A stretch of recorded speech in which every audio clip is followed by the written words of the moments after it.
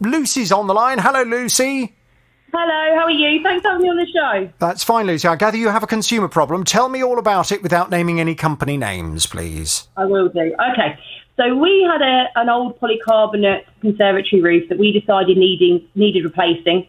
And we decided to get one of those tiled solid conservatory roofs.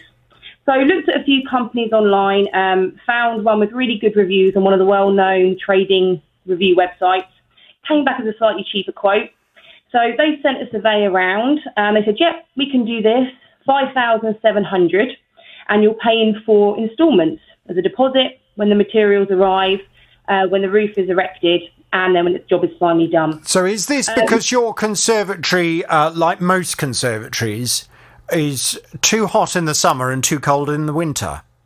Exactly. Yeah. And the roof was old and leaking anyway. But yes, my conservatory at the moment is like a generator of heat, so much so that I have to kind of keep the door shut to it because otherwise it just warms the rest of the house up. But then in the winter, it's so cold out there. It's just not pleasant to sit out there at all. I don't know whoever came up with the idea of a conservatory, but... I know. Better just to go with an extension if you can afford it, I think. But anyway. Yeah, but I mean, not a very usable extension in my opinion anyway. But these roofs apparently regulate the temperature a bit more in there, so yeah. A bit, but not perfect, I have to say. But okay. Anyway, yeah. So the job was supposed to take 3 days to a week. They arrived on the 19th of October, the subcontractors, and from that point, everything that could have gone wrong went wrong. So day one, they showed up with the wrong colour tiles. They went away. They came back the next day. It took them the whole day to take the roof off, which meant that they had to leave with tarpaulin over our roof, which meant it was heavy rain that night, which meant our conservatory just got wet. Oh, no. They came back. They came back on day 3 and they said, right, we can put the roof up today. They then discovered that the roof had been measured and built wrong because it gets measured and built off site. So they said, look, we can't put it up. We'll have to go away tonight and we'll have to put together a new one. Well, that normally takes 2 weeks. So yet again, we're left another night with tarpaulin over the roof and it rains. We also discovered that day that they lost our conservatory door keys. So that was a complete lock replacement that needed happening that weekend. They came back on the Thursday. They started putting the new roof up. That took a couple of days. And they said, look, you're missing a part that connects the box gutter to the downpipe. So we'll do as much as we can and hopefully it'll arrive by Monday. Well, Monday came, the part hadn't arrived, and they said, look, we're paid per job, so we're just going to do as much as we can, including the plastering. When the part arrives, someone else will come and put it in. So they left that day having done the plastering. The plastering was a terrible job. There's a centimetre gap between the wall and the roof all the way round. They'd missed a part of plastering. It was really rough. So we were really unhappy with that. And they'd also plastered all over our brick wall, our feature brick wall. So we're unhappy with it. However, it was done. We were just going to wait for a part.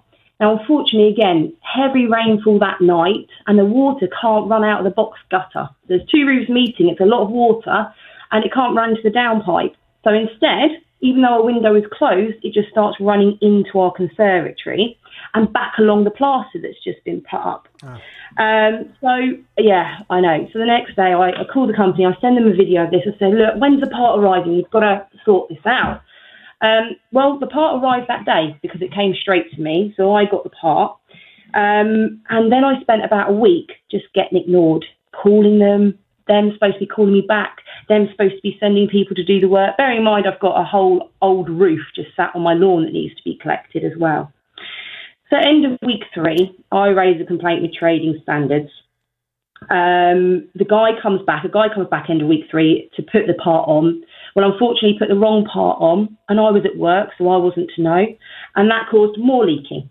There was more delays as they were like, send us a list of everything that needs to be done, these contractors, this, that, and the other. We get to kind of end mid-November-ish, and I discover a leak on the other side. And they come back and they try and fix it. And there's a series of leaks on that side, and they come back and they're trying to fix it.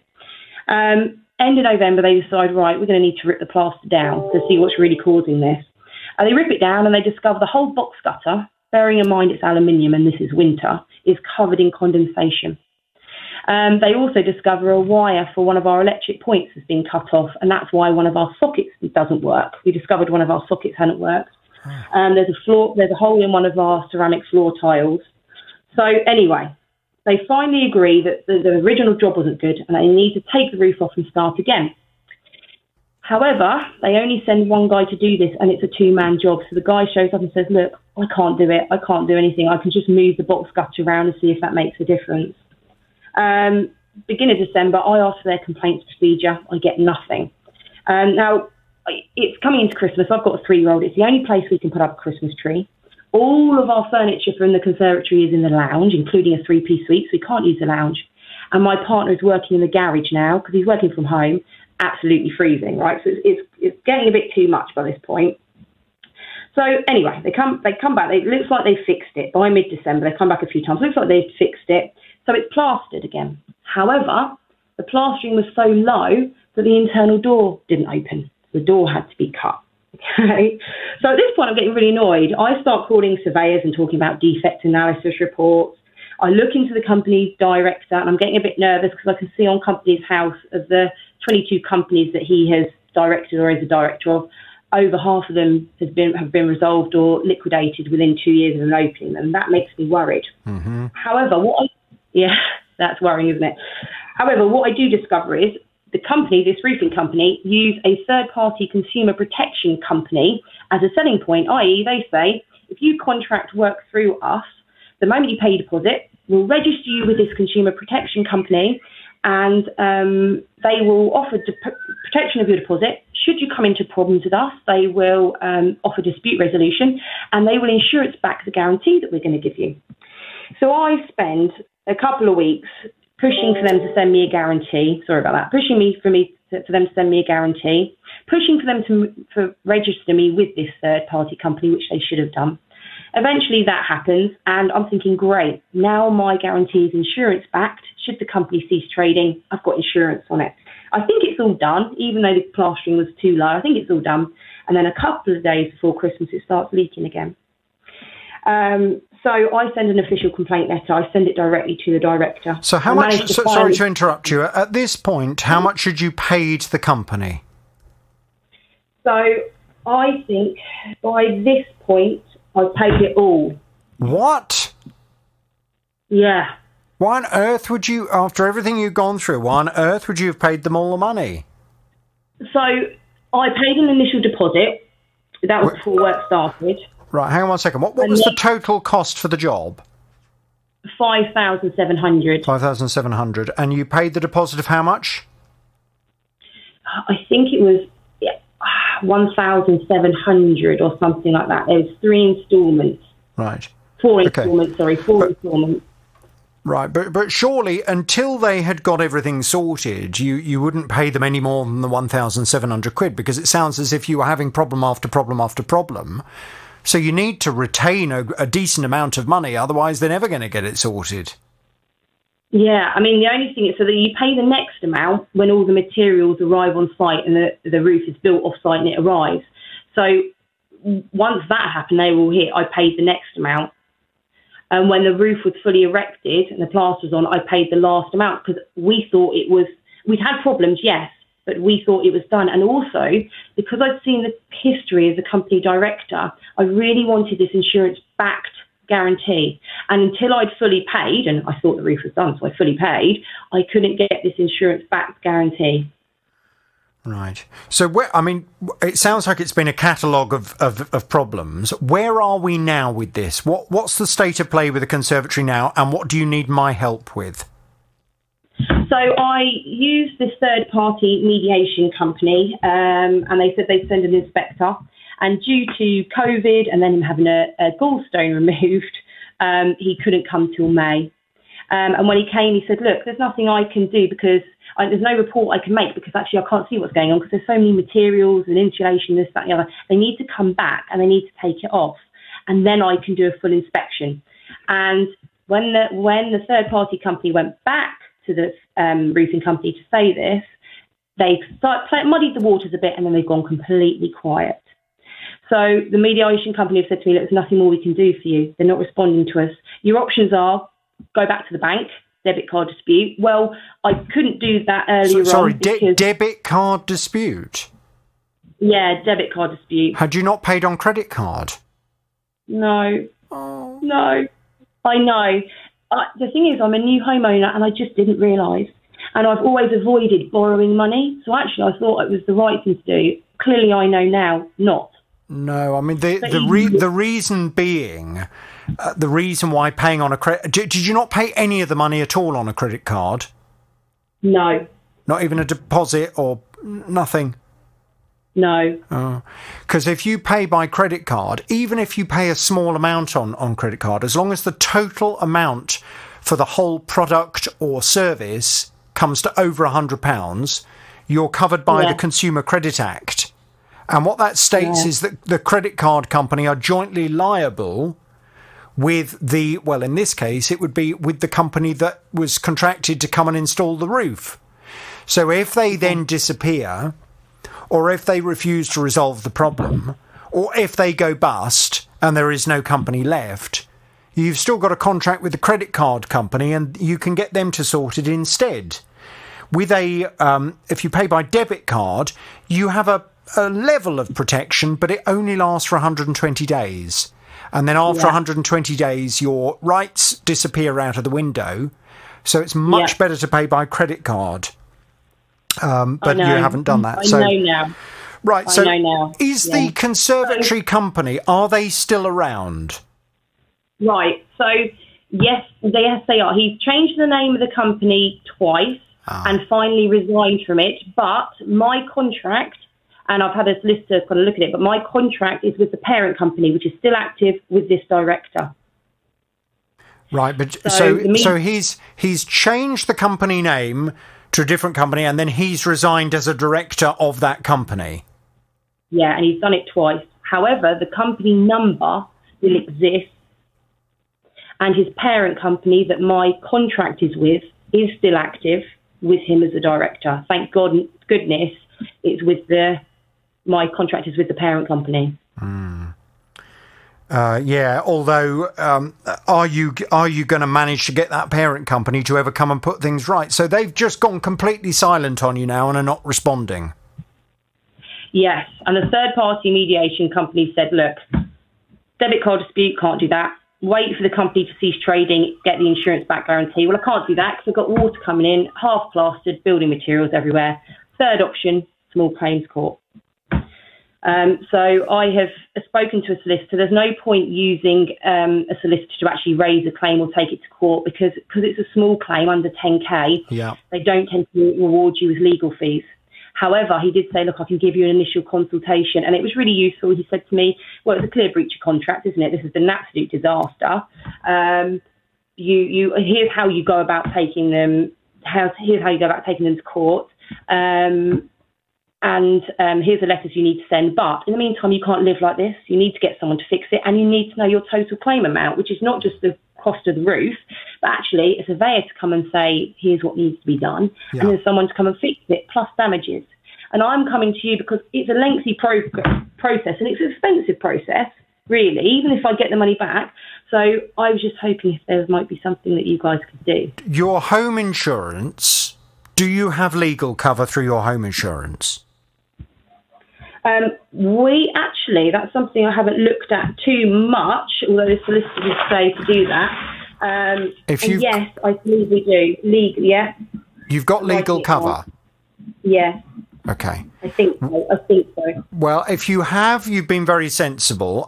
Whenever you take out, and you say you're a new homeowner, this is hopefully good advice for you going forward. When you take out home insurance, always take out the legal cover.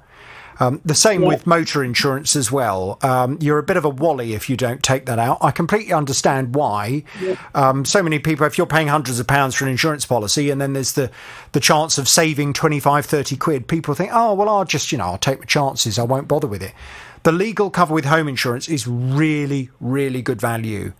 It gives you legal protection for a whole array of things, including even, this is something people aren't aware of, it gives you protection for employment law. So if, for example, your employer starts mucking you around and you want to seek employment legal advice, that's all provided through your home insurance. So it's really worth doing. Now, I would certainly advise you to contact them now and to explain the situation, because it may well be that your legal cover can assist you with this in terms of pursuing that company that has installed the conservatory. I am more than happy to also try and get hold of them and to find out what's going on, because, I mean, apart from anything else, it sounds like I have a duty of care to everybody else listening to look into this. And obviously I will give the company a reasonable opportunity to do the right thing and to respond. But based on what you're telling me, this sounds extremely concerning. And it may well be that I have a duty of care to identify this company. I hope that won't be necessary. I hope that they will suddenly whir into action and get things resolved. But can you leave the... Go on. Yeah, I know that other people have been affected, because the well-known trading review website that I use actually removed this company off their site, and that was before I'd even got to them for other complaints. So okay. Fine. Well, can you leave it with me? I will get some detail. I'll pass you back to the team. We'll get some detail. I will go and speak to them this afternoon and try and find out what's going on, okay? And in the meantime, get onto your home insurance legal cover, explain the situation and see what assistance they can offer you as well. Susan wanted a new shed. She found one online for just under £400, and she hired the services of a local chap to come round and put it together for her for £150. Well, when he'd started erecting it, he advised Susan that it was a bit flimsy. That evening, I went up to the shed and opened the door with a view to starting to get some garden tools back in, and then I realised just how bad it was. There were so many knots, and it was a sunny evening. You couldn't have known this before, but you could see all the sun coming through the holes. And then I could see that the latch was tacky, the doors were not very strong. And since then it's rained. And although it's supposed to have a heat treatment on it, they did tell me when I queried about painting it with something to preserve it. They said, don't do it yet because it's had this heat treatment. But since it's rained in the last few days and I've gone inside, there's actually so much water coming in so many places. I think the wood is actually just really shoddy. Well, the company said that they would give Susan back the money, but only if she paid to have the chap come and dismantle the whole thing piece by piece and to send it back to them in exactly the same state it was delivered to them, to her in. Well, Susan said that's going to cost me another £150. So she would have ended up paying £300 to build and then take down a shed that she then wasn't going to keep. What a waste of money. Well, I've been speaking to the company. The company disagree with Susan that this was not fit for purpose. Susan's back on the JVS show now. Hello, Susan. Oh, good morning, Jonathan. As you know, this company has maintained from the very beginning that they don't actually agree that the shed is of poor quality and not fit for purpose. They said that you first contacted them on the 17th of April with a concern about the green marks on the shed. It was explained to Susan that this was residue from the pressure treatment process. She then contacted us on the 20th of April to report further issues with it. She reported cracks in the knots on the side walls, which are letting in light. She said this had become apparent during assembly, but rather than stop and contact us, she said she had no choice but to go ahead and to complete the assembly. They then quoted from your original complaint to them when you said, quote, he commented that the panels seemed very flimsy as he was erecting it, but as I paid for his time, we had to go ahead with the installation.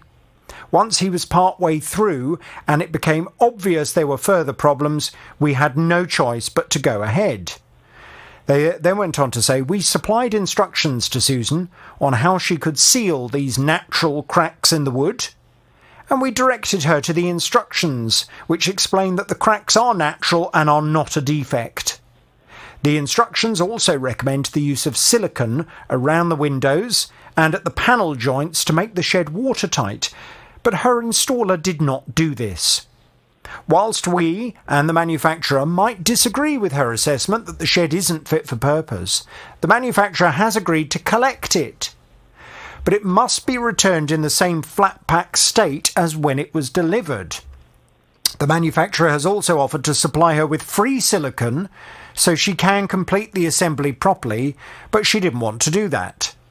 This manufacturer manufactures tens of thousands of sheds in the UK every year and offers various different construction types, with the overlap construction being the cheapest, shiplap being a mid-range, and tongue and groove being the most solid and subsequently most expensive sheds. This particular manufacturer's sheds are available from most of the UK's leading retailers. They then said, at the moment, Susan's refusing to dismantle the shed but continues to demand a refund. So they weren't particularly sympathetic, were they? And they have maintained that position right up until now. Now, I know last time you and I spoke, your installer of the shed had, I think he took pity on you, really, didn't he? And he said that he would come and take the shed down for, it was only 50 quid, wasn't it, rather than 150? Yes, that's right. And last time we spoke, you said the shed is now ready for them to come and collect. It's in pieces.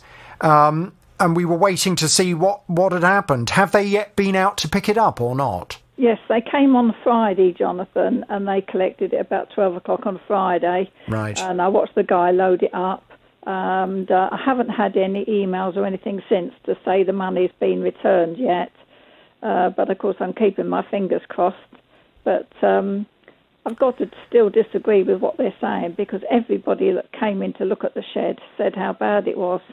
And, of course, as you know, I had a second opinion before I decided to take it down. It's been very unfortunate, but I'm just keeping my fingers crossed now that I'll get the full refund and they won't quibble on that. And I've just got to cut my losses on it, haven't I? Well, you've either got to cut your losses on it, or what you could do when they've collected it and when they've given you a refund is then to write to them and to say, I'm very unhappy about this. You've given me the refund. However, I have incurred costs of £200 to build and then dismantle a shed that I still maintain was not fit for purpose. Yeah. And I would therefore like to request that you reimburse me the £200. I think it's very unlikely the company would agree to pay you the £200 back, because throughout the whole thing, they are very keen to blame you and the installer for going ahead with the installation if you were dissatisfied with the quality of the product. Yeah. They're saying, what they're basically arguing is, you incurred unnecessary costs. If you'd inspected it before you built it, then they could have exchanged it for you, and you then wouldn't have had to pay £200 building it and taking it down again. Yeah. Whether that argument would stand up to scrutiny if it were to go to the small claims court, for example, I can't predict. And depending on the type of person you are, you might decide to pursue it through the small claims court. But of course, there is a chance that you could lose, and that the judge would agree with the company that your installer and you should have inspected the product before you built it. And if you were dissatisfied with any part of it, to contact them before you built it. But I think you could certainly come back with the counter-argument, as you have done throughout, that it wasn't until you started to put it together you can actually see the problems with it. Well, that is exactly what the installer said. He said you couldn't really see these bigger problems until it was all up and together. I think what I can say fairly confidently is the company will fight you. Yeah. I don't think they are, because throughout their responses to me, they are absolutely unbudging in the fact that they don't believe they've done anything wrong, and they don't believe there's anything wrong with the product. No. They say that the construction of the product, it's a lower end product because it's a cheaper product. It's perfectly fit for purpose, but you have to accept that when you're buying a wooden shed that is constructed with overlap construction, you have to accept that there will be some gaps in it, because wood is a natural product and wood can have gaps in it. Yes, but as we know, so much of the wood was warped. But I just would be relieved when I get the full refund. I just hope they're not going to quibble over anything. Hopefully they won't. No, I would very much hope not. What do you want to do in terms of, are you going to just accept the full refund and write off the costs that you've incurred, put it down to bad experience, or do you want to push it further? I think in my younger days I would have wanted to push it further, but I think I'd like to just have the full refund. And unfortunately, just put it down to experience. Frustrating, though. Anything on the internet again. Frustrating. Very. Yeah. Yeah. I mean, I think what is absolutely clear, and I need to just reiterate this advice for other people listening to the programme. There are certain companies on the internet that are selling sheds that are cheaper than, for example, it would cost you to go and get a shed from your local garden centre. And the reason why some of those companies are able to sell sheds considerably cheaper is that they are importing cheap Chinese wood that, because of the very nature of the fact that it's come all the way from China, the wood has bowed, it's warped, it's of rubbish quality, to be honest. And when you put it together, you're going to end up with a shed that's got holes all over it. Now, I'm not saying that that's the case in this case, because this company is very keen to point out that this is a UK-based manufacturer. Yes. But you need to be aware of the fact that there are lots of companies out there that are selling very cheap sheds, and you may well end up just buying a load of wood, to be honest. Yeah. There was, I don't know if you heard the suggestion last time you were on the programme, Susan, from a gentleman who called in to say that he's just got a UPVC or plastic shed. And he said that's excellent and is completely watertight and was quite reasonably priced. Yes, that does sound a very good idea. So yes. it may well be worth looking at alternative options. But, if it were me personally, I would be going to a good, local, reputable garden centre or a company that has got a very good reputation, has been around a long time for selling and building wooden sheds, and, speak to them, and then you've got some after-sales service as well if things go wrong with it. That is certainly what I would be doing if I were in your position. What I'll do, Susan, I'm pleased they've collected the shed. What I will do is just drop them a line this afternoon and say, I gather you've got the shed back. When will Susan get her full refund? And just apply a little pressure that way, OK? Now, Adam booked a holiday in May of last year. It was for his sister's wedding. Sadly, coronavirus ruined that, and the holiday was rescheduled for half-term this year. But 2 weeks before the school break, Adam was contacted by the company to say they were going to cancel it. The issue was that the cabin we booked, or the accommodation we booked, was new and it hadn't been delivered to the site. What we did know is they had accommodation on the site, which they only offered us for an increase in what we'd paid, which obviously I found a bit difficult to deal with because we'd booked some top accommodation you could for the site. They'd obviously just put their prices up due to the COVID situation. Obviously we were frantically trying to rebook for the children to get a breakaway. They quoted 30 days for the money back. Obviously to rebook I needed my money, and as I stand here today, I think after several requests and numerous emails, still haven't been refunded. Well, Adam was just very frustrated by the situation. He didn't feel as if the company was treating him fairly, and I was inclined to agree with him. So I promised Adam I would go and have a word with the company. I've done just that. Adam's back on the JVS show. Hello, Adam. Hello, Jonathan. So your frustration, and I completely understand it, is that when they contacted you and said, look, I'm afraid this accommodation that we were expecting to have available for you for this half-term break, we now no longer have. We do, however, they said, we do have some alternative accommodation, but you'd have to pay extra for that. Your frustration was, it felt as if they were trying to profit from you at that point. They kind of, if I can put it frankly, they had you by the short and curlies and were trying to get more money out of you. And you thought that's correct. You thought it was really unfair. And the fact that they were doing it so soon to when you were due to go on the holiday, we were also concerned. It felt as if they were trying to do it so you didn't have any alternative but to pay them the extra money to still have a holiday with them, but at inferior standard accommodation to the accommodation that you'd booked and paid for originally. Yeah, that was the frustration, as I said previously, that there was accommodation on the site, but it was double the cost of what we paid, but yet it wasn't. It was inferior to what we'd booked, so we just profiteering off the actual pandemic, I think, and the half-term week being sought after at that point. Yeah, no, that was how you felt at the time. So I contacted this company on your behalf, and to be fair, their response to me and to you subsequently has been very impressive. They came back and they said, we've been in touch with Adam to resolve the issue. We've apologised for how all of this was handled initially. We've covered, because what you did was you didn't book to go ahead with this company at their more expensive accommodation. You said to them, well, look, I want my money back then, and we'll go and book something else with another company. You did that, but it ended up costing you more money, didn't it? Because of the time between when you were booking and when you were due to go.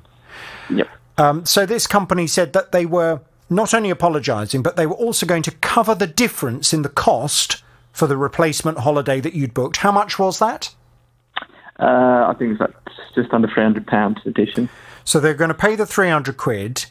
Yep. They were going to give you the refund that they owed you in the first place. And they also said that they were going to provide you with a voucher for a future visit to one of their parks, which was fantastic. Now, yes. When you and I last spoke, you were saying that you're feeling considerably happier, but they hadn't paid you all of the money that you owed. They'd paid you the difference. They'd paid you that 300 odd quid. Yeah. They'd paid you the deposit you put down for the holiday originally, but you hadn't received the bulk of the money back. Now, you were saying there was a slight complication in that, in terms of you'd paid that using a card that you now no longer have. So you'd had a conversation with them and they were going to pay it into a bank account that you own instead. Yep. They tell me, because after our last conversation off air, Adam, I chased them up. They've come back to confirm that as far as they're concerned, they have now transferred all of the money. They believe that they've completely refunded you. Is that your take on this as well? Yeah, that's correct. I think somehow, I don't know how, but they'd paid the initial amount into my account, but paid the amount that was outstanding to my wife's account, which they must have done from historical bookings, I suspect, to get her details. But we overlooked that for kind of 48 hours and then realised it had gone in once they confirmed that. But yeah, it was just a clerical error, I think, on their part, but it has been paid back in full. So you've got all your money, you are completely refunded, and not only that, you've now got a voucher to use at one of their parks in the future as well. Yes, yeah. Great. Are you a happy bunny? I am indeed. Yeah, thanks very much for your help. Appreciate that. Fantastic. Well, listen, it was never about the money. It was more just the principle of things. And I'm glad we've got a resolution there. Yeah, no, absolutely. And the company have, as I say, the guy that I've been speaking to at the company, it seems particularly decent. And he said, we are trying to really help the customer. And I said, yeah, I completely understand that. But you have to accept from the customer's perspective, he just feels a bit fed up with the fact that he felt as if you were trying to profit from the position that he was in the first place. And that's why he wants all of his money back. And the guy did recognise that. But listen, it sounds as if they've done it. I will thank them very much. I will give them all of the horn. Any other problems, you know where we are. Now, Matt moved 7 months ago and didn't really take that much notice of the massive tree in front of his new home. But he's certainly noticed it now. When we moved in November, there was no leaves on the tree whatsoever. So it wasn't that noticeable. But we've had all this rain, and it's grown about another 6 or 8 foot. It is now at least 40 to 50 foot high. I've been in touch with the council, and I said to them, could I have the tree cut down, or could I... And they said, well, we'll have to see what we can do, and nobody seems to be doing anything about it. It's taken the light from the lounge and the light from the front bedroom. And the other thing, at the front of the garden where we live, is a car park, and you daren't park your car under this tree, because if you know what, 5 minutes and your car is covered. So what's the local authority got to say about this tree? Well, I've been off to have a word with them, and Matt is back on the JVS show. Hello to you, Matt. Hello, Jonathan. Hello, Matt. Now, first of all, I went off to have a word with the council. Yes. I know that you'd already had a conversation with the council. The council have come back basically to say this is not actually our tree. They said this is Northamptonshire Council. They said the council recognises that trees form an essential natural asset and environmental benefit, and as such seeks to protect and preserve the trees in its area. However, the tree policy adopted for the area from the former borough council does state that as a tree owner, the council needs to make sure its trees do not pose a danger to the public or properties. The council currently has responsibility for maintenance of the tree under an agreement with Greatwell Homes. We received an inquiry from the resident with concerns over light and tree size and have inspected the tree. However, the current tree policy states that we do not carry out work to trees because of concerns related to light and tree height. Well, I was quite disappointed with that response, to be honest. If they have responsibility for the tree, then surely as a council they have a duty of care to you to, apart from anything else, be neighbourly. And if they've got a great big tree that's blocking all of your light out, not only to your property but also to your neighbours' properties as well, then from a neighbourly perspective, surely they have a duty of care to you to come and give this tree a bit of a trimming. Well, they came back and said that they just wanted to reiterate that the tree is not owned by them. It is owned by Greatwell Homes. It is their tree, and if Greatwell wanted to remove the tree, that would be up to them. The council currently has responsibility for maintaining it, which under the agreement would need to be done to the existing policy, they say. So I went off then to have a word with Greatwell Homes. They've come back with this response. Greatwell Homes have said, I can confirm that the land is ours, and since your contact, we have booked in for one of our tree surgeons to inspect the tree to see if we can reduce the size of it. The inspection will also help us identify whether the tree is healthy or not.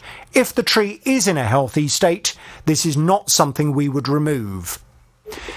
So I think that's quite positive. I think it sounds as if the people who are ultimately responsible for the tree are going to come and see if they can make it a bit smaller. Have you heard anything, Matt?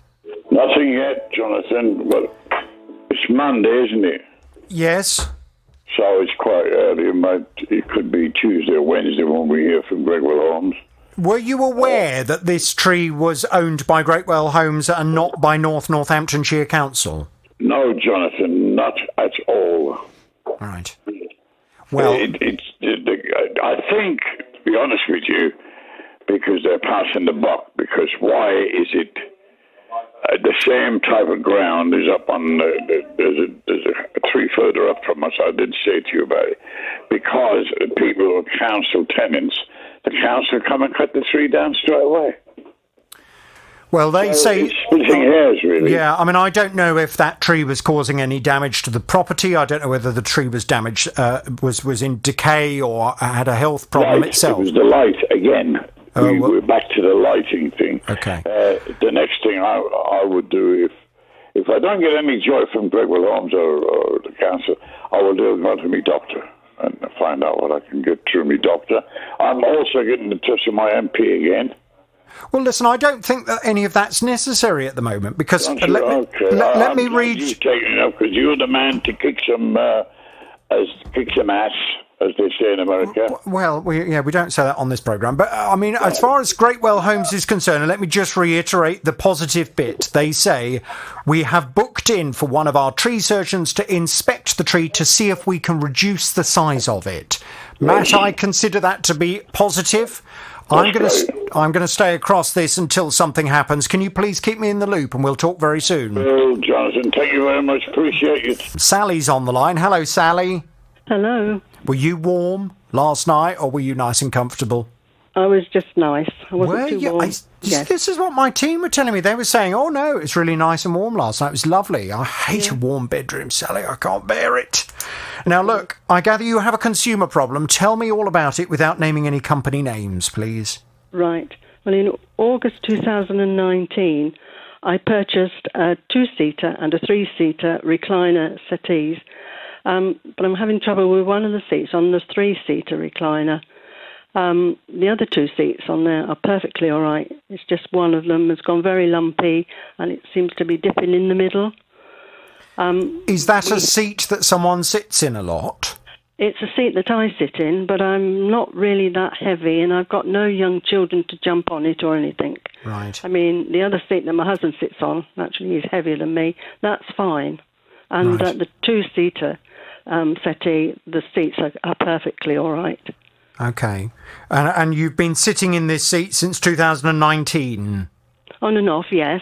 Okay. I mean, fine. I'm not one to sort of sit all day because I don't sit and watch television all day or anything like that. It's mainly in the evening.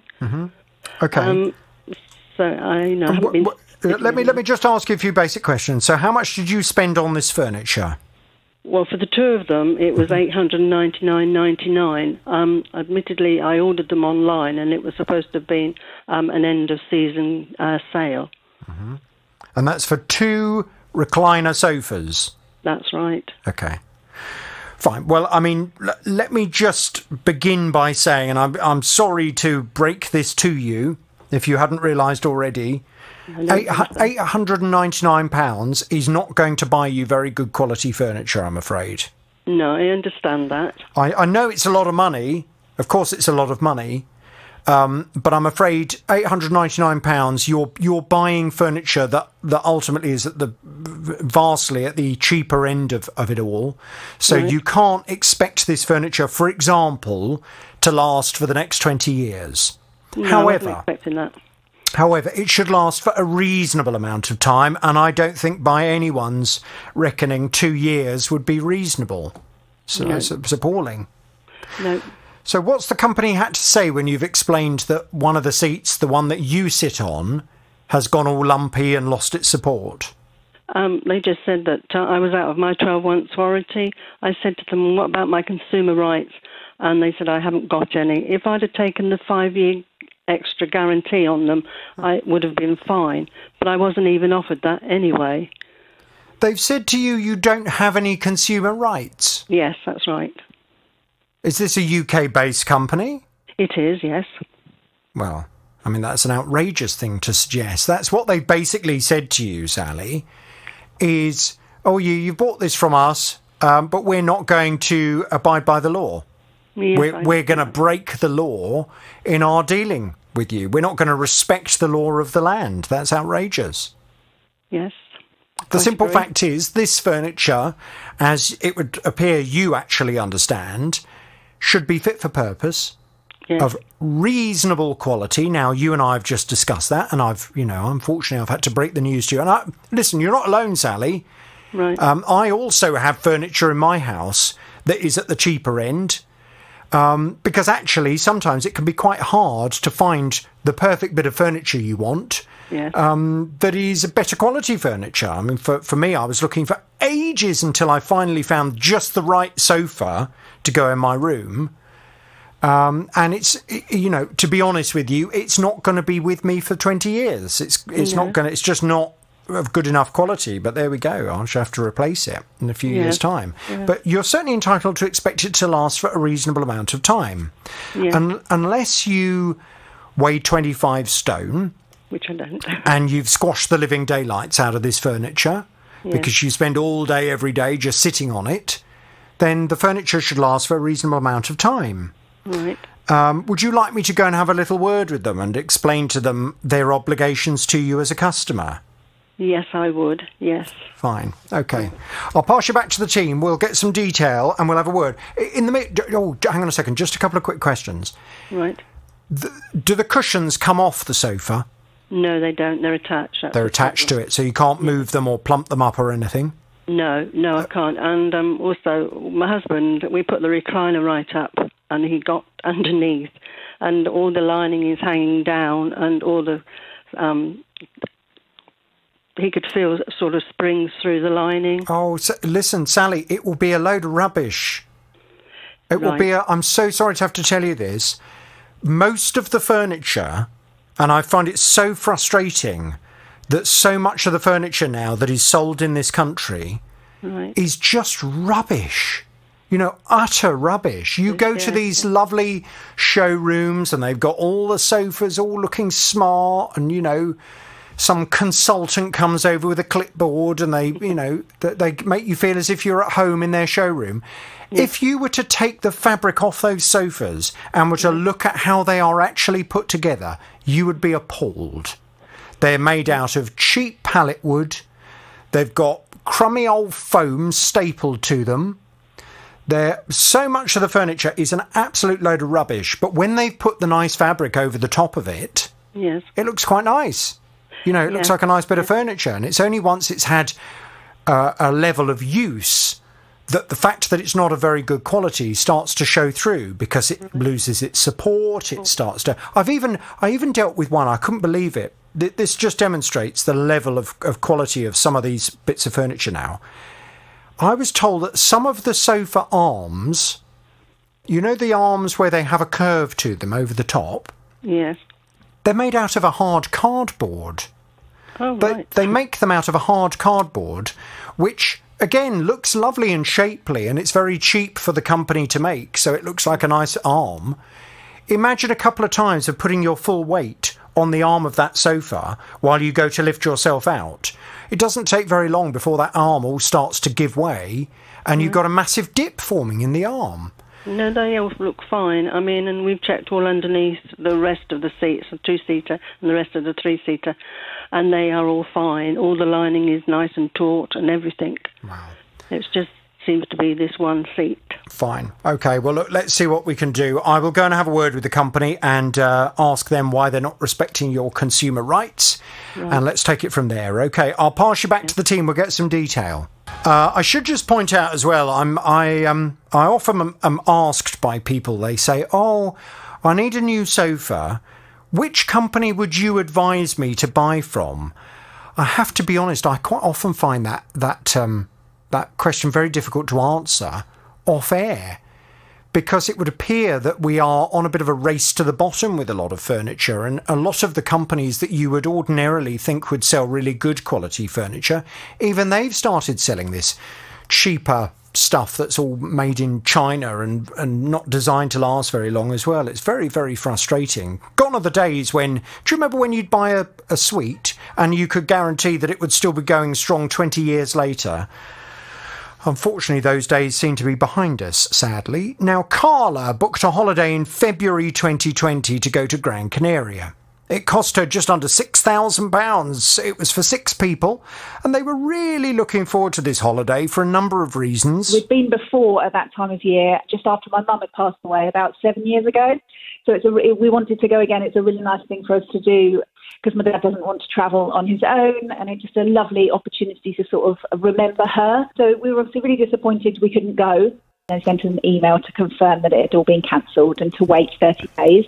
And then we got to that 30 days, and they said a similar kind of thing. Would you like to buy another holiday? So at this point, it's sort of 60 days. We said, no, we'll rather wait for, to get all of the refunds at your end and to have the money back. And then last week, almost at 90 days, we received an email with a voucher. But the voucher is for £3,179.83. I've no idea why it's that. And it also references 1 adult and 2 children, so not our party of 6. And it says that we have a year to use that voucher. And if we don't use it by the 31st of December in 2021, we can at that point start to ask for a refund in cash. So I now feel like I'm being given the runaround big style. Well, Carla was very frustrated, and I promised her I'd go off and have a word with the company for her. She's back on the JVS show. Hello, Carla.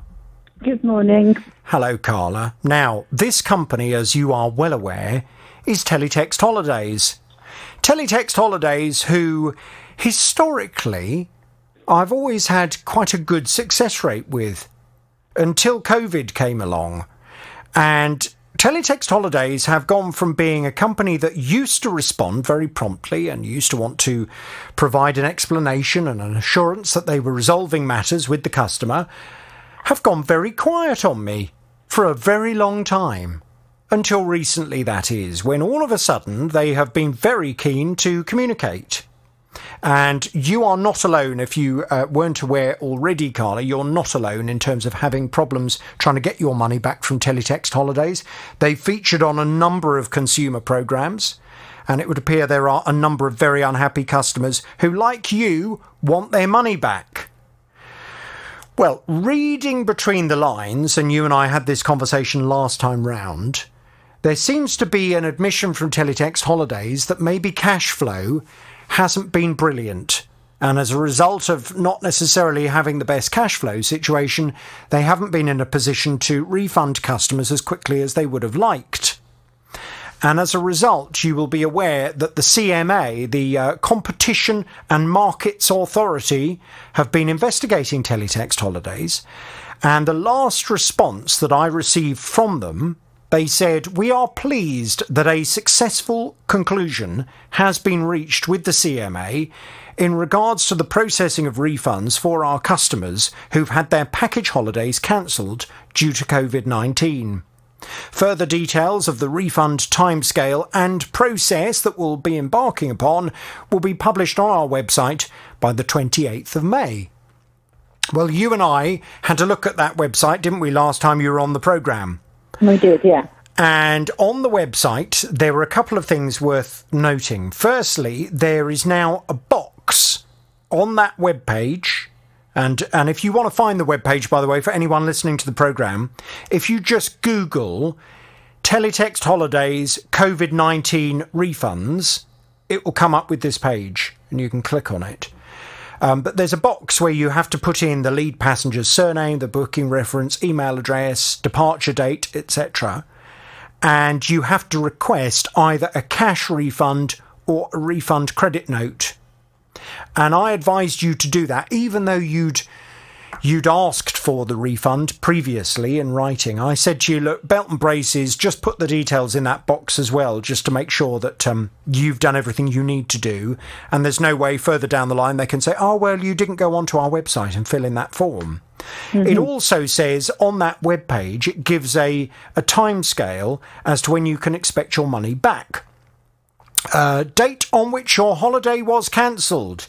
Before the 30th of July 2020, you can expect your payment by the 30th of June. Between the 1st of August and the 31st of October 2020, if that was when your holiday was cancelled, you can expect your payment back by the 31st of July.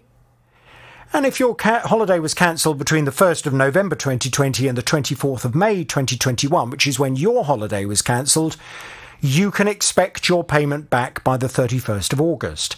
Now, I gather you filled in the form and you've heard back from them. What's the latest from your end, Carla? Yeah, hi. I got an email back immediately saying thank you for filling in the form, and they didn't have a record of where I would want my refund being sent to because my booking had been over a year previous. Apparently they don't keep any financial details longer than a year. So they were asking for me to give them my bank details, which obviously initially I was a little bit cautious about, thinking, gosh, am I going to be subject to a phishing email here? But I checked it all out and felt confident to give them no more information than would be on a check, for example. So I sent that off to them and they wrote back again and said, right, we've got all of your details, and we will refund you in accordance with our terms and conditions. And just as you set out there, 31st of August is the dates that they've put on their website. So I guess it's a bit more waiting for me at the moment. Oh, and do you know what? I mean, it's just galling because they've had your money for such a long time now. Yeah. Yeah, and, if it's refunded at the end of August, I very much hope it is the full amount, not the random amount that they sent me a voucher for previously. I did restate the full amount that we did on that holiday, just to be absolutely clear in my communications with them.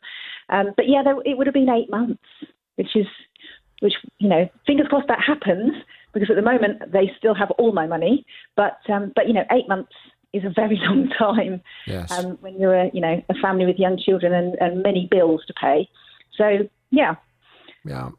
Well, it's very frustrating, and it's just very disappointing that a company like Teletext Holidays have left customers in this position. We completely understand that, of course, the virus has been a nightmare for Teletext Holidays and indeed many other holiday companies. An absolute nightmare. It's not their fault that this horrible virus came along, but I think more than anything else, it's just the lack of transparency and the fact that, I was contacting their representatives and they just weren't coming back with anything at all. Which, when you've got £6,000 of someone's money and you're not paying it back, to not even then explain why or to give any reassurance is just completely and utterly disrespectful as far as I'm concerned. And that's what's so unnecessary about all of this. But listen, let's just hope that they're going to now do the right thing. Can you please keep me in the loop and let me know as soon as you've got that money? Come what may, you and I will be speaking at the end of August. Yes, no problem at all. And thank you so much for all your help so far. Good morning, Jonathan. Good morning. I gather you have a consumer problem. Tell me all about it without naming any company names, please. Thank you.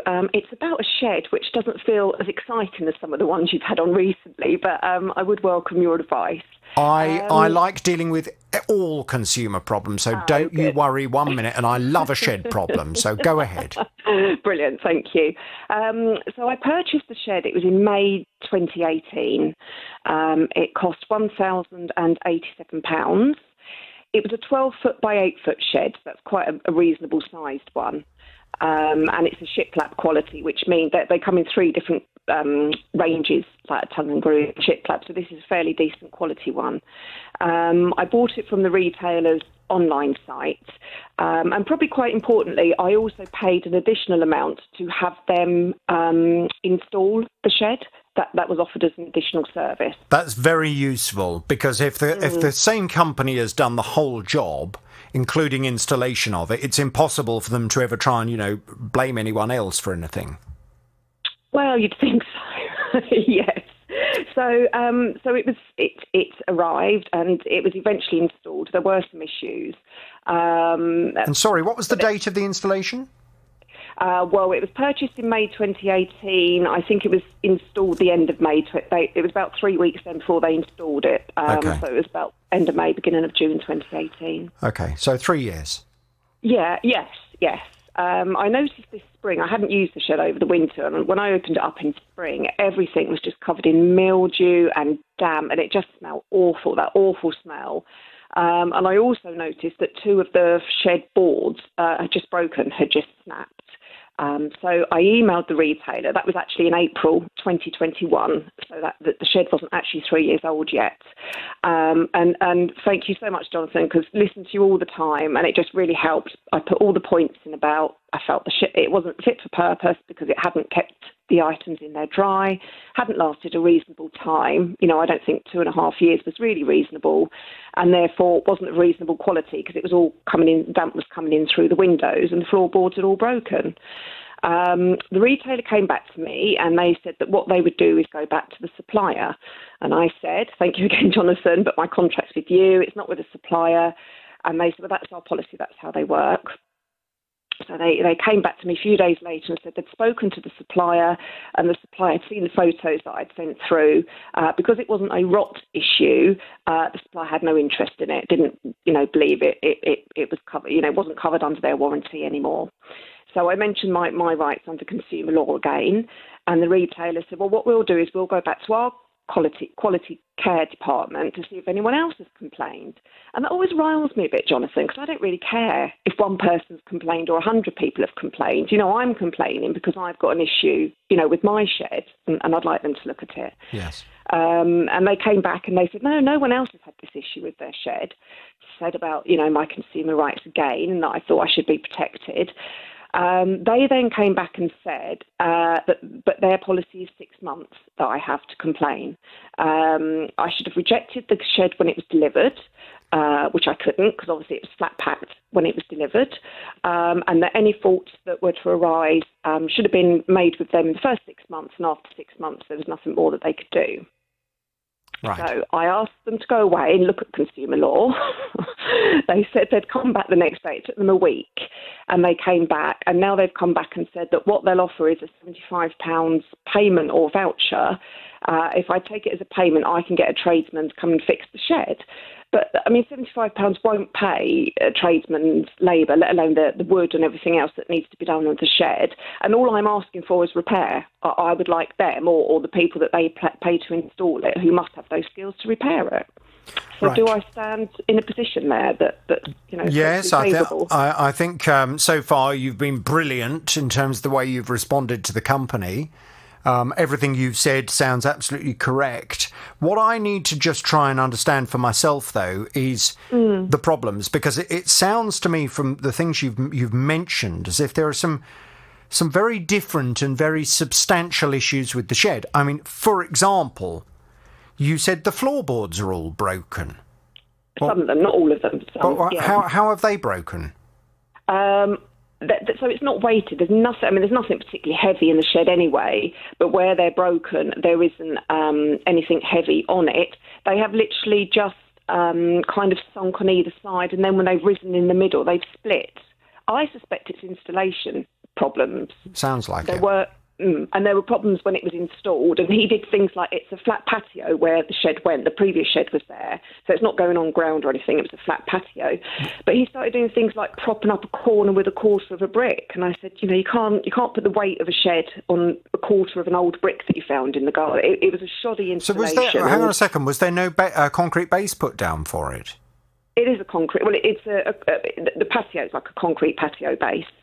It's slabs. Right, but can that move? Because you've got a lot of weight on something that may not... Because obviously the best way of installing a shed to do it properly is to have a proper concrete base dug down and then levelled, and then you build the shed on top of the concrete base, knowing that it doesn't matter how much weight goes on there, that shed is then going to be nice and stable and you're not going to have any movement. Sure, absolutely. I take that on board. It doesn't have a concrete base. It was based on the previous shed, had always been there with the same items in and no issue. I think that the reason I'm mentioning about the installation is that it was one man that eventually came, and I don't know if you sort of can picture what a 12 by 8 shed is. It's quite big. It's the sort of size people might use as an outside office or something. Yes. I think that's about the same size shed as I've got.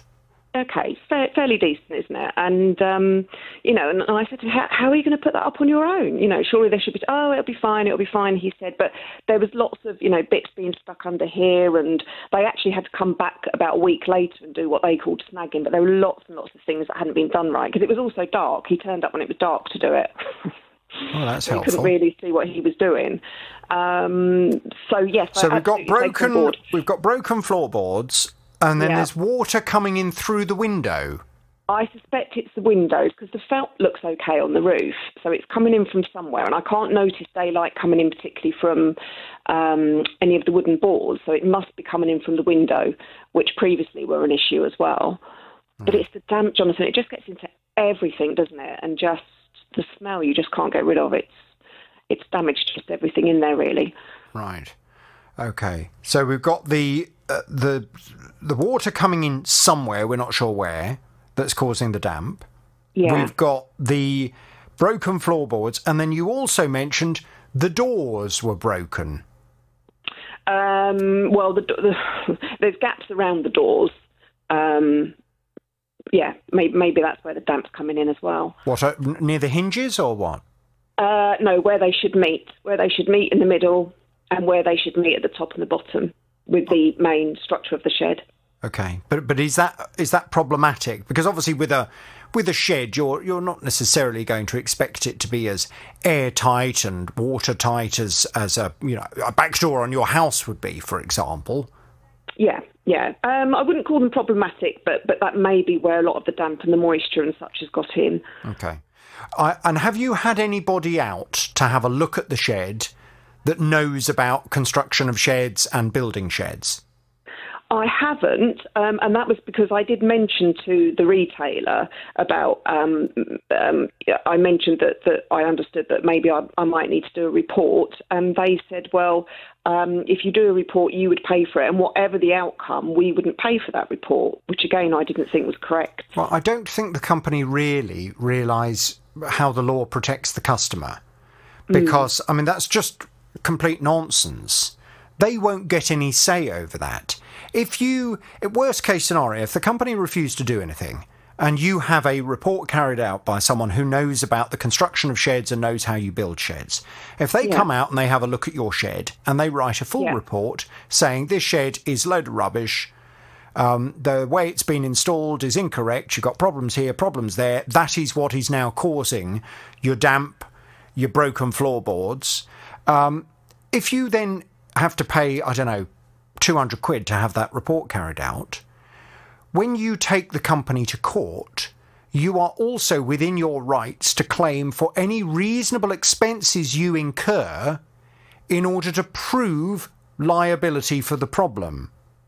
And the court will just award you reasonable expense for having done that.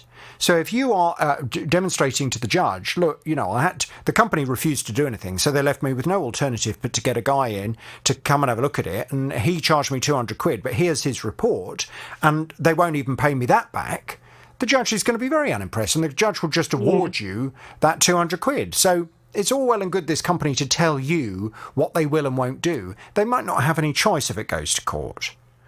So, and would they only be liable for the payment if it goes to court? If it didn't go to court, but the report found in my favour, would I still be liable for the payment of the report then? Well, no, because if you were me, I would be saying to a company, right, you're not resolving the problem for me. You're now giving me no alternative but to go and have an independent person come and have a look at it, and they're going to charge me money. And I will look to you to reimburse me that money. And if you don't, I'll sue you. Okay, that's helpful. End of story. I mean, if they don't take any interest in the problem and they give you no alternative but to go and seek independent advice, and that costs you money in order to prove your case, then if the company don't reimburse you that, you take them to court for it. So I absolutely am more than happy to go and have a word with this company, and the argument I will put to them is that you paid their company for supply and installation of the shed. Did they at any point, will they be able to draw my attention to anything before the shed was installed where they suggested to you that the shed would need to have a concrete base? No, and obviously the ground was all empty when the installer came, so he saw it and would have had the opportunity then to say that's not appropriate ground, or I can't, or, Okay, fine. So, not as far as I'm aware. Okay, well, that sounds fine. I mean, if the only problem I could foresee would be if the company said, well, hang on a minute, we have a copy of a recording of the phone conversation that we had when Lou first ordered the shed. We said, this shed needs to have a concrete base. And she said, well, I don't want a concrete base. I want you to stick it on my patio because that's where the old one was. We advised her that that was not suitable, but she said, go ahead anyway. At that point, of course, the company would then be in a very strong position to throw all the blame back to you.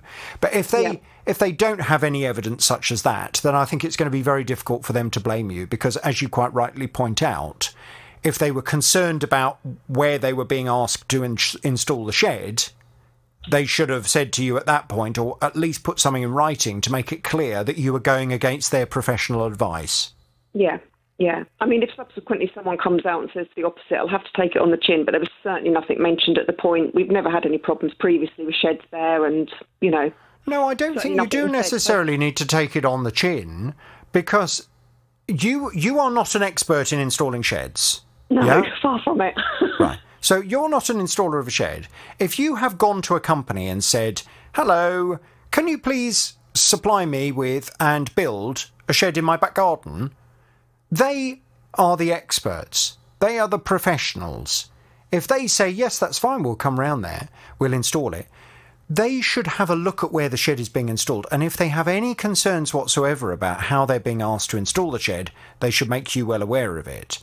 And I have had many friends who've had very nice sheds built in their garden, and it's been made very clear from the outset, you must have a concrete base installed for this shed.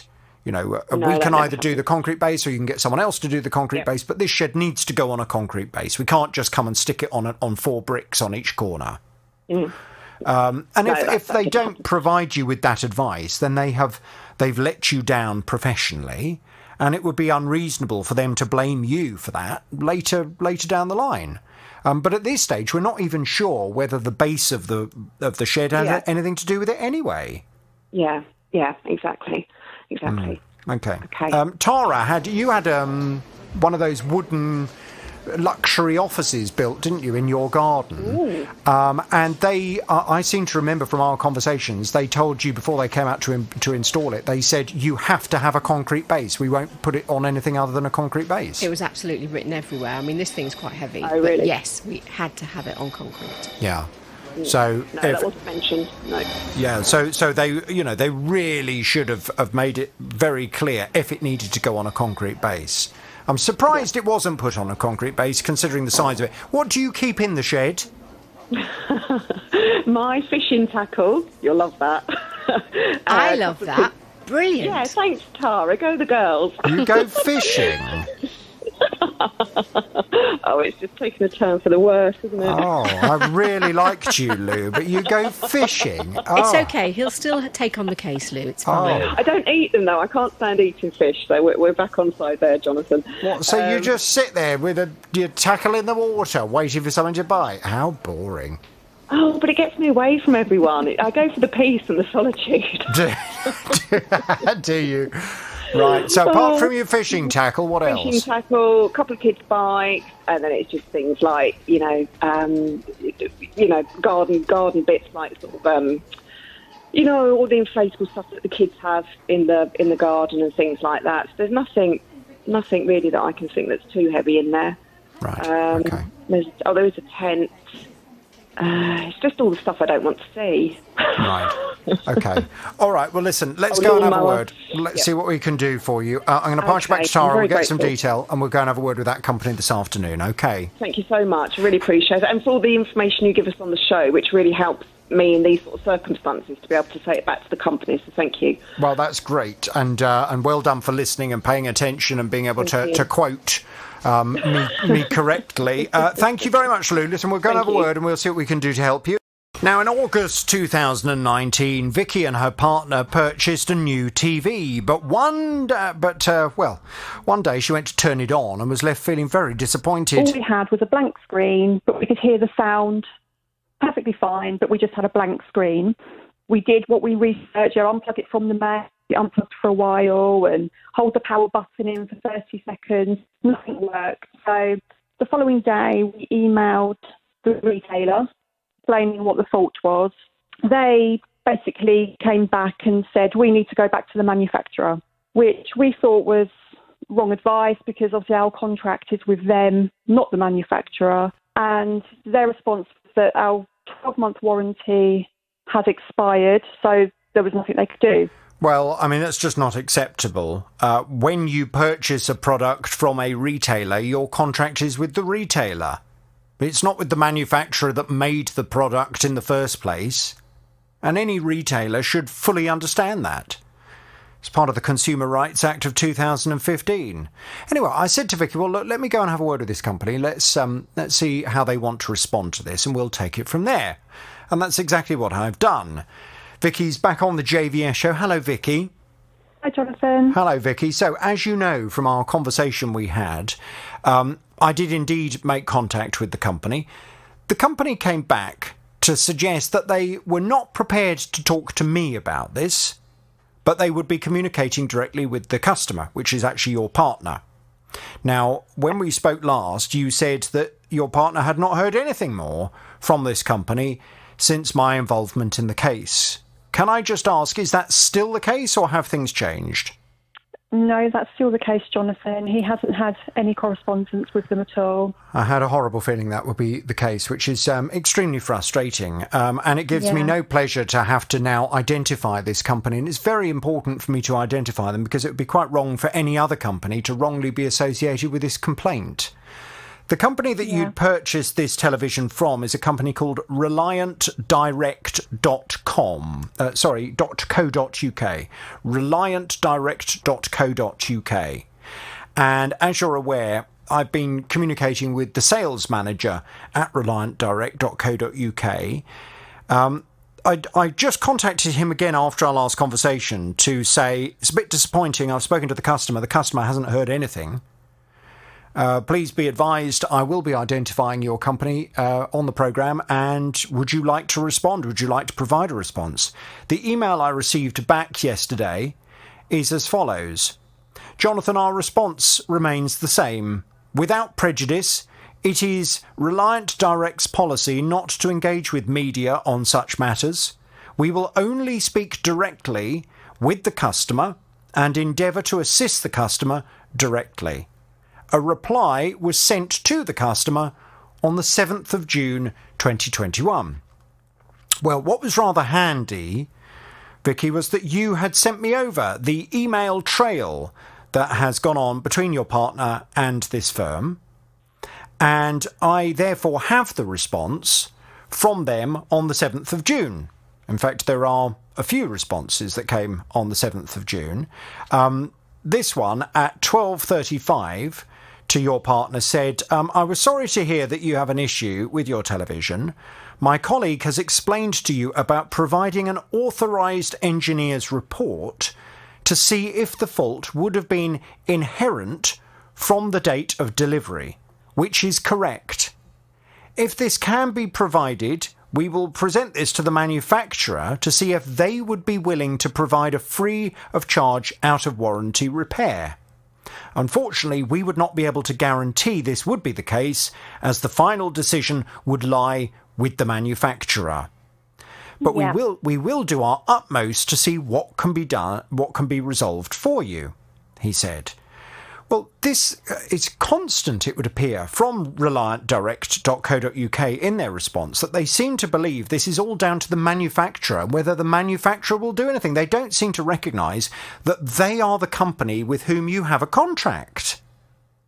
Yeah, he then goes on, again in further correspondence with you on the 7th of June, or certainly with your partner, to say, apologies, I completely understand. I would also have expected the television to have lasted a lot longer. If you are able to provide a report, we will try to fight your case with the manufacturer. However, at the moment, we are not able to proceed any further at this stage as the unit is outside the manufacturer's warranty period. Ladies and gentlemen, it would appear from the information I have in front of me that ReliantDirect.co.uk do not seem to understand the Consumer Rights Act. They are perfectly within their rights, should they wish, just so you're aware, Vicky, they are perfectly within their rights to say to you at this point, considering you purchased the TV in 2019, they are perfectly within their rights to say to you, go and have an independent report carried out. Prove that the TV has a manufacturing defect with it. But what they should also be doing is making it quite clear that if that report comes back and finds in your favour, they, regardless of what the manufacturer says, they, as the company you have a contract with, will resolve the matter for you. They should also point out that they will reimburse you any cost you have incurred in terms of obtaining that proof. And I'm not seeing any of that in their correspondence with your partner. They just seem to suggest that if he goes and has a report done, they will go and ask, pretty please, to the manufacturer if the manufacturer can please help out. But if the manufacturer says no, they won't be able to do anything more. Unacceptable. Yeah. So how are we going to proceed from here? Vicky, I think you're going to have a report carried out.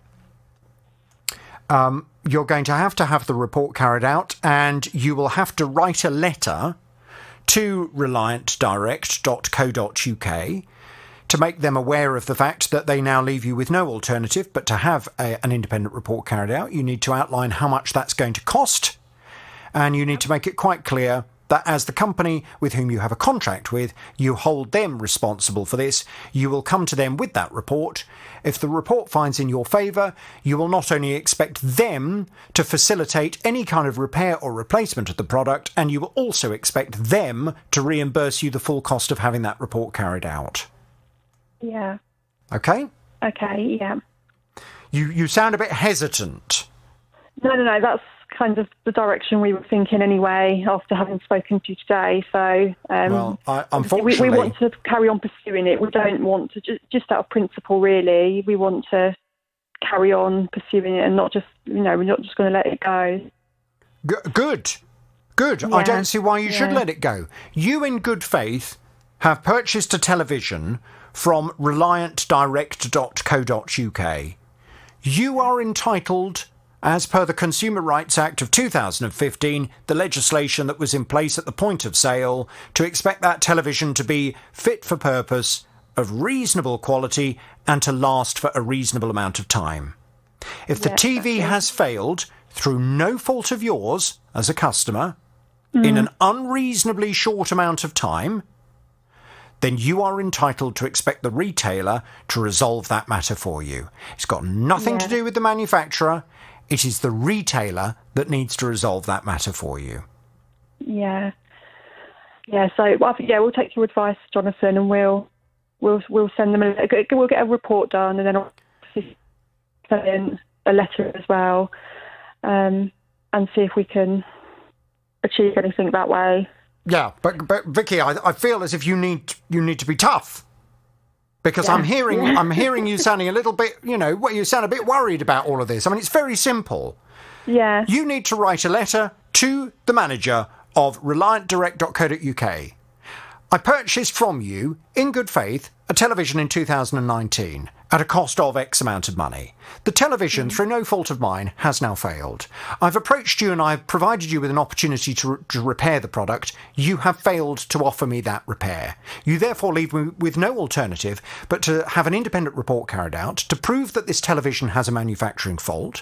I will expect you at that point, when I provide you with a copy of that report, to not only ensure the television is repaired, but I'll also expect the cost of that report to be reimbursed to me. Should I not receive that, you will leave me with no alternative but to begin small claims court action. Yeah. End of story. That's it. Yeah. Okay? Yeah, that's definitely what we're going to do. Yeah. Okay. Well, let's see. And if reliantdirect.co.uk would like to provide a further response, then I would be very happy to receive that response, and I will read it out in good faith. I had hoped to be able to broadcast a full and extensive response, and if they didn't feel that they wanted to help you, or if they didn't feel it was their responsibility, I had hoped that I would be able to read out their response on the programme, but as you've heard, they don't want to do that, so there we go. But if they change their mind, I'm always open to being as fair as I possibly can and to broadcasting their response. Vicky, let's leave it there, and I will wait to hear from you as soon as you've actioned that report and also got the letter off to them. Martin's on the line. Hello, Martin. Hi, Jonathan. Good morning. Good morning to you. I gather you have a consumer problem. Tell me all about it without naming any company names, please. Of course, thank you. I booked a holiday in England last year in September 2020 with a holiday company to go to Hampshire for 5 nights, and the cost of it was £720, which included insurance protection. I paid this by credit card on last year on the 28th of May. But unfortunately, in December 2020, I was admitted to hospital. I was very unwell, and I was in there for over 4 months. Oh, dear. Unfortunately, I had a twisted bowel. But good grief. Exceptionally painful. Yes. Anyway, 3 operations later, I was discharged on the 9th of April. I live on my own, so... going back to hospital, whilst in hospital, I decided with my partner it would be best to cancel this holiday, as most probably I would not have been well enough to go on it. And so my partner, who was going with me, contacted the holiday company in March. So, sorry, when were you due to be going? I was due to be going on Friday the 28th of May this year. Okay. Right. So in March we decided, look, I'm not going to, I'm not going to be able to make it because I would need district nurses, carers, etc. So we thought the best thing to do was to cancel the holiday, which she did in March this year, and phoned the holiday company. That they explained to her that they would refund the money. That's not a problem, less £70 deposit paid. So the balance to be returned would be £423.34. So hang on a minute. Well, that doesn't make sense. You said it was £720 for the holiday. If you. Yeah. It was $720 for the holiday, and we paid £493. For what? Okay. Well, we paid it. To be honest with you, it was transferred from another holiday because of the pandemic. And we couldn't go, and the holiday company they closed down for that period. The balance was then transferred to a new holiday, which I booked on Friday the 28th of May. Right, so what was the total cost for the holiday? The total cost of the holiday was $720, and we paid £493. Extra? No, we paid towards it £493. From what you already had with that company? Correct. Right. Correct. Okay. So you paid £493 extra on what they already had in order to have the holiday. Total cost £720. Yeah. So why when you were claiming back through the cancellation, and they said, okay, well we'll give you all of the money back, less £70 for the deposit. Why was that not £720 less £70, which would give you a total of £650? I don't know, but they said to me that the holiday was $720. We paid towards it £493. Yeah, but that was part payment because they already had some of your money. Yes, they did from another holiday, which was transferred to this holiday. Correct. Right. So the cancellation, they weren't going to give you any money back from that first holiday that you had booked. Yeah. Okay. So they transferred. Yeah. Right. So when I returned home in April, I, as you can imagine, I had a pile of 4 months correspondence, letters, and when I got through it, I found my bank statement, and I found that they had not returned the money to me, even though they said they did. I contacted them and I said to them, look, where's my refund of the £423? And they told me they did send it to the credit card company, but unfortunately what's happened, Jonathan, is the credit card company ceased trading in February. Unfortunately, they said the holiday company said they sent it. So I said, well, the thing is, and they said legally we have to pay it to what you paid on that credit card. We have to send it back to that. And I said, but the problem is, Jonathan, that I explained to the holiday company that they have now ceased trading. So they said, well, go back to the bank and explain to them that, which I did. And they said, well, you wouldn't, even though the holiday company have paid the credit card company, it would have automatically rejected because you don't have an account with us anymore. So I said, okay, fair enough. I went back to the holiday company and I said, well, they said that you would have had the money back. And the holiday company said, no, we haven't got the money back. And I said, so I've been going backwards and forwards because no one knows where my money is, even though the holiday company said they have paid it. I'm just a bit confused. You say you went back to the bank. Was the credit card through a bank then? Correct.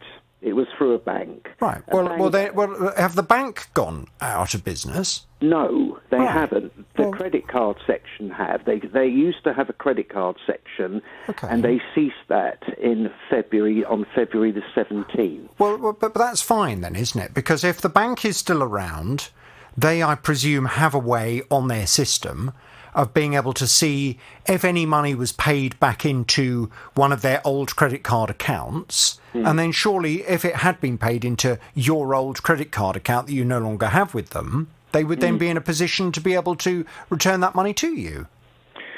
Well, I mean, when I contacted the holiday company, they told me on 13th of April, they said they've got no control, but they paid back that money. And I should contact the bank, which I did. I told the bank that I have not, that the holiday company have not received the money back.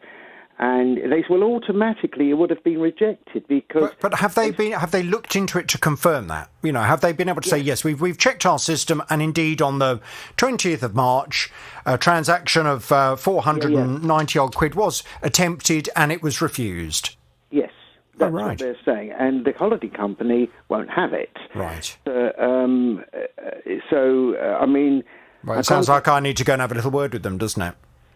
I think so. I even contacted, I know I'm not allowed to say it on air, but you know, I even contacted their merchants who they go through, and they were very sympathetic, but they explained that this particular bank have now ceased trading with credit card as from 17th of February, and they couldn't help me because they're no longer a customer of theirs. Right. OK, well, look, I need to go and have a little word with the holiday company. What I'll do is I'll pass you back to my team and we'll get some detail. OK, Martin?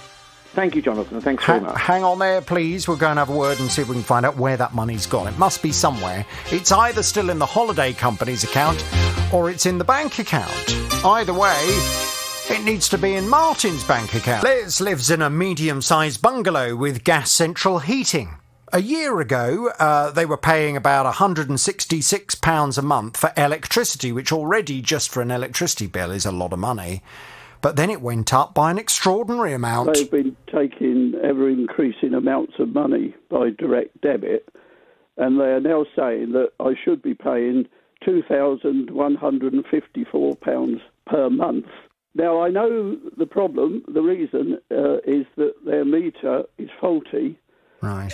I've had this confirmed by one of their engineers, but they just will not accept it and are coming up with all sorts of excuses. Well, I promised Les I'd go and speak to the company and get them to resolve this matter. And I think we're pretty much there now. Let's find out, because Les is back on the JVS show. Hello, Les. Hello, Jonathan. Hello, Les. So the company concerned is E.ON. And as you know, when I spoke to E.ON, they came back with this response. They said, we are aware of Les's concerns and we're already working to resolve the matter. Our engineer has inspected the meter and confirmed that it is faulty. We'll be contacting Les to arrange a convenient appointment for a replacement meter to be installed. All charges on the account are already paused while we work to fully resolve the matter. This is an unusual situation which we're working to resolve as quickly as possible. Well, what they did was they replaced the meter. You had a nice new meter in. They paused your direct debits and said they would not be taking any more money from your direct debit until they had resolved the matter. They said that because you'd been a customer for some time, they had historic accounts for you, so they would be able to have a look back at the kind of electricity you use typically.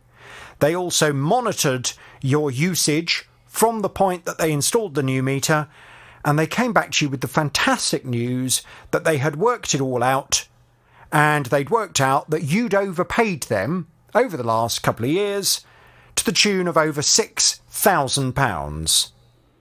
They then said they would get you the £6,000 back into your account. Lovely jubbly, that sounds marvellous. And indeed, last time you and I spoke, Les, you'd received the full amount of over £6,000 back into your bank account. How fantastic. Yes. There was only one slight downside.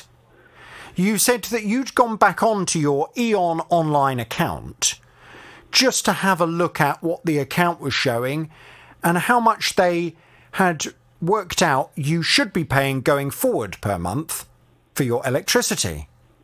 And you were pretty concerned when you looked at that account because the account suggested that E.ON had worked out over the next year you were likely to use over £5,000 worth of electricity, so they had set your direct debit at over £400 a month. Ridiculous. Right. Absolutely ridiculous. Well, when you told me this, I'll be honest with you, I felt like banging my head repeatedly against a brick wall. I resisted the urge and instead got straight back onto E.ON. And my contact at E.ON has come back with this, and I hope this will be reassuring. Les has been in contact with our customer service team directly, and we have now confirmed to Les that these direct debit amounts are incorrect. He has been asked to disregard them. We will be recalculating them for him, and we will let him know what they are. We are sorry for the confusion caused. Yes. Is that your understanding as well? I have had an email to that effect, yes. Good. Any idea yet as to what the new direct debit figure's likely to be? No, I haven't had that. Only what you've just said. Right. Yes, that they're going to calculate it. And they're going to do it manually. They're blaming the computer. Yeah, and I think it probably is computer. So much of these bills and, the automated estimates and all that kind of stuff, it's all computer generated. But sometimes with any computer generated system, you need a human being in a senior position to be able to put a bit of the human touch on it and to be able to take a step back and to say, OK, well, we can't rely on the computer to work that out because those figures were all wrong.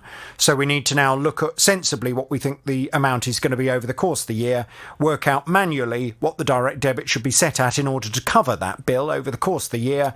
And then we need to get that set up so we start taking that payment. Do you remember Joanne? Joanne has come to me with a couple of problems, all linked to a £15,000 kitchen refit that happened 2 days before Christmas.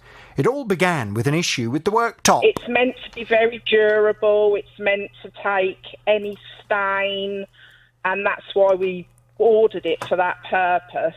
But as soon as we put the spotlights on, when it was night time, we could see it was covered in very fine scratches. They did come out, they did say, yes, something needs doing with it, but then I haven't heard anything since. The other problem is the machine broke down, washing machine. A washing machine, right. That was fitted by the same company at the same time, but it's kept stopping mid-cycle. I rang them, they sent an engineer out, and they said, look, I think the easiest thing to do is we'll get you a new machine put in. So I said, that's lovely. Haven't heard a thing since. Well, it's all very frustrating. And as I explained to Joanne, I'd be more than happy to go and have a word with this company for her.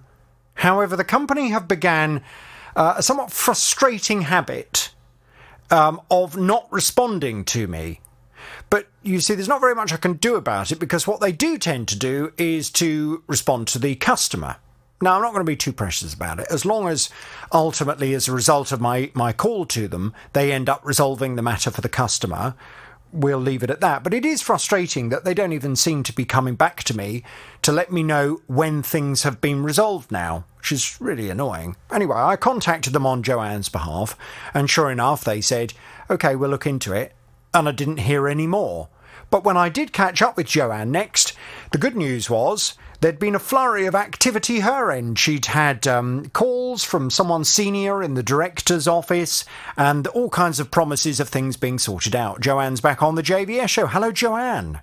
Hello, Jonathan. Now, you were telling me that last time we spoke, you'd got your replacement washing machine. That was all done, plumbed in, and was working absolutely beautifully. Yeah, that's working like a dream. But although the lady that you'd spoken to, who apparently was she the director's PA? I don't know if she was the PA, but she was in a senior role. OK. She said to you that she would make sure that they got in touch with the company that had installed the worktop as part of the kitchen to talk to them about these scratches.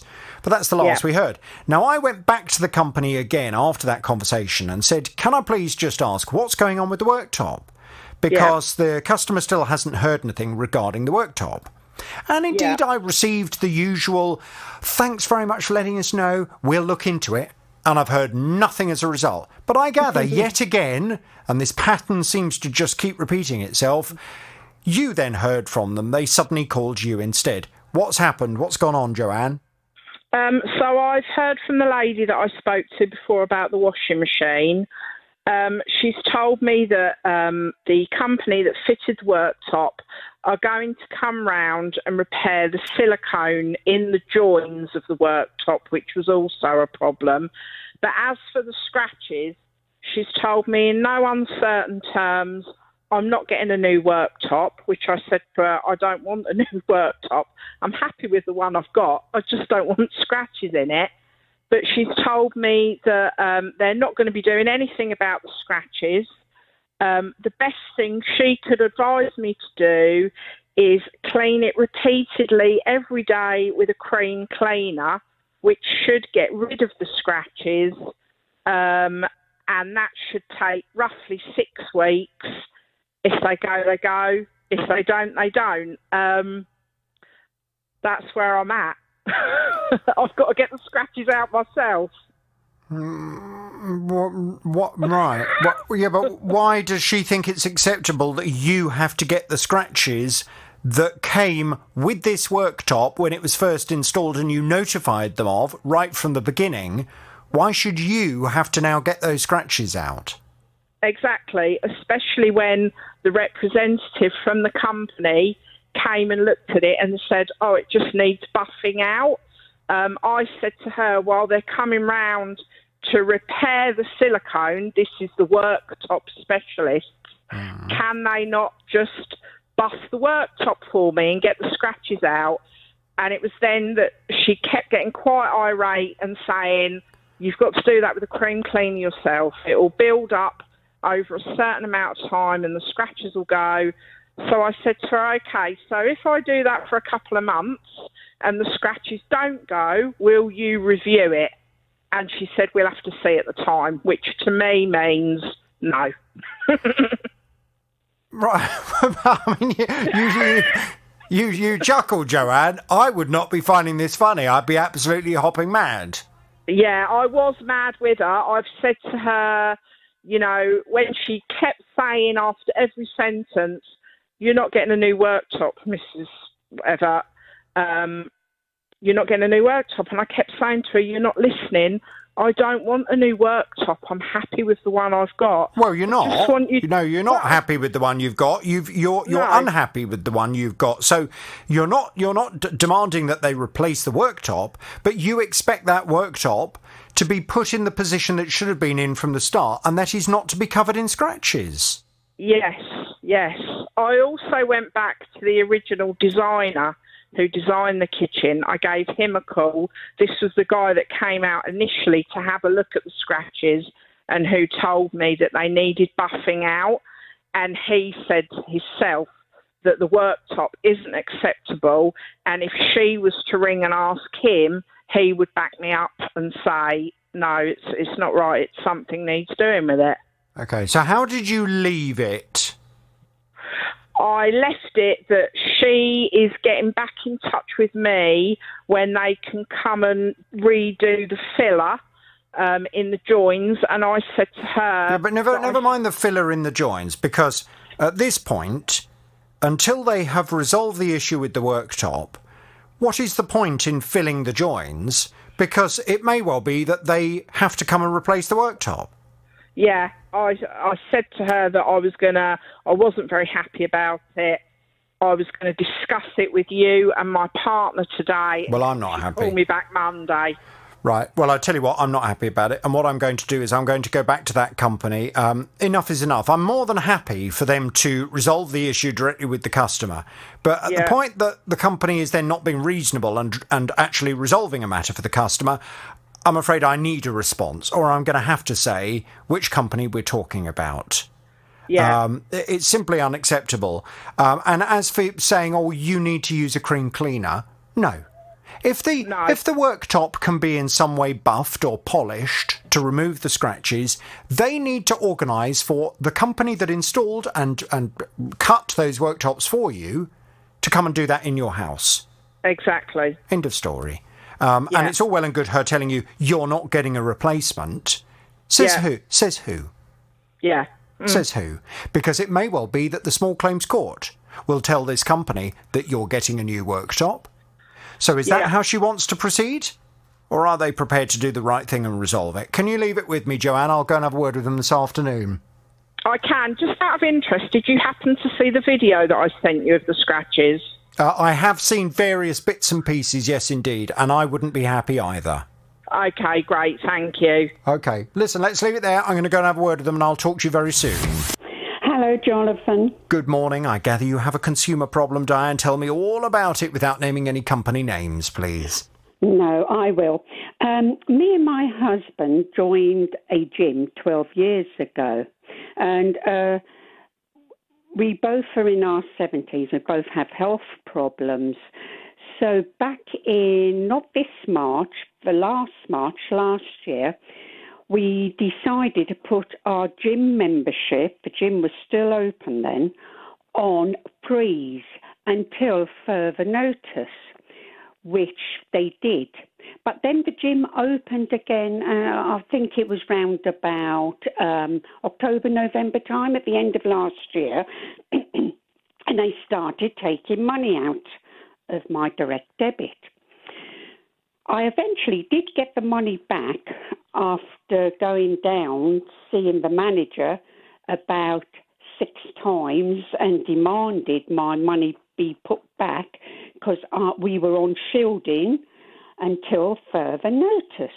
Well, of course, the second coded lockdown came in this year.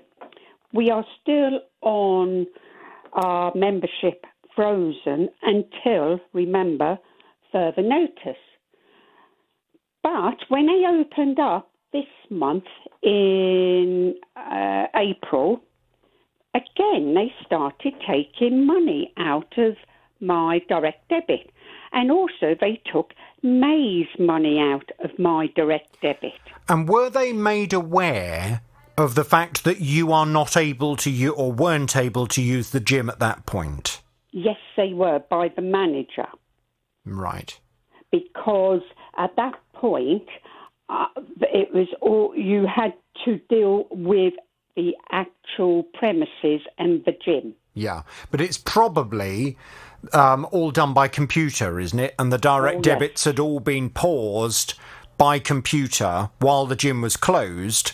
So it sounds to me as if the gym is aware that you are or were not at that point because you were shielding, not able to go to the gym, and the gym had said to you, that's fine, we'll keep your membership frozen during that time. It sounds as if that may well need a human being to override the computer.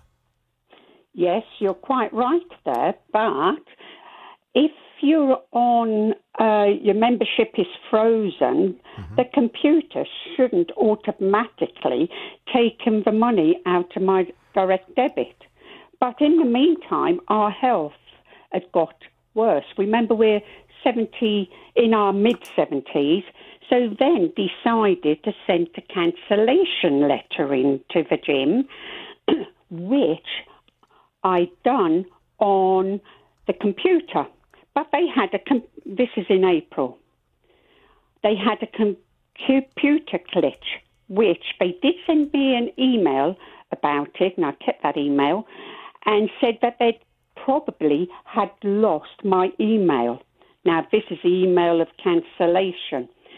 So I waited a couple of weeks and then wrote a letter to my manager at the gym, and that was in May.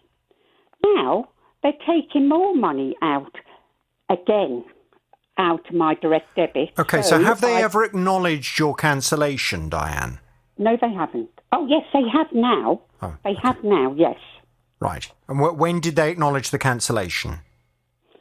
I I think that was a couple of months ago. Okay. But have they carried on taking your payments after the cancellation then? No, because the reason why I did cancel my direct debits from the bank, and so they couldn't take this month's money. Okay. So what do you need me to do to help you, Diane? Well, I would like you to help me try and retrieve my money back, and also because they can't take any more money out my direct debit, they keep on charging me an extra £10 each time. And the cost is going up and up and up, and I don't want anybody knocking on my door from the debt collectors. I see. Because remember, the gym owes me money previously for taking my money out this year. Okay. Now there are a couple of things. A couple of things I would just say. And I've always maintained this, and this is just a bit of general advice for people listening to the programme. Mm-hmm. When you first join a gym, gyms are very often fantastic, fun, carefree places filled with happy staff.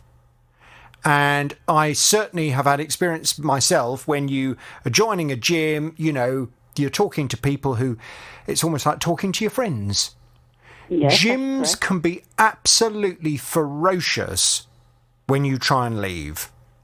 And gyms very often, in their terms and conditions, they will pursue you to the end over the terms and conditions if you try and cancel the membership in a way that you are not entitled to cancel it through. So never ever assume that a gym, the friendly, happy-go-lucky kind of atmosphere you experience at the gym at the beginning, do not ever underestimate a gym and consider that that's who you're dealing with. They are very often businesses that will absolutely hold you to the contract that you've signed up to. So that's the first thing I would say. Now, the only thing I need to be quite clear on, what were the terms in your contract for cancellation? How much notice did you have to give? A month. So 30 days notice. That's correct. So you wrote the first email when? In April, did you say? It was April. Okay. And you sent that email in April and didn't hear anything back?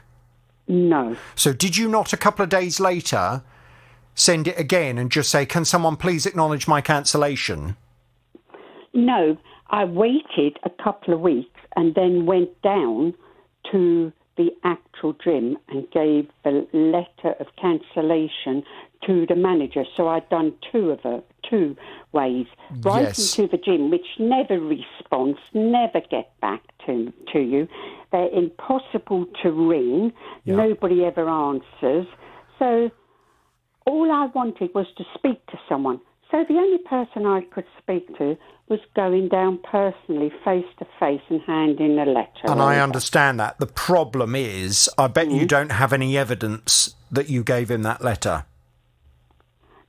No, I've got evidence of the letter written, but not evidence of, handing it over when I walked in. Which you would have got if either you'd got an acknowledgement to your initial email, or if you had sent them a recorded delivery letter.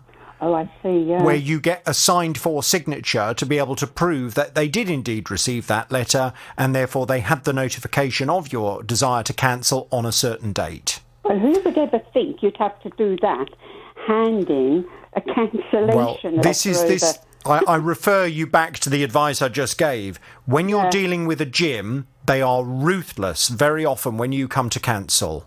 So always assume that you will at a later stage need to be able to prove when you cancelled your membership. Because if you can't prove when you cancelled your membership, in my experience, gyms will pursue you. They will pursue you as much as they possibly can to get money out of you. Now, what I would like to do is I'm going to go and speak to the gym. I'll pass you back to my team. We'll get a full detail of how many months membership you feel you've paid for that they should have refunded to you as per the agreement that you had with them at the time. Let me find out why they're still pursuing you, even though you say they have now acknowledged your desire to cancel. Why are they still trying to get more money from you? Let's see what I can do to help release you from that contract, I am. Oh, that'd be very nice of you, Jonathan. Thank you very much. Well, it's a pleasure. But just in future and for other people, when you are cancelling a contract, always work on the basis of, if in 2 weeks' time the company say, well, we didn't ever receive that letter or we didn't receive that email, how would I prove that they did? If you ask that question and then do whatever is necessary to be able to obtain the evidence that you would require at that point, i.e., I then printed off the email, I sent it recorded delivery, I've got a copy here of a signature of someone who signed for that email on the 12th of April or whenever it may be at 10:49. It seems to be a Mr. J. Smith who signed for it at the reception desk. At least then you've got the evidence to be able to suggest that you've done everything in your power to make them aware of your desire to cancel. Okay. The thing is, Jonathan, you just trust people. We're at the old age where we used to trust people. We don't realise all the ins and outs, what you have to do. Again, I refer you to the original comments I made. Yes, I know what you're saying. In my experience of doing this programme, gyms can be some of the most ruthless businesses to try and extract yourself from as a customer. Right. So, and very often, this is why I stress the point, we've all done it when you join a gym, you go in and you meet one of their advisors, hi guys, and they're all, so great and friendly, and they show you the equipment, they say it's going to be great, and you think, oh, this is lovely, what a lovely bunch of people. I assure you, most gyms have a department that is specifically designed to chase people who try and cancel their membership. So be very aware of it. Let me see what I can do for you, Diane. Hang on there, I'm going to pass you back to the team and we'll get some more detail. On his way home from work, Steve was telling me he drove down a bus lane. Now, he knew he was allowed to drive down that bus lane after 4:30 in the afternoon. So as he approached the entrance to the bus lane, he looked at the clock on his van and it said 4:30. There was also a clock on the wall of a building at the side of the entrance to this road, and again, it said 4:30. So he thought, oh, that's fine, I can now drive down the lane. But a little while later, he received a penalty charge notice from the council because apparently he was 8 seconds early. Well, he said to the council, OK, well, can you send me a photo then, please, without you blanking out the clock on the wall of that building where it clearly showed it was 4:30? But the council wouldn't oblige. This is what they said to him. If it had been a couple of minutes, I can quite understand it. But I just, it's just 8 seconds. That's all it is. Yeah. So, well, the clock.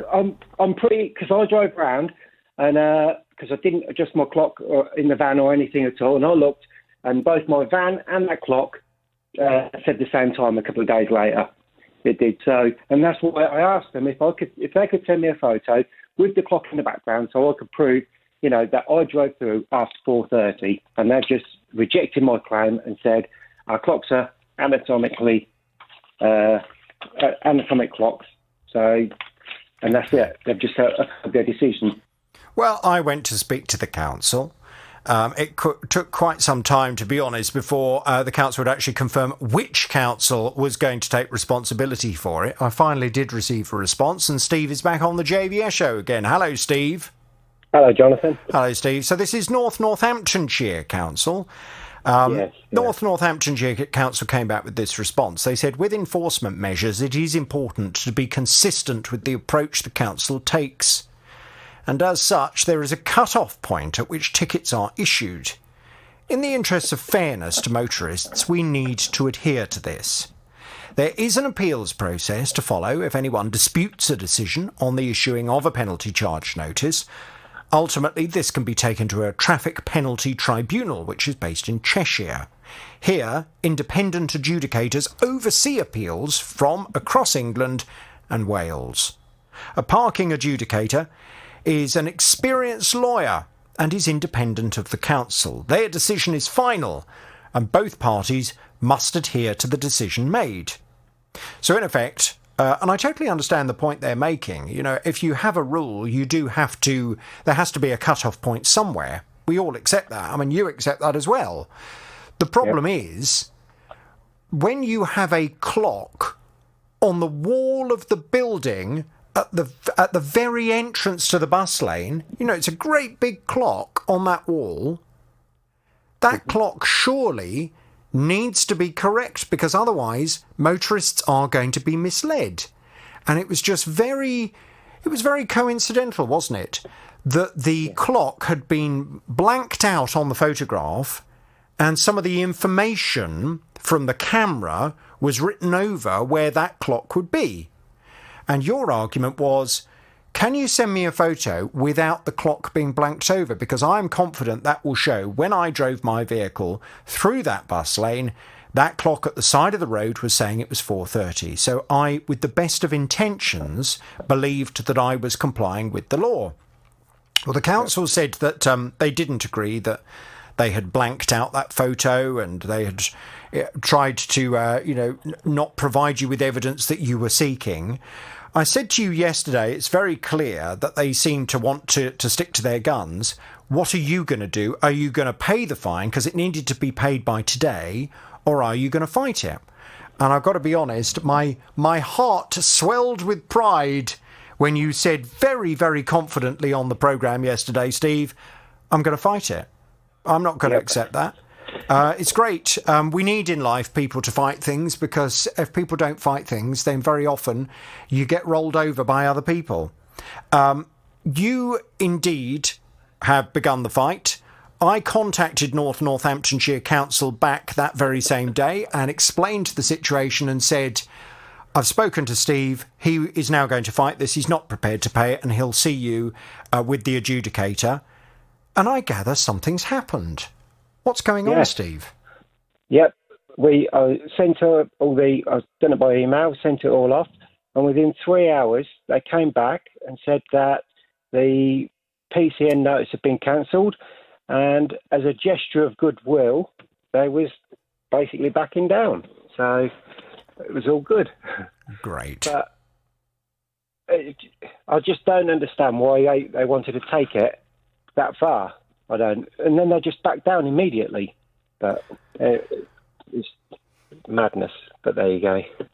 It's been a while, Steve, since I've worked on BBC Radio Northampton doing a consumer programme. And back in the day, and I know the councils have all changed since I was there, back in the day, I'm sure most of the councils in Northamptonshire used to roll their eyes whenever a phone call came in from me. It was very nice to touch base with them again and let them know that even though I'm outside of their patch, I'm still investigating cases that may well be about them as well. And I'm very pleased that they've decided to cancel this, and they've decided not to fight it and not to let it go to an adjudicator. We will thank them very much indeed, won't we? Yes, we will. Yes, thank you. Great. OK, Northamptonshire Council, you are no longer considered to be Jobsworths. Thank you very much indeed. You seem to have done a very nice, sensible thing using common sense. Steve's delighted. I'm delighted. Steve, are you happy, bunny? Yes, thanks, Jonathan. Thank you very much. I appreciate all your help. It's a pleasure. Northamptonshire Council, you get my horn. In August of 2019, Vicky purchased a new TV, but... well, one day she turned it on and was very disappointed. All we had was a blank screen, but we could hear the sound perfectly fine, but we just had a blank screen. We did what we researched, unplug it from the Mac, it unplugged for a while and hold the power button in for 30 seconds. Nothing worked. So the following day, we emailed the retailer explaining what the fault was. They basically came back and said, we need to go back to the manufacturer, which we thought was wrong advice, because obviously our contract is with them, not the manufacturer, and their response was that our 12-month warranty has expired, so there was nothing they could do. Oh, well, whenever we hear, and I'm sure many of you who are regular listeners to my programme will do exactly the same thing. Whenever we hear the old, oh, it's over 12 months old, there's nothing we can do, I think we all roll our eyes in sheer frustration and irritation that this continues to be peddled to customers, this idea that after 12... Oh, sorry, it's over... No, sorry, the warranty's run out. Over 12 months, oh, we can't do anything to help you. It is nonsense, ladies and gentlemen. It is absolute nonsense if ever a retailer tells you that because a product they have sold you is over 12 months old, there's nothing they can do to help you. That is complete and utter hogwash. The simple fact is, when you purchase anything, whether it be a computer or TV, telephone, car, you name it, when you purchase something from a retailer, it must be fit for purpose, of reasonable quality, and it must last for a reasonable amount of time. The law certainly does not say that when a warranty runs out, your statutory rights disappear. So never let a retailer fob you off with that kind of nonsense. Now, this particular retailer, and I've had a look at some of the correspondence between Vicky and them, they seem to, final stages of correspondence with Vicky, suggested to Vicky that, really they're on her side. And they agree with her that this TV should have lasted longer.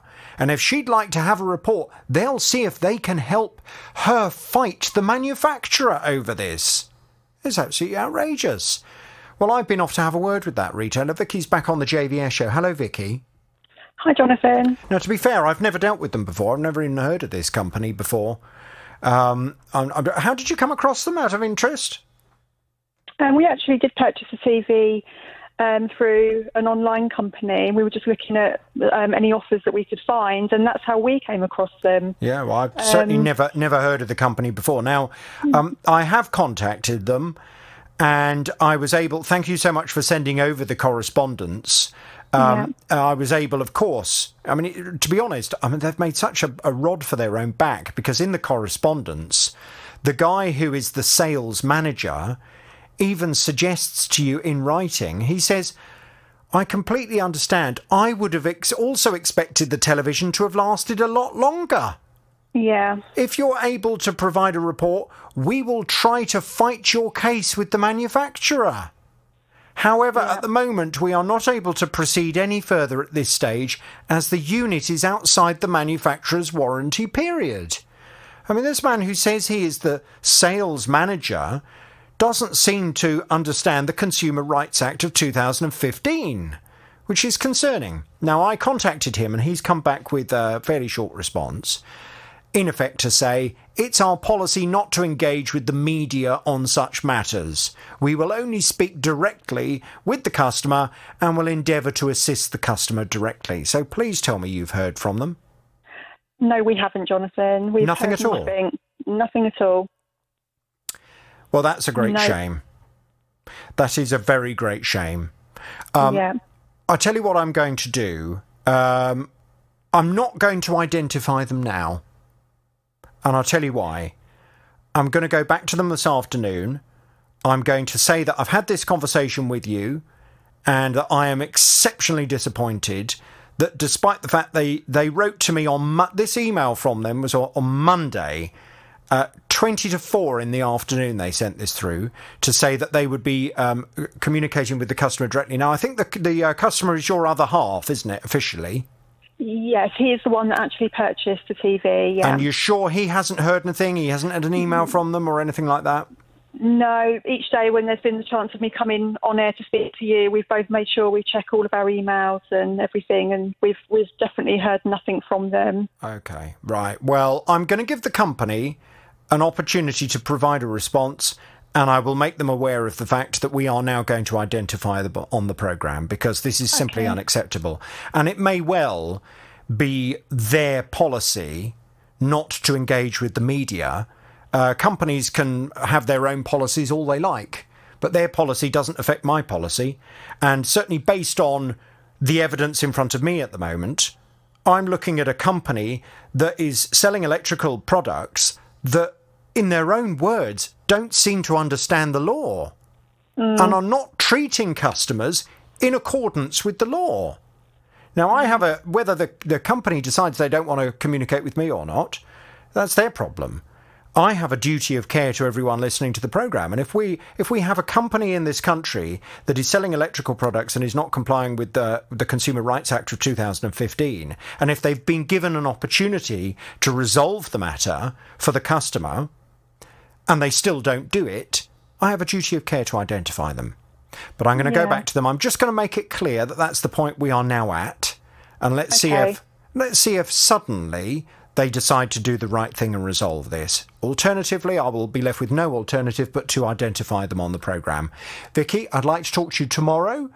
We will call you at some point between 11 and 12, and I will let that company know that that's exactly what's going to happen. Okay, yeah. Thanks, Jonathan. Thank you very much indeed. Watch this space, ladies and gentlemen. Carl purchased an American-style fridge freezer 4 years ago at a cost of £1,000. Everything was absolutely fine with that fridge freezer until a couple of weeks ago when it appeared, well, the whole thing had just failed, really. My partner said that she tasted a strange sort of taste and smell on her bottled water, and it's like a chemically sort of smell. So I changed the filter that you can change inside of it, left it for a day, but nothing changed. And then 2 days later, I went into the freezer, I cooked the side of it, and everything had defrosted, and all the food was ruined. The retailer stating it is irreparable, and I did get a few emails to and fro from them saying, in this case, your product will be beyond economical repair, so we're going to offer you, in full and final settlement, £263.17. Well, Carl doesn't think that is a reasonable amount of money, and neither do I.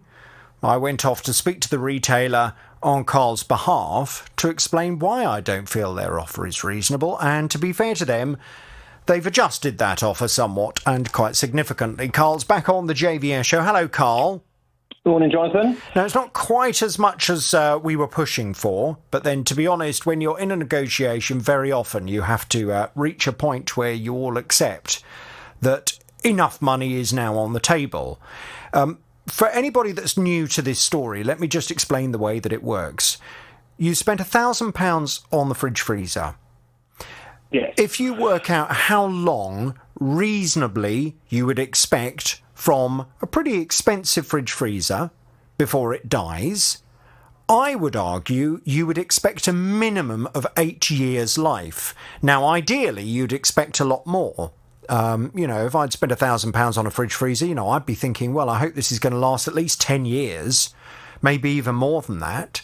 But as an absolute minimum, as far as I'm concerned, you'd be looking at 8 years. Now, the retailer, I don't think, agrees with that. The retailer has worked out their revised offer to you based on 6 years' use from the product. What you do is you take the total amount of money, so in this case £1,000, you divide that by the number of years that a reasonable person would expect from the product. You've then got the cost per year. You work out how many years you've had it and therefore how much value you've had from that product. And then you are left with the amount of money that it is reasonable to expect the retailer to pay you back. Now, the company, and this is Currys PC World, they have worked out that actually their revised offer for you was £333 for the product. They were then prepared to reimburse you the £70 for the engineer's report, and they were also prepared to reimburse you a further £70 for the food loss, because you said you just restocked the freezer. Now, to start with, you thought it was about 200 quid's worth of food, but actually looking at the receipts, it might not have been quite that much. So £70 for the food loss you were prepared to accept. The £75 for the engineer's report, that, you can't quibble over that because that's exactly how much it cost. They said that they were prepared to round it up to £500 as a full and final settlement. Now, initially, I'd been pushing them for more like 700 odd quid. I know that you said yesterday on the programme you were prepared to accept that £500, were you not? Yeah, that's right, yes. But there was a bit of a but. You said, I just hope that this is going to be in money form rather than in voucher form. Well, Currys PC World, I presume they were listening to the programme when you appeared, because they have come back and have said, as a further update, our customer service team has confirmed that the customer has now accepted the £500 offer. The payment is being processed and will be received into her account within the next 3 to 5 working days. That's correct. So as far as I'm aware, that money should be in money form. Yes, which is the right result, yes. Great. I presume it hasn't turned up just yet. No, as of this morning it wasn't in, but obviously it's only been a couple of days, so... Quite. OK, well, we will have to monitor the situation, but the good news is you're getting it in cash form. So as far as I'm concerned, and I don't know if you've done this already, have you gone out and ordered a new one? Wanda's looking at one as we speak. So I think we're going to go out and have fun on Saturday. Okay. Looking at fridge freezers. OK, well, good luck with it. I hope you have much more success with the next one. And can you please keep me posted and let me know as soon as that money is back in your account? I'll give Currys this... Just a tiny bit of further encouragement for the fact that they're going to pay you in cash form, and we'll see where we get to as soon as that money's gone into the account. OK? That's wonderful. Thank you very much for your help. OK, Barry, no worries. Speak to you soon. Barry is on the line now. I need to speak to him about his lawnmower. He treated himself to a new petrol mower for 120 quid. It all looked OK in the advertisements and everything, but once I come to use it, I start finding out little things, niggly little things. Like, for example, the grass collector. The machine doesn't seem to have the power to throw the grass to the back of the grass collector. So it's full before it's actually even half full. This year, it leaks petrol from the filler cap and from the little primer button. So I wrote them about that and got a letter back to say that wasn't under guarantee, that was fair wear and tear. Well, I mean, the machine at that point hadn't been used for a year. Then it didn't get used because the grass wasn't growing. Then, of course, we get to the end of summer and you don't use it anymore for the next 6 months because it sits in the garage. Well, Barry's not at all happy. He says the lawnmower he's only had for just over a year. He doesn't feel it's fit for purpose, and he wants the retailer to either repair it or replace it or give him his money back, to do something for him. But he was saying he just couldn't get the retailer to agree to do anything to help him whatsoever. Well, he's back on the JVS show now. Hello, Barry. Good morning. How are you? Good morning. I'm well, thank you, Barry. Now, I have been off to try and communicate with this company, and it's not gone very well at all. That may or may not surprise you, Barry, based on your previous experience. I have contacted them on several occasions. I have also, when I spoke to someone at the company, I was advised that I should email the director of the company because he would be the person to deal with this complaint. I have emailed him and I've had absolutely no response whatsoever. Now, this is a company... Like the letter I wrote to him, literally, just a few months after buying the machine, and I never had a response to the letter. No. Now, this is a company that, in fairness, I've never dealt with before. To be honest with you, I'd never even heard of them before. But it would appear they are a British company, and they seem to...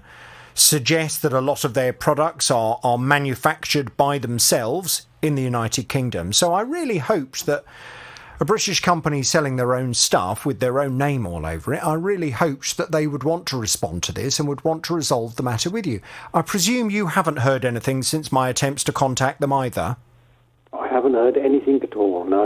OK, well, that's very disappointing, and it leaves me with no alternative but to identify them. The company concerned is a company called Parker Brand. How did you come across Parker Brand out of interest, Barry? Much like one normally does in an advert on the internet. Right. I was looking to purchase a lawnmower, going through various different makes and come across this one, Parker. It wasn't what I would call an expensive one. It wasn't ridiculously priced, and it just seemed to do all of the things, including it mentioned that it would also mulch the cuttings, which is actually also mentioned in the instruction book. But it doesn't seem to do that at all, or if it does, I haven't worked out how to do it, because if you take the grass box off, and the flap behind at the back of it is got a very strong spring, that just springs down and effectively blocks the chute up, so nothing comes out then, and it just clogs up again. Okay. Well, the company, as I say, they are Parker brand. The official company name is Parker Products Limited, and they're based in Lincolnshire. They have not taken the opportunity to provide any response for the programme, and nor have they responded to you, their customer. No. So, how are you going to proceed from here? Let me just give you the options and the alternatives that are available to you, Barry. You can either draw a line under this, try and keep the mower going for as long as possible and then get rid of it because it's not working properly. The other alternative would be that you pursue this company through the small claims court. If you are proposing to do that, what you would need to do is to write a letter to them and write a letter to the director that you've already contacted in the past. Make him aware of the fact that you would like to give him one final opportunity to resolve the matter, otherwise he leaves you with no alternative but to begin small claims court action. For the full reimbursement of the lawnmower, you are more than happy to return the lawnmower to him, or he can arrange collection of it. But you would like full reimbursement, and if you do not receive that full reimbursement within 7 working days from receipt of that letter, he leaves you with no alternative but to begin small claims court action. What are you inclined to do, Barry? I think I shall take him to the small claims court then. Right. Okay.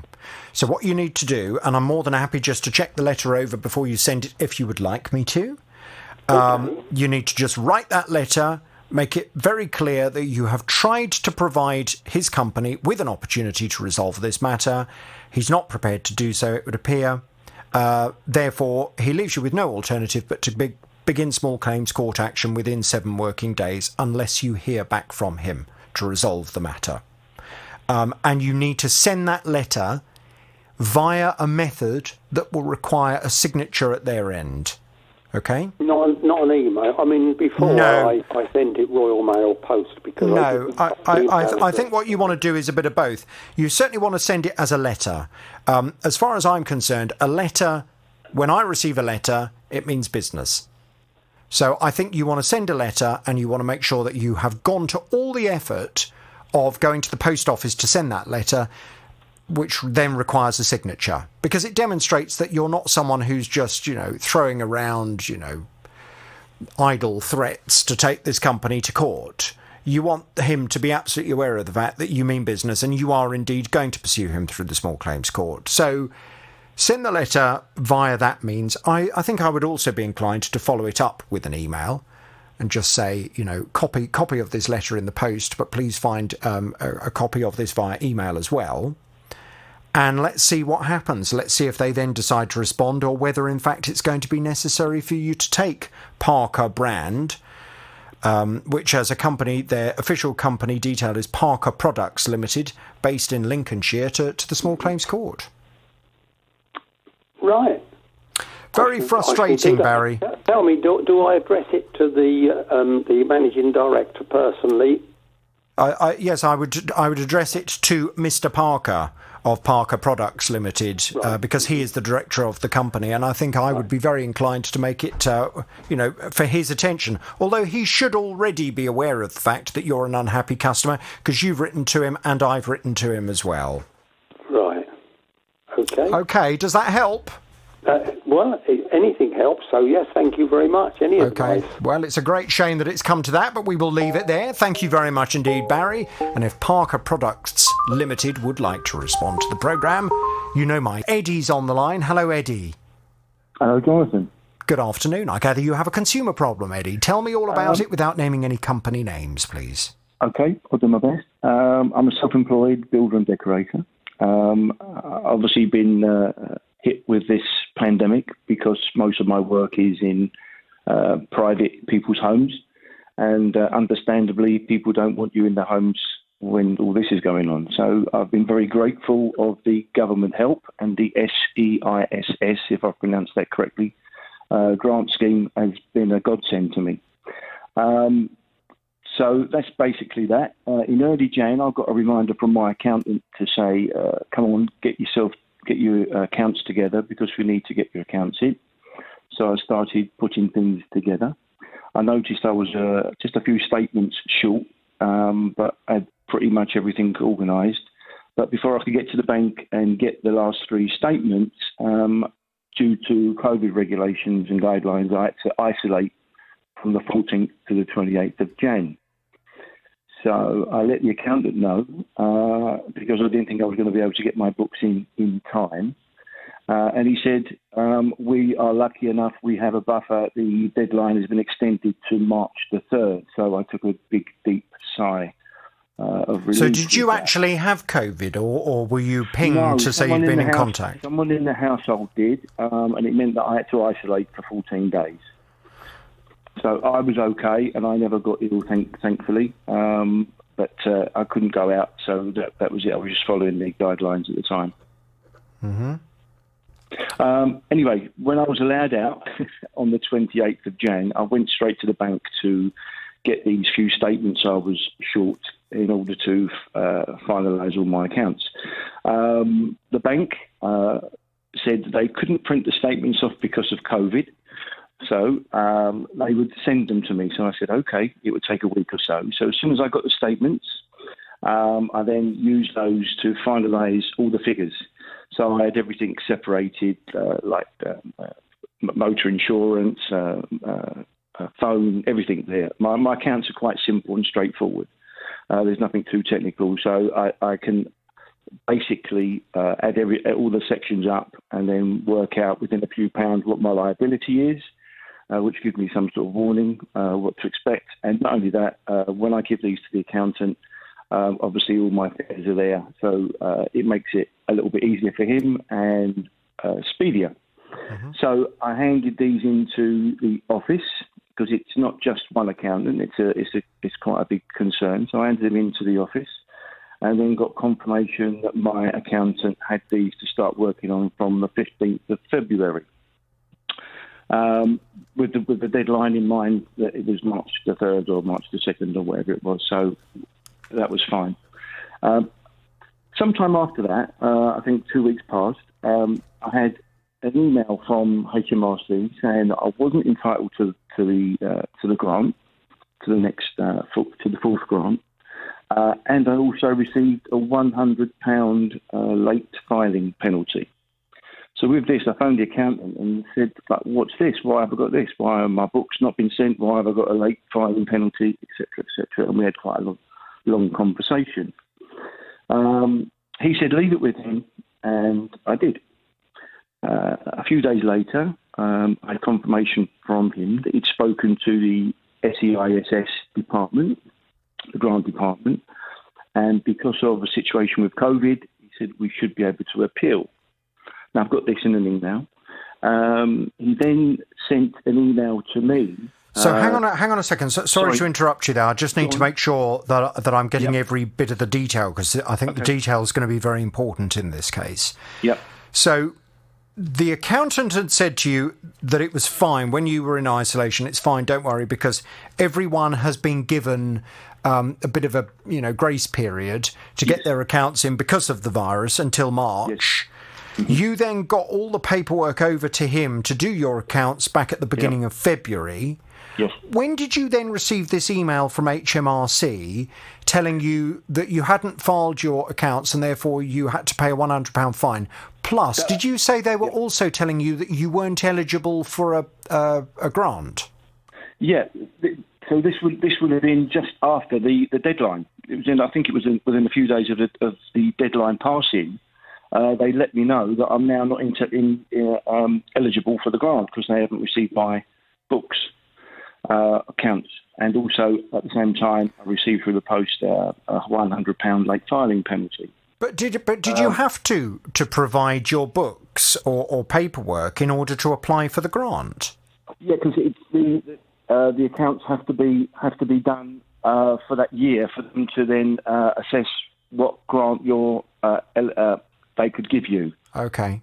So my accounts had to be done and finalised. Okay. So because the accounts hadn't been done, and because it would appear the advice and the information you were given by your accountant was incorrect, you were then fined and were also told that you were now no longer eligible for the fourth grant. Yes. Oh, how disappointing. And because not eligible for the fourth grant means that I wouldn't be eligible for the fifth and final grant that they're speaking about giving later in the year. So unfortunately, I would have missed out on both of those. But anyway, sorry, if I can, shall I just... Yeah, please carry on. Yeah, sorry.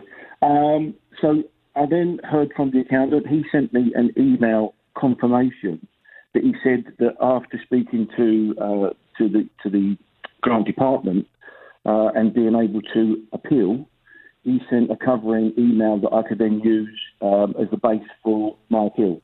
And just to sort of like summarise which I've got obviously got a copy of, summarise what he sent me. It said that he received my paperwork in plenty of time. Under normal circumstances, the accounts would have been prepared and submitted well before the 28th of February. But due to the situation of COVID in his household, he wasn't able to finalise my accounts. So he carries on to say that the delay was due to no action on my part, and he requests that they reconsider my eligibility for the fourth. But I don't know if you can move a bit, Eddie. You're just starting to disappear a bit, getting a bit muffled. Sorry. But what do you mean? Things going on in his house? Well, he had to isolate. They suspected COVID in his household. They were working from home, not from the office. He goes on to say that he couldn't then get my paperwork to any other member of his office. Were you not aware of that? Did he not tell you that he'd got COVID in his house? No, I wasn't aware of that until he sent me the email to confirm what I can use as my appeal. Right. So this was obviously after March the 3rd.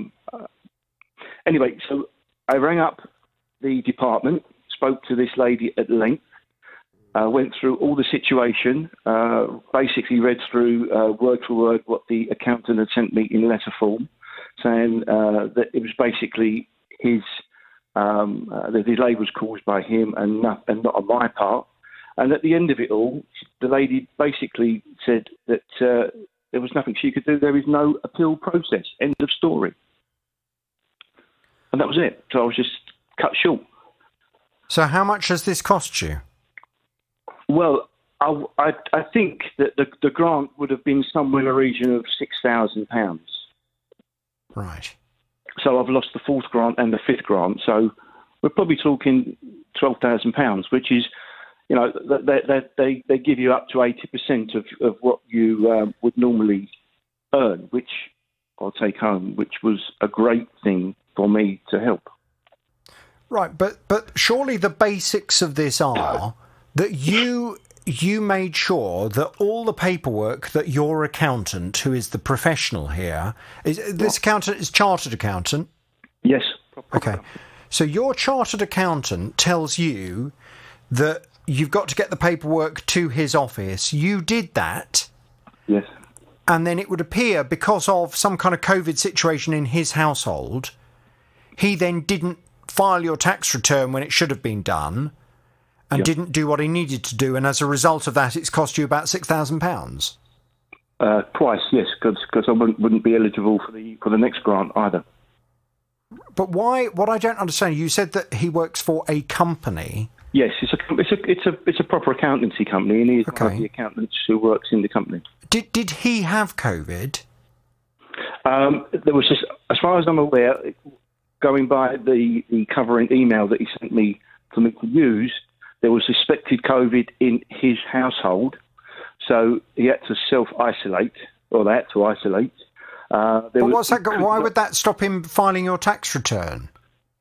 And he said that he could not give my tax returns to any other member of staff because no one could come and pick them up. So therefore, my tax returns were put in after the deadline. But what I don't understand, surely he would he would do all of the filing of your tax return. He would do all of that electronically, would he not?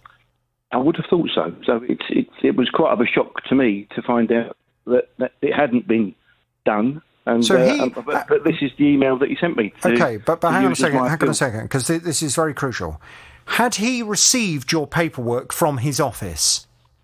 Yes, I got confirmation that he started working on it from the 15th of February. Okay, so he had received the paperwork necessary. My understanding of accountants, when they are processing a client's tax return, it's all done electronically. They do it using the government website. They do it on your behalf. Yep, and So- I've got my authorisation to do that. I've had to sign to say that they can do that. Okay, so if ultimately he's got all the paperwork in order to do that job, and if he was working from home, then I don't understand why, because someone else in his household had COVID and he was therefore having to self-isolate in his own home where he was working, I don't understand why that would then have interfered with his ability to file your tax return, because had he done that, you then would have not received a £100 fine, and also you would have been able to apply for this grant. Absolutely. Well, surely then this is a case of negligence from the accountant, and surely you need to make a complaint to his company, and that company will have to make the payment to you under their public liability insurance. Okay, I was just sort of like didn't know what to do. It's just like I was stumped. HMRC said there is no appeal process, so I thought, well, I can't do nothing else. The accountant said he can't do nothing else but give me this email to confirm that it wasn't my fault and was his fault. Surely there would be, and it's not public liability, it would be his indemnity insurance. It would be his indemnity, professional indemnity insurance. You would have thought that the company will have to have, and surely it is to cover exactly this kind of cock-up, because that's what it sounds like. It sounds like it's a cock-up from the accountant, and as a result of that, for whatever reason, you're now massively out of pocket. I don't see why that's fair. Makes two of us, Jonathan.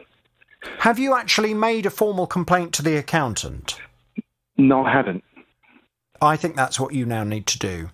Okay, to the company or to the person who normally does my accounts.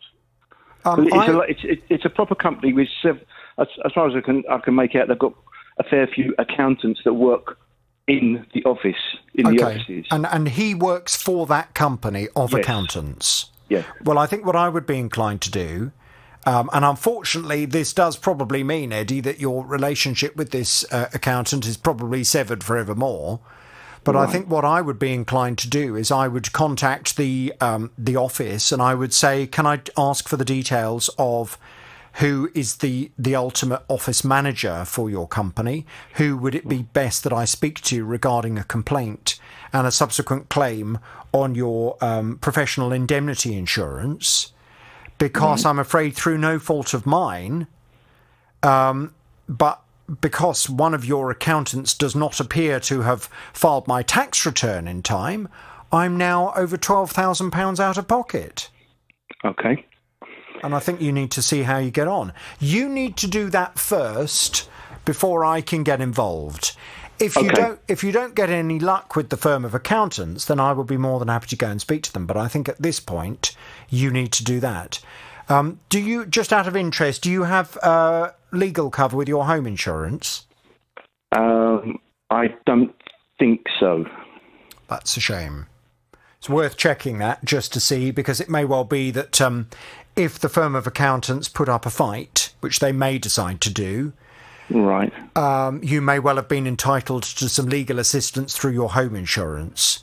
But if you haven't taken out the legal cover, then obviously you wouldn't have that. But I think what you need to do is you need to get the ball rolling with a formal complaint to the firm of accountants. And I think we need to wait and see how they respond. I mean, do you agree with my assessment that it's the accountant's fault? Well, absolutely. I've got an email saying that it's no fault of mine and the delay was caused by his situation. So I've actually got that in an email for him. But I don't understand if, for example, the email said, unfortunately, on the 17th of February, I contracted COVID and was rushed into hospital and spent the next month in intensive care, and therefore was unable to do my job and was unable to communicate with any of my colleagues to get them to do the job for me, then I could understand it. But it sounds, from the way you're telling the story, as if he himself did not have COVID. It was someone in his house that had suspected COVID, and as a result, he was told to self-isolate. Well, if you're working from home, why would self-isolating at home mean you can't do your job? Yep. I've got no answer for that. No. But that's the crux of it, isn't it? When you put it like that, when you put it like that, it's, why has this happened in the first place? Exactly. It's crazy. Okay, Eddie, you get the complaint in and let me know how they respond, and we'll take it from there.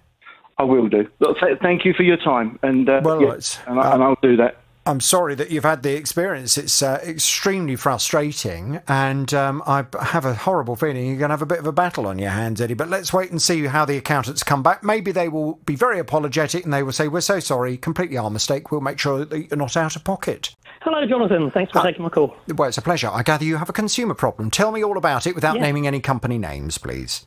Okay, will do. In 2019, we booked a festival in Belgium, and I booked flights and accommodation, and it was for 2020 in June, and that was duly cancelled due to COVID. So we did manage to book everything for 2021. Accommodation, flights were changed, no problem. A little bit of a additional price for that. Had you booked it all as a package, or had you booked, things like your flights separately? Yeah, it's all separate because it's a festival, and we had to find a little campsite, or a chalet site actually, and then taxis and everything to take us to a festival and back to the accommodation. But it was all individual packages. The reason why that's really critical is that when you book something as a package all together, you get much, much better protection. If there's a problem with one part of the package, then normally you are at liberty to get your money back for all of the package because the company is unable to fulfil one particular component of it. When you've booked things individually, you don't have the same rights. That's right, yeah. It's a bit difficult to do for a festival. Yes, I understand, and the flights and everything. It's all... We've done it before in 2008 and 7, but there's no problems there. But obviously with COVID, it's caused a whole different kettle of fish. So you cancelled it for last year. Yeah. And what did you do? Just postpone everything to this year? Yeah, the accommodation, they managed to give us a voucher for 2021. They don't usually do that. But yeah, we put it all forward for this year, flights, festival tickets, and then it's cancelled again because it's this weekend. The festival is cancelled? Yeah, festival's cancelled. And this was to Belgium again? Yeah, same festival, same flights. And what they've done, they've just cancelled the return flight, not the outgoing flight, which is due to go at 6:20 tomorrow morning. If we want to change it or amend the booking, it would be a £90 fee each. And last time it was only £12. So is that's your issue then? Is it that the airline are saying to you, if you want to change the date of the flight again, they're going to charge you 180 quid? Yeah, for 2 people, it's 3 people because I've got my friend as well, so that's 3 lots of £90. And how can they send us out there and not have a flight back? That's... well, I mean, yes, I absolutely accept that. And when you changed the flights last year, when you cancelled the flights, did you request a voucher rather than a refund at that point? No, they just said, just change the flights. Yeah, we just did a rebooking of the flights at a different year. The reason why I ask you that is what a lot of airlines have done. Certain airlines are worse at this than others, but what a lot of airlines did last year was they steered customers down the line of accepting a voucher or a postponed flight. Yeah. And in return for doing that, you had to agree to their terms and conditions. And the terms and conditions stated things like, after you've accepted this voucher or a new flight next year, you are no longer allowed a refund for that flight. You are forfeiting your right to a refund. Right. There are a number of airlines that have done that. Now, I don't know whether the airline that you've booked with, I don't know whether they also, as part of the terms and conditions for reorganising the flight to this year, I don't know whether they also had tied up in those terms and conditions that should you then want to change the flight again, the administration cost for doing that goes up from what they charged you last year to what you're telling me this year is £90 per passenger. Yeah. So ideally, I just want to cancel it and then I can buy the flight cheaper for next year. I'm sure you do. Whether you're allowed to or not is another matter. Yeah. I think my friend also, he's doing it of his own back because he's got tickets also. He managed to get a refund. He's got his money back. From the same airline? Yes. And do you know what it was? What was the argument that he made that seemed to work? Well, basically that they weren't putting the flight coming back, and yeah, he was quite successful. He went on the chat as I did, and I was not really successful with the chat. And there's forms you fill in on websites, and it didn't really come to fruition. Okay. Well, what I'm more than happy to do, Sean, is to contact the airline on your behalf and try my very best to get them to allow you to cancel the flight, and either to give you a full voucher that you can then reuse for another flight later on in the year or for next year, or preferably to give you your money back. But I can't guarantee that I can do that at this stage because I don't quite know what you've kind of agreed to in terms of accepting the flight that's due to depart tomorrow. No, that's right, yeah. So I can't give you a guarantee, but what I can assure you of is I'll do my best for you, OK? OK, that's most kind. Fine. OK. Yeah. Hang on there. I'm going to pass you back to the team. We'll get some detail and I'll call that airline for you this afternoon. OK, thank you very much. Thank you very much indeed. Some of the airlines have been absolutely atrocious during COVID-19. Other airlines have been really good, but some of the airlines have been atrocious. And I know for many travel agents who have been left in a position where ultimately they have the liability to the customer to refund the customer for example, a package holiday. Travel agents have had to take the hit for the airlines that simply haven't reimbursed the travel agents. You know, some of the way that some of the airlines have behaved is absolutely atrocious. And I'm well aware this year must have been a nightmare for them. But to be honest, if they're not ending up refunding the money, then they're still hanging on to that money, aren't they? Which is not really fair. It's the JVS show. It's BBC Three Counties Radio. Now, Lucy came to me. She was telling me she had an old polycarbonate roof on her conservatory. She wanted it to be replaced. So she found a company that could do a whole nice new roof with a pitch on it and with tiles.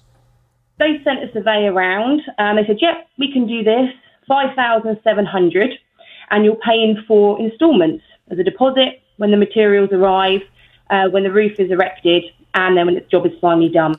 The job was supposed to take 3 days to a week. They arrived on the 19th of October, the subcontractors, and from that point, everything that could have gone wrong went wrong. And the third-party mediation company said, look, debit card dispute, can't do that. Wait for the company to cease trading, get the insurance back guarantee. Well, I can't do that because I've got water coming in, half plastered, building materials everywhere. Third option, small claims court. Spoken to a solicitor who said to me, well, it's a clear breach of contract, isn't it? This has been an absolute disaster. And I'm coming to you because it's a lengthy process and it's an expensive process.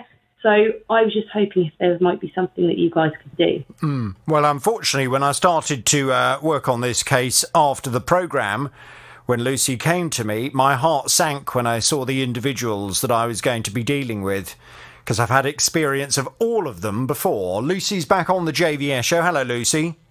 Hi, thanks for having me back on. Hi, Lucy. So, as you are aware, the parent company I am dealing with is owned by a man who I'm actually dealing with a kitchen problem for, because he owns another company that specialises in kitchens. And when I spoke to this guy who owes one of my other listeners a lot of money back, he said, Well, I'm in real financial difficulty. My business has taken a tremendous hit from COVID. Haven't got enough money. I can't afford to pay the listener back. And I'm going to have to do it in instalments, but she's going to have to be patient. Now, to be fair to him, and it has involved me chasing him up both months, but he has made 2 payments, 2 monthly payments as promised. And I've told him that I will be staying across this complaint until the customer has all of her money back. But of course, when I saw that you ultimately have a contract with him for your conservatory roof, I was thinking, oh God, this is going to be a pickle, because ultimately, if you take him to court, if you just can't get anything done, if you take him to court, are you actually ever going to get any of your money back? Possibly not. However, it got a whole lot worse when I spoke to him, because he told me that although the parent company that he owns has the ultimate responsibility for the contract, the company that was in charge of replacing your conservatory roof is a franchise that he sold to another man. And this other man is a man that I have dealt with numerous times before regarding another conservatory company that he used to run with his, I think generally he tends to work with his daughter and also with a partner. And it would appear that that company's closed down and he's now bought this franchise and he's running that company, except the whole way the company's been structured, it's in his partner's name, so he's no longer listed as a director of this company. And certainly when I've had experience of him in the past, just trying to get him to engage and to respond and to call me back is like trying to get blood out of a stone. And in my previous experiences with him, it's ended up with me just identifying him on the programme and warning people listening to the programme about the issues that customers have had with his company. Now, I really hope that's not going to be the case this time. And as I said to you yesterday, I'm willing to draw a line under previous bad experiences. I'm prepared to give him the benefit of the doubt. Because after my phone call to the guy that owns the parent company, who assured me he was going to get the guy that he sold this franchise to sort this problem for you, to be fair, you were telling me yesterday you had received a couple of missed calls from the company and indeed an email as well. And they seemed quite anxious to communicate with you, hopefully to find a way forward. So I said to you yesterday, OK, can you get back in touch with them? And let's talk tomorrow and find out how serious they are about resolving the issue. How did you get on? Okay, so I managed to get hold of them yesterday afternoon. And they said to me, OK, what needs fixing, what needs doing? And I said, actually, what I'd like you to do is to come back, look at the list of things that need to be removed, all the insulation, this, that and the other, as per the surveyor's inspection report by the third-party company. I'd like you to come back, remove X, Y, and Z, and then hopefully they will come back and do another inspection. And so she said to me, yep, OK, we can come back next Tuesday, which I said is good for us. And I said, I'd also like you to do 2 things in the meantime. Number 1, just so I make sure everything is correct, can you please send me a list of all those things, those materials that you've been asked to remove as per the inspection report? I will cross-reference it with the report I've got just to make sure it's all correct, because this has happened, this has gone through a third-party company, so I just want to make sure it's all correct. She said, yes, I'll do that tomorrow morning, i.e. today, which she's done. So that's good. And I said, and also, can you get in touch with this third-party consumer protection mediation company and restart your relationship with them? Because I'd like them to come back and do an inspection after you've removed the materials you need to. And she said, yes, I will do that tomorrow, and I will copy you in on all the emails. So the email that's been sent today listing everything that needs to be removed, she has copied them into it. I haven't seen another email yet with her, I don't know, trying to restart the relationship, because they were sat with the compliance team for this third-party company.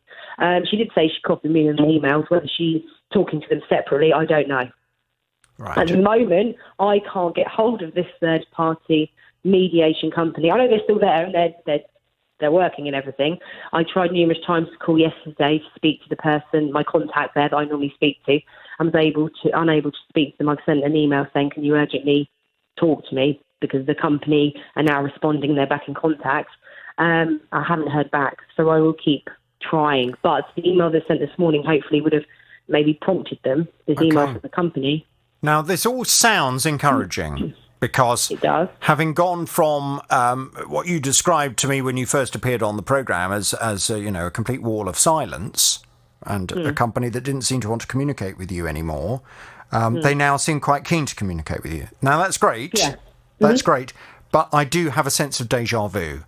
And I have been here before with them. And I have had all the positive noises of, we're going to get things sorted out. And then absolutely nothing. And then all we get is complete silence. So I'm delighted that at the moment it appears they want to turn the corner and have a fresh start, and they're trying to resolve the matter for you. And I really hope that they will be able to squash my doubting Thomas instincts on this. And I really hope that they will resolve the issue. But I'm not necessarily holding my breath. No, I know. So what I'd like you to do, can you please keep me in the loop? I want to stay across this every step of the way until it's sorted. Can you please keep me in the loop? Hopefully we'll talk towards the end of the week, and I would hope by that point we've got some kind of date and time for when they're coming round to get all of this work done. Yes, okay, yep, I will let you know. Okay. Are you going to hold your breath? I've been holding it the whole time, and that's since October, so I'm pretty breathless. Was it, just out of interest, was it the daughter or the partner you were dealing with? The partner. Okay. Fine. Well, the partner is officially listed as the director of the new company.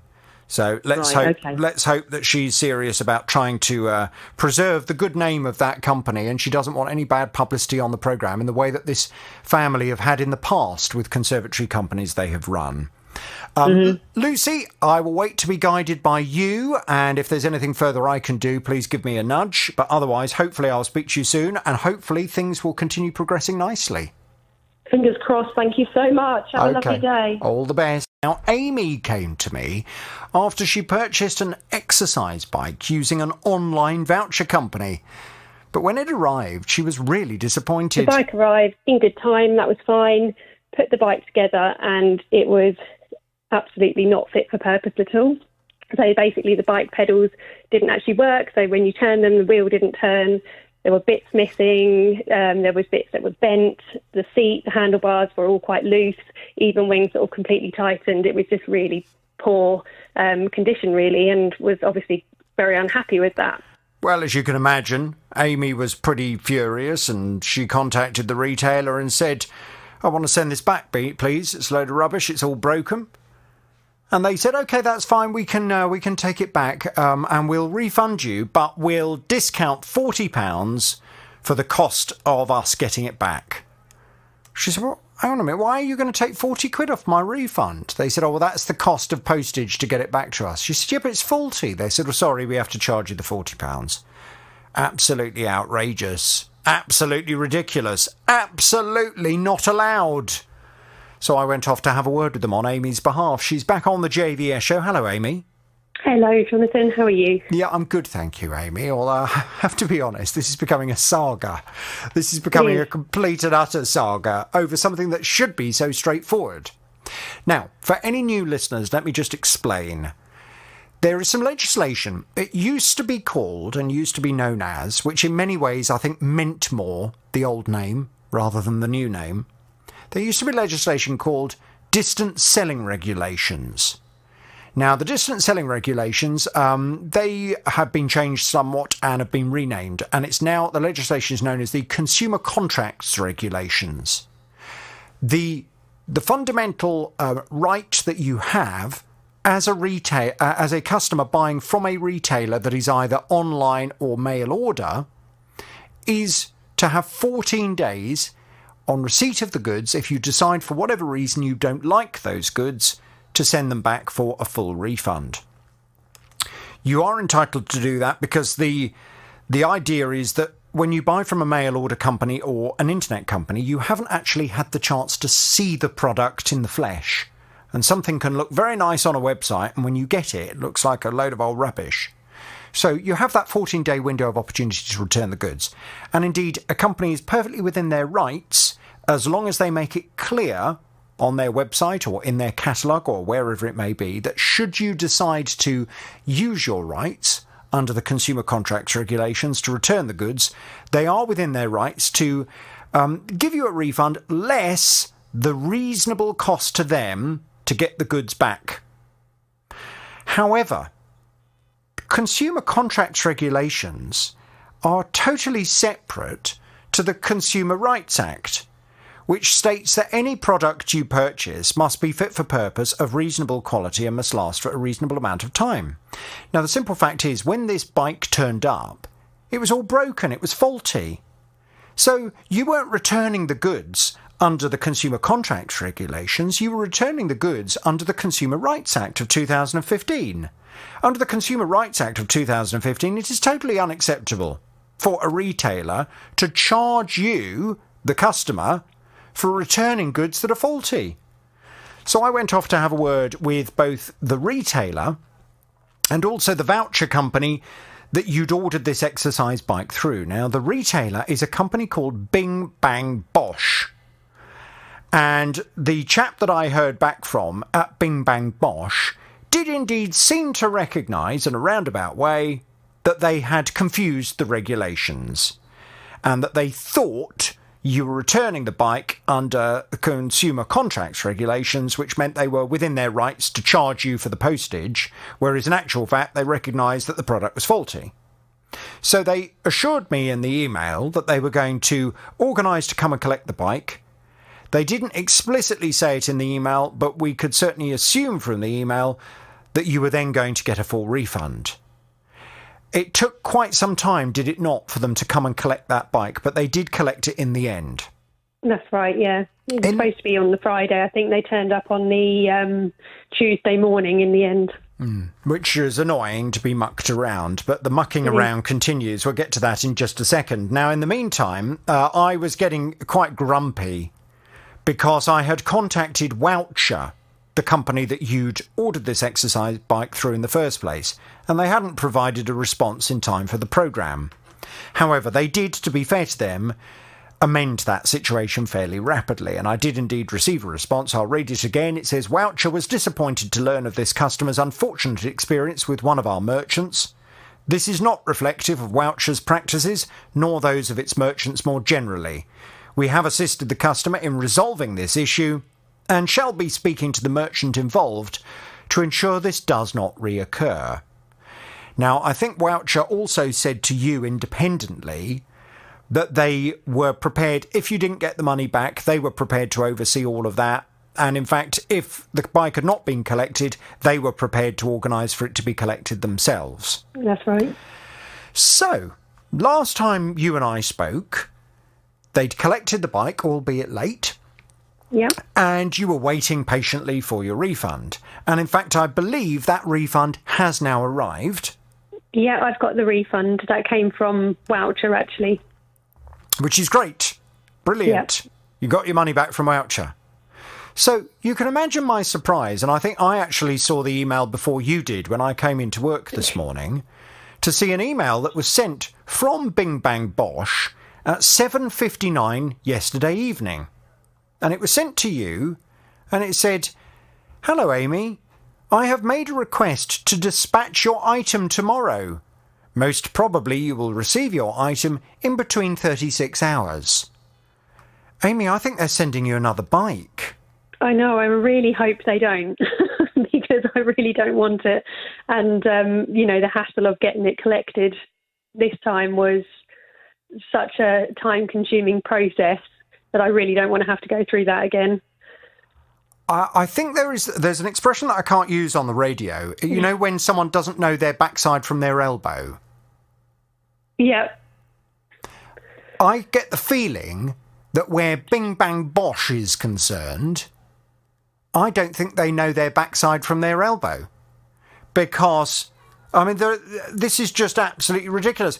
How can they have got themselves so confused when they know the BBC is investigating a complaint about their company having given incorrect, misleading information from the outset, How can they possibly start allowing members of customer services to get involved and start saying, oh, yeah, we're going to send you...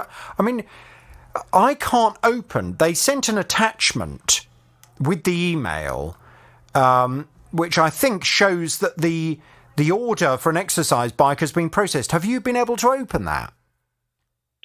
I didn't actually see that on the email. I saw a picture of the note that was picked up. That was given to me when they picked up the bike. Oh, is that what they've sent when it says processed? Is that what they're talking about? Because I can't open that picture, and I had a horrible feeling that was going to be a whole new invoice showing a whole new bike being sent out to you.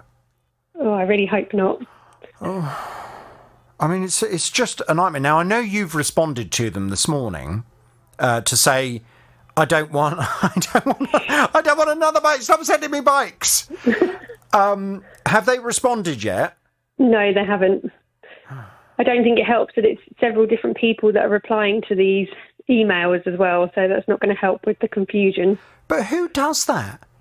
Who does? If you were running a company and you've got, some pompous bloke from the BBC phoning you up on his high horse, representing one of his listeners, wouldn't you, if you were running that company, say to your staff, right, hang on a minute, let me deal with this.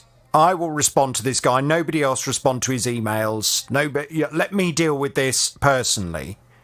Whereas it would appear whoever at Bing Bang Bosch is running the show, they seem to be just allowing members of staff to start sending out emails confirming they're sending you whole new bikes. It's ridiculous. It really is. Oh dear. Well, look, can you please keep me in the loop? In all seriousness, what are you going to do if there's a knock at the front door and it's a courier with an exercise bike-shaped box? Well, my intention would be to decline the delivery. I mean, I don't know how I stand with that, really, in terms of the legal side of things, but I really don't want to have it, and I don't want to have the rigmarole of returning it. Well, you've got your bike back. You've got your refund back. Mm. So, I think that's probably the easiest thing, because if you accept the bike, then you may well have the whole headache of having to get it back to them again. Absolutely. Oh, what a nightmare. Absolutely. Well, ladies and gentlemen, should you decide to purchase an exercise bike through voucher with a company called Bing Bang Bosch, just be aware of the complete and utter nightmare Amy's having. It's absolutely ridiculous. Can you please keep me in the loop and let me know what happens and if there is a knock at the front door? Let's hope this is just a little bit of confusion and, in fact, you don't hear any more from them. But I have a horrible feeling you will. I hope so. Yeah, me too. Okay. All right, listen, thank you, Amy. We'll speak soon. Thank you for your help. Thank you. And Bing Bang Bosch, please, can you sort yourselves out? Now, Les lives in a medium-sized bungalow and he says that he's got gas central heating. A year ago, he was paying about £166 a month just for his electricity, which already seems like a huge amount. But it had gone up even more by the time he came to my programme. They've been taking ever-increasing amounts of money by direct debit, and they are now saying that I should be paying £2,154 per month. Now, I know the problem, the reason is that their meter is faulty. Right. I've had this confirmed by one of their engineers, but they just will not accept it and are coming up with all sorts of excuses. Well, Les just wasn't getting anywhere, which is why he came to me. And I promised him I'd go off and have a word with this company and find out what on earth they were playing at. Les is back on the JVS show now. Hello, Les. Hello, Jonathan. I mean, it was just absolutely ridiculous. Although I've got to be honest with you, and I think I think it's a bit of karma coming to bite me on the bottom. Guess who's been told by his gas and electricity company his direct debit's going up since last time we spoke. Oh dear. Yeah, there was me banging on about how low my direct debit was compared to what you were paying.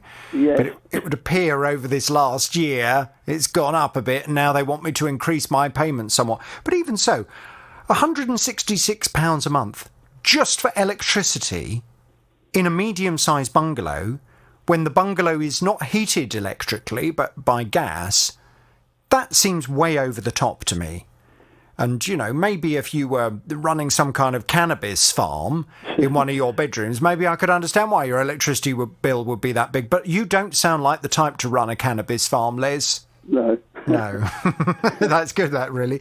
So the simple fact is it was just too much already. The fact that the monthly payments were then going up by hundreds of pounds, and then they were saying that you needed to pay them thousands of pounds per month, it was very clear that there must be one of two things going on. Either your meter was broken, or there was some kind of faulty electrical item in your property that was just draining electricity. The reason why I include that second option as a possibility, years ago I remember dealing with a very similar case, and the company came out and, they swapped the meter, and still the electricity, you could see it whizzing round and round, the amount of electricity that was being used. Do you know what it turned out to be, Les? And this is something for everyone to be aware of. They got an electrician into the property who went round the whole property and looked at everything one by one. You know those halogen garden security lights with a sensor on the bottom? Well, there was something wrong with it, and it was just drawing, I think it was 500 watts of electricity constantly every single day, every hour of every single day. And it was that was kind of drawing. In fact, I think it was drawing even more than that. I can't remember exactly how much. But they worked out, and as soon as they changed that light for a new one, the electricity bill went right down. So it was going to be one of those two things. But you were already very certain that this was to do with the meter. Yes. So I went off to have a word with the electricity company on your behalf. They are E.ON, and they came back with this. They said, we are aware of Les's concerns and are already working to resolve this matter. Our engineer has inspected the meter and confirmed that it is faulty. We'll be contacting Les to arrange a convenient appointment for a replacement meter to be installed. All charges on the account are already paused while we work to fully resolve this matter.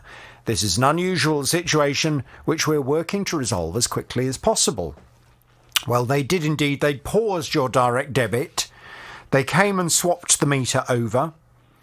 And what they then said to you, and this sounds like a perfectly sensible way of proceeding, they said, look, you've been a customer for years, so we've got historic readings to fall back on.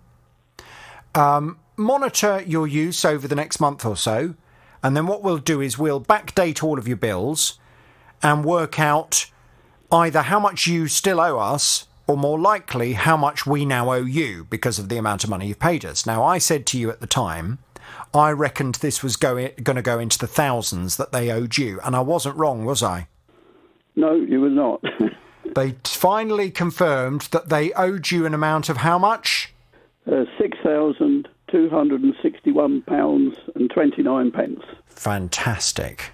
But last time you and I spoke, you were saying that you still had not received the 6,000 odd quid back into your account. Yes. What's happened since then? Have things progressed? Well, I've got good news and bad news, I'm afraid. Oh. The good news is that it was paid into my account yesterday. And, so full 6,000 odd quid? The whole amount, yes. Great. And I'm very grateful for what you did on that. Okay. Why am I kind of feeling a bit tense about what you're now going to tell me? I decided to look at my online account with the company, and they were saying, would you please send us an up-to-date reading? Yeah. And certainly by the 25th of June. So I thought, yes, I would.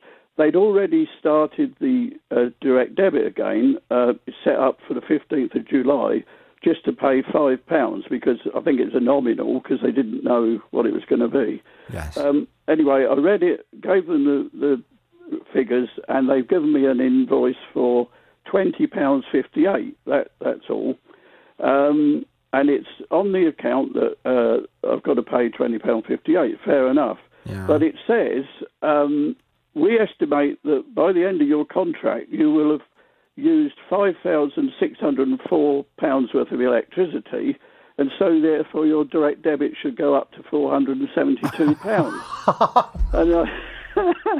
And I thought, here we go again. I'm sorry about that. Have you got a spare brick wall there I could just repeatedly bang my head against? Oh, for goodness sake. Now, I have sent an email to that effect to the director's office, but I haven't heard anything yet, and it's still reading that. So, okay. First things first, don't worry. Okay. This is clearly an automatic computer-generated situation you now find yourself in. I just need to get a sensible human being to override all of that and to put this into, a sensible way forward. So can you... Right, I was going to give E.ON the horn for refunding you that money. I'm not going to give them anything at all. I'm going to go and have a word with them, and I will talk to you, hopefully tomorrow, with some good news. Okay, Jonathan. Thank you, Les. Talk to you very shortly. Hello, Vince. Hello, Jonathan. Good afternoon. I gather you have a consumer problem. Tell me all about it without naming any company names, please. Hi, thank you. I bought a printer online from a major manufacturer from their online store on the 27th of April. The printer arrived a couple of days later, and it plugged it in, and it all seemed fine. But then after a little while, I noticed that the printer would go off to sleep, where I hadn't used it for a while, but then it wouldn't wake up. And what I did, I couldn't get it to work again. The only way I could do that was to unplug it, reset it, and start again. Right. And also, it would intermittently disconnect itself from our internet. Considering it was a wireless printer, obviously that's not very good. Yeah. So I eventually got round to ringing the technical support line last Monday, at which point the printer was 38 days old, I think it worked out. And after 3 hours of them trying to resolve the issue, their answer was to disable the sleep function on the printer, so that it would be permanently on, which I said was not acceptable. Well, no, surely that means it's going to be drawing electricity all the time when you're not using it. Exactly. And after your last caller with his electricity Exactly, you'll end up with a £6,000 electricity bill. So, anyway, I said, no, that fix is not acceptable. Could I arrange to send it back and have a refund or a replacement, or I'll even upgrade it and pay the extra? There was various options. So they said I'd have to write to their post-sales department, do an email to them, which I did. They responded and said, no, technical have to arrange this. So I spoke to technical again, and technical looked at it and they said, no, you've gone over your 30 days. Our answer will be to send you a refurbished printer. I said, oh, hang on, I didn't buy a refurbished one. I bought a brand new one. It's just over the 30 days old. Surely you must be able to do something. No, didn't want to know. Really. Were they offering to repair your existing printer? No. The printer itself was only £70, and I think, the value of getting it sent back to them, repairing it, and so on, which is the reason that they want to send me a refurbished unit. Right. Okay. Which I don't think is right. I don't know whether you listen to my programme, because if you listen to my programme on a regular basis, you'll know that I'm always banging on about how you've got that first 30 days from the date of purchase, if an item has a fundamental fault with it, to reject the goods and to demand a full refund. But your entitlement to demand a full refund ends at 30 days. It's very clear in the legislation that your rights as a customer to reject the goods after 30 days, they go. And the retailer at that point then has an opportunity to offer a repair, or in this case, they're offering a refurbished replacement.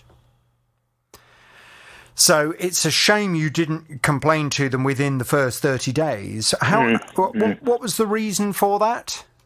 I just didn't get around to be honest, John. Right. Okay. It was one of them. Yeah. Well, I mean, yeah, okay. But then you have to recognise with that comes consequences.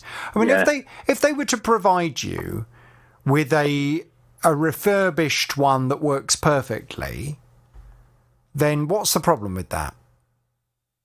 Well, my understanding of refurbished is it's either an ex-display or a used, or it's not a brand new machine.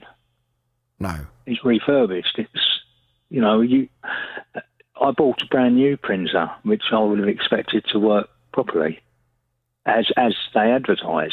Because they advertise that you can print from anywhere. Well, if it keeps disconnecting from the internet, keeps going to sleep and not waking up, you can't print from anywhere. And have you had a little look online to see if other people have had the same experience with this particular printer? No, I haven't. But by the fact that their technical support were unable to fix it, and their only solution was to isolate the sleep function, I think there's more to it, because it's a new model. Yeah. But you see, that's why I'm saying if you were to find, for example, online that a whole load of people have all had the exact same problem with this product, then you would probably be in a very strong position to argue that actually what they've sold you is a product that has an inherent fault with it that seems to be widespread. So even if they replace it for a refurbished one, the chances are that refurbished one is going to have exactly the same problem. So there's no point in providing a refurbished one. You know, there may well be an opportunity to argue that. I tell you what, would you like me to go and have a little word with them? And I tell you what I'm just thinking I might do. If it's agreeable to you, I think what I will do for them... How much did you say the printer was? It's only £70. It wasn't fortune. Okay. By the way, just so you're aware, have you kind of done your research as to how they are able to provide printers so cheaply? No. Just a bit of advice for other people, and I've done the same thing myself. I hardly ever use my printer. Very, very rarely do I use the printer. So I've got quite a cheap printer. I think mine was even cheaper than yours. I think it's about 35, 40 quid, something like that. What they tend to do, the cheaper printers, the ink cartridges that go in them are much more expensive. So they make their money back from you over the long term with replacing the ink. So if you are someone that does use a printer on quite a regular basis, you will often find it's a false economy to buy a cheaper printer at the outset, because the chances are you're going to get through the ink much quicker and you're going to end up paying much more over the long term for all the replacement ink. I remember a few years ago, one of my neighbours did a bit of research, and she does a lot of printing, and she ended up buying a printer that was worth about 250 quid or something. She paid for this printer, and I was amazed. I said, no, I didn't even know you could pay that much for a printer nowadays. But she was quite right, and the cost of the ink to replace it was cheap, all things considered. And that's the way they work it out. So just be aware of that you may well find the ink replacement costs quite a lot, and that's how the manufacturers manage to make their money back from you. But look, let me go and have a word with the company, and what I'm going to say to them, I'm going to say that you don't want somebody else's printer. You are more than happy for them to take your printer and to repair it for you. Or alternatively, you'd also be prepared to accept either your money back or a brand new replacement. But you don't consider it reasonable for them to replace what is a very rarely used printer with a second-hand one that's come from some other customer. You've got no knowledge of how they've used it. You have no idea how old it is or what's happened to it previously, why, for whatever reason, it's back in the hands of this company. Shall we try that and see if they actually decide, oh, do you know what, let's just give him his money back? Fantastic. That would be great help. Thank you, Jonathan. All right. What I'll do, I'll pass you back to the team. We'll get some more detail, and I'll go and have a word with them for you, okay? Thank you very much. Thank you. Okay, all the best. Now, Kevin wanted to send a parcel to his 2-year-old granddaughter who lives in India. It was supposed to be a relatively simple thing to do, but unfortunately it's gone badly wrong. This parcel's gone missing.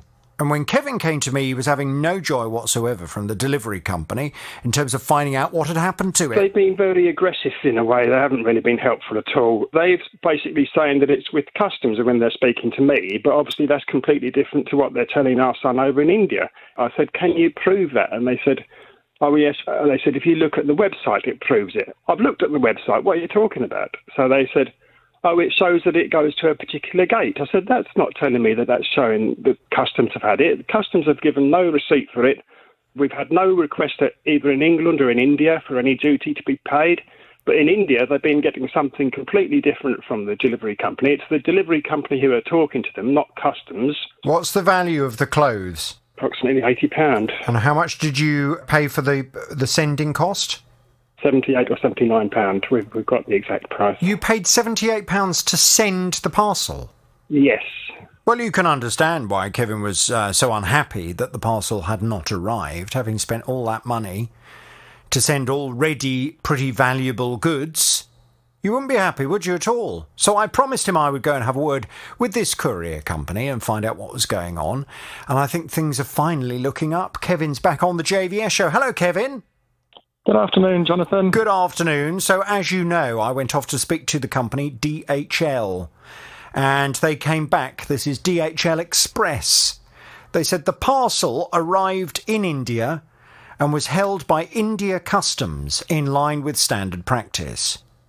For customs clearance, the recipient is required to provide documentation. We attempted to make contact with the recipient on several occasions, but we haven't had a response. As a goodwill gesture, we have offered Kevin a refund, including the cost of the item. We're also in discussion with Kevin to help facilitate contact with the recipient so we can try again to obtain the customs documentation required to make delivery. Well, that sounded pretty good because my understanding of that response was that they were going to give you money back that you paid them for sending the product, and I've got the receipt in front of me here, was £78.95. They were also going to reimburse you the cost of the goods that you had sent to your granddaughter that seemed to have gone missing. But most importantly for you, they were going to try and work out where the parcel was and get it to your son and, most importantly, your granddaughter. Now, I know things have continued to happen behind the scenes and there has been some communication between you and DHL. What's the latest, Kevin? What's going on now? Well, it's going pretty well. We've had the promise of the refund, and they've asked for my bank details, which I sent them Monday last week. That's due to be paid within 5 working days of Wednesday last week. So it should be due into my account by Thursday this week. It's not come to my account as yet, but it's still within that 5 working day period, so that's looking good. Yeah. We've had they've asked for an alternative address for the receiver, for our son in India. He was actually sending it to an intermediary place because he lives in a remote area. So we sent through the alternative address for it to be sent to. We sent that through to DHL in England, and our son in India contacted DHL in India, and they said that it hasn't. The alternative address hadn't been updated at their side, even though it was several days after we had sent it through to DHL England. But things are progressing. It looks like it's all looking good overall. So we've got positive noises, but not necessarily the results to those noises yet. Not as yet, no. Okay. All right. Well, look, as I said to you, and I'm pleased that you've come back on the programme today, because I want DHL to know, until this is resolved, I'm not going anywhere. So the sooner you've got your money, and the sooner that parcel has been delivered to your granddaughter so that she's got the goods, the better. I must just ask, I'm intrigued to know, how come your son is living in India? It's He was born and reared and educated in India, and my wife from India originally. Okay. So she came over here, 20 years ago, I think, but 22 years ago. But so he's. And did he live here for a period and then go back to India? Or? He did study here. He did a master's degree here in business administration. Yeah. So he'd like to be able to come to somewhere in Europe, really. But at the moment, he's happy living in India. Well, he is really, yes. But like I say, ideally, he'd like to be able to come to closer to us, so that. But it'd be great if we can get if we can get that parcel to. Well, that's the most important thing in the meantime. Yeah, absolutely. Because with you being so far away, and with you being so far away from your granddaughter, I absolutely understand why you would want her to have her gifts. Look, I'm going to stay across this. Please keep me in the loop, Kevin, and fingers crossed, I'll be able to thank DHL properly very soon. At the moment, they're not having any more of the horn. Not until that parcel's arrived and you got your money back. Okay. بینندگان و شنوندگان عزیز، درود بر شما. امیدوارم حال همگی خوب باشه. در خدمت شما هستیم. برنامه ما به صورت زنده و مستقیم پخش میشه. تلفن ها باز هستش. سپاس دارم از جناب آگاهی امروز که با صحبت هاشون در برنامه حضور پیدا کردن و تشریفم بردن. سپاس دارم از تمامی دیوارنویسان، کسانی که پچ میکنن، و همچنین سپاس از تمامی حمایت کنندگان برنامه که به واسطه حمایت کنندگان عزیزان هستش که صدای ما داره پخش میشه و شما عزیزان میتونین بیاین روی خط تشریف بیارین و هر مطلبی، افشاگری یا خبری در مورد شهر و منطقه خودتون دارید به اطلاع بقیه هم میهنان برسونید. شماره تلفن ها هست، من اعلام کنم 201 703 255 5500. از طریق واتساپ میتونید در تماس باشید با ما و همچنین ایمیل همکاری @rangarang.us که همین ایمیل آیدی اسکایپ هم هستش و برنامه رو از طریق ماهواره یوتلست که تصویر سیاه ولی صدا داره و همچنین قسمت رادیو یوتلست و همچنین اپ ها در iOS و اندروید، اپ رنگارنگ، شاتوت، پیامک و همچنین وبسایت rangarang.us. حالا دوستان به هر دلیلی که مشکل پیدا کردن نتونستن برنامه رو دنبال کنن، از طریق واتساپ یا هر کجایی که به من پیام بدن، من لینک مستقیم میفرستم که از اون طریق برنامه رو دنبال کنند. و به خاطر مشکلات مالی که برنامه داشته، تصمیم بر این شد که 50 سهم ما تعیین کردیم که هر شخصی از یک سهم به بالا میتونه ثبت نام کنه و متعهد میشی در ماه به ازای هر سهم $50 به شبکه بدن تا ژانویه، تا این برنامه همین شکلی که هست ادامه داشته باشه. دوستانی که اعلام آمادگی کردن، من از همه این عزیزان سپاسگزارم که من اسامیشون رو میخونم. کسانی که اسمشون 2 بار هستش، اینا یعنی 2 سهم ثبت نام کردن، خریداری کردن.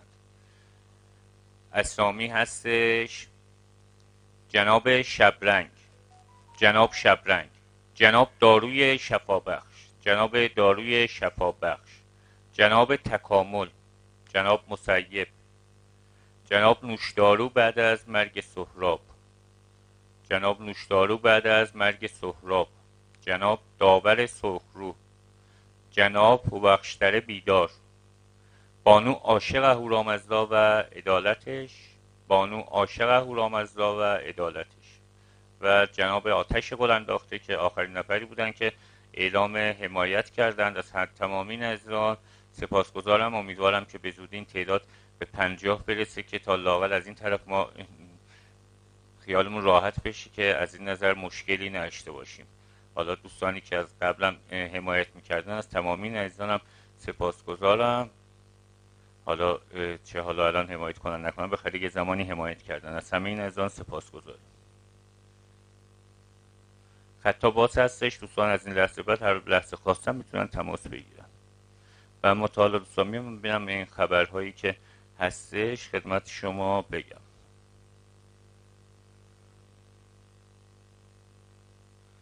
توصیه خطیبزاده به سران ناتو. سعید خطیبزاده سخنگوی وزارت امور خارجه در صفحه توییتر خود در واکنش به بیانیه اخیر ناتو و اتهامات مطرح شده در آنها علیه ایران گفت ناتو و G7 با آن سابقه فاجعه بارشان در منطقه ما از هیچ جایگاه برتری برخوردار نیستند که از آنجا دیگران موعظه کنند. کشف قفس‌های خفاش در ووهان چین که در ارتباط با همین ویروس کرونا. کشف قفس‌های خفاش در آزمایشگاه بدنام ووهان. ویدیویی پخش شده توسط اسکای نیوز استرالیا از داخل آزمایشگاه چینی ووهان، مرکز کرونا ویروس جهان، از وجود خفاش‌های داخل قفس حکایت دارد. گروهی به نام دراستیک این ویدیو را در اختیار اسکای نیوز قرار داده.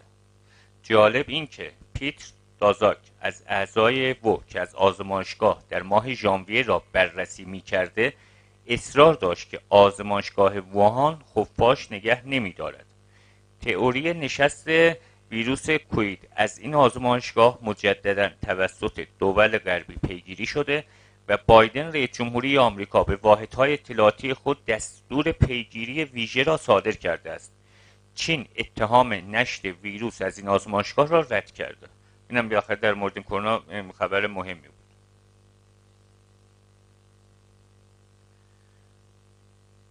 آتش معدن زغالسنگ طبس مهار شد. رئیس سازمان صنعت معدن و تجارت خراسان جنوبی اظهار کرد حادثه حریق کارگاه استخراج لانگوال در معدن شماره 1 شرکت زغالسنگ پرونده طبس به طور کامل مهار شد. البته ببینم این خسارت تلفاتی هم داشته یا نه، ولی خب خوبه که حالا تونستن مهار کنند.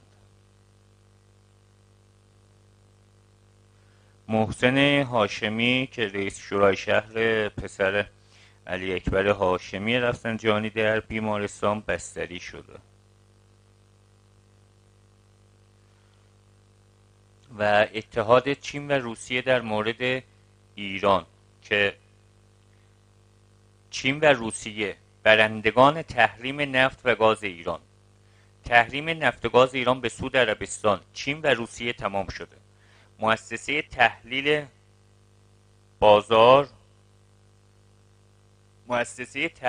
بازار نیکی آسیا گزارش داده که چین تنها مشتری نفت ایران است و به همین دلیل نفت ایران را تا 20 تا 30% زیر قیمت بازار می‌خرد. من تا این ادامه خبر بگم جناب داروی شفابخش اگه میخواین رو خطش بیارین، چون این خط مشترکی که هستش 2 نفری که شما استفاده میکنین از جمله آذری، اگه میخواین تماس بگیرید الان شرایط هستش که اگه میخواین الان تماس بگیرید. من تحریم نفت و گاز به نفع تمامی کشورها شده. همین در مورد پارس جنوبی که الان ایران با این مشکلاتی که هستش، قطر از اون طرف چون اینا شریک هستن بخره، چون قرارم بر این شده که هر کسی هر چقدر میتونه بفروشه، ولی خب ایران با این مشکلاتی که داره نمیتونه بفروشه، ولی قطر از اون طرف داره میفروشه و پولو به جیب میزنه. بیانیه آمریکا و اروپا درباره ایران که میگه از اقدامات ایران نگرانیم. آمریکا و اتحادیه اروپا در بیانیه مشترکی بر ضرورت رفع تحریم‌ها بر احیای برجام تاکید کردند.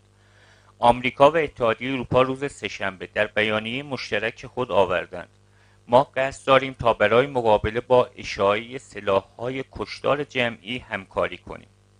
ما بر حمایت خود بر تلاش مداوم دیپلماتیک و مذاکرات در وین که هدفشان تسهیل بازگشت آمریکا به برنامه جامع اقدام مشترک برجام و همچنین اجرای کامل مؤثر توافق توسط ایران و آمریکا است تاکید می‌کنیم. اتحادیه اروپا و آمریکا در ادامه بیانیه مشترک خود نوشتند ما نگرانی جدی در خصوص اقداماتی که ایران در مقایرت با برجام اتخاذ کرده داریم. ایالات متحده و اتحادیه اروپا می‌دانند که در کنار اجرای کامل و مؤثر تعهدات برجامی توسط ایران، رفع تحریم‌ها نیز بخش ضروری در برجام است. در انتهای بیانیه آمده است برجام همچنان برای اطمینان حاصل کردن از صلح‌آمیز بودن ماهیت برنامه هسته‌ای ایران و حفظ معماری عدم اشاعه هسته جهانی حیاتی است. مذاکرات میان اعضای کمیسیون مشترک برجام درباره احیای توافق هسته‌ای در وین و با حضور آمریکا در مقر مذاکرات از ماه گذشته برگزار شده. آمریکا و ایران مذاکرات مستقیمی نداشتند و نمایندگان دولت آمریکا با نمایندگان سایر اعضای برجام در این زمینه رایزنی می‌کنند. البته در این نشست ایران و آمریکا مستقیم اجلاس نداشته بودند. در زمان اوباما که بوده با جان کری و یه خبری اومد که حتی زمان آقای ترامپ هم ایران با آمریکا یه سری معاملات نفتی انجام داده بود که خیلی خبر عجیب غریبی هم بود، ولی به اون صورت دیگه بعدش به اون صورت دیگه خبری نشد در این مورد. بازار عجیب فروش سنگ قبر قسطی برای متوفیان که به یکی از موضوعات داغ این روزهای فضای مجازی تبدیل شده. سنگ قبر رو خب قیمتش هم گرونه، حالت اقساطی سنگ قبر درست میکنن دیگه، یعنی حک میکنن و میفروشن.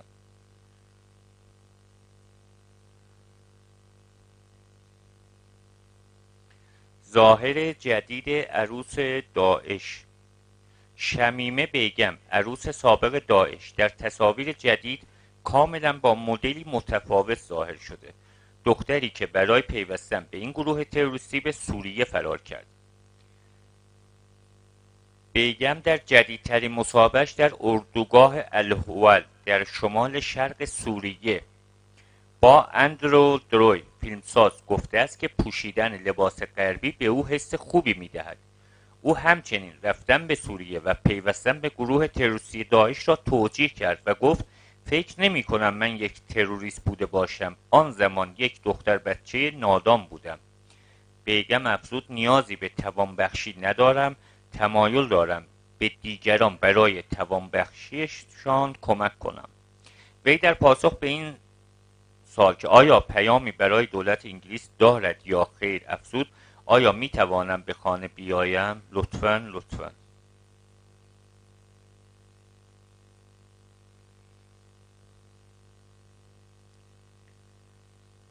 محمد رضا گلزار در یک شکایتی از منتقد سینما اعلام حمایت حزب اعتماد ملی از کاندیداتوری همتی. اولین کودک دریافت کننده واکسن ایران و کوبا کیانوش جهانپور سخنگوی سازمان غذا و دارو با انتشار توییتی خبر از کارآزمایی بالینی واکسن پاستوکوک برای گروه سنی 5 تا 17 سال داد.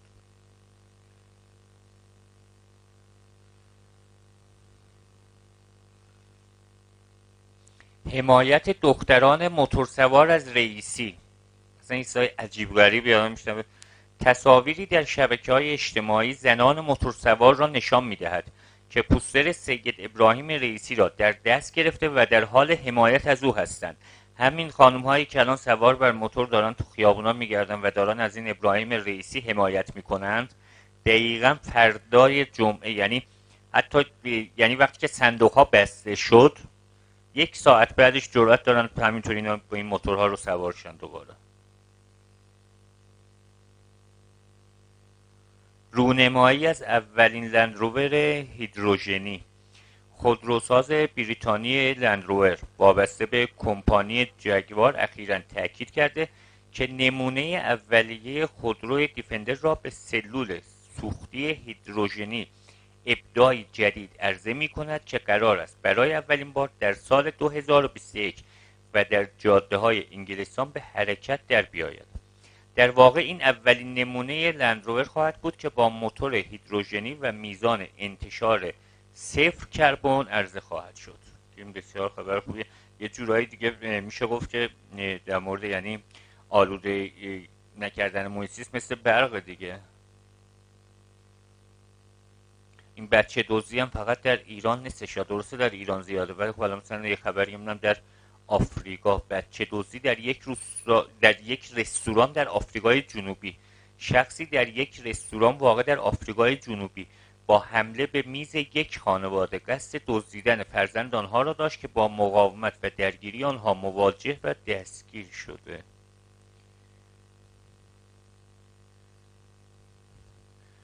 ورود جنگنده‌های هسته‌ای چین به حریم تایوان. طبق اعلام وزارت دفاع تایوان، جنگنده‌های چینی قادر به حمل کلاهک هسته‌ای در نوع خود دست به بزرگترین عملیات نفوذ به حریم هوایی تایوان زدند. به نقل از سایت خبرگزاری اسپوتنیک، وزارت دفاع تایوان اظهار کرد 28 جنگنده نیروی هوایی چین شامل جنگنده‌ها و بمب‌افکن‌های قادر به حمل کلاهک هسته‌ای امروز سه‌شنبه وارد منطقه دفاع هوایی تایوان شد. این وزارتخانه این اقدام را بزرگترین عملیات نفوذ در نوع خود تا به الان توصیف کرده. این در حالی است که وزارت دفاع چین هنوز واکنشی نشان نداده. وزارت دفاع تایوان افزود جنگنده‌هایی را برای رهگیری و دور ساختن جنگنده‌های چینی فرستاد و همچنین سامانه‌های موشکی را برای تحت نظر گرفتن و رصد جنگنده‌ها مستقر کرد. این اقدام چین درست بعد از بیانیه رهبران گروه صنعتی G7 انجام شده که روز یکشنبه در بیانیه مشترک از چین بابت مجموعه مسائلی از جمله تایوان انتقاد و بر اهمیت صلح و ثبات در تنگه تایوان تاکید کردند. چین در گذشته این مأموریت را برای حمایت از حاکمیتش و تعامل با توطئه تایوان و واشنگتن ضروری توصیف کرده بود. امکان برداشت مادر از حساب بانکی فرزند. معاون امور زنان و خانواده ریاست جمهوری گفت در کمیسیون لوایح اصلاحیه مربوط به قانون مقررات بانکی را تصویب کردیم. بدین ترتیب مادر میتواند از حسابهای سپرده کوتاه مدت و بلند مدت که خودش برای فرزند صغیرش افتتاح کرده برداشت کند. معصومه ابتکار در نشست تخصصی مجازی با موضوع لایحه حفظ کرامت و حمایت از زنان این خبر را منتشر کرد.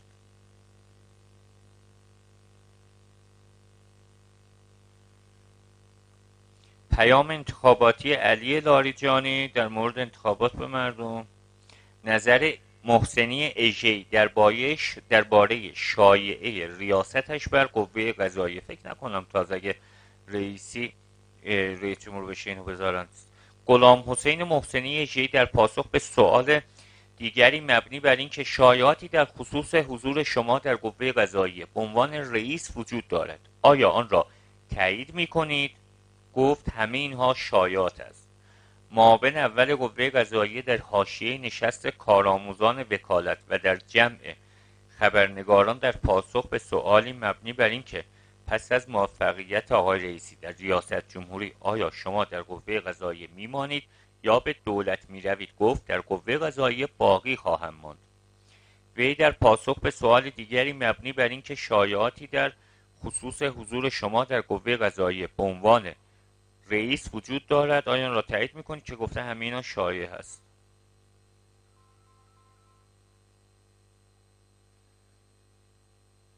اولین گوشی آیفون بدون دگمه. تاکنون شایعات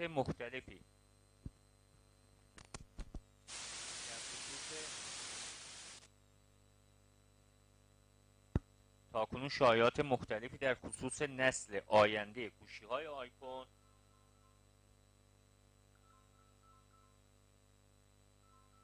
درود بر شما بفرمایید.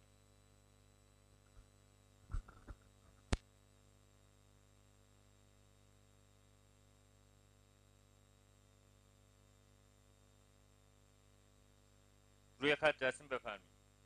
الو تاکنون شایعات مختلفی در خصوص نسل آینده گوشی‌های آیفون به خصوص آیفون 13 منتشر شده که جدیدترین آنها عدم وجود هر نوع دکمه فیزیکی در این گوشی است. اخیراً حق ثبت اختراعی از سوی شرکت اپل در مرکز ثبت اختراعات ایالات متحده مشاهده شده است که با بهره‌گیری از تکنولوژی نوین دکمه‌های مجازی را بر روی دستگاه‌های دیجیتال قرار می‌دهند که به باور بسیاری از کارشناسان این اختراع جدید برای گوشی‌های نسل آینده آیفون و به احتمال زیاد آیفون 13 در نظر گرفته شده.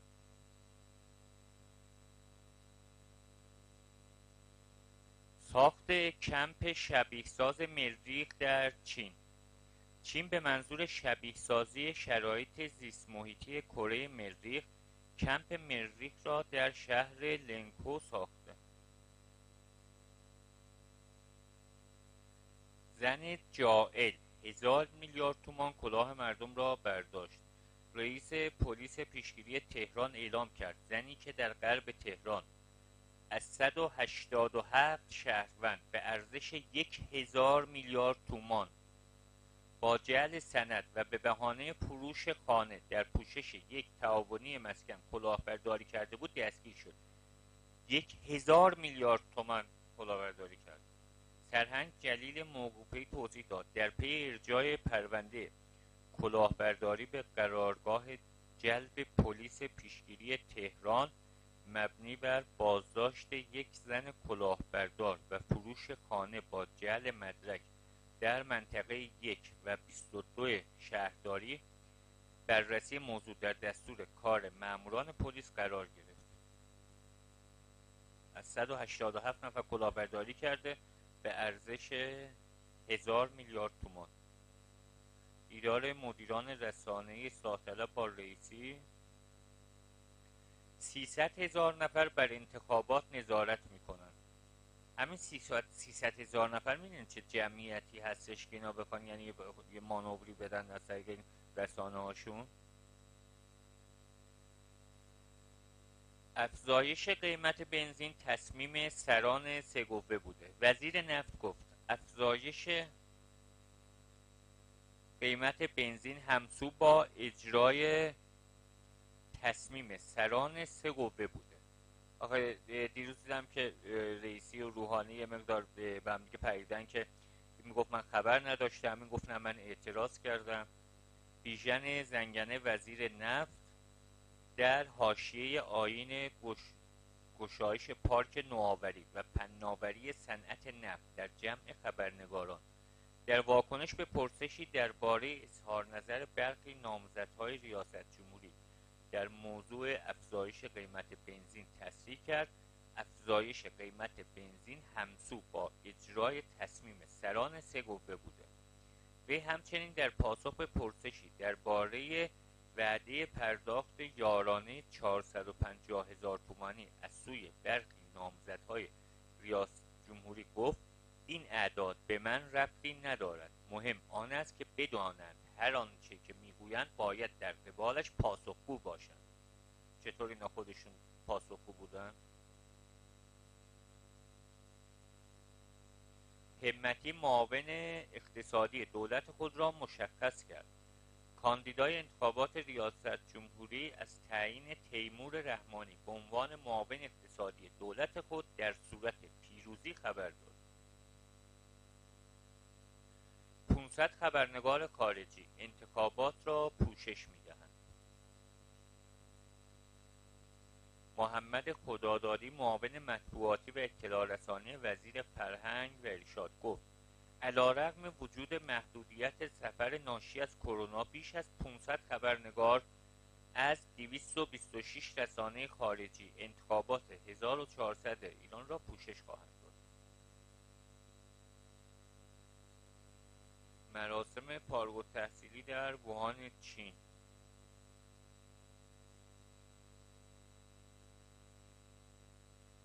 مشکل بوی بد جنوب تهران و راهکارهای رفع آن. کارشناس حوزه شهری گفت کمتر از 5% از بوی بد جنوب تهران به مجتمع آرادکوه مربوط است. مهدی پیرهادی، کاندیدای انتخابات ششمین دوره شورای شهر تهران، در گفتگو با خبرنگار تسنیم در تهران به موارد مشکل بوی بد جنوب تهران و راهکارهای رفع آن اشاره کرد. و در پاسخ جناب ساختمان خسته،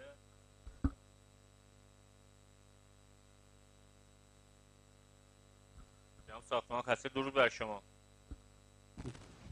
درود بر شما جناب زنگان، خسته نباشید. خیلی ممنون از اینکه همچنان با انرژی این شبکه رو، برنامه ها رو دارین ادامه میدین و این طرحی هم که حالا این هفته استثناءً انجام دادید که برنامه ها هر شب باشه، اینم باز ایده خیلی خوبی هستش. ازتون بازم ممنونم بابت این موضوع.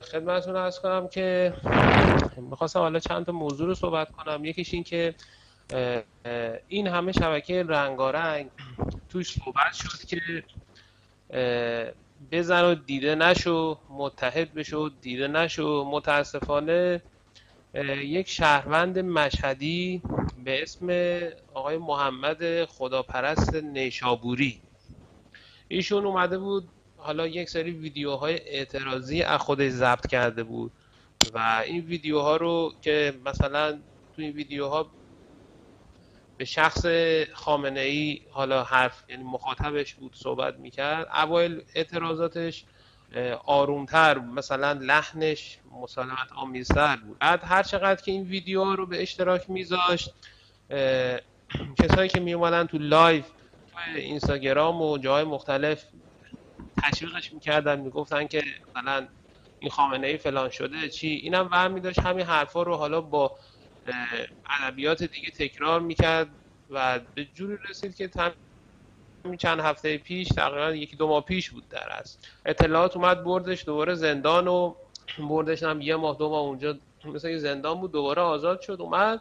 بعد ازش تعهد گرفته بودن که حالا مثلا اگرم اعتراضی چیزی داری، یعنی بازداشت در است، بازداشتش کردن یه مدت. بعد دوباره ازش تعهد گرفتن که اگه اعتراضی داری، اعتراض توش توهین نباشه، فلان نباشه. این آقا اومد چند شب پیش لایو گذاشته تو مشهد، بعد رفته تو لایو، حالا ویدیوهاش تو یوتیوب و تو کانال مختلف هستش، میگه که خامنه فلان شده، من تو یکی همین زندانیا رو مثلا چون آزاد نکردی، من هم عکس تو پاره میکنم، هم خودتو پاره میکنم، خامنه دوز، خامنه آشغال، کثافت فلان، شروع میکنه فحش دادن و اینا به خامنه ای. بعد تو تصویر زنده میاد پوستر خامنه ای رو که تو یکم میدونای مشهد بود و همین داره پاره میکنه و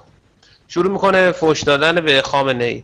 بعد از این اطلاعات دیگه اینو کلا میاد میبرنش، یعنی الان دیگه هیچ خبری ازش نیستش و واقعا تاسف آوره. کسی که به هر حال بچه کوچیک داشت، خانواده داشت، زندگی داشت، به خاطر تحت تاثیر جو فکری دیگران که بیان تشویقش بکنن، بگن که آره تو میتونی، تو فلان، ما کنارت هستیم، برو جلو، اینجوری بیان آب و تاب، بیان مثلا اون شور حسینی به این بنده خدا بدن، در صورتی که الان هیچ کدوم از کسایی که اومدن این همه طرفداری کردن که ما کنارت هستیم و ما میایم دنبال تو، زندان هم بریم میایم زندان و اینا، هیچ کدوم دیگه الان همه ناپدید شده.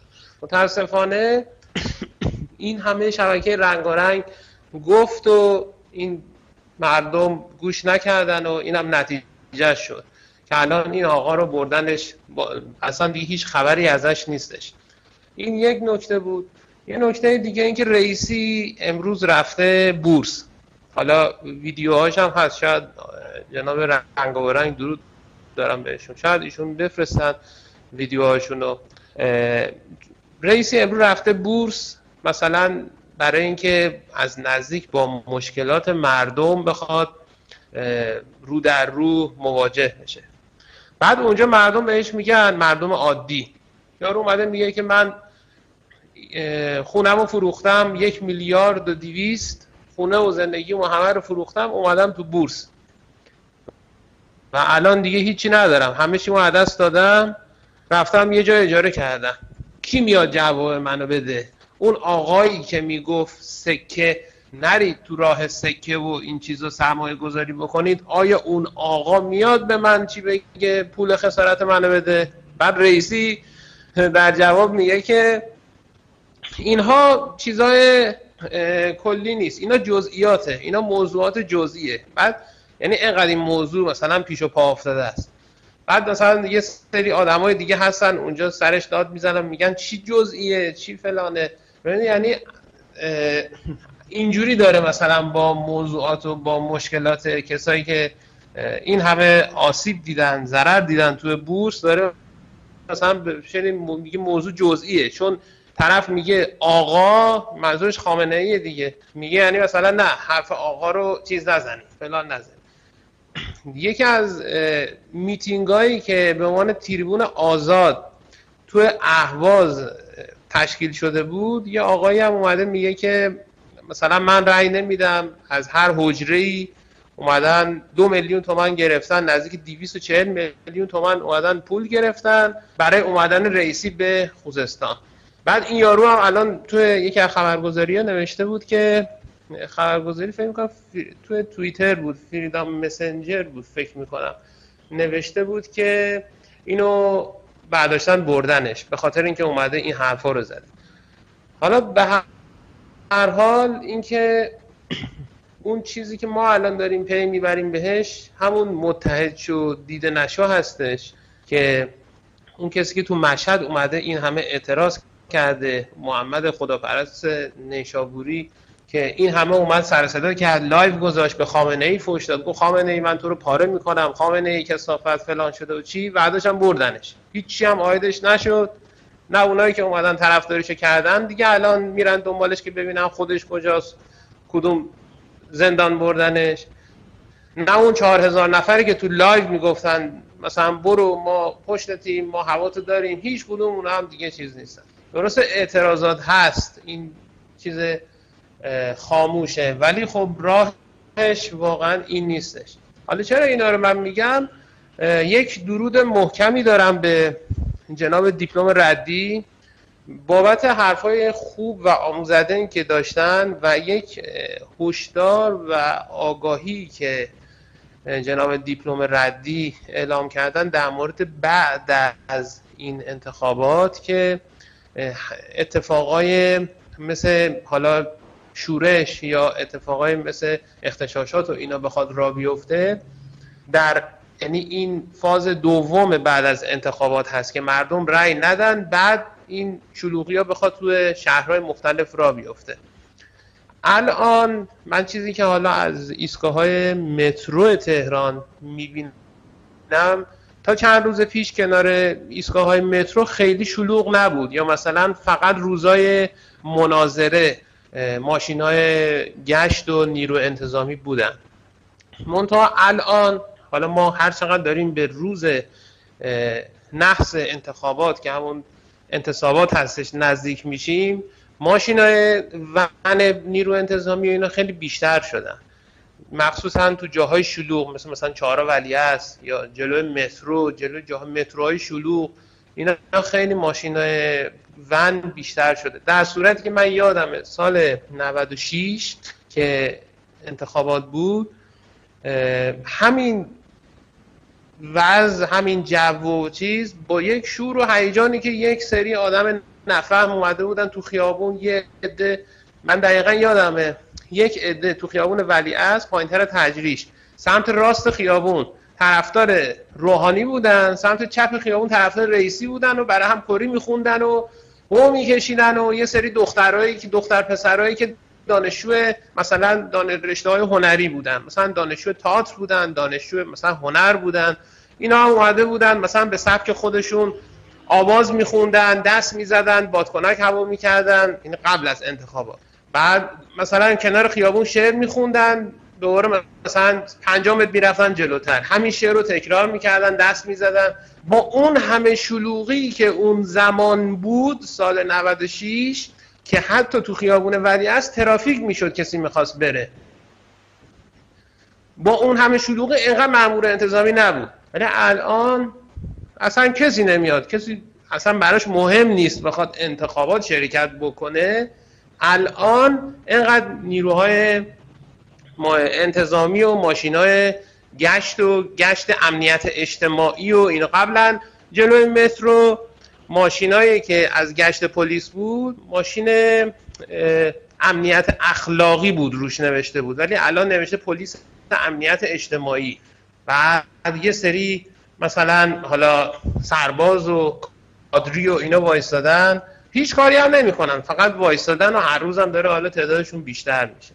این از این مورد که می‌خواستم بگم که حالا حرف جناب دیپلم ردی کاملا درست هستش، احتمال اینکه اتفاقات بیفته هست و اینکه واقعا دیگه ما که دیگه خب دستمون اومده و هیچ وقت تو این مسخره بازی اینا نمیریم شرکت بکنیم. من یادم میخوام حالا اینم بگم سال 98 که بنزین گرون شد سمت خیابون پیروزی من حالا اونجا کار داشتم و موقعی که من مترو ایستگاه مترو نیرو هوایی اومدم بیرون، این چیزی بود که با چشمای خودم دیدم. مترو نیرو هوایی میشه سر خیابون 5 پیروزی. من وقتی از مترو اومدم بیرون دیدم که یه عده جوون اومدن سر صدا مثلا شعار میدن، شعاراشون هم معتدل بود، شعاری نبود که مثلا مرگ بر خامنه‌ای و مرگ بر اصل ولایت فقیه و اینا باشه. شعارهای معتدل که مرگ بر مثلا روحانی، مرگ بر چی، مثلا ما اعتراض داریم، این شعارهایی که برای بنزین میدادن که یک شب اینجوری شده. من دقیقا یادمه چون یه انتهای خیابون پیروزی یعنی در از سمت شرق میشه ابتدای خیابون پیروزی، پادگان ستاد کل سپاه هستش، ستاد کل سپاه هست. از اون سمت من دیدم که حالا یه سری ماشین میاد، یه سری افرادی که مثلا ریش و پشم دارن و یه سری ماشینای توش بسیجی و بسیج مسجد و فلان و اینا میاد، اینا میومدن تو جمع، این ماشینای بسیج و فلان اینا میومدن تو جمع ولی برخورد نمی‌کردن. منتها مثل رفتارشون جوری بود که بنزینی که شما بریزی مثلا یه جای شعله مختصری آتیش هسته، شما برداری روی آتیش بنزین بریزی، چه جوری اینا میومدن هم صدا میشدن با کسایی که شعار میدادن و شعارهای تندتر میدادن. شعارهای تندتر اینا مردم مثلا جوانهای نادونی که اون موقع اومده بودن سر خیابون پیروزی داشتن شعار میدادن مثلا برای بنزین و گرون شدن بنزین، ها از شعارهای معتدل یهو جو خیلی آشفته شد و خیلی سر صدا شد و دیگه جوری شد که نرده وسط خیابون پیروزی رو همه ریختن رو نرده جدا کننده دو طرف خیابون، همه ریختن رو نرده و شروع کردن به هل دادن، اینقدر تحت فشار قرار دادن اون نرده رو که کلا نرده کنده شد، یعنی نرده وسط خیابون پیروزی رو کلا کندن. من یادمه یه بانکی بود، حالا نمیدونم الان هست یا نه، یه بانکی سر خیابون بود، بانک صادرات بود، زدن شیشه اون بانکو شکستن، همون طرف خیابون 5 بود و سطل آشغال آتیش زدن، دیگه خیلی شلوغ شد و خیلی ناجور دیگه سر صدا شد. و این هم دقیقاً کسی که اومد این همه باعث اختشاش شد همین بچه بسیجی ها و بچه پایگاه مسجدی های حرومزاده ولد زنا بودن که اومدن اینجوری. چون من چیزی بود که دیدم دیگه، مردم خیلی عادی داشتن شعار میدادن و خیلی عادی داشتن چی میکردن. یا مثلا سال 88 که موسوی و احمدی نژاد اون زمان انتخاباتشون بود، سال 88 اینم من دقیقا یادمه جو جوری شده بود که یعنی همون زمانایی که دیگه احمدی نژاد رأیش تایید شد و دیگه خیلی برای خودش چیز شد، دیگه یه حکمرانی رو انداخته بود دیگه تو تهران. بچه بسیجی‌ها و اینا دیگه برای خودشون میرفتن می اومدن، هر روز کارناوال شادی را مینداختن، یه سری طرفدارای موسوی رو فحش میدادن، اینا درگیر میشدن. تو این جو چی بود؟ تو خیابون ولیعصر دیگه از ساعت 5 بعد از ظهر که دیگه هوا میرفت رو به 6 بعد از ظهر که هوا دیگه کم کم به غروب نزدیک میشد، دیگه ماشینای گشت و پلیسای موتور سوار دیگه به تعداد خیلی زیاد می اومدن تو خیابون. بعد اعتراضی که اون سال بود این بود، یعنی میخوام بگم که این راه‌های اعتراض همش امتحان شده، همش این چندین سال امتحان شده. اعتراضی که اون سال انجام میشد این بود که مردم میومدن بوق میزدن. یعنی یه ترافیکی، خب پلیس خودش به جای اینکه باعث رفع ترافیک بشه باعث جمع شدن، باعث بیشتر ترافیک میشه. بعد فکر کنید که مثلا 50 تا موتور پلیس وایساده تو خیابون، مردم همینجوری مثلا اعصابشون خورد بود، بعد ترافیک هم شده بود، اینا بوق میزدن. بچه بسیجی‌ها و این پاسدارای ولد زنا کنار خیابون وایساده بودن با یه میله فلزی. این چیزی بود که دقیقاً تو ماشینی که من خودم داخلش بودم، ما مثلا بوق زدیم که راه باز بکنن، یارو با یک میله فلزی مثل لوله آب محکم کوبید رو کاپوت ماشین. یعنی هر کی بوق میزد میکوبیدن رو شیشه ماشینش، میکوبیدن روی کاپوت ماشینش. این جوری مثلا چی میکردن؟ یا مثلا بیسیمی که نیرو انتظامی میزد، صدای بیسیمشون میومد دیگه، مثلا میگفت یاسر برید بگیرید بزنید دستگیر کنید وردارید بیارید. مثلا تو خیابون اگه پیاده از کنار اینا میرفتی، اون بیسیمی که مثلا مشترک میزدن به هم دیگه صداشون میومد، میگفت مثلا برید بگیرین بزنین دستگیر کنین وردارین بیارین. فقط اینجوری فله‌ای، مثلا اگه سیب زمینیه پیازه مثلا بگیرین بیارین. حالا الان اون اتفاقا مدل دیگهش میخواد تکرار بشه و ما آدمی که همین روزهای پیش اومده علنا به خامنه‌ای دیوونه بازی اومده فحش داده و اعتراض خودشو، حالا اعتراض مدنی خودشو به طریق نادرست اعلام کرده، گرفتن بردنش. کسی که اومده تو تریبون آزاد که الان تو خیابونا برای رأی جمع کردن و چیز، طرف اومده اعتراض کرد دوباره اینم بعدش هم بردنش. پس ببینید تریبون آزادم خودش یک جور بازیه که بیان مخالفا رو شناسایی بکنن. سال 88 هم که دیگه همتون دیدید چه جوری شد. الان یکی از کارهایی که اتفاقایی که بخواد بیفته، حالا اغتشاش بشه هر چی بشه، کارهایی که ما باید بکنیم اینه که به هیچ عنوان هفته‌های آینده خودمون رو درگیر این زنازاده های آشغال و نتیجه انتخاباتشون اینا اصلا نکنیم. حتی همون تریبون آزادش هم که اگر تو خیابون الان میبینید رد میشید مثلا میایین اعتراض میکنین، مطمئن باشید دیدید که یکی 10 نفر میان ازتون فیلم میگیرن، فیلماتون رو این ور اون ور پخش میکنن، میگن آره این، بعد براتون هم دست میزنن، میگن بابا تو چقدر کار درسته، چه آدم با شهامتی هستی، حرفای دل ما رو میزنی، در صورتی که شما نمیدونی اونجا میای بعداً چه اتفاقی واسط میفته. این از این موردم خواستم خدمتتون بگم. یک مورد دیگه هم بود، حالا یک انتقادی هم داشتم، اسم نمیارم. میخواستم از یک سری بانوانی که حالا از قدیم با جناب داور در ارتباط بودن، با جناب داور رو میشناختن، بانوان میانسالی که حتی عکس یادگاری با آقای داور دارن، زندگی هاشون خوبه، وضعشون خوبه، مشکلاتشون لاکچریه، مشکلاتی که مثلا دغدغه من یا دغدغه بقیه اینه که ما حقوقمون رو سر ماه نمیگیریم، ما مثلا 2 ماه یه بار حقوق میگیریم، ولی اینا دغدغه‌شون اینه که ماشینشون رو نمیتونن از خونه بیارن بیرون. اینا بازاری ان، وضعشون خوبه، دغدغه‌شون اینه که ماشین نمیتونن بیارن از خونه بیرون. من از اینا خواهش میکنم که بیان و به این شبکه کمک کنن. حالا اگر کمک نقدی هم به خاطر برپا موندن این شبکه اگر این کمک هم نمیخوان بکنن، کمک فکریشون رو ادامه بدن. متاسفانه شبکه من و تو ببینید یک چیزی راه انداخته، این برنامه سالیتاک یا مثلا برنامه‌های دیگه، یک جور جوی راه انداخته که مثلا همه آدمای مهربونی هستن نسبت فقط به حیوانات. طرف مثلا سگ داره، طرف گربه داره، یا مثلا سگ ولگرد و سگ بیپناه رو درست‌تره بگم، یا گربه بیپناه رو تو خیابون میبینه براش غذا میبره، بعد همونجا فیلم میگیره سالی جون من دارم حامی حقوق حیوانات هستم کمک میکنم.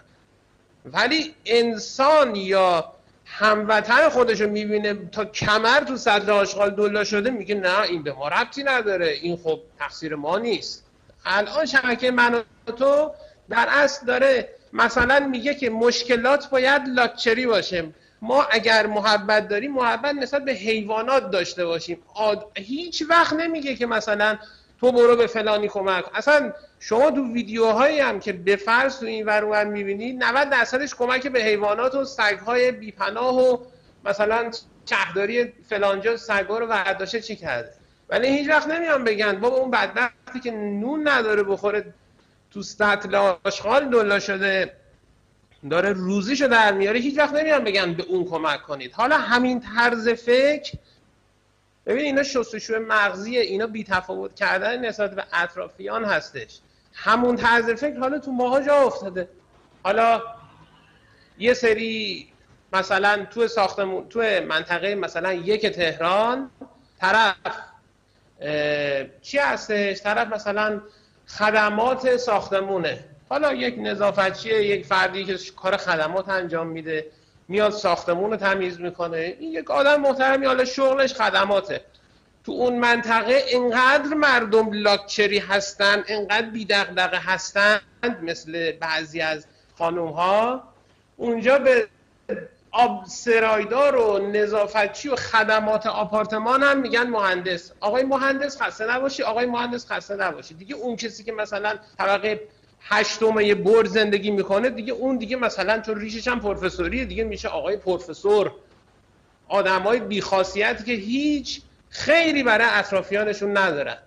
یا مثلا همین سر داستانی که میخوام فقط اینا رو بگم که دغدغه هایی که یک سری میان صحبت میکنن، یکی دغدغش ماشینشو نمیتونه بیاره بیرون و بازاری هستش و یه سابقه خیلی زیادی داره تو چیز، آدم باید برای اطرافیانش خیر داشته باشه.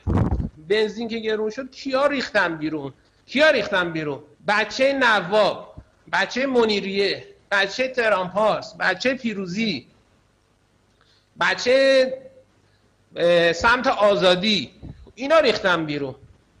بچه سعادت آباد و بچه نیاوران و پاسداران و اینا که نیومدن بریزن بیرون، اینا فوری اومدن بیرون رفتن بنزین زدن، گفتن اب نداره بذار آخرین باکرم بزنیم با قیمت قبلی چیزی رو از دست ندیم. من میخوام بگم دغدغه ها چیه؟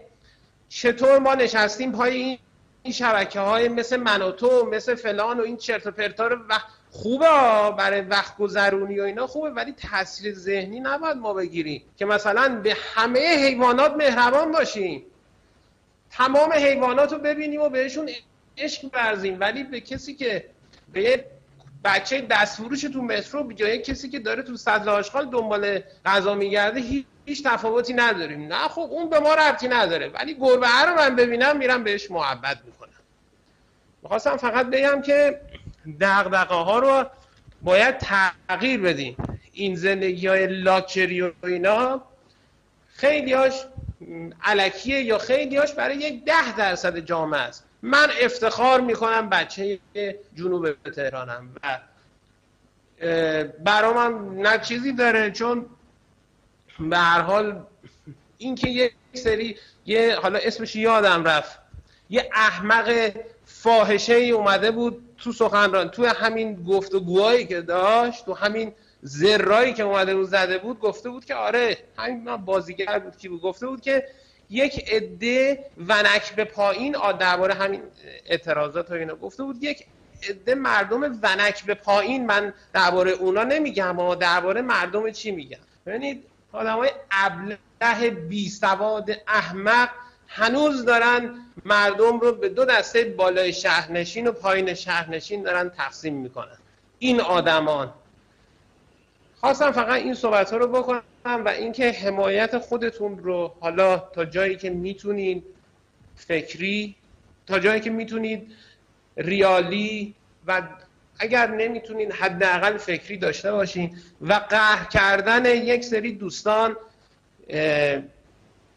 حالا من به اسم دیگه میگم، آقای طرفدار دایجان ناپلئون و بقیه دوستانی که اومدن خداحافظی کردن و نیومدن تو این شبکه تو این برهه خاص زمان، واقعا کار درستی نیست. تنها گذاشتن دوستان هستش. من خواهش میکنم اگر صدای منو میشنون بیان. درست ما نقد داریم، ما به نظرات همدیگه نقد داریم، هیچ اشکالی هم نداره. 5 نفر آدم هم بشینن توی اتاق دور یه میز، آخر سر حضوری اگه بشینن، آخر سر اگه با چوب نزنن تو سر کله هم دیگه، به آخر داد میزنن. ما خب نقد داریم. من بارها هم شده به اون آقای 72 ساله‌ای که سمت لرستان هستش اعتراضمو کردم، ولی درودم دارم بهش، حالا اسم نمیبرم، من بهش اعتراضم کردم، یه بارم زنگ زدم، چی کردم، ولی جنس اون آدم بوی اعتراضش بوی هم نوع میده، بوی کسی میده که از جز مردمه، نه کسی که یا مثلا داداش فرمانده رو درود دارم بهش نیومده. من خودم دوست دارم بیاد دوباره تو این شبکه بشنوم. جنس اعتراضات مردم، اعتراضات لاکچری و این چرت و پرتا نیستش. من خواهش میکنم هر کسی که قهر کرده رفته دوباره برگرده تو این شبکه و الان تو این تایم خاص، تو این زمان خاص، دوستان رنگارنگیشو تنها نذاره. من با اجازهتون جناب زنگان مرخص میشم در خدمتتون اگر تشریف دارید. بله هستم خدمتتون. سپاس از شما جناب ساختمان خسته. خواهش میکنم. بازم از شما جناب زنگان تشکر میکنم. خبرهایی که شما میدید واقعا خبرهای به روزی هستش، چون خیلی از این خبرهایی که من مثلا میبینم فرداش میبینم تازه این خبرها میاد تو کانال‌های خبری، ولی اینجا من میشنوم میبینم نمیدونم منبع شما کجاست، ولی دمتون گرم، دستتون هم در نکنه. خواهش میکنم، لطف دارین شما. با سپاس از شما یا زرتوش. خدا درود بر شما، درود بر زرتوش زرتشتیان. سپاس از جناب ساختمان خسته. من معمولا اصلا یه جورایی هر کسی یه جوری، من خبر بد و نمیتونم اصلا بگم به کسی، نه اینکه اصلا سختمه واقعا خبر بد دادن و اینکه متاسفانه ما روز به روز فقط از این افرادمون کم میشه. خبری که همین الان به من دادن، یکی از عزیزان ما از دست دادیم، آقای روح اهورایی، که یکی از بستگانشون یه پیام فرستادن و ایشون هم قبل فوتشون واسه رنگارنگ یه پیامی نوشته و داده دست ایشون که یعنی حالشون بد بود که واسه ما بفرسته، که اون پیام هم فرستادن، که من پیام هر جوری هستش همونو میخونم. یه سلام، خواهرزاده روح اهورایی هستم، دایی نازنینم. یک شنبه هفته پیش از بین ما رفت. راستش اصلا حال و روحیم خوب نیست، ولی چون دایی گلم گوشیشو داده بود به من، منم گل داده بودم پیام خودشو براتون ببینم که این پیامی که آقای روح اهورایی قبل خودشون لباس رنگارنگ خودشون نوشتن، اینم فرستاده واسه من.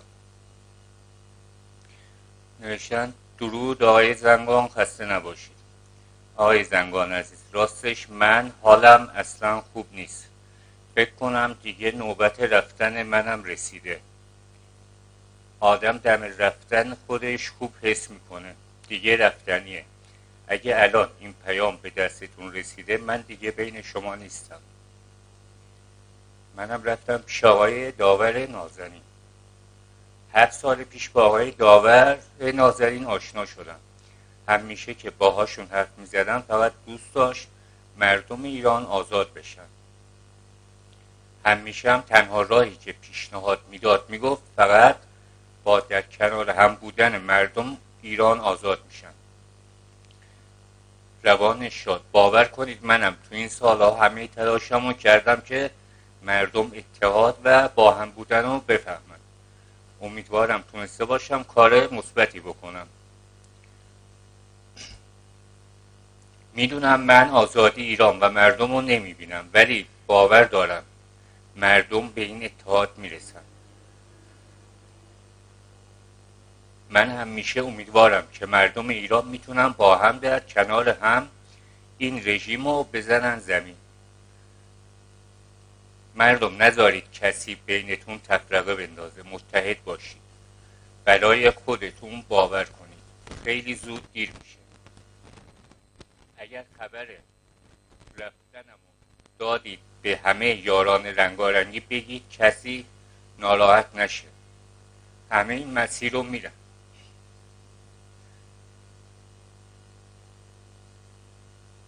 زمان به خوبی کارشو انجام میده. منتظر نمیمونه. همه یاران رو دوست دارم. دیگه تک تک اسم نمیارم، ولی ویژه خودتون های زمان و خانم عاشق اهورامزدا و عدالتش و آقای شهاب آذری رو دوست دارم. درود بر زرتشت آموزگار بزرگم و زرتشتیان سپرمان روح اهورایی.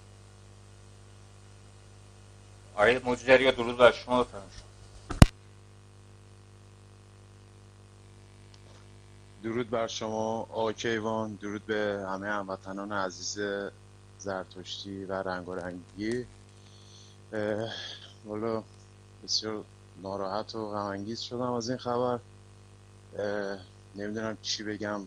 اصلا به هر حال خیلی خبر بدی بود.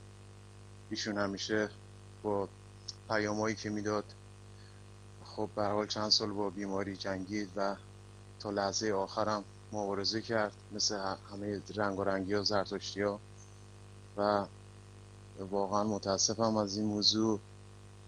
آقای روح اهورایی عزیز ما اتفاقا گیتاریست بودن و یه بار یه وایس صوتی فرستادن، زدن خوندن برای آقای داور فرستادن که روی شبکه پخش شد که خیلی هم قشنگ اجرا کرده بودن. من یه قطعه موزیک همین که آیه مجدری من این خبر رو شنیدم این یادم افتاد، دنبال همون میگشتم، اونو پیدا کردم. بعد صحبت شما پخش میکنم. بله من به عنوان حالا همدردی یه قطعه موسیقی بی کلام تقدیم میکنم. فقط اینجوری میتونم حس همدردیمو با ایشون در میون بذارم. با اجازه.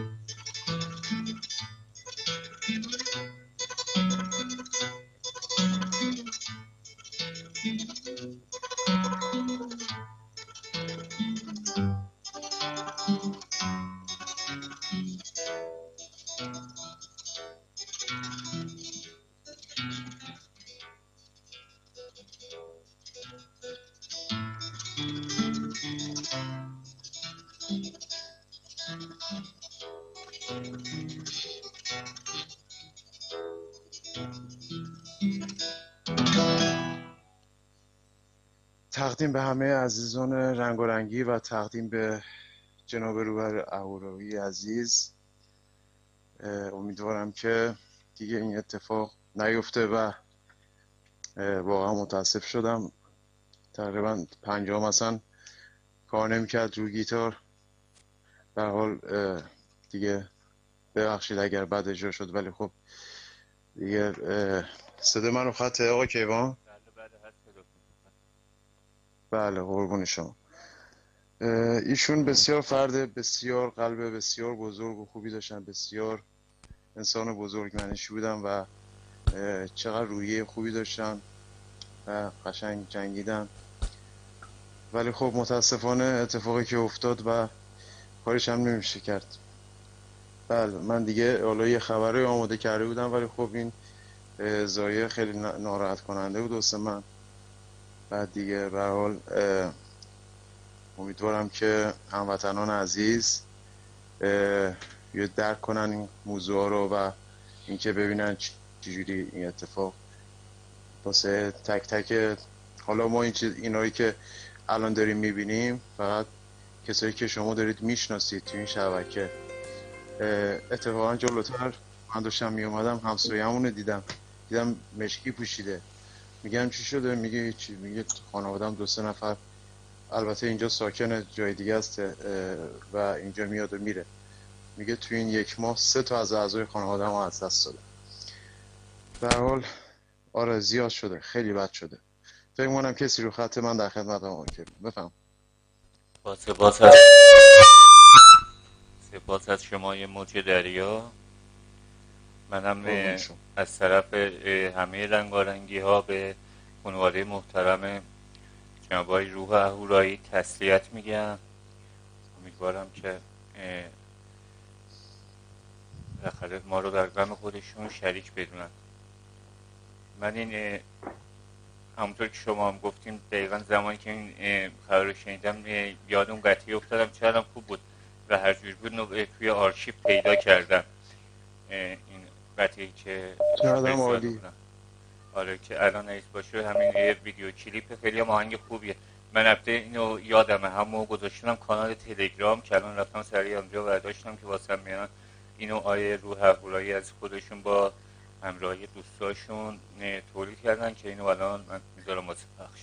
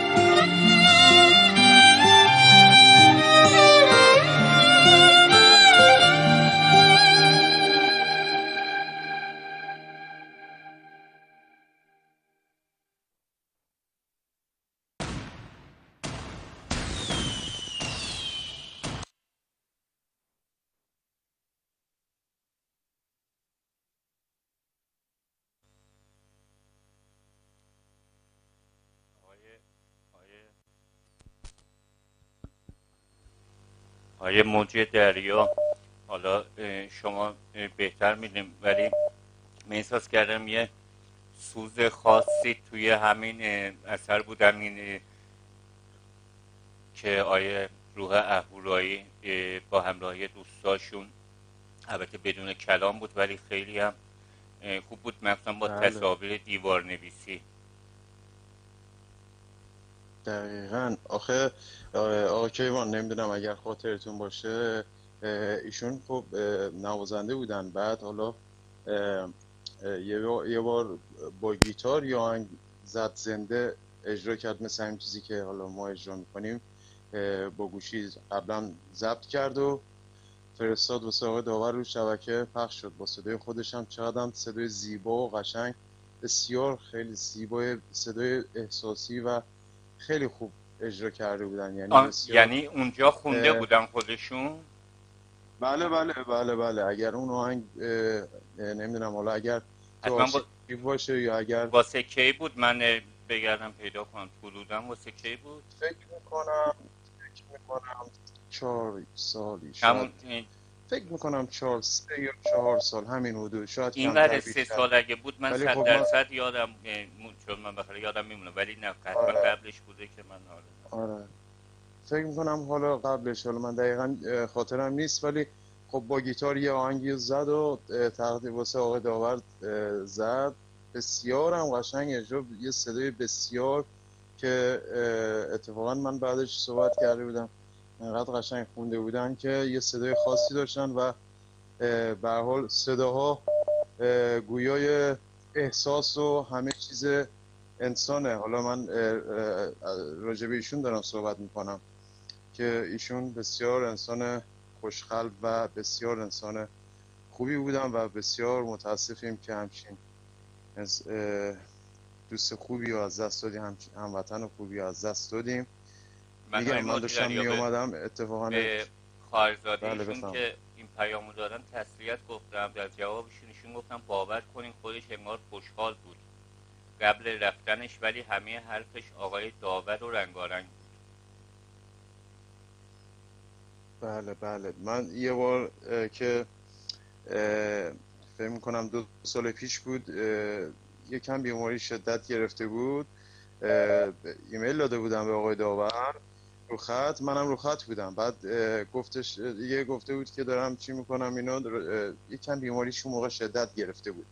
بعد من ایمیلی که آقای داور خوند، من گفتم که آقای روحی امیدوارم که چی باشی، خودت یعنی قوی باشی، من مطمئنم شما قوی تر از این حرفا اینا. بعد ایشون هم در جواب گفتن که من تا موقعی که هیچ وقت یادم نمیره، دقیقا این جملهش بود، گفتش که من تا موقعی که صدای آقای داور رو میشنوم، همیشه با صدای آقای داور انرژی میگیرم و با این شبکه و با رنگارنگ زرتوش انرژی میگیرم.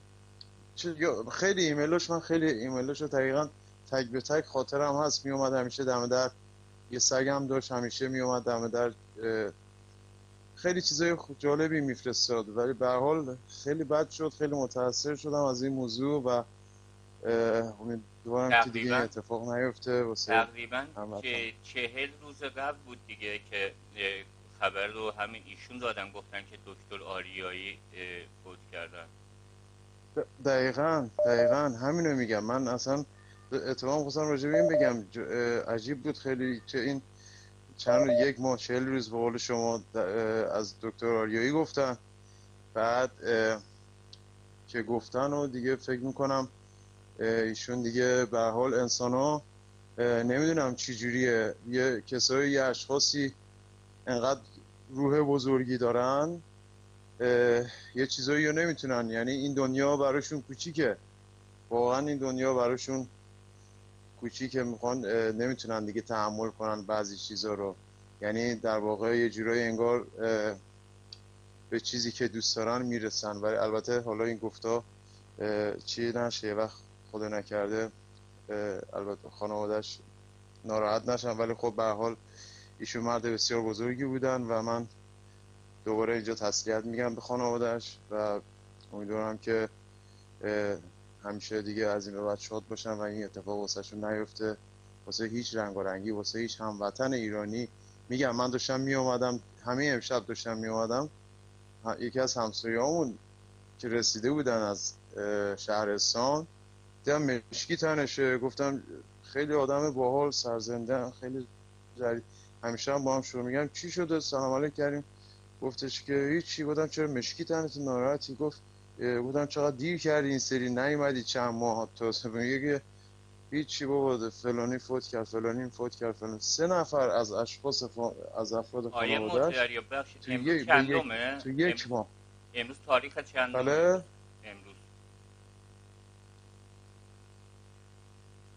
امروز 26مه. اوکی با. چون دقیقاً 27/1 دکتر آریایی فوت کردن. الان داشت پیدا کردم یه 27/1 به ما فوت کردن، همون روز ما رو خبر شما داد.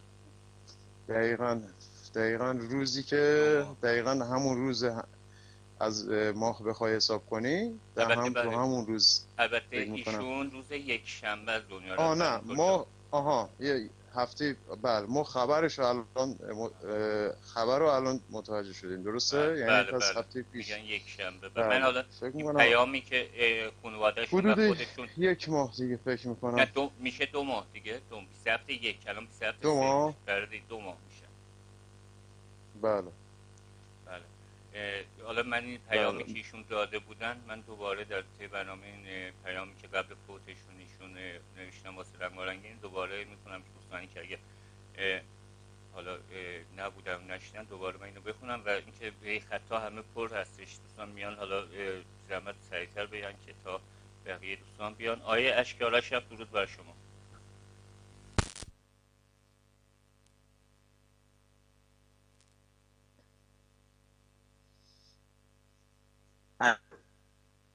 الو سلام. درود، سپاس به کرام به شما که من از بزرگی و از این عرض ادب و احترام و ارادت برای بچه‌های رنگارنگی و چه تمامی شنوندگان و بینندگان ارزم بزرگی که خودم تصمیم میگم به خانواده داغ‌دار و عزادار این مرد بزرگوار افرایی که دارم قرار گرفته رویشون شاد و یادشون گرامی. ببینیم که من جان دوستان این پیغامی که این مرد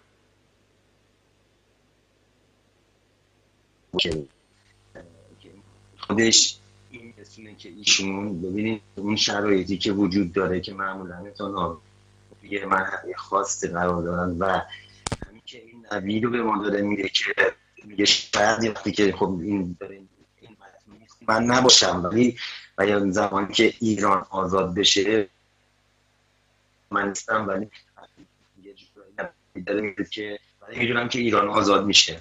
پس درسته که از که ما دارم صحبت بکرم میکنم باور کن درسته یه رو گرفت، ولی با توجه به صحبت کردم که میگم که بعد این یه جورایی ما رو اون هدف و اون رسیدن به ایران تقریبا جانم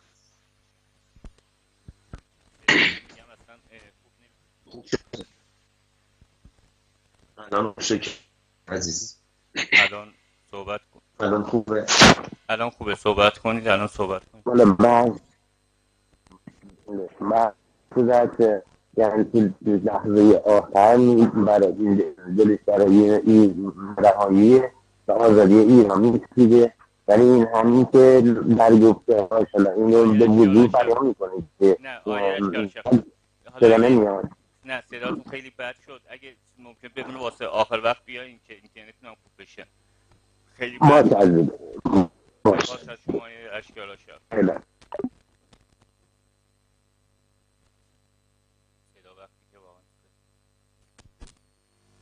دوستان میتونن تماس بگیرن. پیام هایی که اومده من حالا میمونه اکثر همه رو پیام های تسلیت که اومده سعی میکنم در طول برنامه همه رو یه جا بخونم از هم دوستانی که پیام تسلیت فرستادن.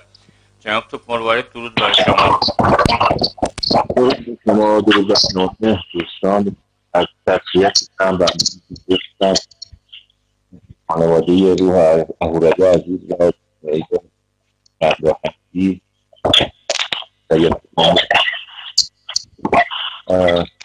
حالا نمیدونم چی بگم. من روزگار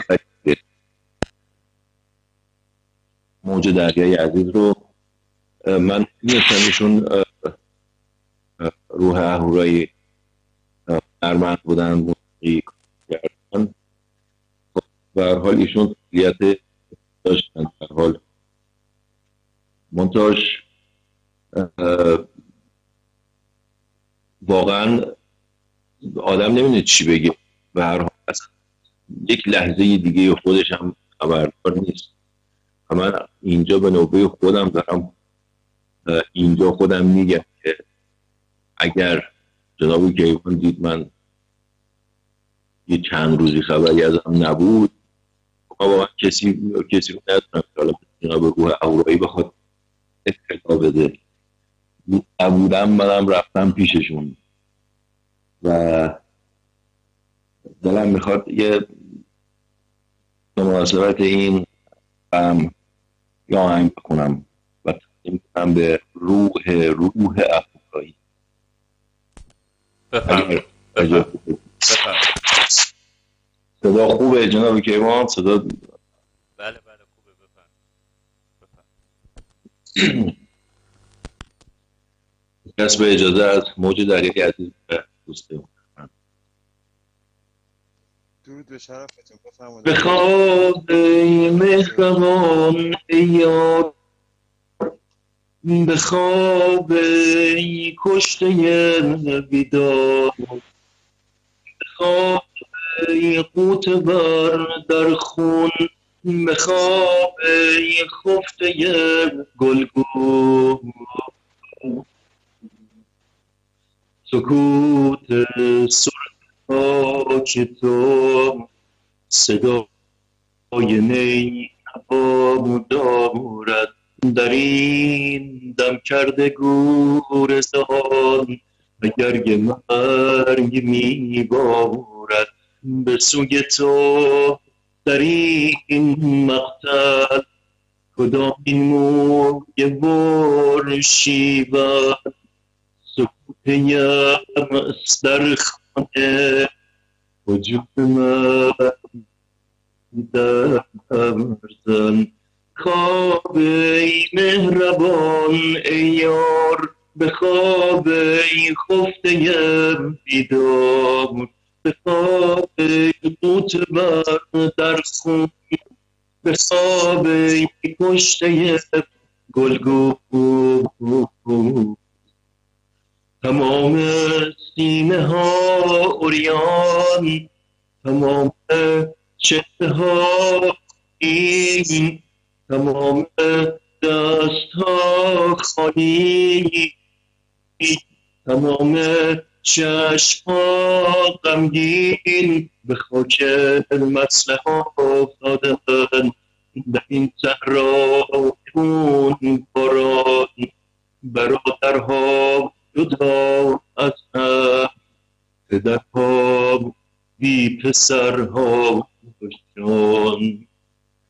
تو ای تن خفته گمنام، بخواب اکنون که بسیاری، لا لا لا لا لا لا لا لا، بخواب آری که بیداری، در این ویران خاک تو که گلگون شد در آشورا، به یادت باغ می سازن برادرهای فردا، به سوی تو در این مقتل، کدام این موی بر شیون، سکوت یمس در خانه، هجوم مرگ در برزن. به خواب ای مهربان ای یار، به خواب ای خفته بیدار، بخواب ای قوت ور در خون، بخواب ای کشته گلگون. تقدیم به روح پاک روح اهورایی و تسلیت مجدد می خانواده گرامیش و جامعه رنگارنگ. سپاس از شما جناب توپ مروارید، ممنون از شما. چقدر هم آهنگ زیبایی بود، ممنون. خیلی قشنگ. خواهش می‌کنم به هر حال یه حرکتی بود باشه.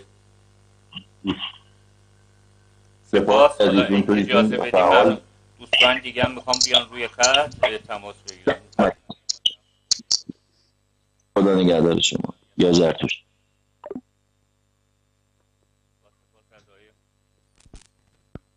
مرواری دوستان خط بازه، میتونن تماس بگیرن. آقای مزجری شما یک صحبت داریم بفرمایید. بله.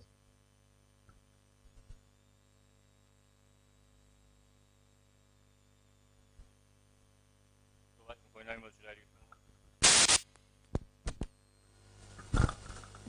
ببخشید بسته بود. صدا میاد الان آقا؟ بله میاد صدا، بفرمایید.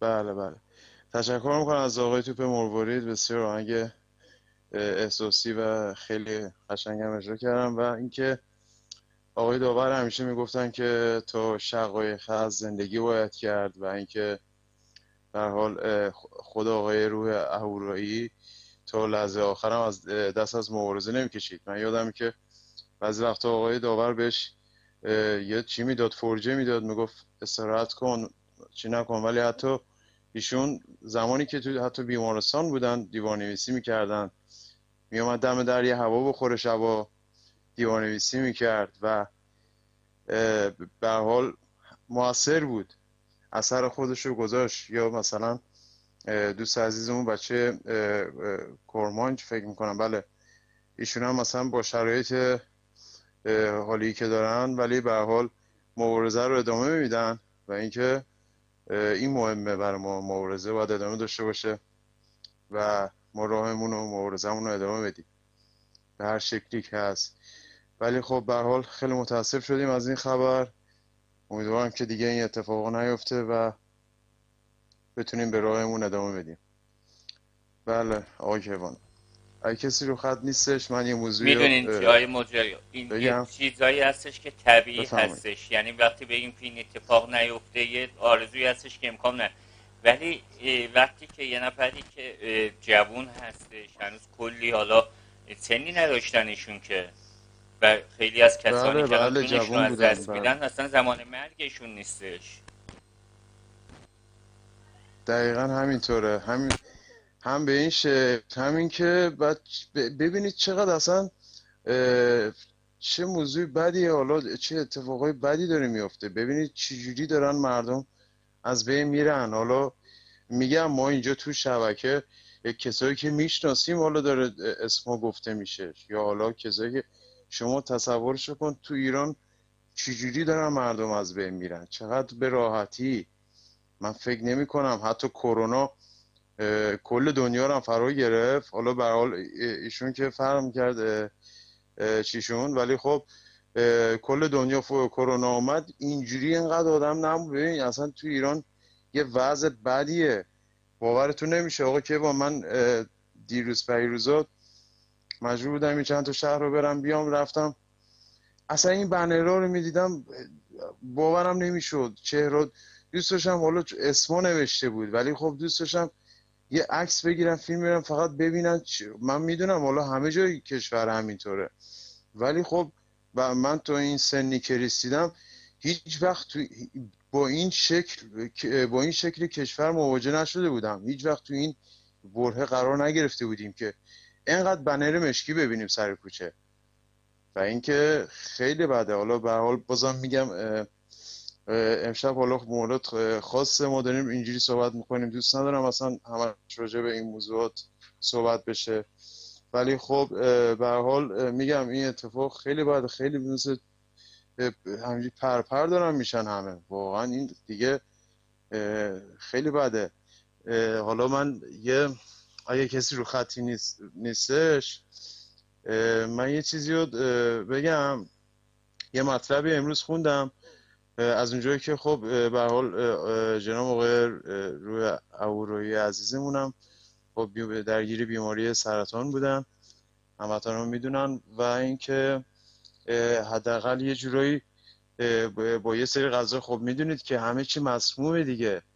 اینا که اصلا نمیخوان ما زنده بمونیم، همه جوری دارن از بین میبرن. کرونا اصلا شما کرونا در نظر نگیرید، ما اصلا قبل از کرونا کلی آدم داشت میمرد در اثر سرطان، سکته، همه جوره. ببین یه سری غذا هستش، چغندر، کرفس، سیب زمینی، قارچ، تخم مرغ، اسفناج، این غذا رو اگر دوبار گرم بشه تو کوتاه مدت باعث سرطان میشه. ببین اینا چیزایی که خب خیلی بهمون خب نمیگن، اطلاع رسانی نمیکنن، ولی خب ما بعد از این ور اون ور چه میدونم شبکه‌های خارجی که نه، به هر حال از کشورهای یکم اونایی که به هر حال مدرن‌تر یکم اهمیت میدن. بله بفهم. بله ببین غذاهایی که نباید دوبار گرم شوند، توجه کنید، غذاهایی که هیچ وقت نباید دوبار گرم شوند، چغندر، کرفس، ببینید اینا که دارم میگم خودشون کلی خاصیت دارن، ولی دوبار گرم شدنش باعث سرطان میشه در کوتاه مدت. چغندر، کرفس، سیب زمینی، قارچ، تخم مرغ، اسفناج. خب حالا اینا چیزایی که الان اومده بیرون، من از یه منبع چیز شنیدم. بعد ولی خب خیلی دیگه چیزای دیگه هست مثل کنسروجات ها که موادهای نگهدارنده که حتی واسه قوطی مصرف میکنن. قوطی های کنسرو یه موادی، حالا کار نداریم خودت موادی که داخل قوطی های کنسرو چیه، ولی خود قوطی کنسرو اون موادی که دور قوطی میزنن از داخل برای اینکه اون مواد رو نگه داره، اونا چقدر سرطان زاست، اونا چقدر خطرناکه. چه میدونم روغنایی که استفاده داره میشه، برنجای شمال، برنجای همین منطقه، همه جا جایی که برنج رو کش میشه، آقا اینجا اصلا بهتون من قبلا هم گفتم سرطان معده و روده اینجا بیداد میکنه. شما بیمارستان ها برید اصلا متوجه میشید. بله بفرمایید. کبد چرب که اصلا شده یه معضلی شده. کبد چرب طرف میاد میبینی اصلا ربطی به چاقی لاغری هم دیگه نداره. قبلا یارو میگفتی طرف وزنش زیاده غذا میخوره، اصلا الان دیگه ربطی به لاغر چاق و لاغر و این چیزا هم نداره. طرف لاغر کبد چربه، رگ قلبش بسته است، اصلا یه چیزای عجیب غریبی میشنوی. خب مشخصه دیگه این غذاها. خب آدم هم میمونه نمیدونه چی کار کنه. مگه میشه نخوری غذا رو؟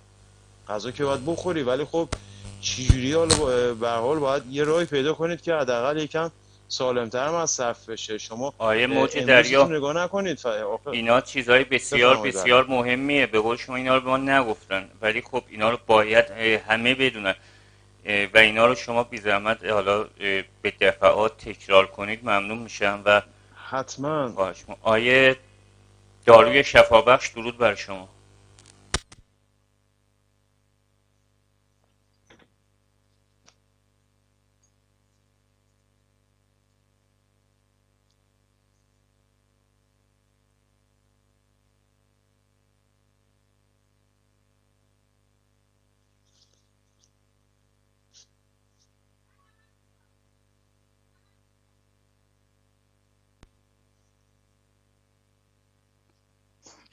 درود بر شما جناب آقای زنگان، صدام هست؟ درود بر شما، درود بر جناب آقای موج دریا، همیهن عزیزم. درود. غرض از مزاحمت این هستش که خواهش میکنم قربان. غرض از مزاحمت این بودش که این خبر رو که شنیدم واقعا ناراحت شدم. دوست عزیز اسمشون آقای روح اهورایی بود، بله؟ خیلی متاسفم و برای بازماندگان این رنگارنگی عزیز واقعا صبر آرزو دارم و واقعا دل آدم به درد میاد. عذر میخوام که من این صحبتو میکنم، اینو باز مزاحمتون شدم. به قول آقای شادروان داور گفت زمان ایران باحاله که ایرانی زنده باشه. اون ایران میخوام 100 سال سیا نباشه که هم میهنان عزیز من، همه عزیزان که دارید صدای منو میشنوید، من با ایرانیا دارم صحبت میکنم، من نه با جهود صحبت میکنم نه با بهایی، که سر تا سر ایران از شمال تا جنوب، از شرق تا غرب تا مرکز، تو همه جا ایرانی ها. من عاشق ایرانم، با ایرانی ها، با ایرانی های عزیز. همینجور که این دوست عزیزمون دارم میگم، واقعا من میخواستم فقط بگم که واقعش بخوای خود منم که تماس میگیرم با ایران و حتی عزیزانم که تماس میگیرن آقای زنگان، یعنی واقعا غیر ممکنه که یعنی هر هفته که من تماس میگیرم مثلا میگه نمیدونم خالم مرد، اون یکی میگه نمیدونم عموم مرد، اون یکی میگه نمیدونم همسایه پایینی نمیدونم مرد، اون یکی میگه نمیدونم بچه‌ش نمیدونم سرطان داشت مرد.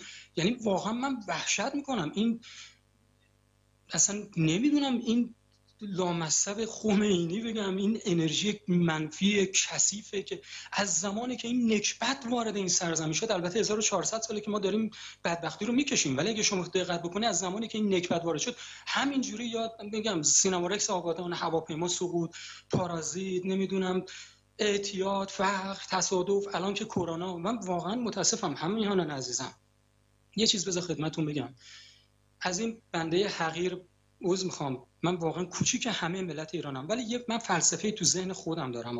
این بنده حقیر یه چیز میخوام بگه، اگر تمام دنیا، من اینو به همه عزیزانم گفتم، این تز فکری منه، این یعنی شخصیت منه، عذر میخوام ازتون کوچیک همتون رو، اگه تمام دنیا به من بی‌حرمتی بکنه، تمام دنیا بر علیه من باشه، من برای خودم احترام قائلم. من برای خودم اینو من دارم از این نظر میگم، همیهنانم تمام دنیا هم الان بر علیه شما، این جهودای آنوسی بر علیه شما، از همه طرف دارن ضربه میزنن. ازتون خواهش میکنم دستتون رو به زانوتون بزنید، بگید یا زرتشت، همونجوری که آقای داور گفت. آقا بلند شید، همون طریقی که میگن زیر رادار حرکت بکنید و دخل این پدر سوخته ها رو بیارید، تمومش کنید. این نکبت باید تموم بشه، از این سرزمین باید پاک بشه. والا اگر خدای نکرده شما همینجوری ذره ذره ایرانی‌ها دارن کم میشن، همون که آقای داور گفتم، من میگم بعضی وقتا پیشم میگم خدا نکنه ما شاید ایرانی‌ها در اقلیتن، همه نمیدونم تخم عجوج و مجوج و نمیدونم ارزم بزرگتون عرب مربا و فلسطین و این برا اون برا پاکستانی و این زهر مارا رو ریختن دیگه. من اگه بخوام تو خیابون رد بشم، مثلا تو شیراز یا تو نمیدونم شمال یا تو آذربایجان، یا میبینی طرف داره ارزم حضور پاکستانی صحبت میکنه، یا اصلا ریخت و قیافه به قیافه آذری نمیخوره، نمیدونم به قیافه گیلاکی و مازنی ما نمیخوره، به قیافه نمیدونم شیرازی ما نمیخوره، لهجه شیرازی نمیشنوید. من اینو جدی دارم بهتون میگم، عذر میخوام ازتون، من کوچیک همتون هستم، ولی این یه واقعیتیه. چون که هر دفعه من خودم هم هر جا که آقای زنگان مثلا زنگ میزنم، همش میبینم همش جای دارم میمیرن و این واقعا دردآوره. همین که شما این زنگ، من نمیخواستم واقعا بیام سر خط امروز، نمیخواستم مزاحمتون بشم، براتونم تکست دادم و اینا، ولی وقتی که این جریان رو گفتید واقعا من واقعا دلم به درد اومد. این موسیقی عزیز که همچنین موزیسین هم بودن فکر کنم ایشون، که موزیک میزدن و اینا، واقعا این جوونا سرمایه اون مملکتن. این جوونا نه تنها بزرگترین، عزیزان من، ثروت اصلا بذارید کنار نفت و گاز و اینا رو، ولی میدونید نیروی جوان هر مملکت سرمایه اصلی اون مملکته. سرمایه اصلی یک مملکت نیروی جوان اون مملکته. اگر اون سرمایه که نیروی جوانه نباشه دیگه، اون نیروی جوانی که مال بومی اون مملکت بزرگ بشه، بعد مهندس و دکتر بشه، دیگه کسی نیست که بخواد مهندس بشه، نمیدونم جاده سازی بکنه، نمیدونم پل بسازه، کسی دیگه نمیتونه دکتر بشه که بتونه همیهنانش رو مداوا بکنه. یعنی ایران زمانی ارزش داره و تعریف داره که ایرانی باشه. ازتون خواهش میکنم به این تلویزیون، من عذر میخوام اون کسایی که من یعنی چندین بارم میگم، همین الان عذر میخوام، شاید این دوستان گوش بدن صدا منو، میگن این بابا چه اینقدر ور میزنه. من همیشه گوش میدادم، سالها رادیو تلویزیون آقای داور رو گوش میدادم، خودم هم تحقیق کردم و بعد از سالها میگم متاسفانه دیگه دیر شد، دیگه نتونستم با ایشون دیگه صحبت بکنم رو در رو، ولی اون تجربیات، اون چیزایی که خودم یاد گرفتم، متوجه شدم که تنها رادیو تلویزیون فقط تلویزیون آقای داور هستش. من از اون عزیزانی میخوام که دوستانی بودن که میومدن قربون صدقه آقای داور میرفتن، اشک میریختن، هی این میگفتن اون میگفتن، ازتون خواهش میکنم اون دوستای قدیمی تشریف بیارن.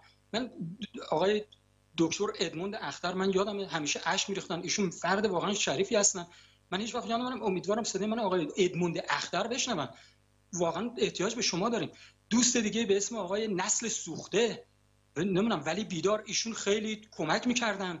برزم حضورتون واقعا آقای داور نسبت به ایشون ارادت داشت. این دوستان من دارم همینجور اسم میارم، منظورم به شخص خوب به خصوصی نیست، عذر میخوام سوء تفاهم پیش نیاد. من دارم در کل میگم اون اسامی که تو ذهن منه، ولی خواهش میکنم اونایی که بودن بیان. مملکتتون من نمیخواید نجات بدید. من یه چیز دارم به مردم ایران میگم، همین عزیزم، همونایی که همین الان تازه مادر و پدره که تازه پدر بزرگ شدید، مادر بزرگ شدید، همین الان نگاه، همین الان داره 90 جلوت راه میره. آیا فکر اون 90 رو کردی که داره 4 دست پا داره راه میره جلوت؟ فکر آینده اونا رو کردید یا نه؟ اینها باید تو چه مملکتی زندگی بکنن؟ ما عذر میخوام، آیا غیرت داریم یا نداریم؟ آیا واقعا اهمیت داریم یا نداریم؟ عذر میخوام من بیادبی صحبت اگه میکنم یه مقدار یا تند هستم، دارم من جدی صحبت میکنم. همه ما مسئولیم. آقای داور اومد تخمی رو کاش و نتیجهشو گرفت. روان شاد. این دوست عزیزمونم که روح اهورایی بود، ایشون هم در حد توانش کارش انجام داد. همین الان همه ما متاثر شدیم. من که نه ایشونو میشناسم نه چیزی، شاید 2-3 بار ایشونو صداش شاید شنیده باشم. همین الان این موزیکی گفت. شما منو نمیشناسید، من یه صدام به قول دوستان یه صدا رو هوا داریم حرف میزنیم، ولی داریم احساس چون که احساس دارید. ازتون خواهش میکنم به این رادیو تلویزیون بپیوندید، کمک بکنید. اونایی که میتونن، اونایی که پول دارید. فکر نکنید که شما در ساحل امن نشستید. گفتم خوشبختی من در گروه خوشبختی شما، خوشبختی شما هم در گروه خوشبختی منه، خوشبختی ما در گروه خوشبختی هم است. خواهش میکنم، نمیدونم حالا به هر دلیلی اگه جدا شدید یا نیستید، ازتون خواهش میکنم برای نسل‌های آینده اون مملکت، گفتم همون نوای کوچیک، هم بچه‌های کوچیک طفل معصومی که دارن جلوتون راه میرن، نوهاتونن، آینده رو برای اینا باید بسازیم. آینده اینا چه خواهد شد؟ آیا ایرانی خواهد بود؟ اگر من و شما نجنبیم ایرانی نخواهد بود و بیگانه بر سر همین نوای شما و نوای منم میزنه و عذر میخوام دهن هممونم عذر میخوام پاره میکنه. یعنی یه چیزی که فاتح هممون خونده است. من دیگه عذر میخوام، دیگه بیش از اندازه سرتون رو در نمیارم آقای زنگان، عذر میخوام از شما و دیگه نمیدونم واقعا چی بگم. دیگه امری ندارید قربان. عرضی نیستش. سپاس از شما جناب داریوش شفابخش و سپاس از حمایت مالیتون از این شبکه. شرمنده نکنید، خواهش میکنم. همیشه به من بگید یا زرتشت، فقط یا زرتشت بگید. من فقط آرزوی سلامتی برای شما دارم و برای آقای شهاب آذری و جوانهای امثالی مثل شماها که چه بیرون چه داخل هستن. من گفتم میخوام ایران 1000 بار نباشه. اگر دور از اون جور از اون زبانم لال موی از سر شما عزیزان کم بشه، یا ایرانی که داخله، اون ایران 2000 به درد من نخواهد خورد. اینو جدی میگم. دو قرون برای من ارزش نداره. ایران، همون حرف آقای داور رو دارم میگم، ایران زمانی ارزش داره که ایرانی باشه. همین، دیگه حرفی ندارم. اگه امری ندارید من دیگه رفع زحمت بکنم. امری ندارید قربان. ارزی نیستش. با سپاس از شما جناب یا زرتشت داروی شفابخش. یا زرتشت قربونتون برم. یا زرتشت. خداحافظ. درود بر شما جناب زنبور سبلان.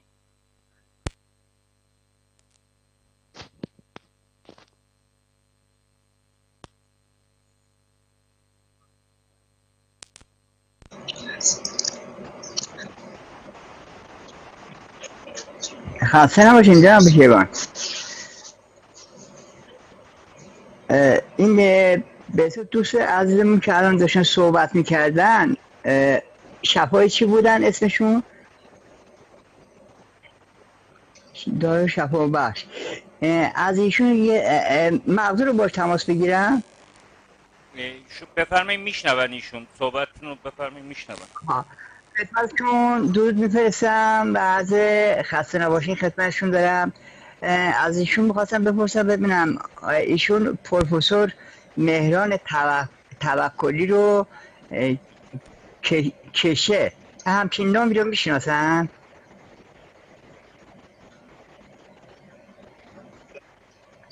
ممنون هستم. بعد در ضمن آقای کیوان، این اگه خاطرتون باشه همین دوستمون راجع به اون محلولی که گفتش برای کرونا که بسیار درست کرده بود، این طرز کارشون میخواست بگه، من اینو فیلمشو دارم، اگه احتیاجی هست براتون بفرستم اینو، کل مشخصاتشو.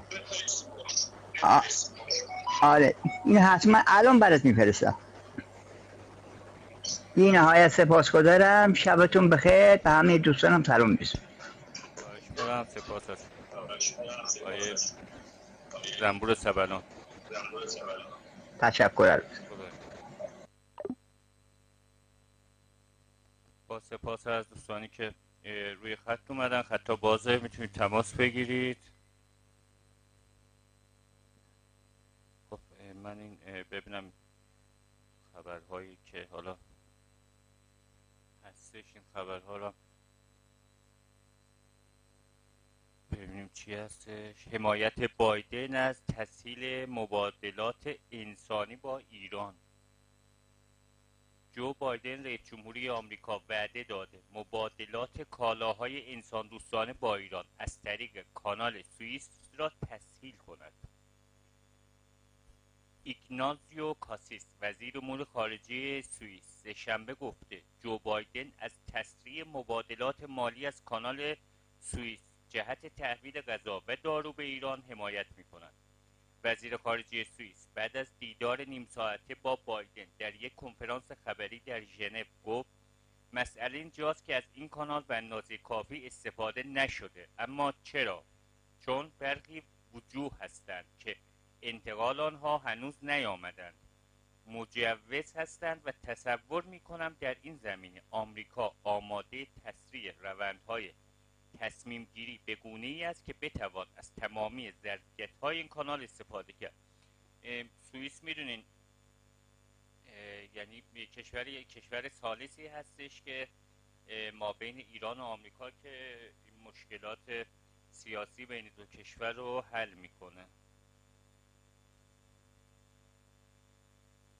آیه موج دریا در مورد این دو ستا حالا خودشون دوباره میگن چغندر و سیب زمینی، اسفناج، کرفس که دوباره داغ بشه میگن که سرطان‌زا هستش نگفتن.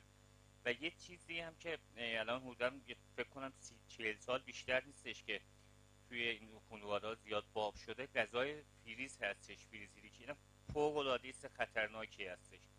مخصوصاً حالا نمیدونم خانم‌ها متأسفانه به خاطر حالا راحتی خودشونه یا اینکه آره دیگه راحت طلبیه دیگه، وگرنه مثلا در اول بهار نمیدونم بادمجون سرخ میکنن 1 سال میذارن فریزر اونو حالا اون خانواده باید اونو بخورن، یا اینکه انواع اقسام سیب پیاز سرخ کرده واسه 1 سال و یه دفعه سرخ میکنن، سبزی نه. خب همه اینا سم میشه دیگه وقتی که فریز بشه. آیه شاه بازاری تشبیه این خط بازه روی خط. آیه مزجری نظر شما چیه این غذای فریزری؟ دقیقا همینطوره آقا کیوان. غذای فریزری وقتی خب فریزر میشه، اولا که بعد از اینکه در میاد مجددا باید گرم بشه دیگه.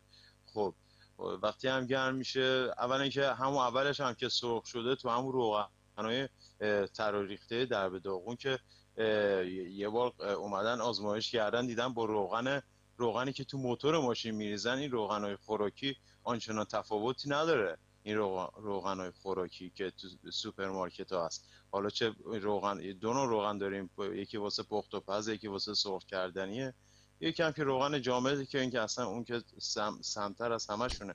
به هر حال اینا تو حرارت شما اشاره کردین به شیر خب یه ماده مقوی و خیلی خوبی هستش که مثلا باید ولی وقتی که شیر مواد نگهدارنده داره تا 6 ماه 8 ماه 4 ماه اینو نگه میدارن دیگه، این به غیر سم فکر نکنم چیز دیگه ای باشه.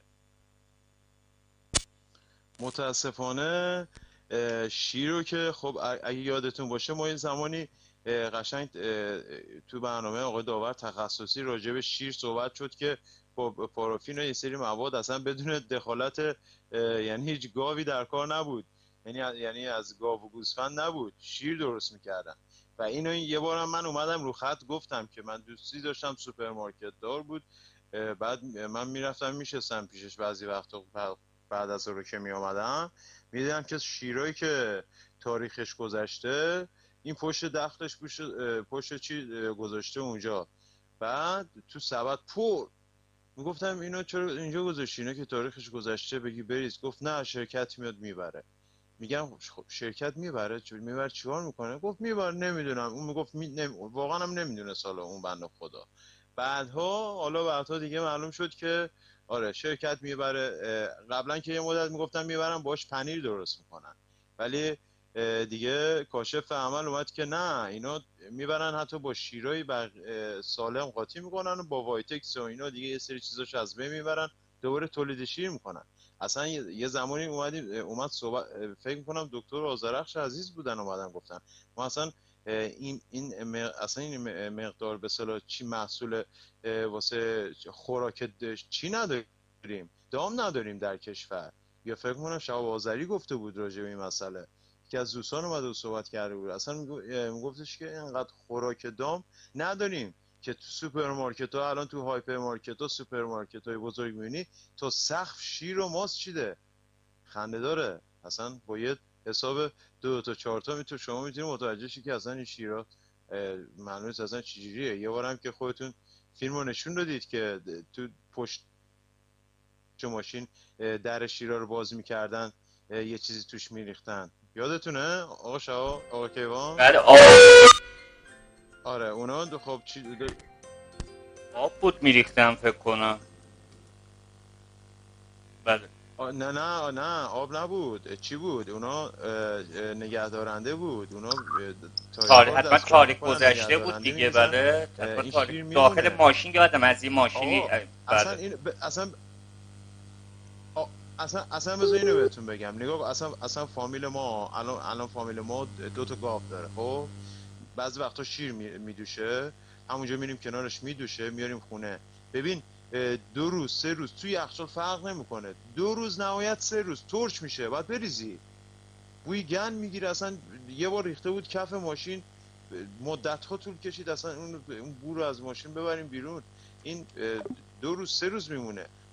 آخه چطور مگه شیر مگه میشه 6 ماه تاریخ داشته باشه؟ چه میدونم، یا این شیرایی که تو نایلونه یا تو این بطریاست 10 روز 20 روز یه ماه چی داره. اون موادای نگهدارنده خطرناکه که افتاده.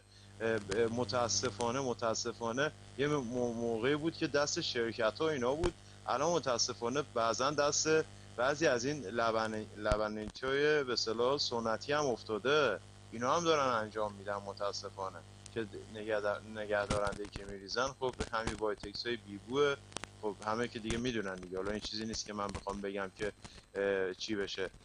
میریزن و خب بیشتر میمونه و دیرتر خراب میشه. خب دیگه شما نگاه آخر مگه میشه وایتکس، بوی وایتکس سرطان خون میاره. ببین شما اینو در چی داشته باشید بکن وایتکس، این استشمام بوی وایتکس باعث سرطان خون میشه.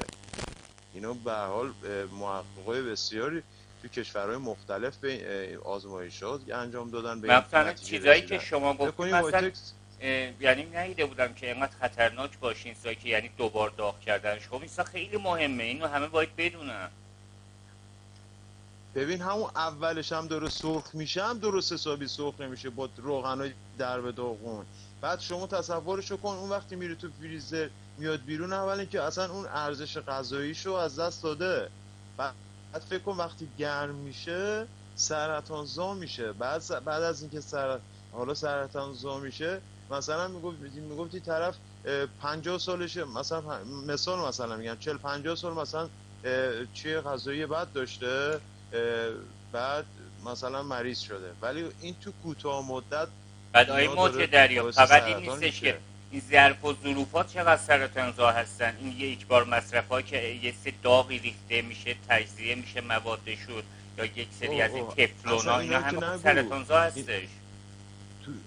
من اصلا همین الان دارم به بینندگان میگم خواهش میکنم تو جاده دفعه وای میسن مثلا چای دیدین سماورا رو کنار جاده میذارن، بعد میری چای از این یه بار مصرف لیوانای یه بار مصرف میدن. آخه تو اون لیوان شما اون آب جوش چای داغ میریزی تو اون لیوان، شما میدونید که چه موادی قاطی اون لیوان شده؟ چه اصلا یکی دوتا نیست. آخه ببین اصلا انگوش رو هر چی میذاری، هر چیز خوراکی روش دست میذاری میبینی که یه اشکالی توش هست. و در نتیجه متاسفانه ما فقط باید زنده بمونیم، فقط باید تلاش کنیم زنده بمونیم، همین دیگه، چیزی دیگه نمیشه گفت. بله. کنم آیه مجدری، آیه شهاب آذری آمدن روی خط، خدمت ایشون هم درود دارم. درود جناب شهاب آذری، بفرمایید شما صحبت. درود دارم خدمتشون، بفرمایید. جناب موج دریای عزیز و تمام بینندگان و شنوندگان عزیز و گرامی و گران قدرمون در سر گیتی، هم از موافق و مخالف در رابطه با این مطلبم که فرمودید عرض خواهم کرد. منتها پیش از اون یه تسلیتی عرض میکنم خدمت خانواده روح اهورایی که واقعا شنیدم آخه این آدم نمیدونه چی بگه دیگه، واقعا دیگه کم و کلمات دیگه بعض وقت کم میاره. امیدوارم که خانوادهشون صبر و تحمل داشته باشن، از این بحران عبور کنن، بالاخره رنگارنگیان در کنار خودشون بدونن. و پیش از اونم که خب دکتر اهورایی بودن بنده خدا، به هر روی پیش میاد، کارش هم نمیشه کرد، کاری از دست ما بر نمیاد غیر از این که بخوایم اتحادمون رو سریعتر شکل بدیم تا برسونیم به جایی که از این پیچ عبور کنیم، وگرنه این سرنوشت خوابیه که برای هممون دیدن. کاری کنن که تک تک هر کدومون توی گوشه تنهایی خودمون از بین بریم و به قولی هیچ کاری هم نتونیم بکنیم. ولی خب ما داریم در پی هستیم که این چرخه رو بشکنیم و بگیم آیزک بالاخره یه جایی ما باید این اتحاد رو به محض ظهور برسونیم. در رابطه با شیری که فرمودی، روغن پالم هم که با آب قاطی میکرده، من یادم آقا داور پخش میکرد خدا بیامرزه این کلیپشو با آب قاطی میکرد، یک شیری میداد، به قولی میگن از خود شیر سفیدتر. اگه دوستان به خاطر داشته باشن، بچه‌ای بودن که اونجا حالا اون کارخونه دیده بودن، درود به شرفشون دارن، فرستاده بودن همچین کلیپیو که همین روغن پالم فقط با آب، با هیچ چیز دیگه قاطی نمیکردن. اگر لازم باشه که اونجا اونو میتونم برات پیدا کنم، همون یه تیکه که قاطی میکردن و پخش کرد آقا داور، خودش هم داشت صحبت میکرد در رابطه‌شو، برات میفرستم اگه لازم شد. همین بابا این همه گاو آخه مگه هست که آقا این همه شیر تو این به حساب لبنیاتی ها و تو این سوپرمارکتی ها دارید میبینید تو قفس ها انواع اقسام شیر دیگه، حالا شیرهای میوه‌ای و شیر قهوه و شیر کاکائو و شیر معمولی و پرچرب و کمچرب و هم که مواد نگهدارنده هم که خودش اصلا با بدن مضر زیان بخشه. درست این بابت که میفرمودید چیزی که من یادمه اینه، نمیدونم حالا منظور جناب مجدری همین بود یا مطلب دیگه ای بود که من حالا چون داشتم گوش میدادم دقیقا متوجه منظورشون نشدم که دنبال کدوم یکی از این اخبار بودن. اینقدر خبرها به قول ایشون زیاده. همین نکته که در نکته درستی که در رابطه با لیوانای یه بار مصرف عنوان کردن اینا همش میدونی، این البته یه سری چیزا از مختص ایران فقط نیست، این دسترسی خوب بهش میگن جهانی، حالا توطئه جهانی چه بدونم هر اسمی که میخوان روش بزنن هم میانان، مختص ایرانی. آره تو ایران چی متوجه شدن؟ نه کلیتشو میگم. آره مثلا مثل شیر و مثل مواد نگهدارنده یا همین شیر یا بذرای مونسانتو که خب صحبتش شده بود پیش از این تو اینجا دستکاری شده ژنتیکی و نمیدونم همه اینا میگم، یعنی یه توطئه‌های خیلی بهش میگن توطئه‌های جانوری، توطئه و دسترسی نیست، دارن کار میکنن روش.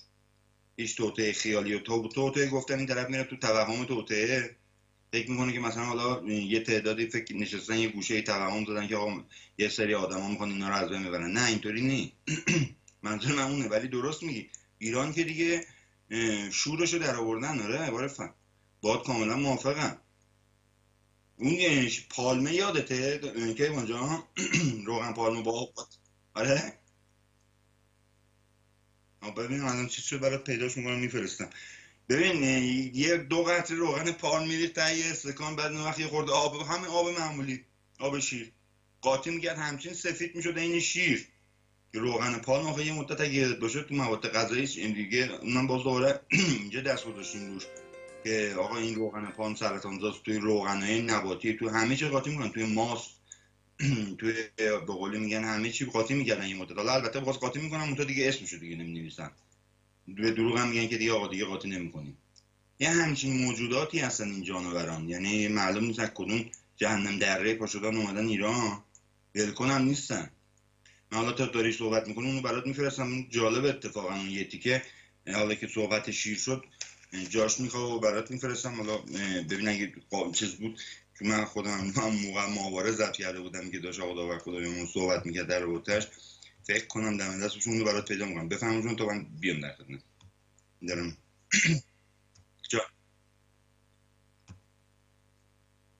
بله درود دارم آقا کیوان. من یه چند دقیقه صداتون قطع بود نمیشیدم. صدای من میاد آقا کیوان؟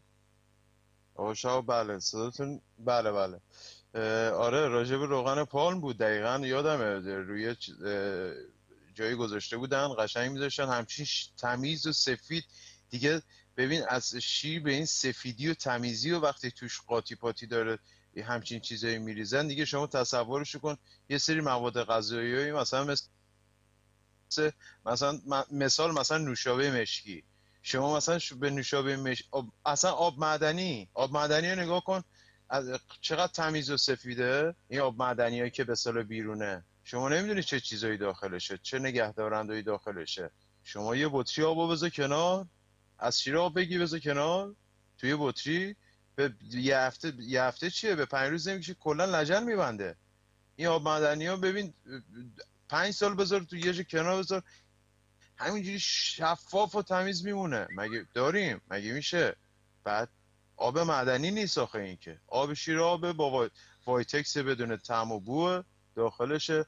راجب شیر هم همینطور.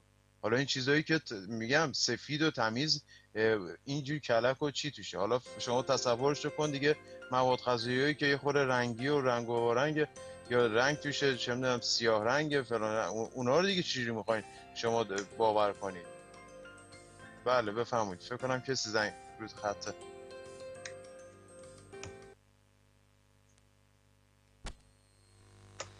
آیه گرگ باران دیده درود بر شما.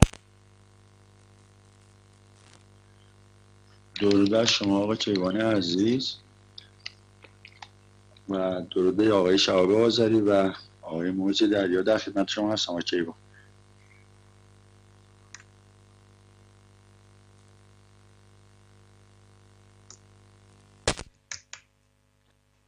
بله به حال اینا دوست عزیزمون داروی شفابخش اومدن صحبت کردن گفتن درود دارم خدمتتون که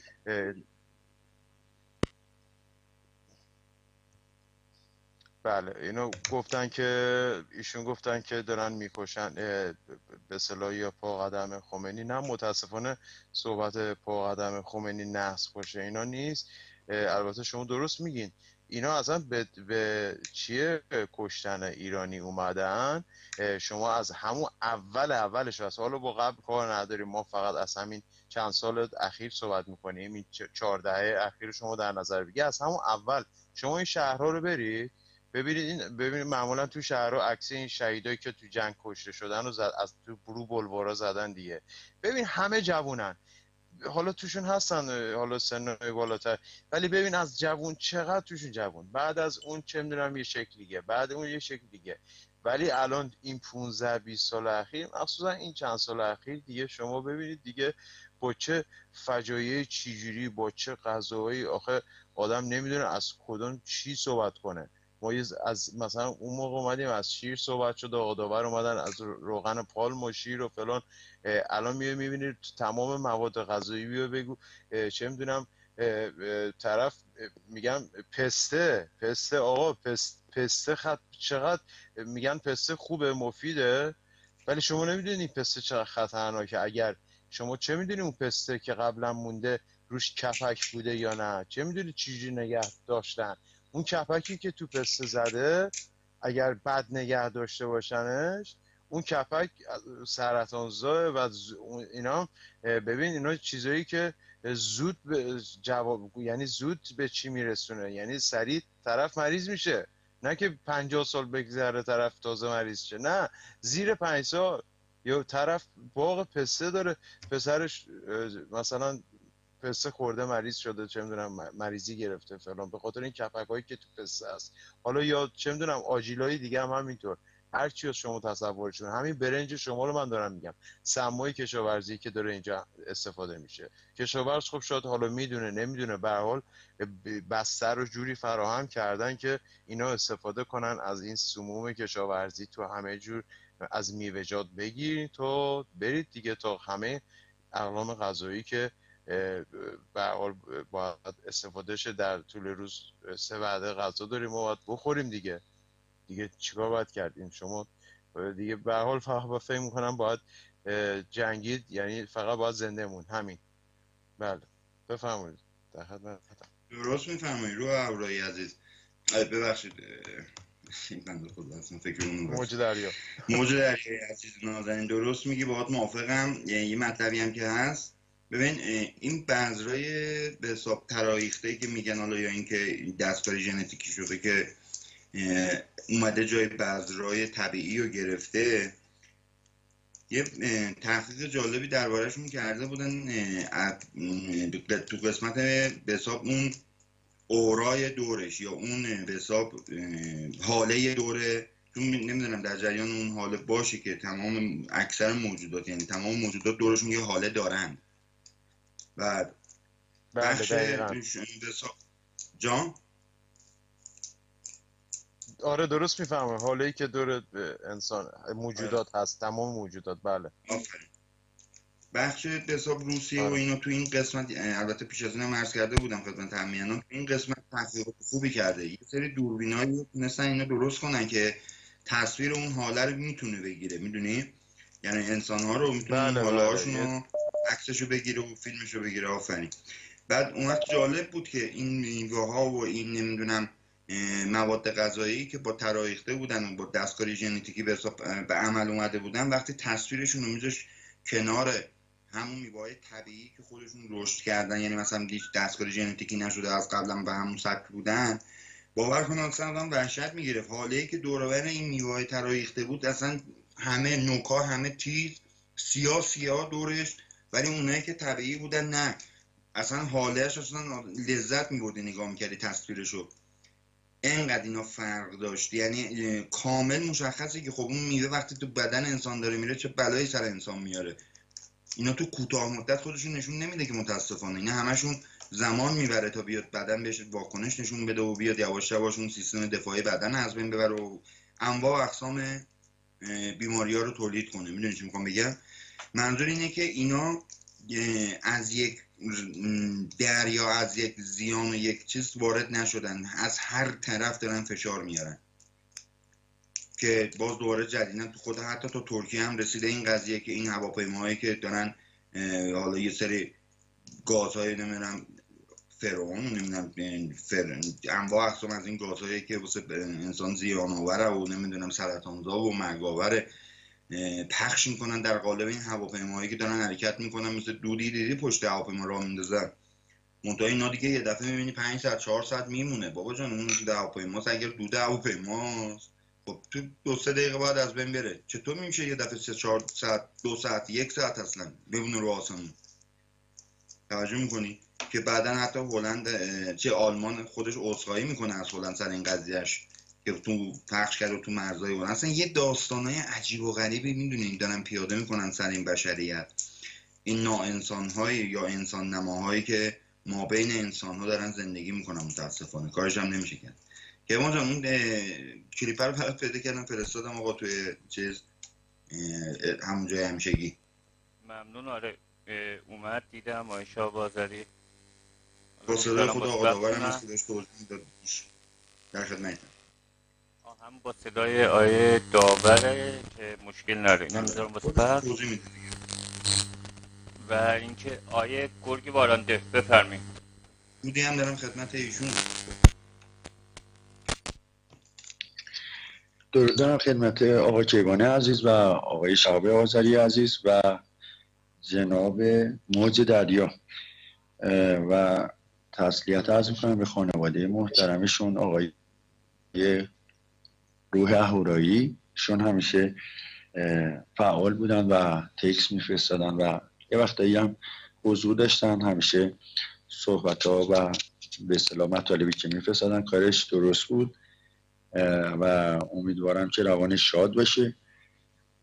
و یه چیزی که هست، من اون وقت حالا شوکم، یعنی یاد آقای داور و اکبر و بقیه از زان افتادم، ولی چیزی که هست این به اصطلاح رفتن برای همه هست، ولی خوش به حال اون کسی که سرافراز باشه، ایستاده بمیره و مبارز بمیره و این باعث میشه که نام نیک بمونه و این خوبه. ولی چند یه صحبتی الان داشتم میکردن در رابطه با قضیه شیر. در خدمت شما قبل اینکه حالا این قضیه رو صحبت بکنین، کلیپ که آیه آذری فرستادن اینو میذارم پخش تا بعد در ادامه در خدمت هم میرم که بفهمی شیر چجوری درست میکنن تو ایران. راست میگه، گاو پیدا نمیشه. اگه گاو بود اینا شیر رو میزنن که شما بخوری عمرن. ببین یه ذره به اینو میزنه بعد آب میریزه. بفهم چه چیز کثیفی هم داره، چه تنگه. بفهم تموم شد، قاطی میکنه. اینا رحم ندارن برای خاطر اینکه شما متوجه نیستید. من هرچی به شما ملت میگم، این آنوسی ها میخوان سر به تنتون نباشه، میخوان گورتون رو گم کنید سریع، جایی هم نرید، یه ذره برید به اون دنیا، نه جای دیگه ای. این شیرتونه.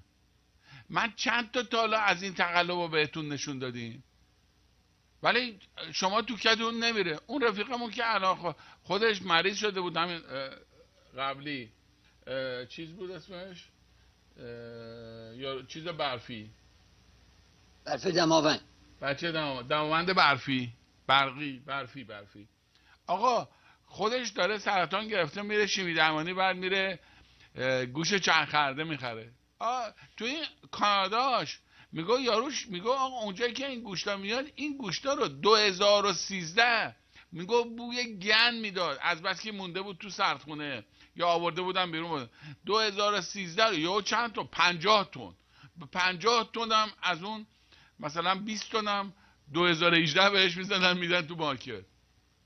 واسه همین من اصلا چرخ کرده نمیخرم. البته یکی دو دوزگی خریدم ولی خب چیز کردم، ولی همهش گفتم آقا همین جلو چشم چیز کن. ولی اصلا عجیبه، سوسیس موسیس اینا که دیگه اصلا ممنوع کردم. من خیلی هم اتفاقا سوسیس و این چیزا رو دوست دارم، ولی اون موقع آخه علتش هم اینه که اون موقعی که ما ایران بودیم و اینا، مادر من هفته یه روز یه سوسیس و ژامبون و کالباس میگرفت از یه یه مغازه، البته قبل از انقلاب قلابی میگم، جلو چیز بود، یه ارمنی درست تو هر کوچه یه دونه عرق فروشی باحال بود که ارمنی بود، آدم بهش اطمینان داشت و همه چیزاش هم درست بود. بعد که دیگه همه چی به هم خورد دیگه. خلاص که بفهمید. بله، صدای روانشاد آقای داورم شنیدیم. آقای شاهبازی دست شما درد نکنه، ممنون. حالا در این رابطه ما صحبت داشتین. آقای گوریبارنده شما بفرمایید. در خدمت هستم و یه صحبتی بود که الان در رابطه با همین مواد خوراکی و اینا، قبلا اسمش بود مرج خاموش که همیشه آقا داور اینو مرج خاموش نام می‌بردن و آب آلوده داشتیم که سالیان سال بچه‌ها اومدن روی خط گفتن که آب آلوده میکنن، عمدن منابع آب و به اصطلاح منبع‌های آب و آلوده میکنن و آب معدنی میفروشن به مردم که اون آبم حرفش مفته ولی کم درآمدش برای دولت خوب.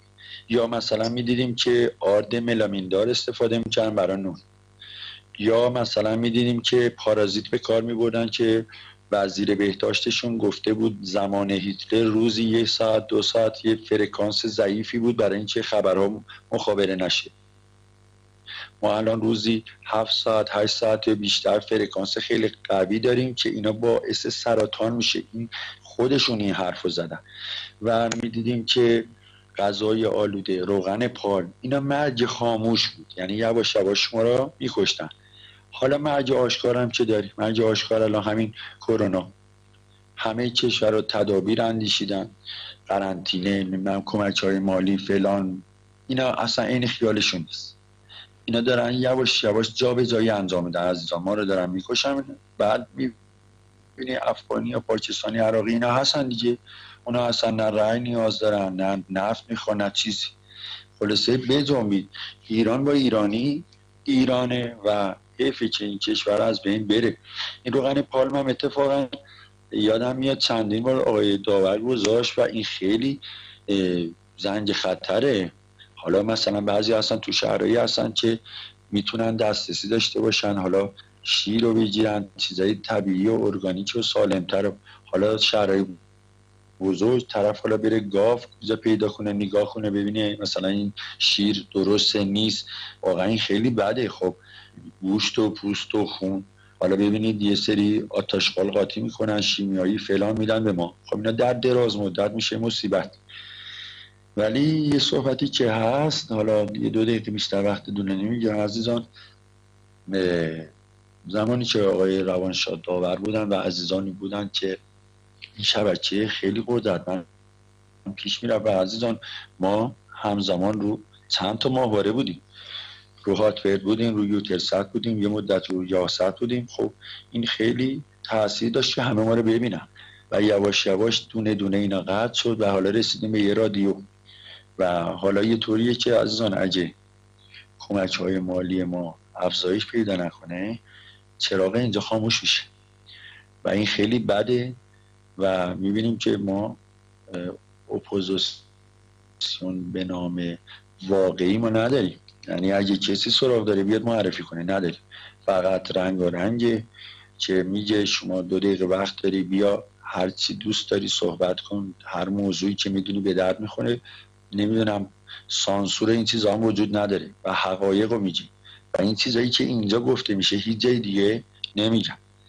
و عزیزان حالا یه برنامه‌ای هست که باید یه سری افراد جدید بپیوندن و کمک‌های مالیشون هم رو $50 و اگه ما بتونیم این افراد رو جمع جور کنیم خیلی مفید خواهد بود، چون که ستلایت به هر حال هزینه داره و این کمپانی‌ها این پولا رو میگیرن که برنامه رو پخش کنن و امیدوارم که عزیزان بپیوندن و این کمک‌هاشون رو برسونن و اسامیشون رو می‌نویسیم و زیرنویس می‌کنیم.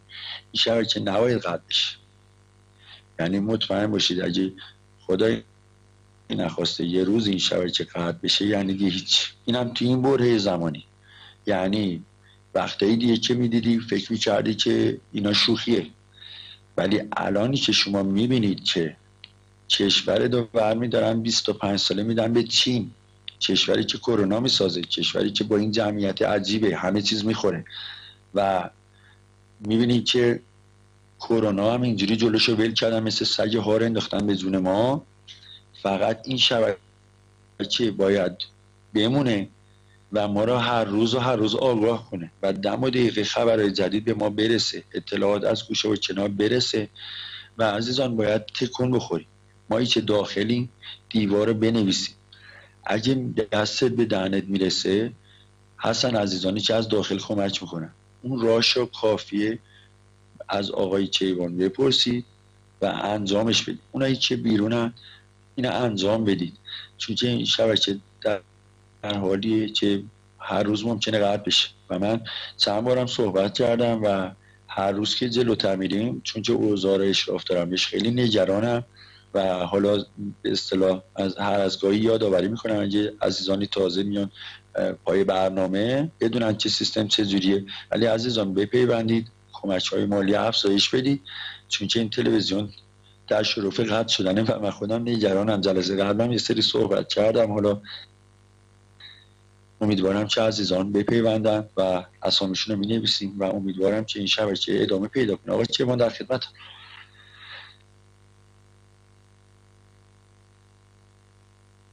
بله اسامی هم که هست اینجا و اگر هر موقع وقت بشه میتونم اسامی ها بخونم. بله خب اسامی حمایت کنندگان مالی رو من میخونم که جناب شبرنگ هستن و 2 جناب داروی شفابخش، جناب داروی شفابخش، جناب تکامل، جناب مسیب، جناب نوشدارو بعد از مرگ سهراب، جناب نوشدارو بعد از مرگ سهراب، جناب داور سخرو، جناب وحشت بیدار، بانو عاشق اهورامزدا و عدالتش، بانو عاشق اهورامزدا و عدالتش، جناب آتش گلانداخته. عزیزان این اسامی که 2 بار میخونم یعنی 2 سهم، 2 تا $50 زحمت کشیدم که ما دستانشون رو بوسه میزنیم و تشکر داریم. امیدوارم که به این عزیزان افراد جدید بپیوندن و یا کسانی که توانایی بیشتری دارن سهام بیشتری کمک کنن و امیدوارم که این تلویزیون چراغش روشن بمونه. ما از تصویر اومدیم پایین، از ماهواره‌های مختلف اومدیم پایین، یه دونه یوتلسات، یه دونه صدا داریم و امیدوارم که عزیزان ما رو یاری بکنن. در خدمت شما هستم آقای کیوان. آیه گل بارنده ممنون از شما. آیه موج دریا شما اگه صحبت داریم بفرمایید تا اگه به تماسون قطع نشده باشه. به اینترنت آیه موج دریا ضعیف بود بکنم. آره آیه موج دریا تماسشون قطع شد متاسفانه. آیه شاهبازری خب بفرمایید در خدمت شما هستیم و پیام های تسلیت زیادی اومدی که من حالا در طول برنامه همینا رو میخونم. با سپاس از همه این عزیزان. بخاطر رنگارنگ خانواده استش که افتخار میکنیم به همین خانواده بزرگ. بفرمایید.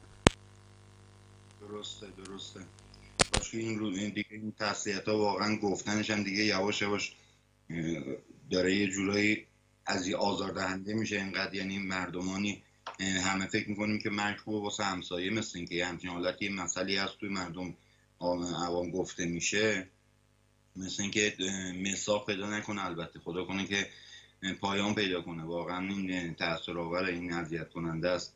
به هر روی در رابطه با همین مطلبی که دوست از اون جناب گرگه‌باران در فرمودن باید عرض کنم که درست میگی جناب گرگه‌باران. این دیگه به حساب ما دیگه تقریبا میشه گفت اگر این جمع نشه دیگه تقریبا میشه گفت روزهای آخره. یعنی دیگه قراردادی در اصل فکر کنم وجود خارجی نشه. یعنی دیگه پایان این قراردادی بود که مدتی بود که گرفته بودن واسه این مدت که خب در جیب خودشون گذاشته بودن با اون فرزند. خب من به نوبه خودم از ایشون سپاسگزارم.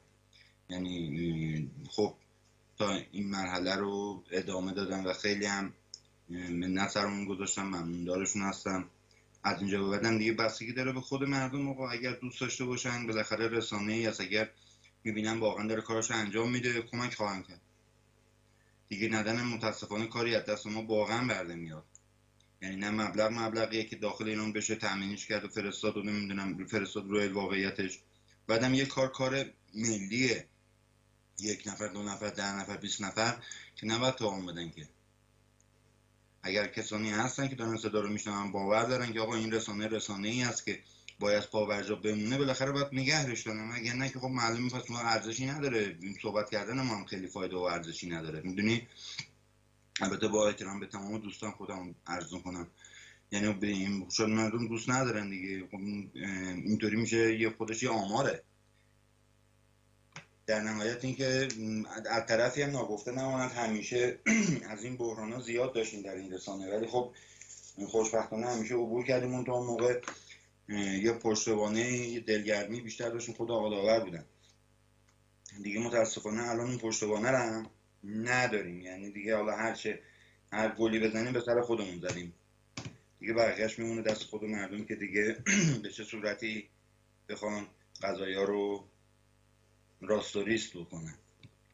اما در رابطه با این مطلبی که گفتن رفته این توی بورس و گفته یه بنده خدایی که حالا مالش از دست دادن. اولا اونایی که مال از دست دادن راستش اگه بخوایم چون در این رسانه به ویژه خود من بارها در این باره که آقا اون بورس اصلش کلا این آقا این حبابی بودن بورس از این رسانه در اومد. دوستان نه که من بگم و نه، این رسانه به قدری همه اونایی که در جریان بودن اومدن اطلاع رسانی کردن که راستش رو بخوای خیلی من شاید نگران اون نباشم که آقا چرا مردم اونجا باختن وقتی آدم میگه آقا اونجا خطرناکه نرید پولاتون رو نذارید از بین میره و باز دوباره انجام میدن دیگه، اون دیگه به خود طرف یعنی باید اون تبعاتش رو قبول کنه. یعنی رئیسی از یه بابت داره اینطوری داره میگه، قشنگ داره اون ذات اصلی اون دولتی هم که میخواد به حساب پشتیبانیشو کنه یا سرپرستیشو کنه یا آبدارچیگریشو بکنه رو داره نشون میده که برای اینا خود مردم ایران البته نگرانی، البته درس کردم اون بی‌تفاوتی اون با ما فرق داره، ما بی‌تفاوت نیستیم، ناراحت هستیم، منتهای مراتب از یه طرف میگه آقا ما گفتیم چرا رفتی، میگه دوستونه که میگه آقا من گفتم نرو، ولی دشمنون که میخواستم بگم که نرو اونجا تو جلورات نمیدونم چالست، نه ما گفتیم همه اینا رو بارها و بارها هم وقت گذاشتیم که آقا نمیتونه یه اقتصادی مانند اقتصاد ایران، یه اقتصاد به قولی میگن دولتی و نیمه دولتیه، در اون اقتصاد بنا نهادن مرکزی به نام بازار بورس یه فریبه، یک حقه، یک کلکه. اگر بورسی باید وجود داشته باشه در اقتصاد آزاد میتونه پایه داشته باشه، نه توی اقتصاد ایران که همه چیش دستوری و فرمایشیه. دلارش هم گرون میشه فرمایشیه، ارزون هم که میشه فرمایشیه.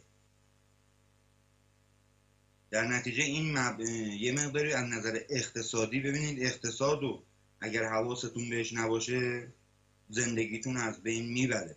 اقتصاد کوچیک نیست، مثلا شوخی برداری نیست که بخوای بردارین پولتون حالا یا تو بیت کوین یا تو بازار بورس یا هر جای دیگه یا طلا یا سکه یا زمین، هر چی میخواین سرمایه گذاری بکنین باید ببینید که آقا هست و نیستتون به چی بسته است. آیا به همین پولیه که شما برداشتید رو افتاده رفتید تو بازار بورس؟ مازاد، و من همیشه گفتم مازاد پولی که دارید، مازاد سرمایه‌ای که دارید تو اون بحث نیست، تو اون آره ریسک بکنید تکام کنید، اون به خودتون مربوطه. اما وقتی میای اون سرمایه خانواده رو که حالا شما با عنوان سرپرست خانواده داری برمی‌داری میری خودسر می‌ذاری تو بورس، خودسره. به خاطر چی؟ به خاطر اینکه اون خانواده‌ای که هست اون تکفلش با شماست که به عنوان سرپرست خانواده شناخته میشی، میدونی؟ پس باید اینجا یه احساس مسئولیتی میکردین و نمیبردین، این کارو نمیکردین، یا اگرم کردین یه مقداری حواستون باشه که بیش از این دیگه زیان ندید. اینا مطالبیه که دوستان باید بهش دقت کنید. اگر میخوای شما یه انسان، همیشه گفته شده در این زمینه، خدا خداوند بارها اینو میگه آقا یکی میخواد از من ببری پولش ازش بگیر. راست میگه دیگه، مگه الان اینطوری نی؟ شما اصلا پول تو جیبت نیست، اصلا اعتماد به نفس نداری تو خیابون پا بذاری. میگه نکنه کنار این یارو مغازه رد شدن پام بخوره نمیدونم بیفته 4 تا ویترینش بشکنه وقتی که پول نداشته باشم بدن، میبینی همونجا هم پات سوس میشه. چه برسه که دیگه حالا بخواد مسئولیت چند یه خانواده‌ام رو گردن انسان باشه. بی محابا نمیدونم چرا عادت شده تو ایرانی بی محابا با آب، بیگدار با آب دادن. مثل همین جریانی که دوست از اون ساختمان خسته گفت. خب تو مشهد همون بنده خدایی که نام برد ازش، خب اومده توی داد و بیداداشو کرده به خاطر اینکه یکی باز دوباره یکی مثل خودش اون هم بنده خدا رو حساب اون فشاری که روش بود نشست جلو دوربین کلی به اینا حمله کرد. آقا حمله میخوای بکنی لزومی نداره آخه صورتتو نشون بدی. آخه مگه مردم میخوان به صورت تو حرف تو باور کنن؟ اگر حرف درستی داری و میدونی که حرف ریشه داره، حرف حقیقتی توش هست، چرا مثل رنگارنگ عمل نمی‌کنی؟ چرا اصلا از این تریبون استفاده نمی‌کنی؟ تریبون آزاد تو خیابون میرید بهش باور می‌کنی؟ خب اگه هر کسی میره به اونو باور می‌کنه حقشه که گرفتار شه. کدوم تریبون آزاد؟ هر جا بهتون گفتن آزادی بعد بریم بگیم فکر کنین درسته؟ اینا مطالبیه که ببینید با روزمرگی‌های ما همش ما هر روز که نمیتونیم به شما یا دوستان بیان به هممون هر روز راهکار بدن که و خودمون نمیخوایم روشن کنیم، این نمیخوایم این آکبند رو مغزمون رو بکنیم. داداش واکن این آکبند، اگه آکبند بمونه بی ارزشه. برخلاف اون ماشینی که میگیرید پلاستیکای روشو باز نمی‌کنید، میبینید 2 سال رو پلاستیک نشسته عرق می‌کنید که ای داده بیدادین بذار آکبندی سر جاش باشه. مغز اینطوری نیست. مغز هر جا ببری ببینن آکبنده بهت میخندن. باید واز کنین این آکبنده رو. ثمن نیستش که آخر.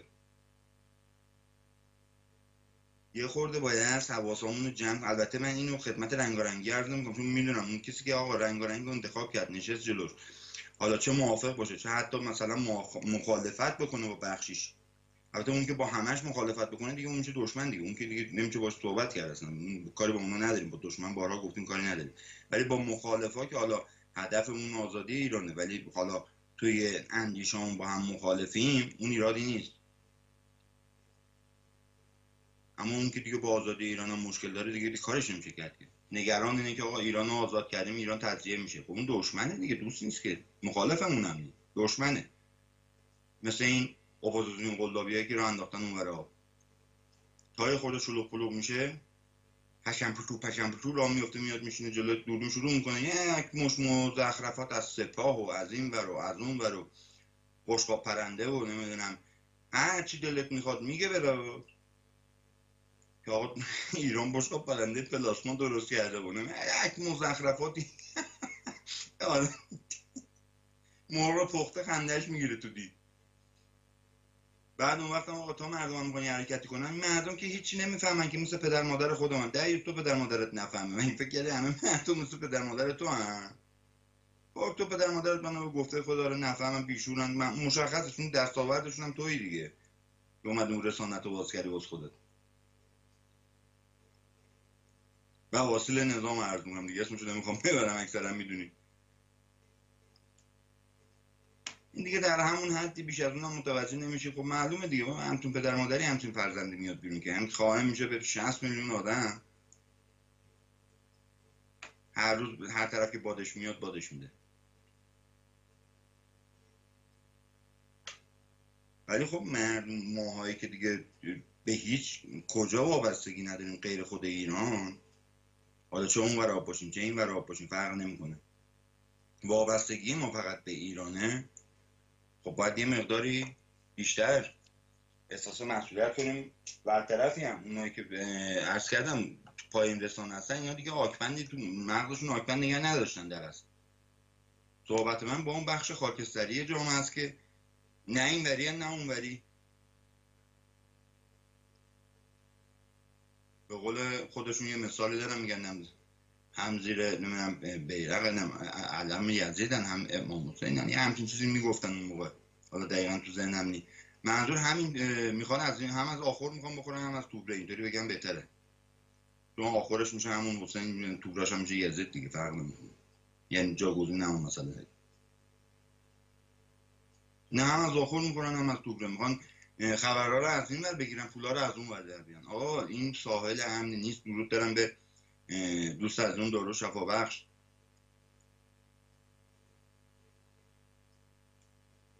یه نکته که بیشتر من تاکید دارم روش بابت اون همیهنانی که اون طرف آبن، خب رسیدید به ساحل امن، گمان نکنید که اینطوری خواهد، نمیگم خدا کنه که همینطوری بمونه همیشه، ولی یه چیزی یادتون باشه، شما در نهایت اگر ایرانی باشید اون جرمی است که با خودتون حملش میکنید، کارش هم نمیتونید بکنید، جرمه. عدید آدمخورای جهانی یا این گلوبالیستا، این جرمه داداش، ایرانی بودن جرمه، اینو باید متوجه شی. این که داخل ایران باشی نیست، حالا هر کجا میخوای باشی باش، اونم کاریش نمیتونی بکنی که تابعیت رو کارش کرد، اون ملیت رو کارش نمیتونی بکنی که، باز میخوام اون نژادت کارش که نمیتونی بکنی که، اومدیم شدی تابع مثلا تابعیت انگلستان و هر کجای دیگه هم گرفتی، نژادت رو چیکار می‌کنی، اصالتت رو چیکار می‌خوای بکنی؟ اینا با اون کار دارن. نگاه نکنید حالا مثلا میگن آره اومدی دیگه شهروند فلان کشور شدی شما هم این شهروند درجه، نه بابا این هم مزخرفه، نه هم تو رویاست. اون تا موقعی است که برای اون کشوره که داری میری سودی داشته باشی، بیا شما سود رو نداشته باش، من حالتون میپرسم که چندی کجای کاری مگه نبود تو از همون اول این انقلاب قلابی دوستانی که اون طرف بودن اوایل یا پیش از انقلاب قلابی رفته بودن اون طرف، اونا خوب به خاطر دارن اون زمانی که گروگانگیری شد چه دیدگاهی داشتن مردم عادی، حتی تو کوچه خیابون نسبت به اون مردم عادی هم از کجا دیدگاهشون نمیگیرن؟ از حکومتشون. همونطور که ما میگیم در ایران میگیم آقا مردمان پیرو به دین و باور و منش حکومتشون هستن، فقط به ایران مختص نیست که، همه جای دنیا اینطوریه دیگه. وقتی دولتمون کشور در ظاهر البته اومد بود با این داشت ابراز دشمنی میکرد و پشت پرده با هم ساخت و باختاشون البته میکردن، ولی در ظاهر با هم ابراز دشمنی میکردن، خب مردمانش هم طبعا پیرو همون مکتب میشدن. یه چیزی هم خدمت عمیانه عرض کنم، از اون اول انقلاب قلابی تا این لحظه که فعلا بریم با هم صحبت میکنیم دوستان، حتی یک روز هم ارتباط میان ایران و آمریکا قطع نشده. این یادتون باشه، اگه نمیدونستید بدونید اینا همیشه با هم ارتباط داشتن. بعضا مطالبی به گوش آدم میرسه، مثلا بعضی خبرها هست آدم متوجه میشه که یعنی بعد چجوری بهتون میگم، یه نمونه رو برای مثال میگم که بیش از این نخوام تو این بحث بمونم حالا داستان بشه واسه کسی. این که آقا جان شما هر تکنولوژی پیشرفته ای که میبینید تو آمریکا به تعداد کم انگشت شمار هم ساخته میشه، اگه بگم نصفشو ندادن به این حکومت، دست کم 1/3 دادن. حالا دیگه من رو بسته گفتم تو خود به حساب که تو خود دانی اگر زیرک و عاقل باشی متوجه میشه خودتون. هرگز اینا رو لنگ و معطل نذاشتن این حکومتون. منظورم جو بایدن هم که الان برگشته میگه آقا ما در پی این هستیم که دارو و نمیدونم غذا رو ببریم. دوستان حواستون کجاست؟ میدونید این خبر یعنی چی؟ میدونید پیامد این خبر چیه برای شما و من در نوعی که داریم زندگی میکنیم در ایران؟ اگر فراموش کردید میخوام یادآور شم، این همون برنامه نفت در برابر غذاست، همون گرفتاری و بدبختی و آوارگی و ویرانی که در عراق به بار آوردن میخوان تو ایران به بار بیارن. نوبت ایران شده حالا دیگه. اینا یه دولتی میخواستن باهاشون پینگ پونگ بازی کنه، ترامپ اینا رو آدم حساب نمیکرد.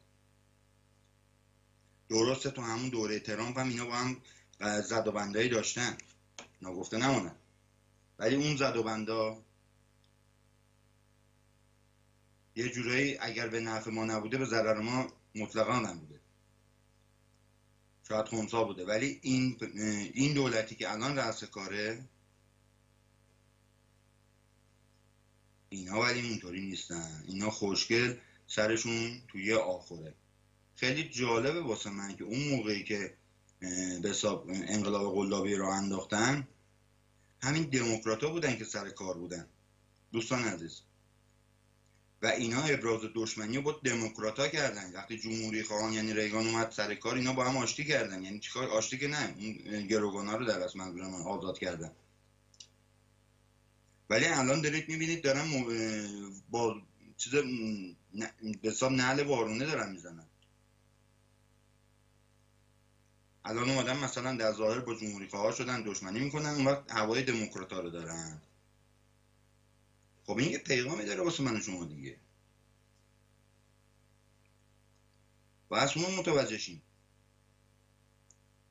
فریب این بازی ها رو نوست بکنیم که آقا تا رای میگیرن آقا بدو میرفتیم. البته سالیان سالی که ما داریم روی این تحریم انتخابات صحبت میکنیم، تازه میبینم خیلی اومدن دارن مصادرهش میکنن. یه سری میگن آقا ما گفتیم مردم نرن، کیشکی نرفته. داداش خیلی سال مردم نمیرن، ساعت خواب بابا. تو همین رسانه من یادمه توی انتخابات پیشین بود یه دوست عزیز، دقیقاً البته شخصش یادم نیست ولی صحبتش دقیقاً یادمه که میگه آره تو انتخابات من دیروز داشتم برنامه رئیس صندوق آرا اینا رو میدم، خدا بیامرز پدر بزرگم هم دیدم که 6 سال 8 سال فوت کرده. دقیقاً من یادم، حالا میگم نقل به مضمون، حالا یه خورده بالا یه خورده پایین.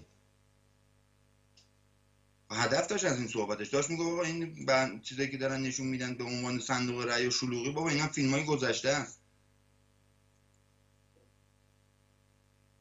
از کنار همه چی راحت نگذریم دوستان. در خدمت هستم که بگم.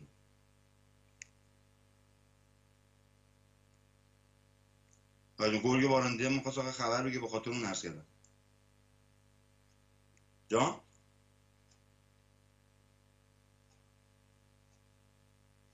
تشکر دارم از شهاب عزیز که صحبت‌های خوبی کردن و یه چند تا نکته هم من به ذهنم رسید که خوبه بگم. عزیزان ببینید، سیل اومد نصف ایران آب بود، ولی یکی نیست که سوال کنه پس این آب کجا رفت. خب اگه یه سیستم مثل اینا نباشه که خائنن، خب یک کاری انجام میداد، آبخیزداری، نمیدونم احیای قنات‌ها، یه کاری انجام میداد که الان ما مشکل داریم برای کشاورزی. الان من دارم اصفهان رو میبینم که انقدر آب چاها پایین رفته که خیلی جاها هست که اصلا دیگه ول شده و غیر قابل کشته. یه سری جاها هست که قبلا برنج کشت میشده، الان فصل کشت برنجه و میبینیم که زمین ها هیچ. خب چرا؟ چون اینا یه سری آدمای خائن هستن. حالا میای تو شهر هم چه جدیدن میبینی که آب شیرهای به اصطلاح تو خونه ها مثل شیر سماور، خیلی ساعت ها هست که آب قطع. حالا هر جایی که میبینی مشکل هست و کسی هم جوابگو نیست، میگن آب نیست. یکی هم نیست که بگه این آب کجا میره. خب برق هم که برنامه های قطعی برق فرستادن، از زحمت کشیدن که ما بدونیم 3 ساعت هایی برق قطع میشه. حالا حساب کنید که اینا میرن تو عراق نیروگاه برق میسازن و میگن هدیه ملت ایران به ملت مسلمان عراق و ما اینجا باید ساعت خاموشی داشته باشیم. اگه ما برق داریم که چرا خاموشی؟ اگه نداریم چرا برای عراقی ها نیروگاه میساز؟ خب معلومه که اینا یه کارایی دارن انجام میدن، حالا این ماینرها یا حالا برق به عراق میدن یا حالا هر کاری میکنن، ما رو اینجا گذاشتن تو مضیقه. خب آب که نیست، طرف میخواد یه دوشی بگیره، یه ظرفی بشوره، یه کاری انجام بده، هیچ. کشاورزی هیچ. برق میبینی خاموشی. یعنی یه جورایی اصلا ما رو به هیچ گرفتن. زلزله هم که روزی نیست که شما خبر رو ببینی ولی زلزله نباشه. وقتی زیر زمین رو هی خالی میکنن، این آب رو معلوم نیست چه غلطی میکنن، این اتفاق میفته. یه مثال جالب براتون میارم، اونایی که تو اصفهانن احتمالاً اطلاع داشته باشن. یه آبی داشتیم که ما همیشه آب میومد تو اصفهان میچرخید، آخر کارم زاینده رود و میرم با اطلاق گاوخونی. یه سدی گذاشتم به نام سد خمیران یا همون سد محمد منتظری. وقتی این سد رو گذاشتن معلوم نشد چه ترکمونی زدن زیرش جارو برقی لوله های بزرگه که این آب دیگه این طرف شروع کرد نیومدن، یا هر موقع سر صدایی بود یک کمش شل میکردن دهن مردم رو ببندن. از اون زمان که این سد رو زدن به بعدش نشست داریم سالی 20 سانتی متر. 20 سانتی متر خیلی زیاده عزیزان. کسی که با متر سر کار داشته باشه یا سر در بیاره 20 سانتی متر سالی زیاده. ترک میبینی که دستت میره توش، بازترم داره میشه. خب این همون حرفی که آقای داور همیشه میگم، زیر زمین خالی میکنن، روی زمین اتفاق میفته. ما از وقتی بیاب شدیم این اتفاقات داره میفته ولی چششون رو همه چیز بستن. خب حالا خبرگزاری هایی که میبینید، حالا تو شهر دیگه هم حتما خبرگزاری دارن. خبرگزاری چند سالی هست که تا این گوشی های اندروید اومده، هر شهری برای خودش خبرگزاری داره، هر منطقه‌ای داره. آقا خبرگزاری نگو، مرده گذاری. یعنی شما میخوای یه دونه خبر رو ببینی فقط تعداد زیادی مرده و اینا میبینی که این تشریح میشه این هفته این سال 40 دارن دونه دونه میبینن. بعد هم یه سیاست های کثیفی گذاشتن که همه رو میگن کرونا. میدونی چرا؟ چون استفاده داره برای دولت. شما قبلا یکی یه مرگ طبیعی میمون، خب برای یه تصادفی چیزی خودش میرفت 2 ریال میداد شهرداری، یه قبل چنم میکند و تموم میشد میرن.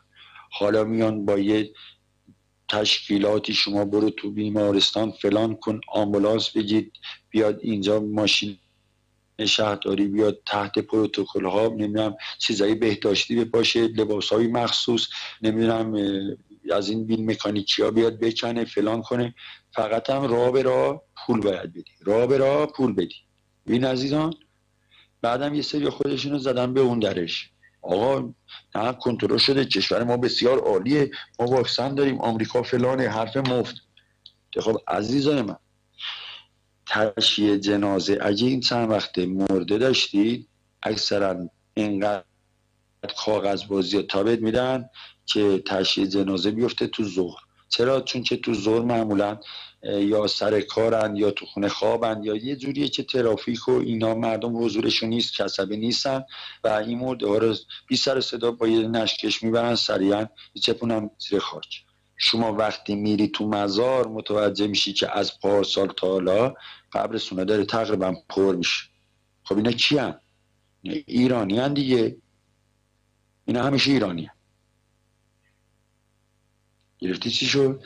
و عزیزانی که شما اینا رو میبینی و چشده بستی و نشستی که مثلا امام زمان ظهور کنه یا مثلا اینا با هم درگیر بشن فلان کنن، هیچ اتفاقی نمیفته.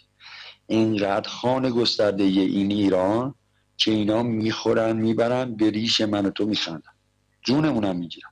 پس شما باید بلند بشی این دیواره بنویسی. تویی که میتونی دیواره بنویسی، شمایی که میتونی حمایت مالی یادت نره، حتما کمک کنید شبکه خاموش نشی. انتخاباتشون هم که مزخرف، یه سری حیواناتی از این ور اون ور معلوم اینا ننه باباشون کیه اصلا و تمام پدراشون لعنت، اینا میان اینجا کاندیدا میشن فلان میشن. ما هم که همیشه قرمه سبزی داشتیم عزیزان، موقع انتخابات تو منزل بمونی قرمه سبزی بخوری یا هر غذایی که دوست داری در مهیت خانواده لذت ببرید، نرید انتخابات اینا گرم بشه. چون که الاخر شما اون وقت هم که برید اینا کار خودش نمیکنن.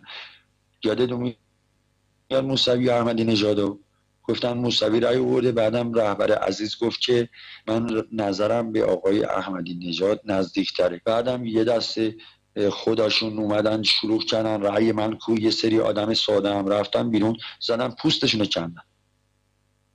پس عزیزان هر جایی که میبینید چوب چرخ اینا میشه کرد بکنید، تو انتخابات حضور اصلا نداشته باشید. میبینید یه جایی بها میدید اینا رو گرمشون میکنید داغشون میکنید اعتبار بهشون میدید، نرید. اینا رصد میشه، کشورهای دیگه میبینن، ارباباشون میبینن میفهمن که این آشغالا دیگه به درد نمیخورن، میدونن که اصلا ما اینا رو نمیخوایم اصلا. حالا این نافرمانی ها رو میتونیم انجام بدیم، این چیزایی که میتونی زورت به اون نمیرسه زورت به خودت میرسه تو خونه بیشینی، بعدم کارهای دیگه که هیچ کاری نداره. به اصل خودت برگرد، از اینا جدا شو، شیعه رو بذار کنار، فکرت باشه، دیواره بنویس، پچ انجام بده، شجاعت داری، مخت میکشه، کارهایی که میدونی به ابتکار خودت. آقا چوبلا چرخی نخون ولی دیده نشو، مجهز باش دیده نشو، حمایت مالی بکن، این چراغ روشنی گردا دیده نشو. من در خدمت شما هستم آقا کریمان.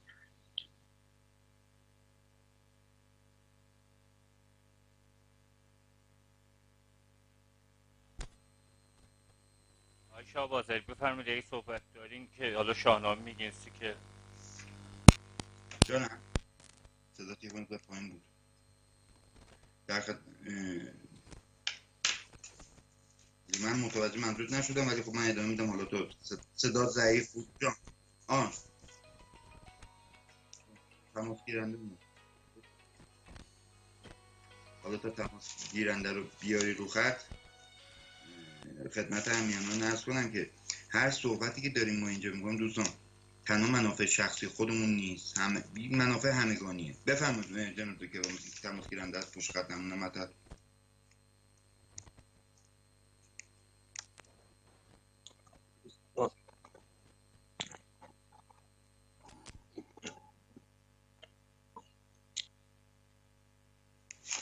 درود و سپاس به شما از ضمن عرض ادب و احترام. کیوان جان صدا میاد عزیز؟ من ابتدا تسلیت میگم بابت از دست دادن این دوست بزرگوارمون جناب آقای روح اورایی. امیدوارم که خانوادهشون غم آخرشون باشه و بر صورت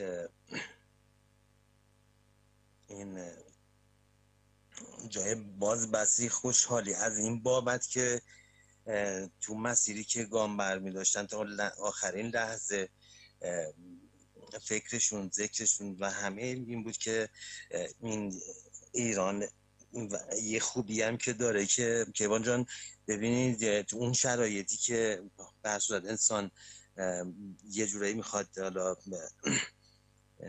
روحش پرواز بکنه و یه سری الهاماتی هم که مخصوصا این کسی که پاک و نجیب و شریف و یه زرتشتی به تمام معنا باشه، اگه خاطرتون باشه تو بیاناتی تو صحبتایی که حالا در لحظه آخر گفته، اینکه نوید داده که حالا گفته شاید حالا من موقع آزادی ایران نباشم ولی این رو میدونم که ایران آزاد میشه و این برای ما یه مقدار حالا جوریه که انگیزمون بیشتر میشه که بیش از پیش تو این مسیر گام برداریم و اون کاری که وظیفه هر ایرانی هستش اون رو به خوبی انجام بدیم تو این شرایطی که هستش. گمان جان عزیز، یک کلیپی براتون فرستادم این که یه جورایی حالا نمیدونم این روش بررسی بکنیم ببینیم که حالا این از دستشون در رفته که این خانم حالا دوست داشتیم بذاریم، فکر کنم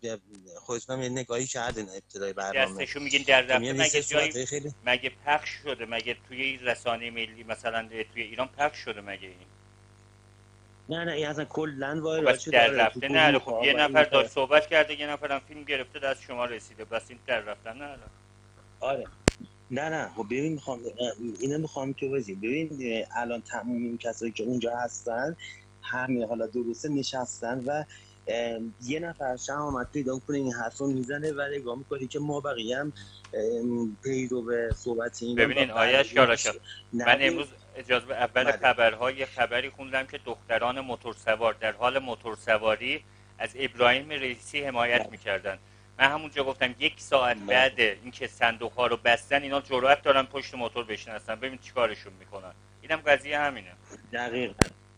آره حالا یه شاید هم اینطوری باشه که حالا میان یه همچین شاید خودشون باشه که اونجا که بیان همچین حرف بزنن و اون جمعی که اونجا هستن رو بتونن شناسایی بکنن. نظرتون اینطوری نیست؟ یعنی احتمال داره اینطوری باشه؟ درود دارم به جناب آقای شهاب آذری استاد بزرگوار. اختیار داری آقا استاد، خود شما هستید که ما از شما داریم میآموزیم عزیزم. بله همه چی امکان داره، چرا که نه؟ یعنی خب اینا از این حقوق‌ها زیاد میزنن دیگه، باید خود مردمی که هوشیار شده باشن دیگه. اینا دیگه چیزایی نیست که ما بخوام هر روز به حساب توضیح بدیم بگیم که آقا اینجا نرید اونجا نرید. بعد ببینید ما تمام تلاشمون اینه که مردم یواش یواش نه که نیستن ها، همه این هوشیاری رو دارن ولی تو بخش سیاسی هم یه مقداری به حساب با دید بازتر مسائل رو نگاه کنن، یه خورده با کیسوشانه تر، یا اینکه بتونن دست طرف رو بخونن. وگرنه همین مطلبی که میگن در رابطه با تریبون آزاد گذاشتن و میرن یه مشت آدم اونجا سوت و کف میزنن یارو میندازن تو تله برشون دارن میرن، خب این نشون میده که خب این حقوق بازیه دیگه. بفرمایید در خدمت هستم عزیزم. بله قربتون برم. من اینو یکی از دوستان رنگارنگی بود فراموش کرده بودم، یک دو بار گفته. یکی از دوستان میگه که عبد رنگارنگی هستن دیگه، من نمیخوام اسمشون رو بگم، میگن که اومدم تهران و فردا میخوام برم یه جای بیمارستان و اونجا طرحه، میخوام خرید طرح خرید کنم، طرح ترافیک. دوستان راهنمایی کنن چطوری میتونم طرح بخرم توی تهران. حالا دوستان اگه میدونم بگم من بهشون بگم.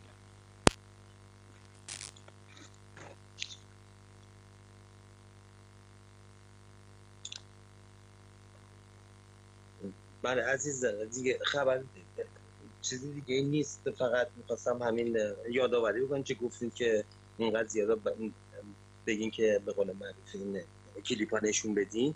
حالا به هر صورت من دیگه مزاحمتون نمیشم عزیزان و بچه‌ها، میخوام بیان خط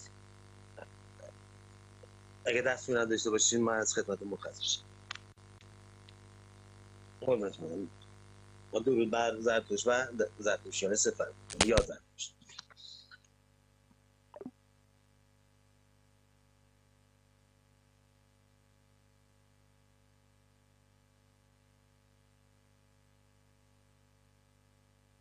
در خدمتم قربان، در خدمتتون عرض کنم که ببینید این مطالب ما تو سعی میکنیم هر روز بریم تو مسائل جلوتر دوستان. نباید برگردیم به عقب، یعنی اون هنوز اگر تو ایران چون نباید مردم هم خیلی ناآگاه و خیلی همچین دور از جون حالا شنوندگان یا همه ایرانیان عزیز نادان فرضشون کرد.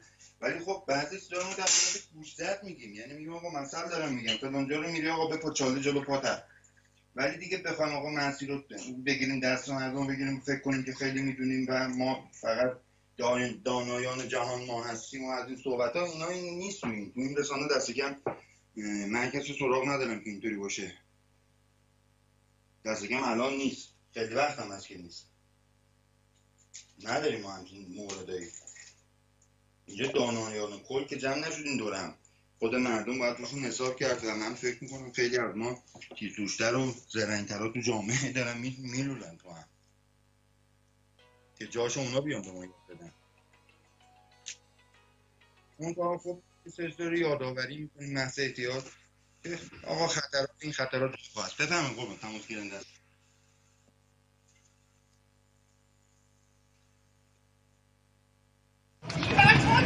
ما دارن میرن اونجا جنگ میکنن، چرا ما رو با اونا دارید میگید؟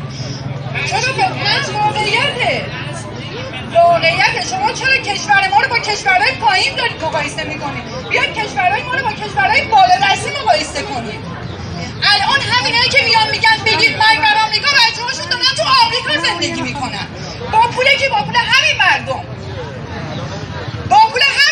دارن زندگی میکنن، دارن تو آمریکا درس میکنن. چرا دارید دروغ میگید؟ بسته دیگه، چرا وعده میدید؟ این مردم رو دارید با وعده میکشونید در صندوق رای. روحانیت به همین مردم وعده داد 8 سال تمام پول کشور رو خورد. همین آقای رئیسی الان 2 سال رئیس قوه قضاییه است، کدوم دزدو گرفته؟ کدوم بودجه رو برگردونده؟ همین آقایی که اومده میگه رئیس مگه بانک مرکزی نیست؟ ایشون اومد همین فردا تو جامعه انداخت، اومد دلار رو گرون کرد، بورس آورد، تمام پول مردم رو خورد که بودجه مملکت رو تامین کنه. اگه میتونست تو هم 8 سال هر گوهی میخواست میخورد، چرا نخورد؟ همشون دستتون توی کاسه اومدن 7 موز گذاشتن جلو، میگن یه دونه‌شو بردار.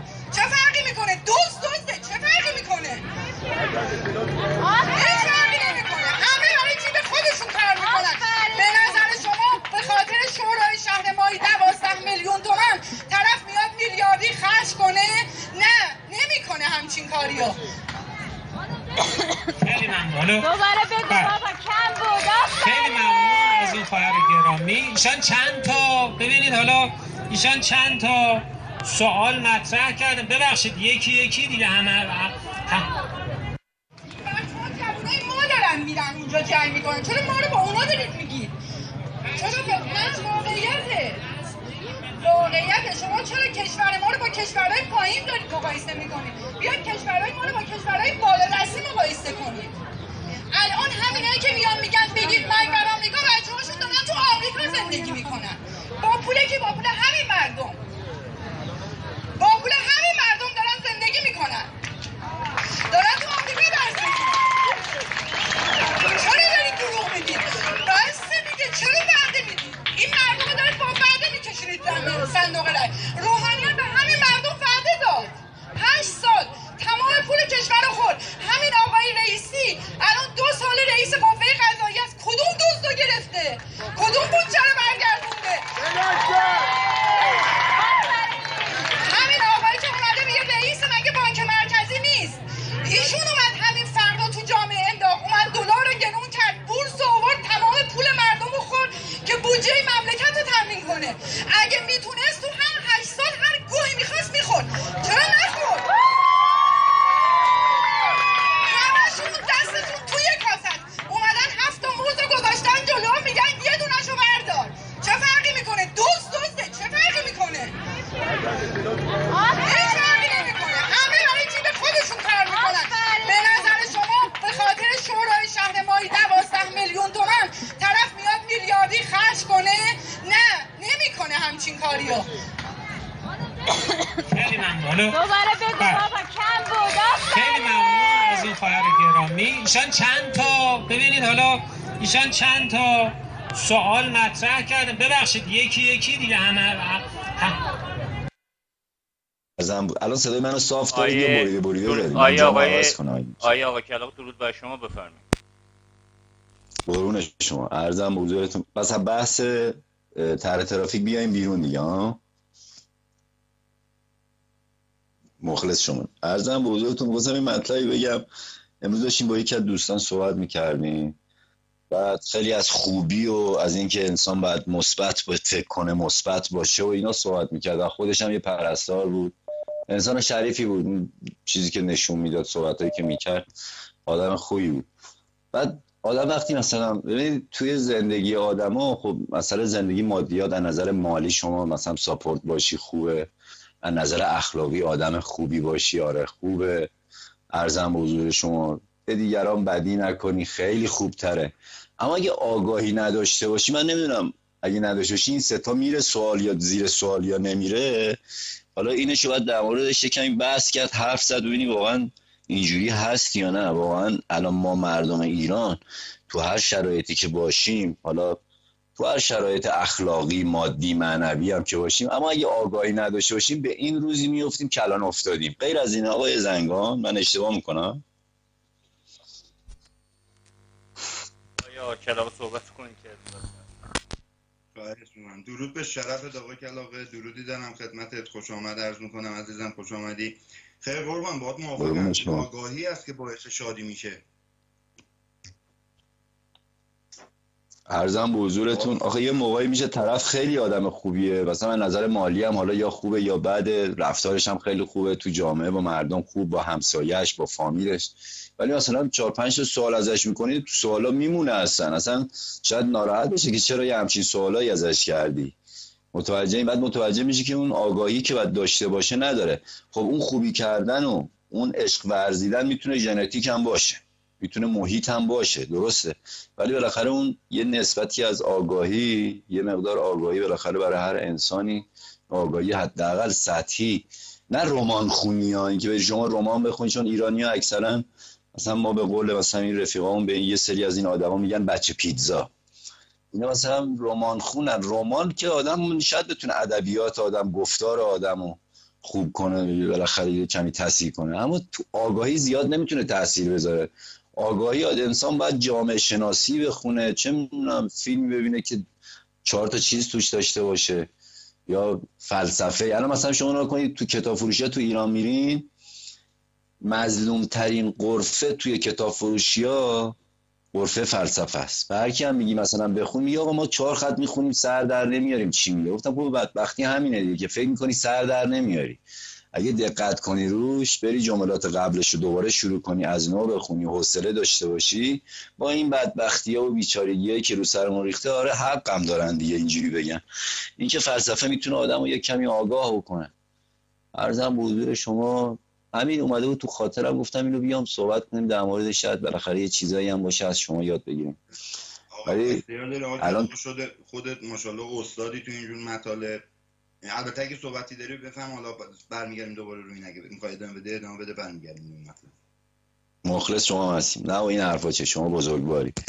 عرضم به حضورت ببینید فلسفه یه خوبی که داره به نظر من، البته من میگم آنچنانم فکر نکنید که مثلا چون دارم در مورد فلسفه یا کتاب صحبت میکنم کتابخونه آنچنانی هم نیستم، ولی بالاخره یه موقعی وقتی آدم حوصله‌اش داشته باشه، آدم که همیشه حوصله نداره، مخصوصا ماهایی که تو ایران داریم زندگی میکنیم، حداقل شاید هفته یه روز که دیگه حوصله داریم، اگه 6 روزش هم نداشته باشیم. حالا اونایی که صدای منو میشنون حتما میدونن تو ایران زندگی میکنن، هفته یه روز و هفته 2 ساعت رو که حوصله داری دیگه. اون هفته 2 ساعت، اون 2 ساعت رو میتونی بالاخره یه مطالعه‌ای که به دردت بخوره، یه چیزی از توش یاد بگیری. به نظر من فلسفه، جامعه شناسی، علوم اجتماعی، اینا البته تاریخ که خیلی تاریک، اصلا هیچی اصلا در موردش زیاد نمیشه مانور کرد. انقدر تاریکی آدم وقتی میخونه حالش خراب میشه. یعنی شما اگه حالت خوب باشه، مثلا اگه بخوای تاریخ ایران رو یه 4 ورق بخونی، خب یه دفعه یه رو بعدش دوباره حالت میشه مثلا همون 6 روزه، همون 6 روز 20 ساعت. رو این حساب خوبه تاریخ، نمیگم، ولی انقدر توش بدبختی و بیچارگی داره، مخصوصا تو این حداقل 70-80 سال. حالا بخوایم نزدیکتر هم که بیایم تو این مثلا 60-70 سال، از 42 به این ور دیگه اصلا افتضاحست. عرضم به حضور شما بالاخره انسان میتونه هفته 2 ساعت و اون 2 ساعت که حالش خوشه رو میتونه یه رو بشه یه کتاب مثلا یه کتاب فلسفه پیدا کنی، چه میدونم هم ایرانیش هست، ایرانیاش هم هست، خارجیش هم هست. بالاخره این همه آدم در گذشته این همه کتاب نوشتن، حالا اسمشون هم اگه میخواین خودتون برین دنبالش، اگه جستجوگرش باشین میتونید پیدا کنید. مثلا شعر حجم، آقای زنگان، آقای آذری، من شعر حجم خیلی دوست دارم. حجمگرا تو ایران، من آقای یدالله رویایی رو خیلی دوست دارم شعراشو. یعنی شما وقتی شعرهای ایشون رو میخونین یعنی قدرت فکر به شما میده، چنان فکر رو باز میکنه. اگه اهل مطالعه باشین خیلی فکر رو باز میکنن، یعنی یه نوعی از فلسفه از شعرهای خود ایشون. در صورت میخواستم اینو بگم که فلسفه واقعا آدم میتونه با دنیای اطرافش انسان آشنا کنه. زیاد دنبال این داستانا نباشین که به پای هم بپیچین و اصلا مرسوم شده تو ایران. این به پای هم پیچیدن تو ایران مرسوم شده. این که همش همدیگه رو به ریاکاری متهم میکنیم، این واقعا یکی از بدبختی‌های ما ایرانیاست. من خودم همینجوری هم، یه موقع یه نفر شاکیم یا یکی یه کاری میکنه و اصلا نمیدونم ذهن شکایت گرایی دارم، من اصلا شکایت زیاد میکنم و به خاطر اینکه این چیزایی که تو اطرافمون میبینیم وقتی آدم طاقتش سر میاد دیگه نمیتونه. ولی این که ما هممون همدیگه رو متهم به ریاکاری میکنیم به نظر من چیز خوبی نیست. ایشالله که زودتر تموم بشه این داستان، یعنی خیلی بده واقعا. یکی به اون میگه دروغگو، یکی غیبت میکنه، یکی تهمت میزنه، یکی دزدی میکنه. مثلا نمیدونم یه وضع عجیب و غریبیه. امیدوارم که یه روزی بشه، نمیدونم اگه عمرمون باقی بمونه. البته من یکم از حنجره دوچار نمیدونم رفتم آزمایش دادم، یه توده دیدم و اینم می‌خواستم بهتون بگم تو ایران از بعد از کرونا من یه چند نفر رو میشناسم که حنجره‌هاشون دوچار مشکل شده. عرضم بزرگشون یه سریشون هست که حنجره‌هاشون دچار درد میشه، قرمز میشه، یعنی درست بالای گردنشون زیر چونه درست با هم قسمت حنجره اگه قرمزی میبینن، حتی اگه دردم احساس نمیکنن حتما برن دکتر، زودتر شاید بتونن اون مریضی رو کنترل کنن. به نظر میاد که بالا شاید هم خطرناک باشه. ولی این داستان تو ایران من چند تا هم تو اینترنت اینستاگرام دیدم. از بیرون سرخ میشه یا تو داخل هم منظور پوستش رنگش به حساب تورم میکنه یا اینکه سرخ میشه یا چیه داستان؟ یا نه داخل دهان؟ نه تورم اگه خیلی به اصطلاح پیشرفت بکنه قرمز میشه. نه تورم نداره، قرمز میشه، حالت قرمزی به وجود میاد. ولی خیلی هم هستن که قرمز نمیشه. وقتی قرمز میشه به حد بالاش میرسه حتی شروع میکنه به درد گرفتن که اون دیگه داستان وخامت میشه و به اصطلاح بدخیمی و از اینجور داستانا که واسش دیگه نمیتونن کاری بکنن. من یه چند تا تو اینترنت توی 1-2 هفته دیدم. جانم میگن اینقدر خطرناکه، یعنی آفرین به شما که اومدی اینو داری گوشزد میکنی به همینو. نه بذار یه چیزی بهتون بگم. حنجره یه داستانیه که اگه دوچار اشکال بشه اون وقت اگه از حدش بگذره نمیتونن، یعنی چیزی نیست، یعنی علمی نیستش که بخوان مثلا مداواش بکنن اگه از حدش بگذره. تا اونجایی که من میدونم، من دقیقا اطلاع ندارم، حالا تو این چند روزه یه سری مطالب بوده بعد دنبالش برم بخونم، چون حنجره خودم هم البته حنجره من قرمز نشده اما یه حالت 1-2 دفعه از حنجره جانم میگم جونت بی بلا، میگم نشونه هاشو میتونی بگی که مثلا چه حالتایی به دست میده که مثلا واسه ابتدا و اینا که میشه به فکرش باشن کوتاهی نکنن در این، چون راست میگی حنجره چه خطرناکه و از دست دادنش هم جبرانی ناپذیره. درست میگم؟ نه حالا از دست دادنش که حالا صدا از دست بره که هیچی، ولی اگه بخواد از اون مرزش، از اون خط قرمزش بگذره یعنی سرطان محسوب میشه و مداوایی نداره. ببینید تو خواب اگه دوستان یه موقعی تو خواب خوابیدن وقتی صبح بلند میشن حنجرهشون یک کمی درد میگیره، یعنی آب دهنشون رو قورت میدن درد میگیره، فکر نکنن که مثلا یه سرماخوردگیه یا به اصطلاح ریه دچار اشکال شده. این مسئله بیشتر داستان حنجره است. من تو ایران خیلی شنیدم این داستان تو این 1-2 هفته و خودم چون الان تحت به اصطلاح الان احتمال داره ازم تیکه برداری بکنن و فلان اینا، گفتم که اینو قسمت کنم بگم بهتون. گفتم که اگه بخواد پیشرفت کنه به قرمزی میزنه، زیر چونه بالای گلو قرمزی میزنه و آروم آروم شروع به درد گرفتن میکنه.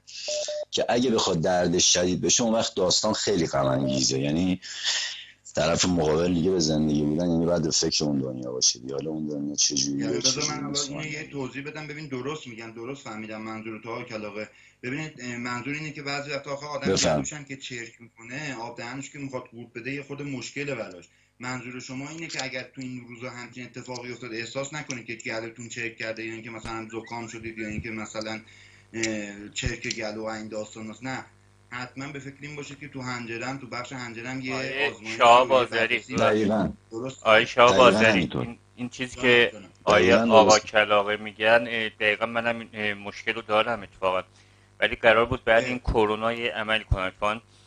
با این دیروز دکتر صحبت کردم و گفته که باید هم مثلا روزا برم عمل اتفاقا، که حتی دیگه جوری شد که با رنگ و رنگم صحبت کردم، هماهنگ کردم که امروز میخواستم به شما بگم که حالا اگه این بشه یه مدت هم گفته احتمالا نمیشه حرف زد یعنی بعد عمل، حالا تا بعد ببینیم چطور میشه. آره بعد از دوستان درست میگی شما آقای ارزم بزرگتون آذری، حالا اونایی هم که صدای ما رو میشنون اگه آب دهنشون هم زیاد بشه اینم خودش یکی از همون نشونیاست که حنجره دچار اشکال شده.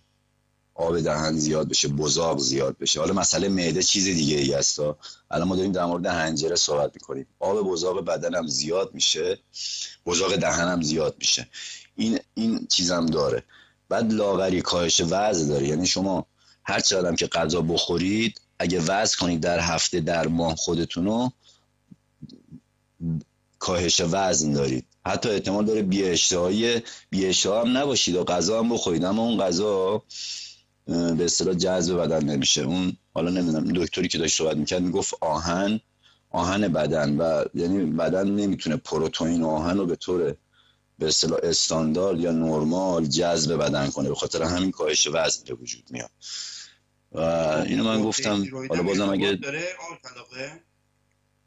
جان با تیروید انسان هم میگم با قده تیروید هم ارتباط پیدا میکنه، به اون بخش بدنم صدمه میزنه یا نمیزنه؟ ارزم بزرگتون ببینید الان تو ایران، الان شما هر چی که تو ایران میخواید تخصصیشو ببینید که مثلا تخصصیش چیه که عمیق بفهمید اون داستان، مثلا تو داستان پزشکی میخواید عمیق بفهمید که اون مثلا حنجره میخواید برید مطالعه کنید ببینید که مثلا حنجره نمیتونی، یعنی تخصصی نمیتونی عمیقاً بفهمی این داستان چیه. حالا این که شما دارید میگید به تیروید میتونه اثر بذاره یا نه اونو من دقیقاً نمیدونم. بعد آدم بره دنبالش، حالا دکترشو پیدا کنه باهاش دقیقاً صحبت کنه. دکترام خب همشون نمیان عمیق باهات صحبت کنن دقیق بخوام بگن چه جوریه داستان، ولی خب دکتر خود آدم که باشه باز داستانش فرق میکنه. متوجه این آقای آذری؟ درست میگی باهات موافقم.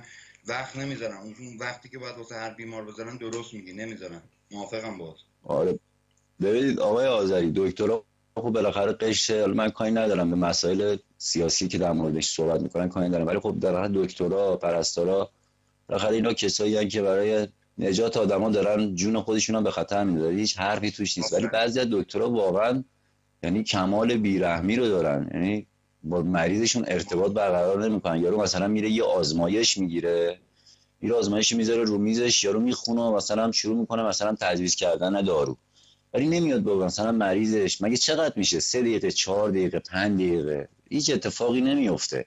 حالا آره اون دکتر هم مشکلات خاص خودشو داره تو زندگی، ارتباط برقرار کن با مریضت، بگو اینجوریه اونجوری، واضح بهش بگو.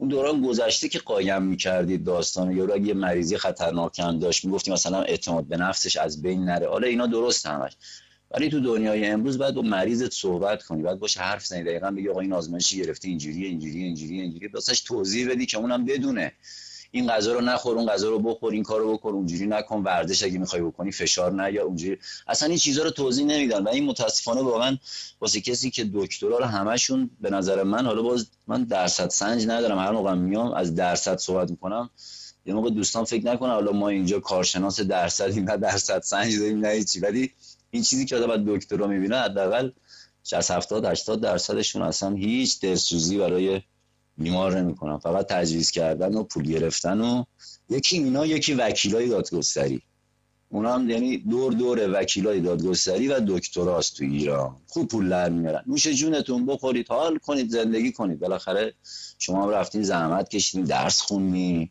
آره داداش من، آره راحت بشین.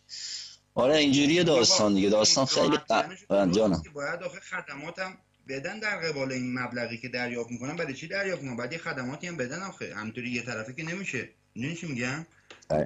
بله متاسفانه اینجوری نیست آقای آذری، متاسفانه اینجوری نیست. و ببینید تو بخش وکالت شد، تو بخش پزشکی درست میگه آقا کلاغه. آقا جان شما دارید اگر مبلغی رو دریافت میکنید یا اینکه هزینه‌ای که کسی بهتون مراجعه کننده داره بهتون پرداخت میکنه، آقا جان شما این هزینه رو بابت خوشگلی شما یا زیباییتون که پرداخت نمیکنه، اون هزینه رو داره با این بابت این پرداخت میکنی که از اون دانشتون، از اون دانسته هاتون براش هزینه کنید. ولی خب درست میگه آقا، متاسفانه هیچی سر جای متاسفانه واقعا آقای آذری، آقای زنگبانی، واقعا تو ایران آدم هم بازم فایده نداره ما بشینیم در موردش هزاران بار اومدیم اینجا صحبت کردیم، حالا یا فایده داره یا نداره، ولی خب بیشتر از این نمیخوایم وقت دیگران رو بگیم با حرفای تکراری. ولی واقعا تو ایران خیلی چیزا غم انگیزه، خیلی این چیزا غم انگیزه. اگه یه طرف آدم نگاه میکنه میبینه مثلا یه سری مردمان، واقعا مردمی که تو کف خیابون مثل این کارتون خوابا، مثل این چه میدونم آشغال برا، مثل خیلی کسایی که به اصطلاح خیابونای تهران تمیز میکنن، اینایی که تو شهرداری ها هستن، نه شهرداری رد و بالا، ولی اینایی که کارگرای ساده هستن تو ایران، یا با موتور دارن کار میکنن یا با ماشین دارن کار میکنن، عرضم به حضور شما، یا به کارگری به هر عنوانی، تازه حقشون هم نمیدن بهشون، تحقیرشون هم میکنن. آقای کارفرما نکن این کارو، به خدا کار خوبی نیست، تو حق زیر دستی تو نمیدی، تحقیرش هم که میکنی. خب حداقل اگه حقشو نمیدی تحقیرش نکن، به خدا خوب نیست. مگه خودت بچه نداری؟ حالا تو پولدار، مگه خودت بچه نداری؟ مگه خودت برادر نداری؟ مگه خودت آدم نیستی؟ مگه آناتومی بدن همه آدما شبیه همدیگه نیست؟ و چرا این کار رو با هم دیگه میکنی؟ آخه اینا همشون از یه سرمایه. ببینید یه رودخونه‌ای وقتی داره آبی توش جاری میشه تمثیلی زد به جامعه. اون سرچشمه اگر پاک و تمیز باشه، خواه شاید توی راه یه مقداری هم نقاله و به حساب زباله و اینا بیاد قاطی اون آبه بشه، ولی چون سرچشمه تمیز، پشتبندش داره آب پاک میاد، میشوره میبره. ولی وقتی سرچشمه خود یه جامعه‌ای که باشه اون حکومت و دولتش گلالود و فاضلاب اصلا، شما حساب کن حالا اون آب وقتی بیاد جاری بشه، بعد اون پسمانده ها و نمیدونم زباله هم بیاد قاطیش بشه، چی از آب در میاد. میدونی چی میخوام بگم؟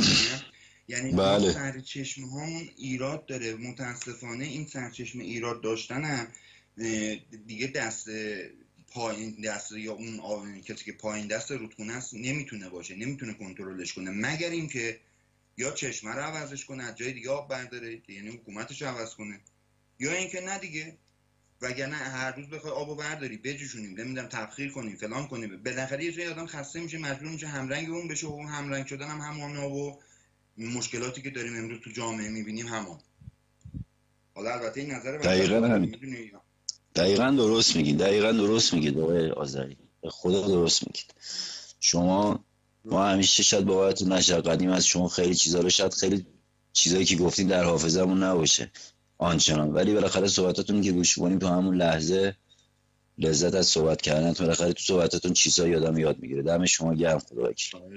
هم شما هم آقای زنگان، جای آقای داورم خالیه، واقعا خالیه، واقعا پشتوانه بزرگی بودن متاسفانه. ولی خب دیگه حالا بعد رو پای خودمون وایسیم، میدونی غم و اندوه گذشته خوردن خیلی فایده‌ای نداره. یه چیزی در رابطه با مطالعه نکته قشنگی گفتی، منطقه میخوام در همون راستای تو با هم در هم فکری با خودت میخوام که هستی با هم صحبت کنیم. این که ببین فلسفیدن کلن برای کل قشر جامعه نیست. آقا کلاغه میدونی چی میخوام بگم؟ بله درست میگی. میشود ولی میشود که علاقمند بود و مسائل ابتداییشو آموختن همیشه خوبه. دقیقاً. ولی یه مطلبی هست این وسط. ببین آقا کلاغه مثلا دارم، من خودم بارها مثلا مراجعه کردم واسه چاپ کتاب و اینا، در نهایت میبینید چی به آدم میگم، میگن آقا بوکر چاپ میکنیم برات، ولی داداش دیگه جونت پا خودته. یه جوری داره تهدید میکنه آدمو دیگه. چی میخوام بهت بگم؟ میگه چاپ میکنیم ولی جونت با خودته دیگه. داداش دیگه فردا نه بگی آقا من حواسم نبود تو چرا چاپ کردی. تازه اگه بذارن چاپ کنید، فلسفه اگه بذارن چاپ کنید. آفرین. تازه میگه نه چاپای چیز مثلا زیرزمینی‌هاش حالا تازه که نخوایم سودی هم بگیریم فقط پخشه، باز همونم میبینیم جرئت نمیکنن. حالا دیگه اون وزارت ارشاد روز کنار داداش اصلا نمیذارن ما بریم تو چه برسیم بریم کتاب خواب دیدیم خیر باشه. ولی یه بحثی که هست متاسفانه بخش، ببینید اینا وقتی اومدن یه جامعه و میخوان زیر یوغ ببرن، چند بخشش هست که 100% بهش سعی میکنن نفوذ بکنن و این از تو تاریخ هم هست. میدونی همین که گفتی تاریخ آدم میخونه سیاه انقدر آدم دلش نمیاد به خاطر اینکه انقدر دروغ توش نوشتن. ببین اگر اون تاریخ واقعیت بود، حتی اگر شکستم که بود انسان چیکار میکرد؟ ازش میآموخت. ولی چون نوشته شده این تاریخ دروغه، اون اصلا به دل آدم نمیشینه، به مغز آدم نمیشینه، آدم اذیت میکنه. همون چیزی که شما گفتی دقیقاً. آدم یعنی آقای آذری ببخشید رو حرفتون، من میخوام یادم نره مجبورم بگم. ببینید حالا دروغ داستان یه طرفه، این عرضم به حضور شما اینی که مثلا یه چیزی رو تحریفش میکنن، اینی که یه جور دیگه میخوان نشونش بدن. حالا دروغ نیستا ولی همونو میخوان یه جور دیگه نشونش بدن که مغز انسانها رو منحرف کنن. اونش دردآوره. یعنی شما وقتی یه جای تاریخو میخونی و متوجه میشی که آقا این دستکاری شده، حالا من مثالشو الان چون تاریخ زیاد آنچنان مطالعه نمی‌کنم، فقط مثلا شاید سطحی چیزایی رو بدونم عرضم به حضورتون، ولی یه جایی رو متوجه می‌شدم که تحریف شده. این الان تو خود تلویزیون ایران وقتی میان یه موقع تاریخ یه مستندی میذارن رو تاریخ، وقتی صحبت میکنن آدم وقتی میره مقایسه میکنه میبینه همینو یه جای دیگه خونده، این داره تلویزیونی پخش میکنه مستند، اما همینو رفته یه جای دیگه خونده، جور دیگه ای نوشته شده. این خب این آدم شک میکنه که چرا باید وقت بذاره رو این تاریخی که اصلا واقعا توش هیچی نیست. و یه سری مثلا میان درسته ما حالا ایرانی‌ها قدمت زیاد داریم، هیچ حرفی توش نیست، ولی وقتی میان اینجوری تاریخ رو تحریف میکنن به دروغ، خودم بشینه به خونه اعصابش خورد بشه. بعد یه طرف داستان دیگه هم اینه که چقدر کشتار توش بوده، چقدر ما ایرانی‌ها همدیگه رو زدیم، کشتیم، نابود کردیم همدیگه رو. ما نزدیم ما نزدیم که آخه همین یکی از بخش دروغش همینه دیگه. میدونی البته یه دوره بعد از اسلام آره ها اون بوده، ولی تا پیش از اسلام خود ما که با خودمون جنگی نداشتیم که، همیشه از بیرون اومدن زدن بعد انداختن گردن خودمون. جالبش اینجاست. دقیقاً این حرفتون قبول دارم. آره اونا خارجی ها اومدن کردن، بعد به خاطر اینکه نفاق بندازن تو ماها اومدن خودمون رو بر علیه خودمون کردن که خودمون داریم خودمون رو میکشیم. اینو قبول دارم. دقیقاً درست میگین شما. دمتون گرم. همون قضیه که میگی مثلا بعضا میبینیم افتاده تو دهنه به اشتباه که از ماست که بر ماست. نه آقا از ما بر ما نیست، از شماست که بر ماست. از شما اجنبیاست که اومدید همیشه بین ما تفاهم. ای والله دمت گرم، چقدر قشنگ گفتی، خدا وکیل، دمت گرم. از شماست که بر ماست، از شماست که بر ماست. الان ببینید آقا من نمیخوام چیز کنم، ولی ببینید الان صداتون قطع و وصل میشه. بفرمایید آقای آذری. نه میگم بگو یادت نره. بگو شما بگو، من یادداشت میکنم یادم نره. بگو عزیزم. چون من موقعی که زنگ میزنم آقای آذری نه می نویسم نه خودکار دارم نه چیزی، یه دفعه حسی میاد صحبت میکنم.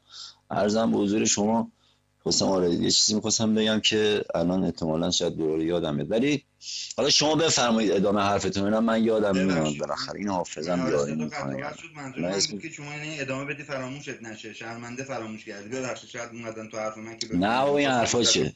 شما ببخشید اصلا نگران اینا نباش که نمیدونم میای تو حرف و اینا. نه معذرت خواهی میخواد نه چیزی عزیزم. یادت اومد بگو که چیز نشه. ببین در رابطه با این صحبت میکردیم که به قدری توی این قضیه از ماست که بر ماست و توی ما نهادینه کردن که ما دیگه دنبال دشمن واقعی نمیگردیم، خودمون دشمن میپنداریم به اشتباه. کسی هم که میخواد بیاد کمکمون کنه با ایده شک و تردید بهش نگاه میکنیم. الان یکی از دلایلی که میبینی یار بعضی از همین مسائل دارم میگم اعتبار به هیچ کدوم رسانه من جمله خودمون نمیکنن، به خاطر چیه؟ به خاطر همین دروغ و دغلاییه که مدت‌ها بازی کردن و جالب اینجاست که طوری بازی میکنن که حتما رو بشه دروغشون. که مردم از چی بیفتن؟ از اون صرافت حقیقت یابی بیفتن، بیان کنار بگن آقا ولش کن همه چی دروغه. حال این که تو هر کشوری، تو هر فرهنگی شما چند تا نقطه رو اگر در اختیار داشته باشی کل اون جامعه رو در اختیار داری. یکی آموزش پرورششه، همین دروغ تاریخی که میگه اصلا شما میگه مثلا مستند نشون میده، برفرض آدم میره تو کتاب یه چیز دیگه میخونه، اون حالا تازه دیگه خیلی خوبشه. شما تو مدارس میاد، خب ماهایی که برفرض یکی دو سال از رژیم قبلی مثلا حکومت قبلی و کتاباشو داشتیم، بعد از اون اومدیم بعد از انقلاب هم یه سری کتابا رو میدین، کتاب بعد از انقلاب تا بعد از انقلاب تحریف شده، جابجا شده.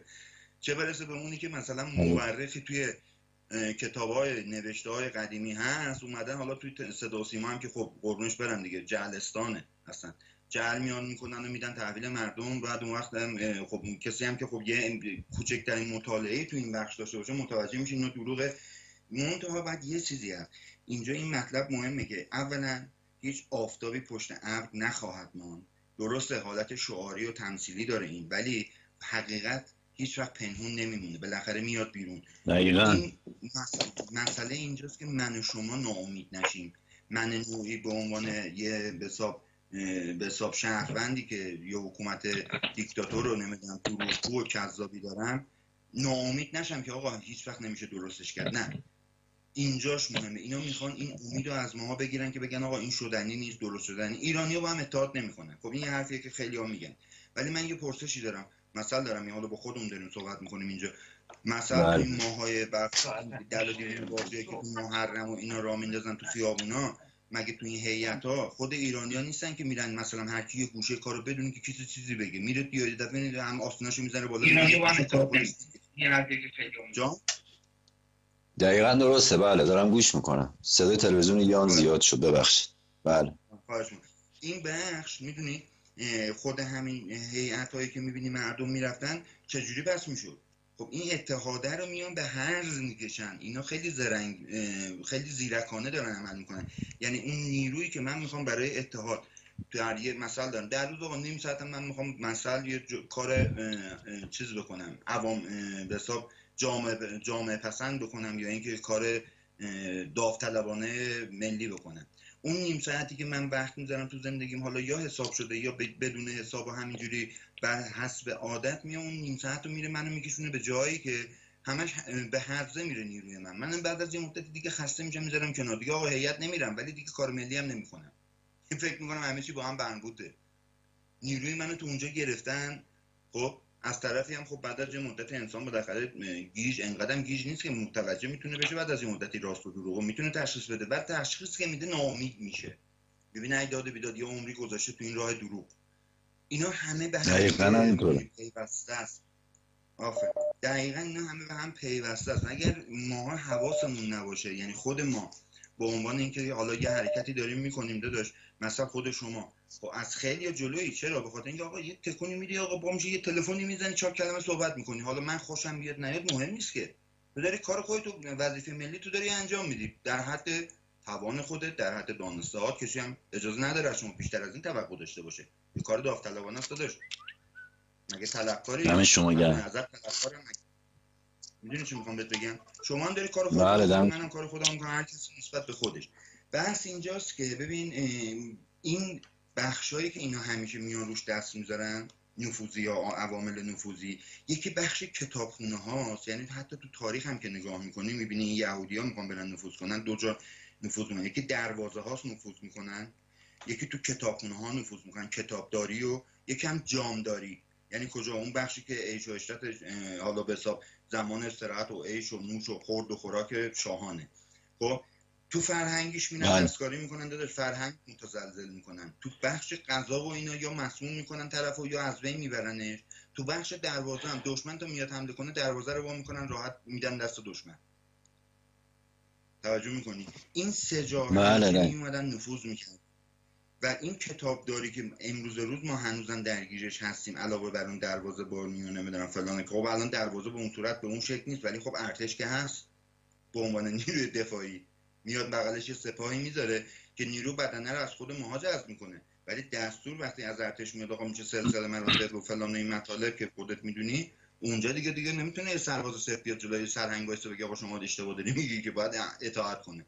اطاعت دقیقاً سازمان انجام نمیشه هستش. با هر سازمانی بالاخره یه سری اطاعت‌ها باید باشه، یه سری دستورها هست، یه سری خواهش‌ها هست، یه سری همکاری‌ها بالاخره میشه تا یه سیستمی حرکت میکنه. همیشه هم با خواهش و تمنا کار پیش نمیره، بعضی وقتا دستوره. میدونی چی میخوام بهت بگم؟ یا قانون در اصل. قانون که مثلا بهتر جا بیفته واسه شنونده‌های عزیز. قانون باید رعایت کنیم. خب این قانون که حکم دستوره رو داره، ولی اگر واسه همه یکسان اجرا نشه باز دوباره به چالش میکنیم. میبینی اینا همه لامصب اینقدر پیچیده‌اش میکنه قضیه رو، اما همه این پیچیدگی‌ها رو گفتیم خیلی ساده میشه این مشکلات رو حل کرد. اونم سرچشمه رو پاکش کنی. اون کار راحت‌تر از اینه که شما بخوای کل رودخونه رو مدام شروع کنی به تمیز کردن و جلوش توری بذاری آشغالاشو جمع کنی، نمیدونم تصفیه بذاری آبشو تصفیه کنی، به جای اینکه این همه هزینه بکنی، آقا یا سرچشمه رو عوض کن یا برو اونجا رو درست کن. ببین اونجا چه مشکلی داره؟ تو مسیر رودخونه که تو جامعه باشه بیای مدام هر روز بخوای انگولک بکنی، خب اون خستت میکنه، انرژیت میگیره، خستت هم میکنه، آقا میری میشینی گوشه میگه آقا به من چه دیگه، من کار خودم کردم. بفرمایید در خدمتم. ببخشید اگه طولانی شد. نه مخلصم، خیلی هم استفاده کردیم. دقیقاً به خدا یه چیزایی رو بعد این موقع مثلا چه شما چه یه سری از دوستان، مخصوصا مثلا شما یا آقای زنگان که صحبت میکنید یا یه چند تا، حالا من حضور ذهن ندارم اسم ببرم، ولی انگار تو ذهن خودم بوده که به یاد نمی آوردم. وقتی شما میگین دقیقاً متوجه میشم که همون چیزایی که تو ذهنم بوده و من نمیتونستم بیان کنم، یعنی نمیتونستم کلمه رو صدادار کنم بخوام عنوانش کنم، مثلا از زبان شما میشنوم. دمت گرم، خدا وکیل. دقیقاً درست میگی. حالا تو اول این بخش از صحبتاتون آقای آذری برشین از آموزش پرورش گفتین. الان مثلا همین کاندیدایی که داشتن صحبت میکردن همشون از همه چی صحبت کردن، فقط اون کلش رو گفتن که این کارو میکنیم، اون کارو میکنیم، اینجوری میکنیم، اونجوری میکنیم. ببین این مسئله آموزش پرورش در موردش صحبت هم حتی شد. البته من گوش نکردم، بچه‌ها صحبت میکردن، ولی شما بیاید برنامه‌ای که مثلا این آقای کلام میخواد رئیس جمهور بشه، مثلا فرض میکنیم با امید خدا کرونا تا 5 ماه دیگه رفت و مدرسه ها باز میشه، چه برنامه‌ای دارید برای بچه‌های مثلا دبستان، برای بچه‌های راهنمایی که این فرم درس خوندن؟ آخه تا کی بابا نان داد، بابا آب داد، بابا پدرش در اومد دیگه، بابا بابا نیستش که دیگه. بابا واقعا تو ایران بابا نیستن. من نمیخوام بی احترامی کنم، ولی دیگه پیرشونو در آوردین. تا کی این بچه‌ها شروع کنن سواد یاد گرفتن و با بابا نان داد، بابا نان داد، آن اسب آمد آن رفت. آخه واقعا به خدا من نمیخوام اینو به زبونم بیارم، ولی شرم‌آوره این فرم درس دادن به بچه‌ها مخصوصا تو مقطع ابتدایی رو یه بازبینی بکنید، یه فکری در موردش بکنید. واقعا ما اگه ایرانی هستیم و شما این همه ادعا جان میگم ایرانی نیستن که آخه عزیزم، اینا نیومدن بسازن، اینا هدفشون ویرانی قشنگ دارن تو مسیر خودشون حرکت میکنن. اونجایی به اشتباه و خطا میریم ما که البته شما رد نمی‌کنم، کلا شنونده‌ها دارم عرض می‌کنم، اونجایی ما به اشتباه و خطا میریم که گمون میکنیم برفرض اینا ایرانی هم، بعد اون وقت توقع سازندگی داریم از اینا. عرض کردم سرچشمه اینا سرچشمه گلالوده، خونالوده، گلالودن نی. در خدمتم. آره گذشته از این داستانا گذشته، واقعا دیگه چشمه خونه انگار. ولی آقای آذری من امیدوارم که آخه یه موقع شما یارو برگشت من گفت، داشتیم صحبت میکردیم، یکم توهم دانایی داشت، اینجوری که من ازش متوجه شدم.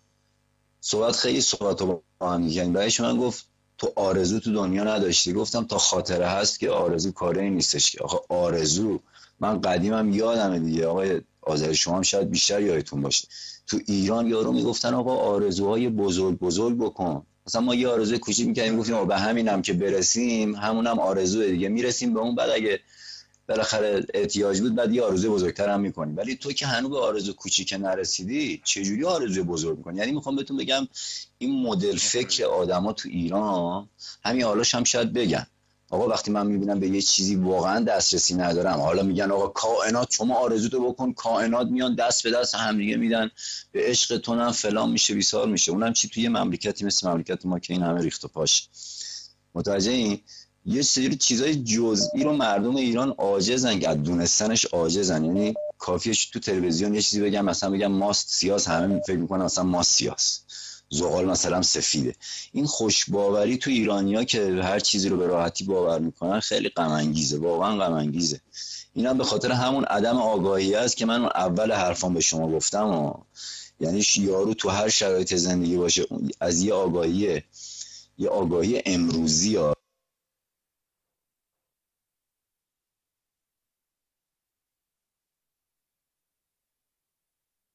نمیکنه با این بی آگاهی. انسان باید آگاه باشه که حداقل بالاخره آدم دیالوگ، مثلا ما ایرانی‌ها الان چقدر خوبه، الان ما خیلی راحت داریم با هم دیگه صحبت می‌کنیم، شما نظرات میگی، منم نظراتمو میگم، من کوچک با هم دیگه صحبت می‌کنیم. ولی تو ایران اینجوری نیست. تو ایران کافیه بری توی پارک مثلا بزنی برقصی، 4 نفر دور جمع میشن دست میزنن میرقصن، ولی خدا نکنه اون 4 نفر بگی آقا بیا با هم دیگه 4 تا حرف بزنیم ببینیم چه خبره، مثلا دور برمون چه خبره، یا اصلا یا دیوانه خطابت میکنن یا اصلا با حرف نمیزنن یا اصلا سواد حرف زدنشو ندارن. مسئله اینه. ادعا میکنیم که مثلا خیلی حالیمونه و همش هم تمام جنگامون برای همدیگه است. الان مثلا تو ایران آقای آذری شما به سادگی میتونی یه نفر رو بخری، یعنی یارو هر چقدر که ادعاش بشه به سادگی میتونی با پول بخریش. یعنی هم میخواد همسایه بالا سرید باشه، میخواد همسایه بغلی باشه، میخواد. درست میگین، به خاطر فقره که تو جامعه هست دیگه. میدونی فقر مضاعفه، فقر معمولی هم نیست. وقتی یعنی هم فقر فرهنگی هم فقر مالی جفتش هست. بعضی وقتی فقر فرهنگی نباشه فقر مالی نمیتونه زمین بزنه آدمو، ولی وقتی جفتش داره همزمان با در راستای هم حرکت میکنه تو جامعه، هم نمیذارن که آگاهی عمومی بره بالا، هم از یه طرف نمیذارن که پول دست مردم بمونه. اینا این همه دزدیایی که میکنن واقعا نیازی به خرج ندارن که، یعنی احتیاج مبرم ندارن به این پولا که میرن دزدی میکنن. مثل اون یارو جان والجانه نیست که دنبال نون شبش باشه. این دزدی‌ها به خاطر اینه که پول دست مردم نیست. میدونی چی میخوام بهت بگم؟ اینجوری به هر صورت یعنی باید میدونی جامعه رو باید از این دید نگاه کرد که آقا هممون با هم به حساب باید کاری بکنیم که پیش بره قضیه. نمیتونیم الان خب من و شما جفتمون مگه تو ایران نیستیم؟ خب داریم با هم صحبت میکنیم. چرا این وقتی میخواد بره تو سطح پارک به قول شما یه دفعه به آدم انگ میزنن؟ اصلا خوراکشون انگ زدن به هم دیگه است. خوراکش مثل دارن. شاید ما اگر تو پارک بودیم شاید رو در رو میشستیم صحبت میکنیم، شاید دعوا مثل عرض میکنم، البته ما نوعی دعوامون میشد. پس چرا اینجا میان راحت داریم صحبت میکنیم؟ خب اینا به خاطر این محیطیه که اینجا ساخته شده. توجه میکنی که خب شادروان داور این محیط رو راه انداخت که ماها بتونیم با هم راحت بینندگان ببینن. یک اون منتظر همین بود. و هر صورت اینا مطالبی که باید در نظر جانم بفهم. ببخشید میگم چقدرم خوبه به خدا. من همیشه به یاد آقای نمیدونم مثلا صدایی که تو ذهنم میمونه، صدایی که تو مغزم میمونه، عرضم به حضورتون توی رنگارنگ همیشه به خدا بهشون فکر میکنم. یه مغزم خود آقای داور همیشه صداش انگار تو مغزم میپیچه. بالاخره چند سال با هم دیگه صحبت کردیم، حالا شاید هم یه جایی، ولی یه جایی من واسم خیلی عجیب بود با آقای داور. من حالا صحبتام دیگه زیاد چیز نکنم، وقتی دیگران هم نگیرم، فقط با یه صحبتی از آقای داور صحبتام به پایان میبرم. اگه اجازه دادین یه شعر حجمم دارم، اونم تقریبا شاید مثلا 1 دقیقه نشه، اونم میخونم و از خدمتتون مرخص میشم. آقای عرضم بدون آقای داور یه دفعه من بهش گفتم آقای داور دوستت دارم. آقای داور من گفت چرا باید تو من دوست داشته باشی؟ نه منو دیدی نه من تو رو دیدم. عرضم به حضور همیشه این حرف تو ذهنم هست که آقای داور یه دلیل خاصی داشته که اینو میگفته. شاید به خاطر مریضیش بوده، شاید نمیدونم. من ناراحت نشدم از حرفش، ولی خب واسم خیلی همیشه بهش فکر میکنم که مثلا آقای داور چرا یعنی چه. اتفاقا یه دفعه هم خواب صداشو دیدم و من ببینید خواب مرده ها رو خیلی میبینم، باورتون شاید نشه. مثلا آخرین خوابی که دیدم من عمم شب عید از دنیا رفت، روز اول عید. ما روزی که به اصطلاح دفنشون کردیم و اینا، شبش من خوابیدم، خوابشو دیدم که میبینم صداش داره میاد، داره صدا میکنه میگه فلانی فلانی. اینا هر چی میبینم صداش هست اما خودش نیست. توجه میکنم میبینم جلوم یه ساختمان چند طبقه است، به بالاش نگاه میکنم میبینم یه پارچه سفید دستش داره اون بالا تکون میده. خب من که مثلا الان تو این سن و سال رسیدم تا حالا خواب عممو ندیده بودم، درست شب اول مردنش همچین خوابی رو میبینم. خوابای مردا رو کلا زیاد میبینم، در صورتی که مثلا شاید به خیلیشون فکر نکنم، ولی خوابای اونایی که این دنیا رفتن، حالا نمیدونم شاید حیف باشه اسم مرده روشون بذاریم، و معمولا میگم اونایی که این دنیا رفتن. عرضم به حضورتون. خب آقای داورم دیدم صدا شد که میام مثلا میگم خوب این آقای داور، میگم اسممو دیگه نمیگه، چون من هر موقع زنگ میزنم میگم آقا کلاغه، اینم اسممو نمیگه ولی منو شناخته، مثلا شاید در حد مثلا 1 ثانیه 2 ثانیه همچین چیزی. عرضم به حضورتون دمت گرم آقای آذری، به خدا فیض بردی و از حرفات دمت هم گرم. آقای زنگان هم ما رو تحمل کرد، بالاخره گذاشت بیایم رو خط، ایشون هم زیاد حرف نزدن، من و شما با هم دیگه بیشتر صحبت کردیم. دمتون هم گرم. امیدوارم فداکاری کردن. آره ما رو تحمل کردن، دمشون گرم. خدا بخیر. مخلص شما هستید. اگه اجازه بدید من این شعر رو بخونم و عرضم به حضورتون از حضورتون مرخص بشم. تا حالا من اصلا تو برنامه آقای داور یا رنگارنگ اصلا تا حالا شعر و اینا نخوندم، ولی میخوام الان اینو بخونم. تا خاک دهان می شود، تا خاک دهان می شود او می نالد، تا خاک دهان می شود او می نالد و ناله او در فاصله باز دهان خاک انگار که دعوتی پنهان او را می خواند، یا اوست که می خواند انگار دعوت پنهان را. می نالد خاک وقتی دهان باز او می ماند باز. همین یه قطعه بود، بعد دوباره یه دفعه دیگه اینو می خونم از حضورتون مرخص میشه. دقت کنید. تا خاک دهان می شود او می نالد و ناله او در فاصله باز دهان خاک انگار که دعوتی پنهان او را می خواند، یا اوست که می خواند انگار دعوت پنهان را. می نالد خاک وقتی که دهان باز او می ماند باز. مزاحمتون نمیشم، دمتونم گرم اینکه وقت دادین من صحبت کردم. آقای زری دمتون گرم، آقای زنگان دم شما گرم. درود به همه بچهای خوب رنگارنگ. اگه امری نیست من از حضورتون مرخص میشم. عرضی نیست. سپاس از شما آقای کلاغی، ممنون از شما. قربون شما، خدا نگهدارتون. خدا نگهدار. با سپاس از شما. خدا نگهدارت باشه عزیزم، ممنون از تماسی که گرفت. قربون دارم آقای آذری، خدا نگهدارت. خدا نگهدارت باشه عزیزم. با سپاس از آقای کلاغی. دوستان اگه میخوان تماس بگیرن یه بار از طرف سریع‌تر کنن. آیا آتش کننده اخته درود برای شما.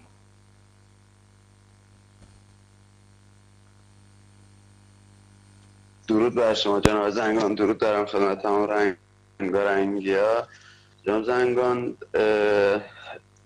ابتدای سخن تسلیت عرض می‌کنم خدمت خانواده محترم روح اهورایی و خانواده بزرگ رنگارنگ. امیدوارم تا زنده هستیم در کنار هم به اون هدف والای زندگی جناب آقای داور که همان آزادی ایران و ایرانی بود برسیم. حالا وقتی خاموش شدیم دیگه هیچ سودی نداره. امروز واسهتون جناب آقای زنگان یه کلیپ فرستادم از آقای سهیل الهنندی، فرمانده حماس، که ایشون با پول مردم در بند این یهودیان آنوسی در کشور امارات و قطر به عشقبازی مشغول بوده و یه بابایی از جایگاهش مطلع میشه و از پناهگاهش مطلع میشه و سرزده در ساختمان این جایی که قرار داشته رو میزنه و خلاصه چون میدونسته که دوستانش پهلوش بوده از همون ابتدا فیلم رو میگیره که وارد ساختمون، زنه در ساختمون باز میکنه و این بابا وارد ساختمون میشه و خلاصه شروع میکنه به فیلم برداری کردن که هم فرمانده حماس که همین سهیل الهندی باشه و هم زنه لخت هستن که یه حوله دور فرمانده حماس هستش و یه روسری هم دور کمره همین زنه هستش که زنه التماسش میکنه فیلم نگیر و فلان اینا، یه چک میزنه زنه رو بعد زنه دستبندش رو باز میکنه، بهش میگه تو رو خدای دستبند طلا رو بگیر، تمام سکه است بهش میده و خلاصه مرده از اونجا خارج میشه و بعدش میام مردانگی میکنه و فیلم رو پخش میکنه.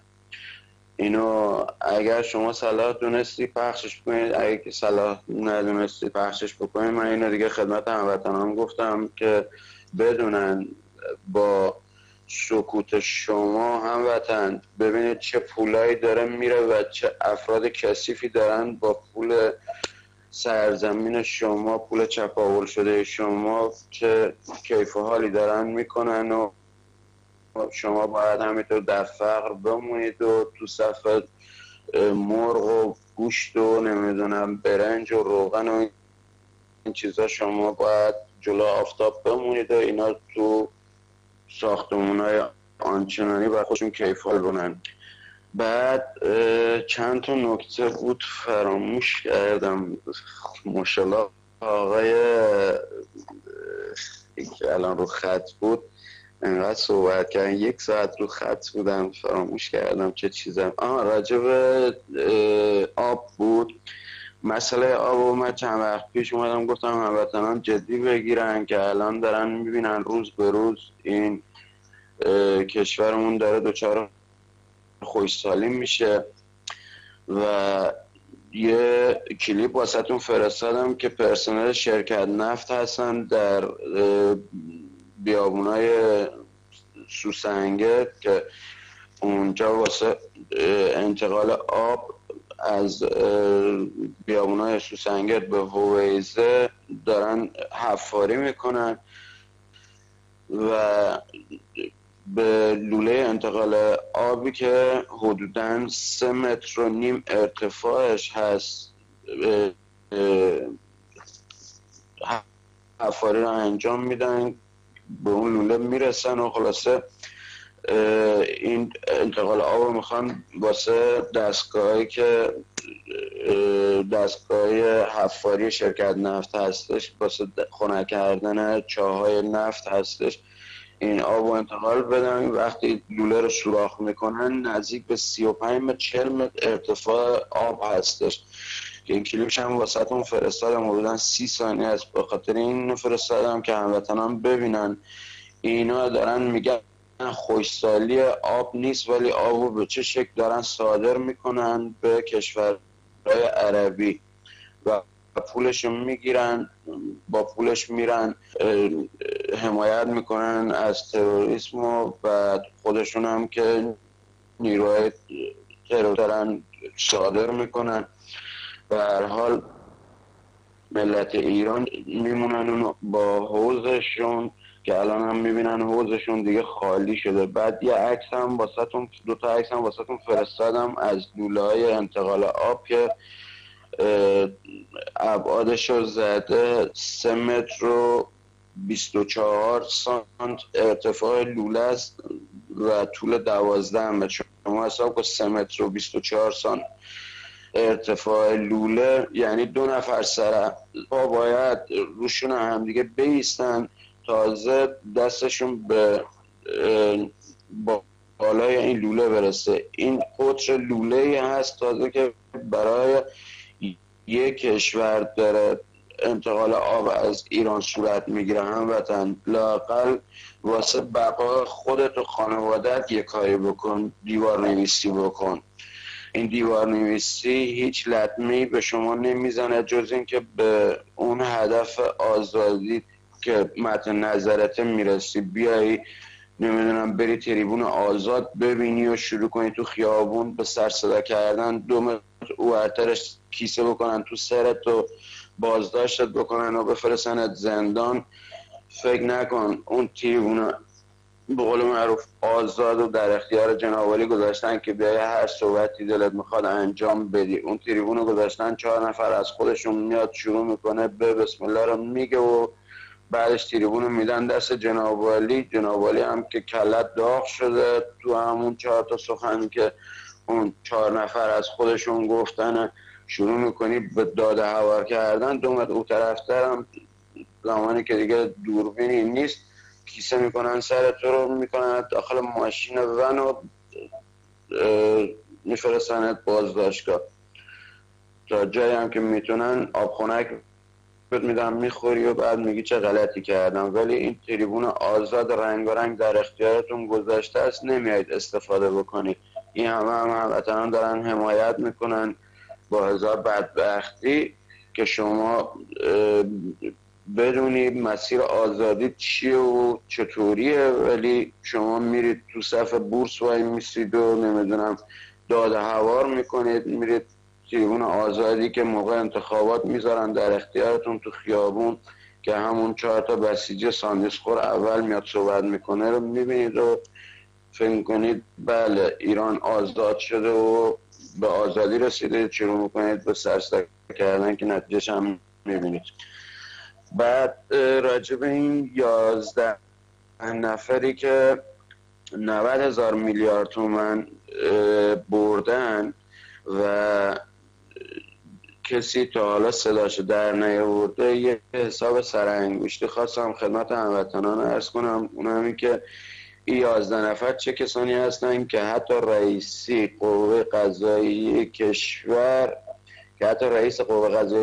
هم جرأت نداشت پاکت را باز کرده و نامشان را اعلام کند. موضوع مهم نیست که نباید به سادگی از کران گذشت. حتی بعضی رئیس قوه قضاییه پاکت را گشود و فهمید. منظورش تو مناظره است که این آقای همتی رئیس بانک مرکزی پیشین پاکتی رو داد به آقای رئیسی و بهش گفت این 11 نفره چرا شما تا حالا اسمشون عنوان نکردید. و رئیس قوه قضاییه پاکت را گشید و فهمید بعضی از آنها محاکمه هم شدند، باز هم نام آنها را اعلام نکرد. اما مهمتر از نام آنها کاری است که انجام دادند: دریافت 90,000 میلیارد تومان از منافع مالی کشور و پس ندادن آن تا کنون، آن هم 12 سال. قیمت دلار در سال 88 910 تومان بوده است. لذا میتوان تصور کرد که آن 11 نفر بی نام و نشان حدود 100 میلیارد دلار را حپولی کردند و از هیچ کس و هیچ جای وامه ندارند و از آنجایی که میدانند در امان هستند و امن میمانند تا به حال سکوت کردند. اگر سود بانکی را فقط 12% در سال فرض کنیم، آن 11 نفر اکنون 389 میلیارد دلار به کشور بدهکارند، نه 90,000 میلیاردی که آقای همتی داشت میگفت. اگر مبلغ بدهی این 11 نفر را به مردم ایران تقسیم کنیم، به هر ایرانی 4,500 دلار خواهد رسید، یعنی هر نفر 110 میلیون تومان. اگر بخواهیم به 40 میلیون نفر ایرانی ماهیانه 1 میلیون تومان یارانه نقدی پرداخت کنیم، مبلغ فوق برای پرداخت 20 سال کافی است. لطفا نگوین نمیشود یارانه 450,000 تومانی یا 1 میلیون تومانی پرداخت کرد. منظورش با کسانیه که میگفتن محسن رضایی داره هزیون میگه چرا میگه 450,000 تومان میخوام یارانه رو بدم به ملت.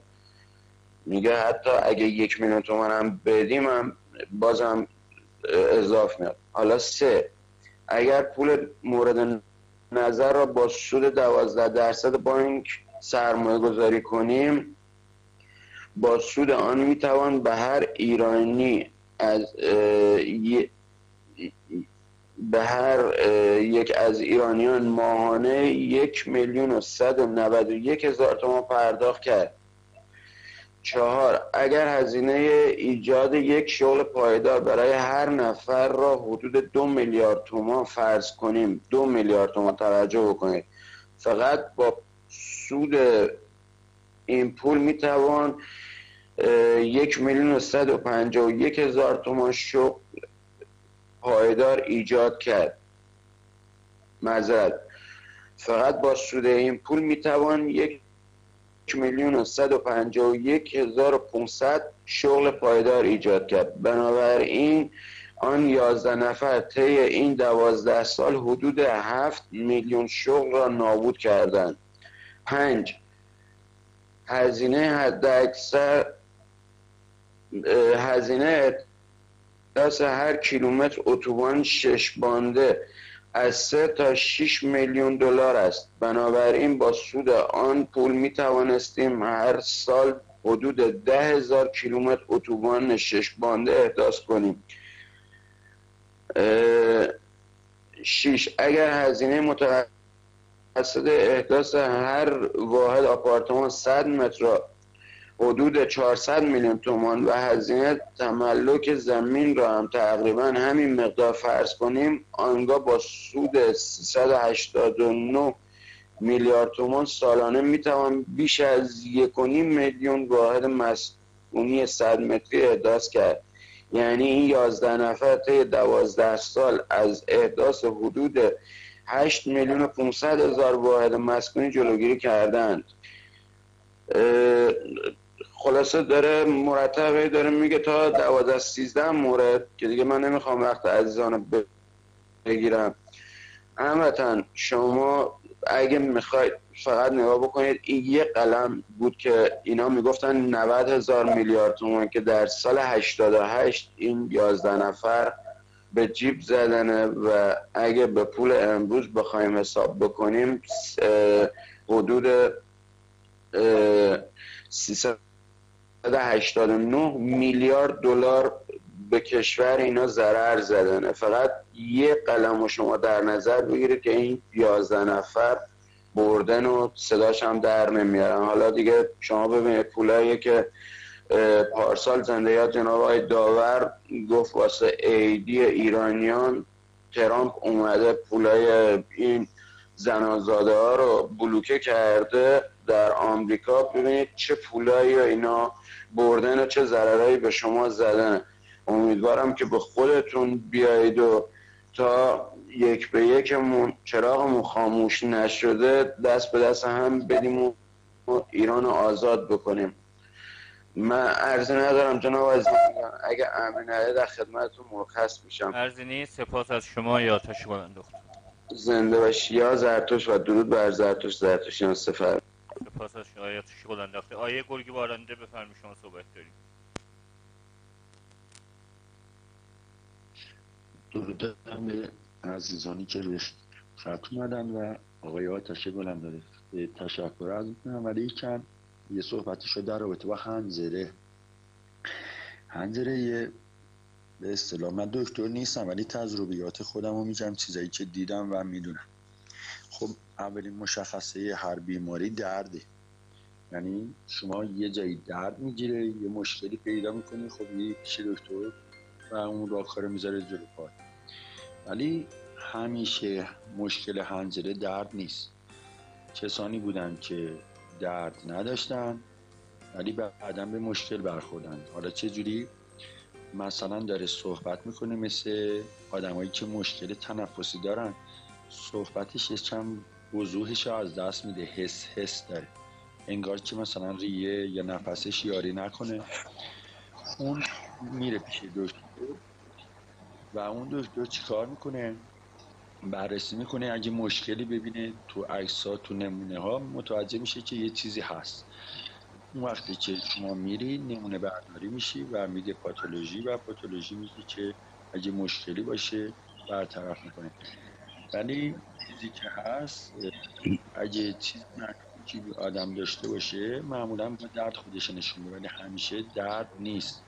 وقتی صورت درست گلوت سالمه، مثلا میری پیش دکتر حنجره میگه مایچه‌ای مثلا طرف راست حنجره شما بر فرض مثال فلج شده، یا مثلا یه چیز مشکوکی هست، این باید بررسی بشه که یه خدایی نکرده سرطان نباشه. اینا چیزای دکتری هست. ولی خب همیشه سلامتی مهمه، پیگیری کنید. امیدوارم که مشکلی نداشته باشی و همیشه تنت سالم باشه. ولی یه چیزی هم که من دیدم توی بیمارستان کاشانی اصفهان، شاید بگم روزایی که یه دکترا میرفتم اتاق عمل 7 نفر 8 نفر صبح میرفتم اتاق عمل بعد از اون بدون حنجره برمی‌گشتم. حالا کیا بودن؟ یه سری آدما بودن که پسر یا خانم بودن که اینا یا قلیونای میوه‌ای مصرف می‌کردن. من دکتر سوال کردم گفت این پسرها و این خانوما سیگار یا بیشتر قلیونای میوه‌ای مصرف می‌کردن و به مرور حنجره‌شون خراب شده. یه سری آدما بودن مرد بودن که تو محیطای آلوده کار کردن، حالا یا جوشکار بودن یا آب بودن و یه موادی سمی حنجره‌شون خراب کرده. و عزیزان خلاصه مواظب باشید. و آقای من کسی رو خط بله آقای زنبور سبلان بفرمایید. درود باشه. درود بر شما. یه درودی هم میفرستم به روح بلند آقای داور عزیزم، بنیانگذار این رسانه. جناب آقای کیوان، اون فیلم‌ها که فرستاده بودم رسید دستتون؟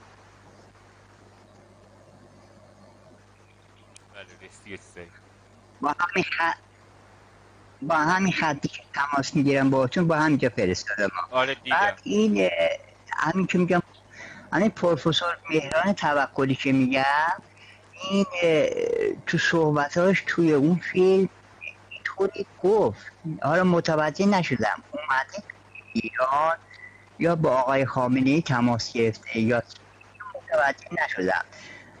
یکی از بچه‌ها تو بیت اونجا خدمت مدت هاست که آقا از این زمزمان هستش، مال چی میگن چشمه میگن آبلی میگن چی میگن، از اونا مصرف کرد و خیلی وقت این میره از تو کمدش تو شیشه آب برمیداره به جای آب خوردن از اون میخوره.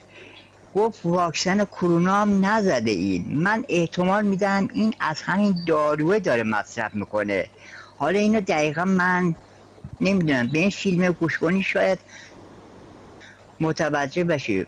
بعد این محلولم که به دیگر عزیزان ببین اگه رای داره براتون به بچه های دیگه هم بگو که این دارو رو درست کنن. خیلی درست کردن که خیلی خیلی ساده است. 3 تا سیم بخواد فقط، 1 لیتر آب آب مقطر میخواد، 1 خوردم نمک، همین. اینو درست کنن استفاده کنن. کدوم همونو که آیه داروی شفا بخش میگفتن شما اون دارو رو میگین؟ حالا نمیدونم از اونه یا فرمول دیگه است این، چون اینا گفت هم میتونین روز 3 بعد بخورین، هم به سینتون اسپره کنین، تو ماکستون به پوشتون اسپره کنین. گفت 100%، یعنی میتونم که اگر اینا به من اجازه بدن اصلا من اینو گسترش میدم به کل ایران. اصلا یعنی واکسن ها رو بریزن بیرون. واکسن گفت چرت برته، واکسن گفت امراض میاره، بعدها آدم دچار اشکالاتی میشه دیگه، نه راه علاجی داره نه چیزی. خیلی گفت موثره. بعد یه پیشنهاد داشتم آقای کیوان. پیشنهادم اینه که روز رأیگیری یعنی 28م کل عموم ایران همه برقاشون روشن بذارن، وسایل برقی، کولر، اتروب تو در اتوماتیکی روشن بشه، خاموش بشه، لامپاشون روشن کنن، ولتاژ بالا بره، برق و دیگه کنترل کنم. آتیش میگیره، ولتاژ بالا بره، میسوزه دستگاهشون. اینا مجبورن که برق رو قطع کنن، اینترنت هاشون مختل که پیام بدن، رأیاشون رو خیلی خلاصه به نظر من که موثره. حالا این پیشنهاد داشته، حالا ببین خودت چجوری تو این وضعیت بزنه بیچاره یخچال داره اونم بسوزه آخه. اینا واسه اینا اینوری هر اتفاق بیفته اینوری میفته، اینم ضررش نمیدونم. آره باشه، نمی پیشنهاد دیگه ممنون. اینو ببین حتما با آقای شهاب آذری هم سلام برسون و اجازه بدید از آقای زنبور سبلان اجازه بدید. آقای شهاب آذری شما صحبت کنیم با آقای زنبور سبلان. قربون محبت هست. درود به شما. حالا خوبه؟ صدای منو میشنوی؟ جان بله بله سلام از کردم شب بخیر. سلام از ما قربان ارادت دارم خدمتتون. جانم خیلی دوست داریم. کامل متوجه منظورت نشدم. جانم یه مطلبی رو گفتی که الان داشتی با صداتون که مردم برگاشون رو روز انتخابات روشن کنن که تا کلا سیستم برقی همه چی مختل بشه. اینا واسه این که دستگاه نصبه اینترنت ها رو خاموش کنن. ما خاموشی، شما میگی روشنی، ما میگیم آقا چیز میگفت خاموش کنید آقا اصلا بلشون کنید، نه آدم حسابشون نکنید. نه بابا اونا فایده نداره، پول برقشون میره بالا بابا مردم. اینا کنترل داداش این حرفا حالش نیست که میچرخه پولش میگیره دیگه. میدونی چی میگم بهت بگم؟ ضرر میزنه به مردم. خدا رو خوش نمیاد. البته نه به نظر من برو خودتون میدونید. جانم آقا متوجه شدی شنیدی صدامو عزیزم؟ زمون اولون صدای من نه قطع و وصل میشه صدا. متوجه نشدم صداتون قطع و وصل میشد. ببین میگم که روشن کردن این بیشتر به مردم بابا صدمه میزنه. خود پول برقشون میره بالا، بنده خدا اون کنترل داره میچرخه دیگه، ضرر میزنه به مردم. البته میگم باز به نظر من یه روز دیگه یه روز مگه میخواد چقدر بسه مصرف کنه؟ نهایت یه اجازه میده. میگم ما اصلا کلا هدفمون خاموش بودن تو اون روز، یعنی اینکه آقا هیچ کی ازش تکون نخوره، آقا ولشون کنید، آدم حساب نکنید اینا رو. تازه دوست عزیزمون یه چیزام تازه پیشنهاد داده بود، میگه آقا حتی جلو پنجرهاتون هم بزنید چراغاتون دیده نشه، حالا ما بگیم یه روشن کنیم. میدونی چی میخوام بهت بگم؟ هر کس بالاخره وظیفه خودش انجام بده. بعد اون وقت یه چیزی یادت باشه، وقتی فشار بیاد روی ترانساشون، ببین یه چیزی یادت باشه زنبور سوالم، وقتی فشار اومد رو ترانساشون ببینن زیاده داداش کاری نداره، زرد فیوزو میزننش بالا، همه رو قطع میکنن. این کاری نداره که لطفه میخوره به مردم به نظر من. البته حالا گفتی میشه مجبور بشن برق و قطع کنن. میگه برق و قطع کنن اینترنتشون مختل میشه. گفتم این جواب نمیده، فکر نکنم این جواب بده این نظریه. ببین برق و قطع کنن اینترنت ما مردم مصرف کننده ها مختل میشه، نه اینترنت خودشون، اونو برقش جداست. برق و منطقه‌ای قطع میکنن آقا کیوان. حوزه‌های انتخاباتیشون رو نگه هم دارن، منطقه‌ای که لازم ندارن قطع کنن. همون شده. یه موتور برق میزنن. این در نهایت لطمش به مردم و به خاطر اینکه مردم هنوز اتحادی نکردن که بخوان جایی رو به قولی میگن اشغالش کرده باشن یا به دست گرفته باشن قدرتش رو، بعد بخوان اعمال نفوذ کنن. اعمال نفوذ ما الان فقط با اتحاد میشه. البته میگم اینا نظر بنده است.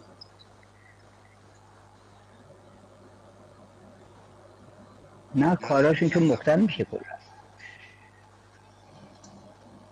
در خدمت الو آقا قربونت برم، سوالتون کم نشه.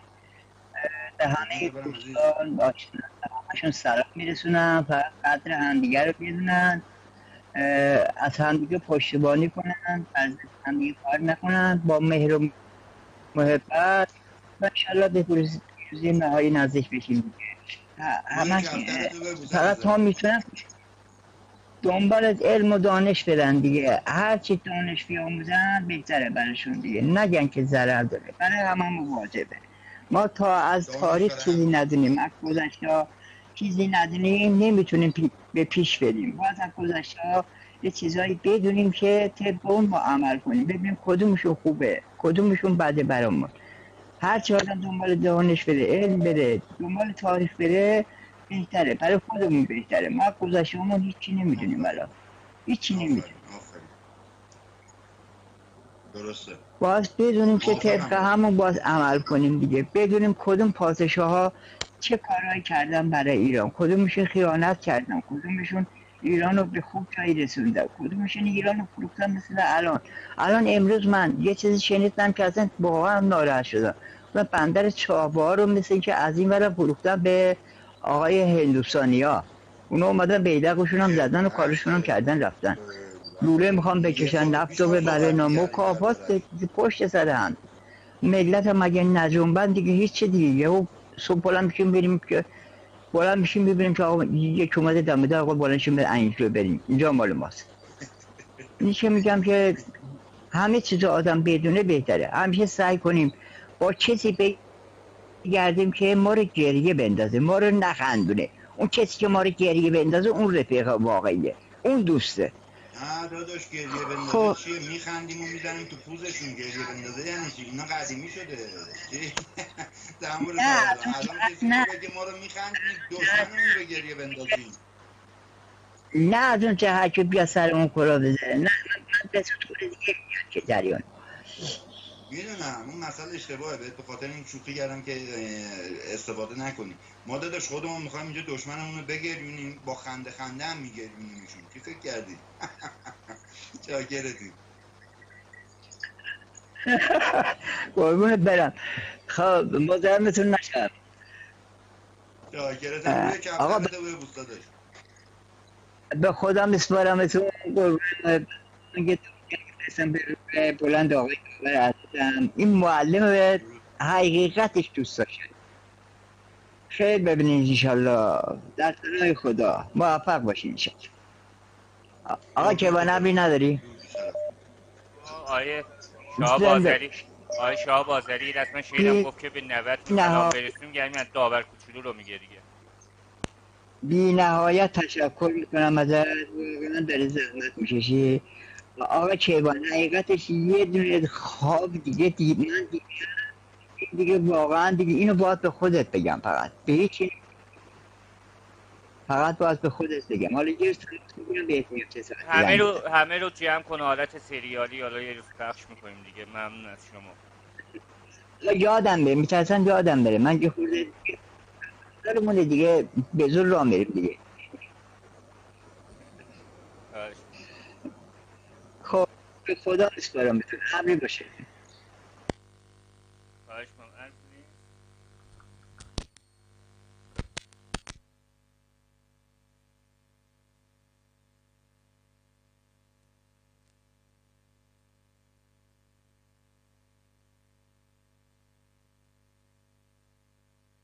ببخشید میکروفون بسته.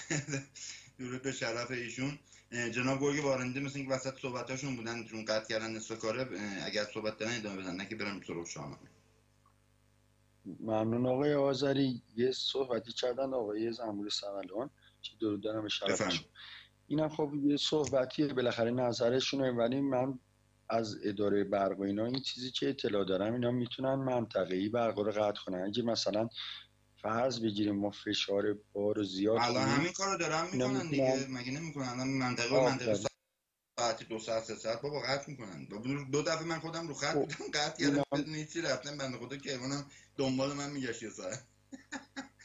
آره اینطوری راست میگی. آره مثلا فرض میگن تو مثلا چند تا منطقه حوزه انتخاباتی داریم، خب این مناطق رو برقش نگه داریم، بقیه رو قطع میکنن. اون مناطق رو قطع کنن مهم هم نیست، اتفاقی میفته، ولی مجلسش اونجا گرم باشه. ما اگه بتونیم جای خاموش کردن و چون روشن کردن و فلان برق، من فکر نمی کنم مشکلی حل کنه. چون منطقه‌ای میتونن برق رو قطع کنن. دیدین تو شهر مثلا یه جایی هست برق، یه جایی نیست، اینا کلیداش دست خودشونه.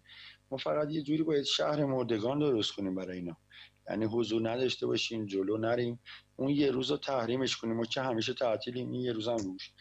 و میرسیم به این صحبت که تو خونه بشینیم هر کاری میکنیم بکنیم، میخوایم برق روشن کنیم میخواد خاموش کنیم، ولی تو خونه بمونیم. آیه بله. و یه چیزی هم که اینجا هست آقای آذری، حالا نظر شما هم حالا خوبه که بعد از صحبت من شما نظرتون رو بدید. چند وقت تو اخبار حالا ما زیاد زلزله میبینیم و یه چیزی هم که زیاد هست، یه سری کارخانجات هم میبینیم که هر روزی یه جا آتش سوزی میشه تو کارخانجات و این خیلی برای من عجیبه که این زلزله ها پشت سر هم، این آتش سوزی ها در کارخانجات پشت سر هم.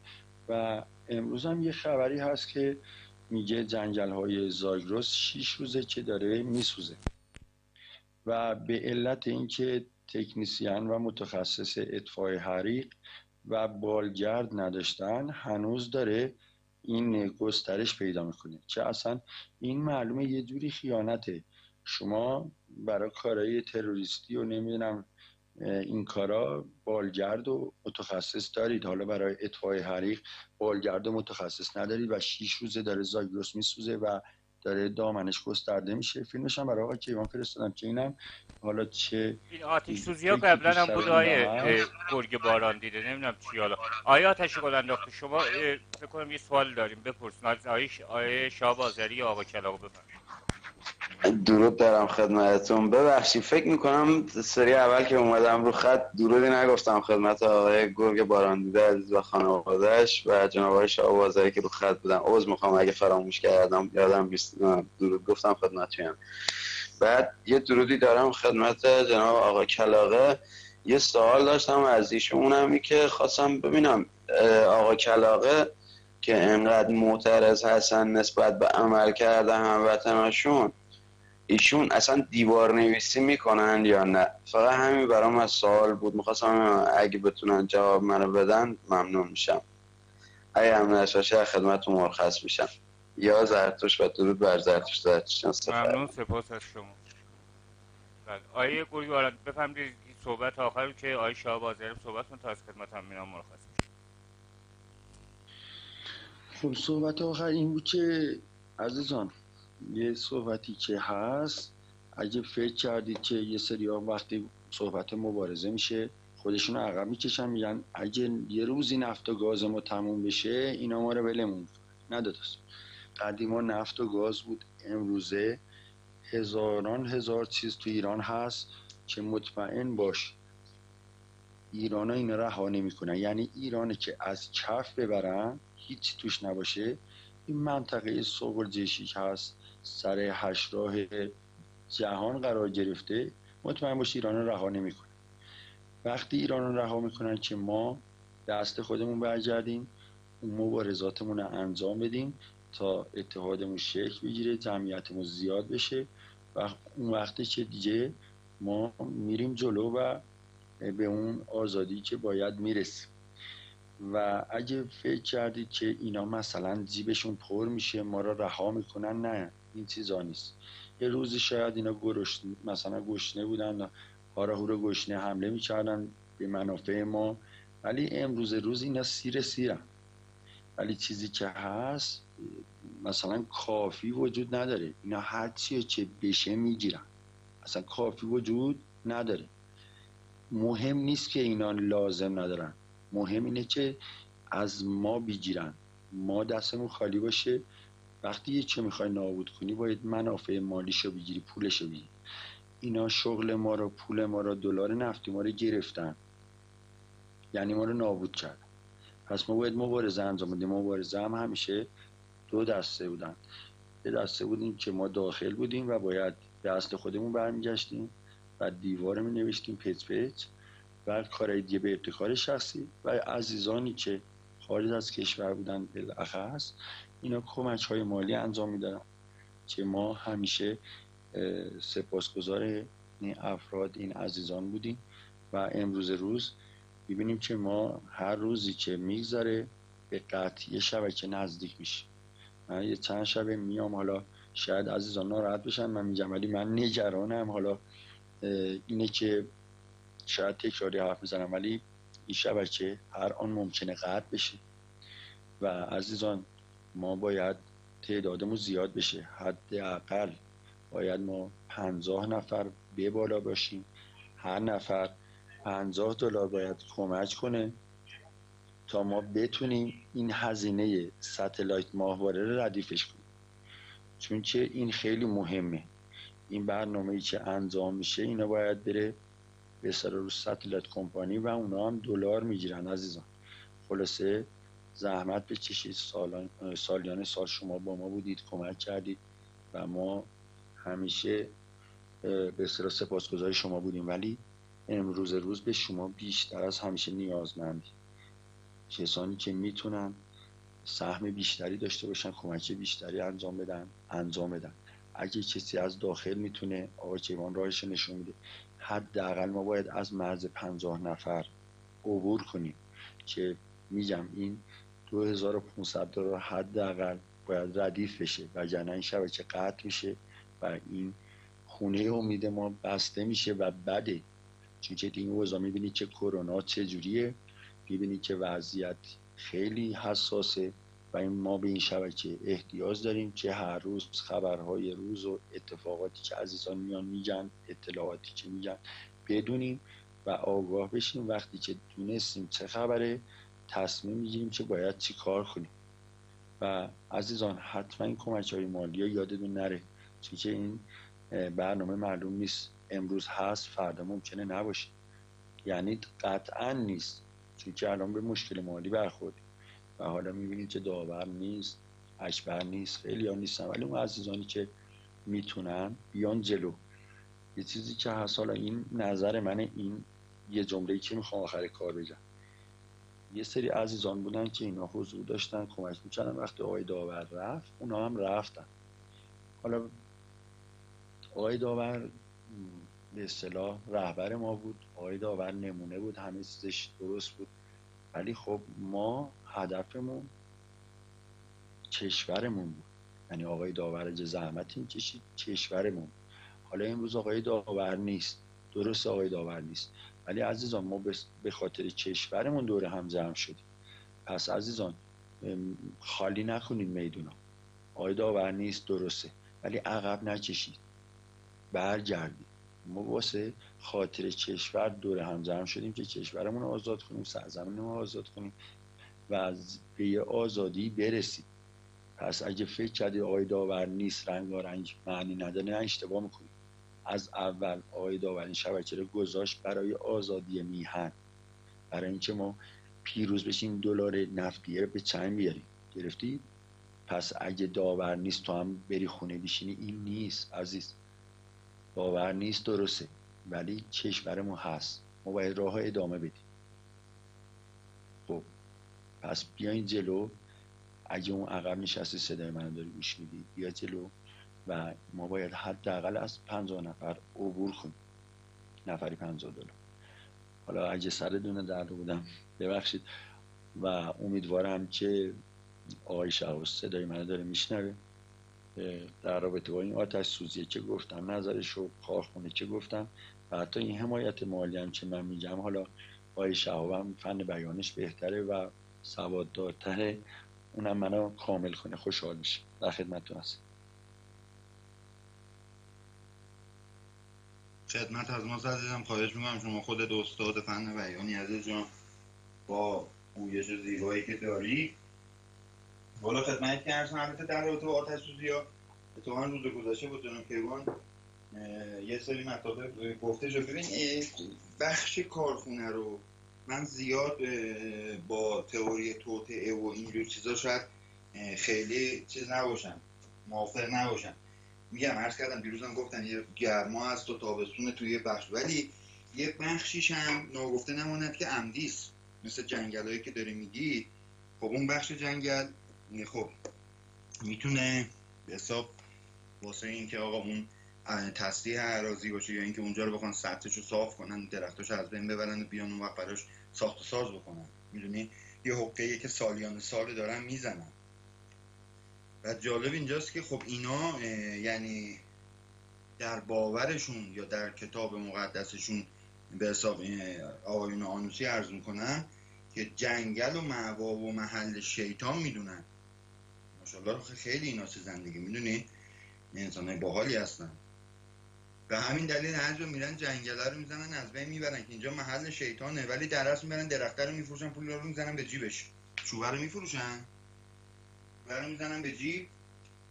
بعد اون وقت یه دونه نخل میندازن دور سرشون تکون تکون میدن، تورات میکنن، میگن آقا این شیطان اینجا پاک کردیم. میدونی خب به غیر از خودشون هم که همه بت پرستن.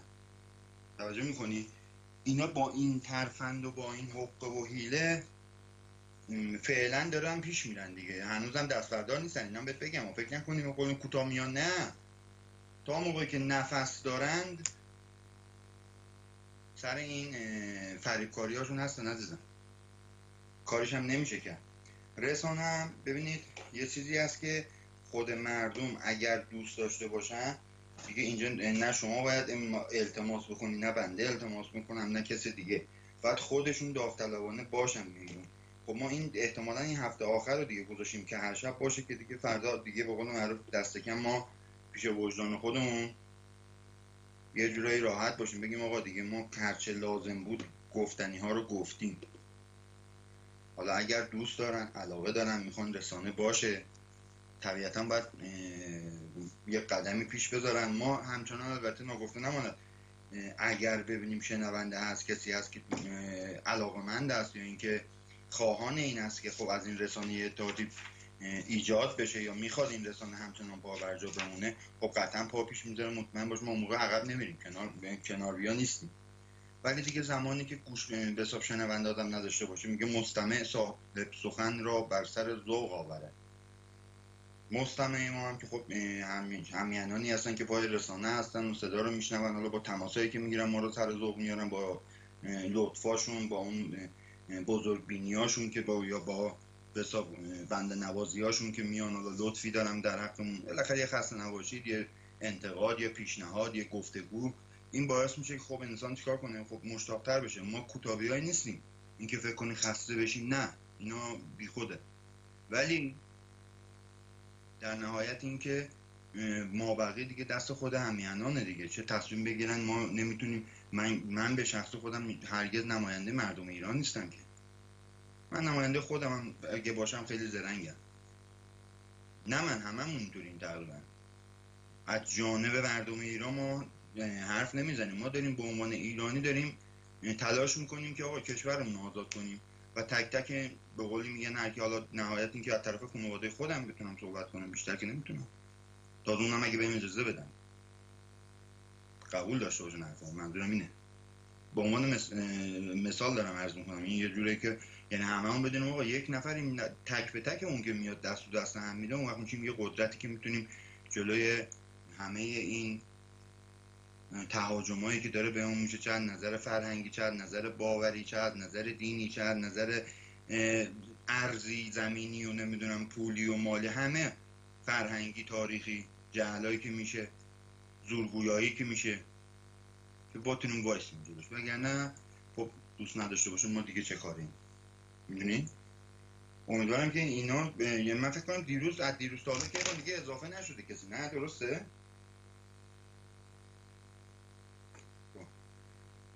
یعنی همون دوستانی که حتی دیروز هرچی گفتن همونا هستن. خب این تعداد میبینی خب کافی نمیشه دیگه. من نمیدونم قرارداد تا کی از کیوان جان شما اطلاع دارید؟ دقیق چون من در جریان نیستم، نمیدونم.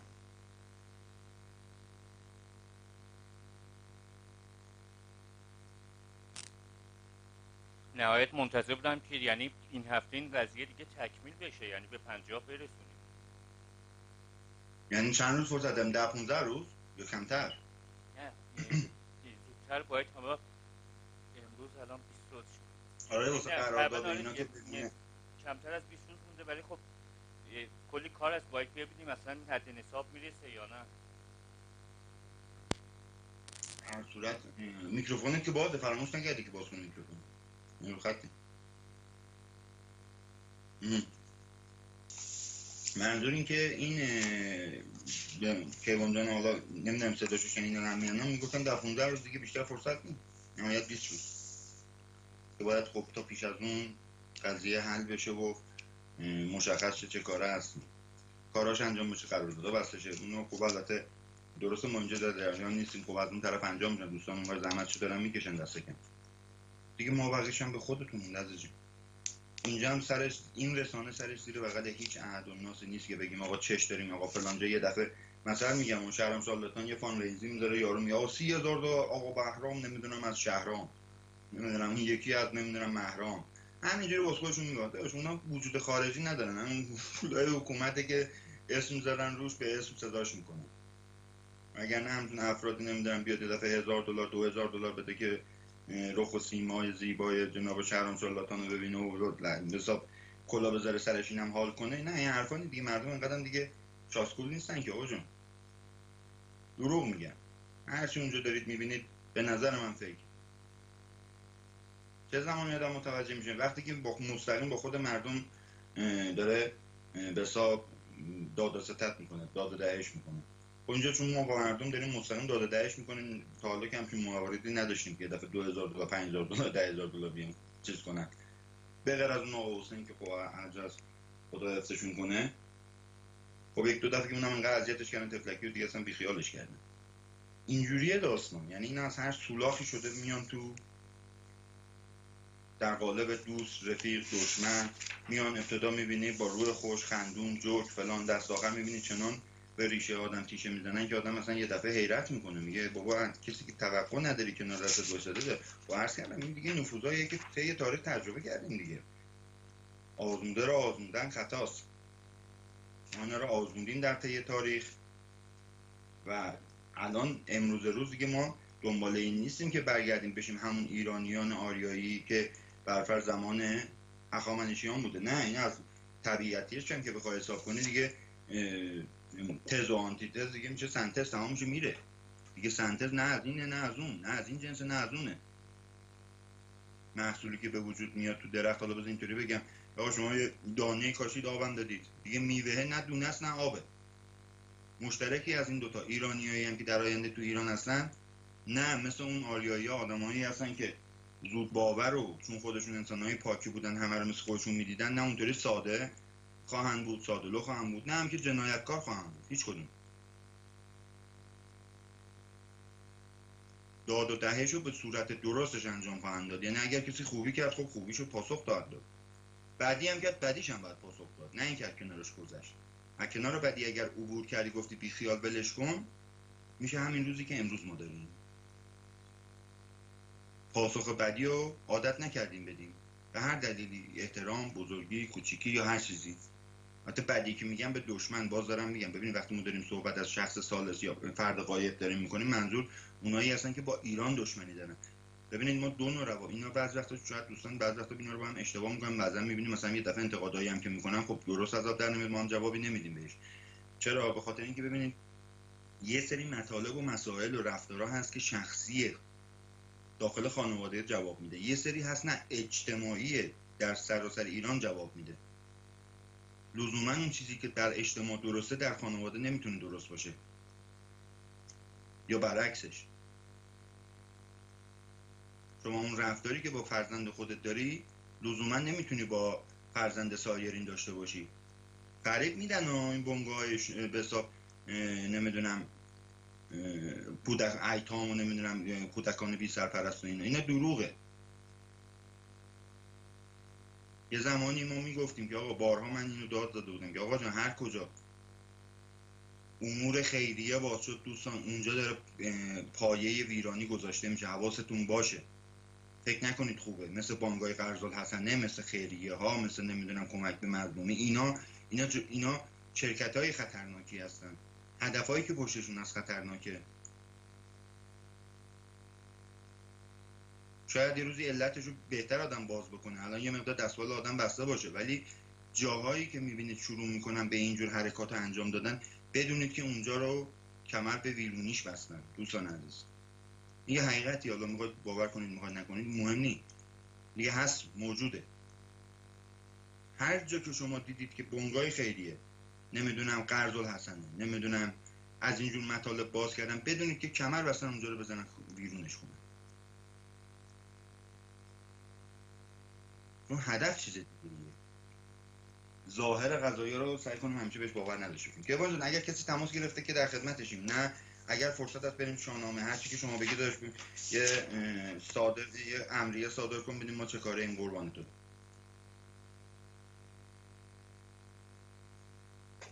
آقا شهاب یه صحبتی داشتم، صدای منو داری؟ بفهم. یه دوتا صحبت خیلی عالی کردید که منو به فکر واداشت. یکی این که فرمودید که درخت‌ها رو چوباشو میفروشن. احتمالاً این چیزی که اتفاق میفته ممکنه تو شرایط دیگه هم باشه. من چیزی که خودم میبینم و میگم، حالا میتونن عزیزان شرایط دیگه هم مقایسه کنن. ما چند وقت پیش تا زمانی که های گرگ بالاندی رو داری اصلا نیازی به دشمن نداری. میبینی این هم حرف زدی، میگه های شاهبازری 2 تا حرف خوب زدی، یعنی 2 تا هم پرسیدم ازش، گفتم فقط 2 تاش خوب بود، درست بود. مطمئن بود احتمالاً بودم و نجدیم، متوجه نشد. شاکرش هم هستیم، چه کار کنیم دیگه آقا. زنده باشی. این برش درختان رو ما داشتیم توی اصفهان که من متوجه شدم جای جای اصفهان درختایی کهن بود که اصلا تو بغل 2-3 نفر نمی اومد. درختای کهن خیلی جالب مشتی. آقا این شهرداری‌ها افتاده بودن به جون این درخت‌ها کهن رو می‌بریدن، آجاش نهال می‌کاشتن. حساب کن 4 تا ترکه تو زمین. صدای مردم در اومد. آخه بی وجدانا این چه کاریه؟ اینا ریه های هر شهری هست.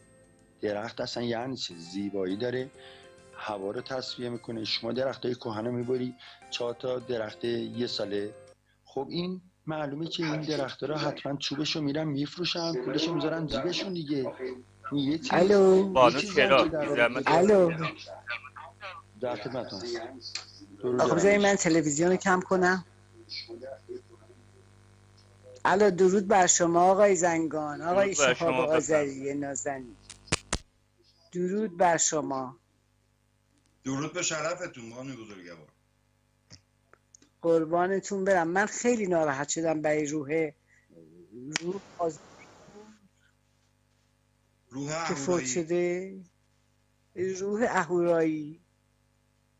وای من خیلی ناراحت شدم، من چون اینو خیلی دوست داشتم. متاسفم. تسلیت میگم هم به خودم، هم به شماها، هم به فامیلای نازنینشون. درست نشد کار، کسی پیدا نشد برای حمایت از تلویزیون. 13 تا سهم فعلا چرا تقبل کردن دوستان، ولی خب بالاخره هنوز تا 50 تا تکمیل نشده. نه قربان. حالا انشاءالله که میشه، امیدوارم به خدا. باشه فداتون شم دیگه. همین خواستم یه عرض ادبی بکنم خدمتتون و تسلیت بگم. خیلی دلم سوخت، خیلی جوون بود. امری ندارین؟ عرضی ندارم قربان، خواهش میکنم. لطف کردید شما، بنده نوازی فرمودید. خواهش میکنم. خدا نگهدار یا زرتشت. خدا نگهدارتون باشه. ممنونم. جناب گرگو بارنده بفرمایید. درودی هم دارم به بانو چرا که حضور به هم رسوندن و گنج حضور کردن. یه صحبتی هم که آقای آذری کردن در رابطه با این بود که این تلتانا که تو شبکه‌های دیگه میذارن. خب ببینی عزیزان، اینا وقتی میبینی که این همه کیابی‌ها دارن، این همه پرسنل دارن، این همه دستگاه دارن، استادیو دارن، اصلا مشتی همه چی اوکی، بعد یه تلتان مسخره میذارن آقای فلانی $10,000، آقای فلانی $20,000. خب معلومه یه دروغ بزرگی. اینا کیان که این همه پول میدن به این آقا؟ وقتی که میدونی این همایون قماربازه، وقتی میدونی این همایون پولا رو بر میداره، خیلی ها بودن رو همین خط اومدن گفتن که پولا ما رو برداشته، نمیدونم پولامون رو خورده، فلان کرده، بیچار کرده، نمیدونم یه دونه پرچم بده به فلانی، نمیدونم چقدر. اصلا معلومه با عقل جور در نمیاد. اینا پولاییه که از همین ایران میره برای اینا، برای این شبکه‌های این چنینی، که اینا بیان چیکار کنن؟ مردم رو تحمیق کنن، بیان اونجا یه سری حرف مفت بزنند و خیانت کنن. وگرنه کی میاد بالا پرچم همه پول بده؟ کی میاد به یادم پولا فردا پول بده؟ ما یه چی داریم، پس این پولا کجاست؟ خب معلومه مردم واقعی اینجا دیگه، اونجا همش پوششه. اینا پولا از جمهوری اسلامی میره تحت عنوان اسامی. من حرف آقای آذری قبول میکنم. در خدمتتون هستم. ممنونم که آقا تاییدمون کردید. سپاس دارم ازت عزیز جان. تماس گیرنده است کی با؟ خواهش میکنم. خدمتتون که عرض کنم درست میفهمید دیگه. اینا میگم یه اسمی میذارن فقط رو پوله میخوان حلالش کنن دیگه. قدیما یارو میخواست بره مکه، میگه آقا ببر پولتو پیش فلان حقت الاسلام، نمیدونم شیاد فلانی، نمیدونم تعطیلش کن، پاکش. میرم یارو از این دست میداد اون دست، از اون دست آخونده میداد این دست، یه خوردشو برمیداشت پوله میشد حلال. یه جیب مردم میزدن میداد آخونده براش حلال میگرد. حالا شهرام شالاتن هم داره این دست میده اون دست حلالش میکنه. میزنه به اسمش حرام بهرام، به قول یارو گفتنی میکنه و این وسط میره جلو دیگه، بالاخره کارشو پیش میبره. اینم اونطوریه. یعنی حالا به هر صورت اینا مشکلاتیه که سر راه ما مردم هستمون تا خودمون آقا نخواهیم، باور نکنیم که آقا گرفتاریم و باور نکنیم آقا توانشو داریم. آخه چرا انقدر خودمون دست کم میدیم؟ چرا انقدر خودمون حقیر میخوام بدونیم؟ اینا تفکری که اینا میکنن تو مغز ما که نباید هرچی اینا گفتن باور کنیم، قبول داشته باشیم. هرچی اینا گفتن بدونید به ضررمونه. وقتی اگر اینو راست میگیم قبول داریم، دیگه چرا هر روز با یه رنگی غریبه اینا گول میخوریم ما سریع؟ ولی خب دیگه همه اینا بالاخره علت و معلولان کنار هم چیده شده و اومده بالا. کار یه روز و دو روز نیست. ولی یه چیزی که من واقعا بهش ایمان دارم، مطمئنم، البته درسته یه مقداری الان شاید به قولی میگن یه مقداری داریم آتیشش رو تون، پیاز داغش رو تون میکنیم به قول خودمون، چون تا امروز سابقه نداشته که رسانه رو بزنن تعطیل بشه. ولی خب به هر روی هر چیزی امکان دارد. آدم همه چی باید توی اون افق دیدش داشته باشه و طبق اون حرکت کنه. چون وقتی که شما یک کار ملی و همگانی داری انجام میدی دیگه اختیار دست خود انسان نیست که تا یه حدودیش هر کسی اختیار خودشو داره. ولی خب چیزی که مشخصه این است که منظورم به ملت نمیرسه، به خودم که میرسه. خب تلاش خودم میکنم، کار خودم تا موقعی که دست کم یه مسئولیتی حالا بنا به صلاح دید دوستان گذاشته شده روی دوش انسان، خب اونو سعی میکنیم تا جایی که امکانش از تواناییش هست از زیرش در نریم. درودی هم دارم به بانو زیرش در رو راستی. دیروزم تماس گرفتن صداشون وصل نشد اونطوری که یادمه. امیدوارم هر جلسه پیروز و موفق باشن. به هر روی میپردازیم به بخش شاهنامه. اگه فرمایشی دارید میشنوم جناب گرگوارنده، جناب کیوان. اگه نه که بریم شاهنامه. هم دو جلسه هم هست که عقب افتادیم، بعدام عقب افتاده به من. در خدمتم، اگه مطلبی هست بفرمایید، نه که بریم سراغ شاهنامه. آقای شهاب آذری، این که فرمودید صحبتتون درسته، همیشه این رنگارنگ جلو رفته، ولی چند یه صحبتی که هست الان با این صحبتی که آقا کیوان کردن حدوداً حالا 15 روز یا نهایتاً 20 روز ما وقت داریم و تعداد نفرات 13 نفره. من یکم نگران بودم و این به خاطر همین بود که من چند بار یادآوری کردم که اگه عزیزانی ممکنه به ما پیوسته باشن پای تلویزیون یا این رسانه رو گوش میدن، بدونن که ما در چه شرایط وخیمی هستیم و آنچنان وقتی نداریم چشم هم بزنیم. 2 هفته گذشته و باید بپیوندن، چون که 13 نفریم تا 50 نفر باید بپیوندن عزیزان و امیدوارم که این عزیزان بیان و این عدد جور بشه و امید دارم که ادامه بدیم. در خدمتتون هستم. جانم بفهم عزیزم. درسته میگم نه 10-15 روز نهایتشه. چیز گرگی وارنده یک هفته، یعنی تا آخر هفته اگر این 50 تا چیز نشد دیگه باید خداحافظی کنیم عزیز جان. راستشو بکنیم. خب دیگه وخیم‌تر شد شرایط، پس عزیزان بپیوندن. 13 نفر تا 50 نفر کارا رو بکنیم. ولی یه هفته باید پول جور شه که خب برن قرارداد بنویسن. همه زمان برای اینا که یک ساعت انجام نمیشه. درسته میشه به سرعت انجام داد، منتها وقتی پول باشه. تازه این حد به قول چی میگن، این هزینه‌ای که بابت آنتنه یارو باید کرایه ماشینش از جیب خودش بده دادش. آره برادر اینطوری هست. همینطوره. آره. حالا امیدوارم که از صدای ما رو شنیده باشن و کمک کنن و این تعداد نفرات جور بشه، چون که الان 13 نفر تا 50 نفر و وقتی هم نمونده. امیدوارم که این رسانه جلو بره. بازم تشکر دارم از حامیان برنامه، اونایی که کمک میکنن و اونایی که به ما میپیوندن. در خدمتتون هستم. باش. من فعلا آقا پهلوان زنده داشت از فعلا که حضور داریم، بعد از فرصت استفاده کنیم و هرچی به قول معروف تو میتونیم انجام بدیم پیش ببریم کارو تا ببینیم چی پیش میاد. دیگه بقیه‌اش دست خود همیهنانه که علاقه‌مند باشن یا نباشن. به هر روی میپردازم به شاهنامه با کسب اجازه دوستان و بزرگان. به روال همیشه ابتدا گاه شما رو عرض میکنم خدمت همیهنان که امروز 25 خرداد 8510 عشر زرتشتی و 12355 کیلومتر مهرمیترایی برابر با 1400 فراری و 2021 ترسویی. اما دوستان اگر به خاطر داشته باشن بخش شاهنامه رو تا اونجا خدمتشون عرض کردیم که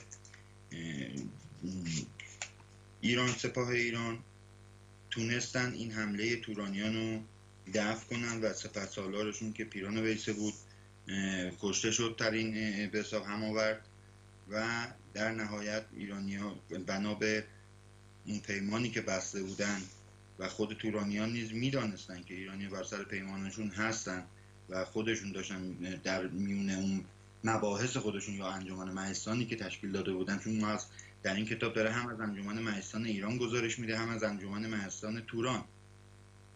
عرض کردم اینایی که ما داریم میخونیم اینا اسنادش روایت شده که فردوسی بزرگوار بر طبق اون اسناد داره مطالب رو بازگو میکنه. در قالب شعر میگه. چرا؟ چون یک، قالب شعری و اجنبی ها هرگز نمیتونن مثل خود همون افراد یا همون کسانی که زبان شعری مال خودشون، مثلا یهودیانی که دارن عبری صحبت میکنن حالا فارسی یاد میگیرن، ولی دیگه در حد فردوسی هرگز نخواهند توانست که چیزی بیافزاین و بیافزاین هم مشخص خواهد شد، کما اینکه تا امروز بارها و بارها پیرامون و افزوده ها صحبت کردیم.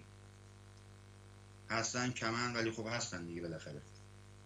بیشترم که البته خب از سر و ته شعر رو سعی کردن که بزنن، ولی خب همه هر دو طرف قضیه یعنی هست این داستان. اما در هر صورت این مطلبی است که باید به اون توجه کرد که این مطلبی که شاهنامه نه حماسه است، نه اسطوره است، نه افسانه است. افسانه یعنی دروغ. این تاریخ مدور ایرانه، منتها بدون دروغ پردازی هایی که توی کتاب های آسمانی هست. توجه می‌فرمایید؟ چون اون کتاب های آسمانی هم عرض کردیم پایشون اونها خب قبل از خود اون که مثل دارم میگم گفته شده حدود 2000 سال قبلش الان لوح در اومده که اون متون تو اون ذکر شده بوده. پس اینا نمیتونن ادعا کنن که از آسمون یه نفر فرستاده واسهشون و لوح محفوظ بوده در آسمان. نه، این حرفا نیست. ولی خب ما کاری با اونا نداریم. منظور قیاس نیست، منظور این است که چون اصلا قابل قیاس نیستن این دوتا با هم. اون اصلا یه چیزی است در حالت خواب و رویا، ولی این چیزی است که بر پایه حقیقت در میدان، این چیزی که اتفاق افتاده است در ایران و اون داره عنوان میکنه. و میبینید که سالیان سال است که با چینی ها، تورانی ها، ایرانی ها جنگیدن که اینا پیروز نشن، نتونن تصرف کنن. ولی دوستان امروز با این حکومت کثافتی که سر کاره، با دست خودشون بدون هیچ جنگ اراضی و بخشیدن به هندوستان و به چینی ها و این واقعا شرم‌آوره. هم واسه من ایرانی حکومت که خب اون شرمی نداره. چرا؟ چون اون داره وطن پرسته. منتها وطنش کجاست؟ اون مهمه. هر کی فکر کنه اینا وطن پرست نیستن اشتباه فکر میکنه، راه خطا رفته. اینا دقیقاً انسان‌های بسیار وطن پرستی هستن. منتها ایراد کار اینجاست که وطنشون ایران نیست، اسرائیله. جهت دوستانم عرض کنم که ببینید اسرائیلی که میگن فقط تو بین ایرانی ها و اعراب، یعنی فارسی ها و عرب ها، اینا با این نام صداش میکنن که اسرائیل. چرا؟ به خاطر اینکه دینی که اینجا غالب کردن به مردم، چون یهودیا اسلام واسه اینجا غالب کردن، مسیحیت رو واسه اروپا غالبشون کردن. در مسیحیت زیاد چیز نیست، ولی در اسلام اگر کسی اسم اصلی اسرائیل رو ببره اون وقت متوجه میشه اونجا چه خبره. اسم اصلی اسرائیل که در اروپا هم ازش یاد میشه و به اون نام میزنن هم اسرائیل است. اسرائیل. خب یک به حساب دست کم کسی که با اسلام آشناییت داره، حتی پیرو باشه هم نباشه، میدونه که اسرائیل یعنی فرشته جانگین، یعنی قاتل. باز راحت یعنی فرشته قاتل.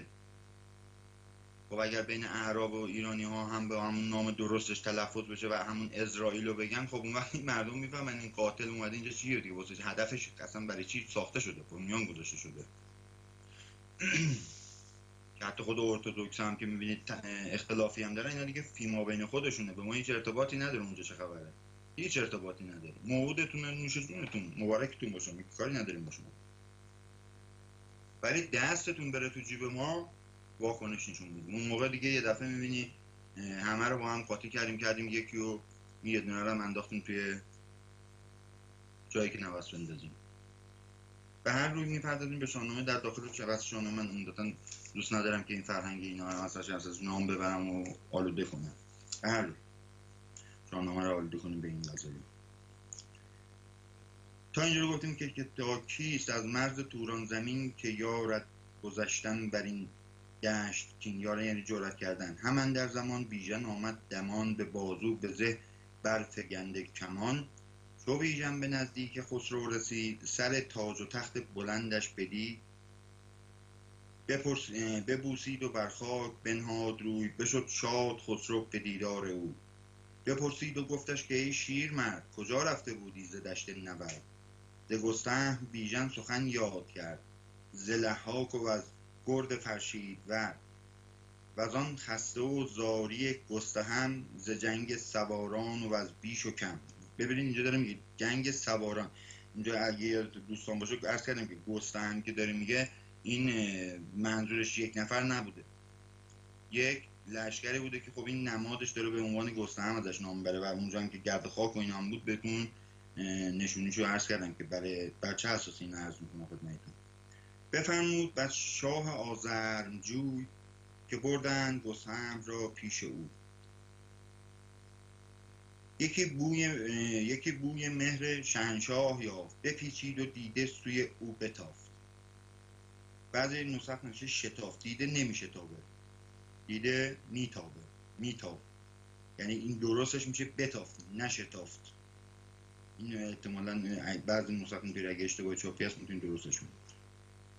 ببارید از دیدگان آب مهر، سپهبد پر از آب و خون کرد چهر.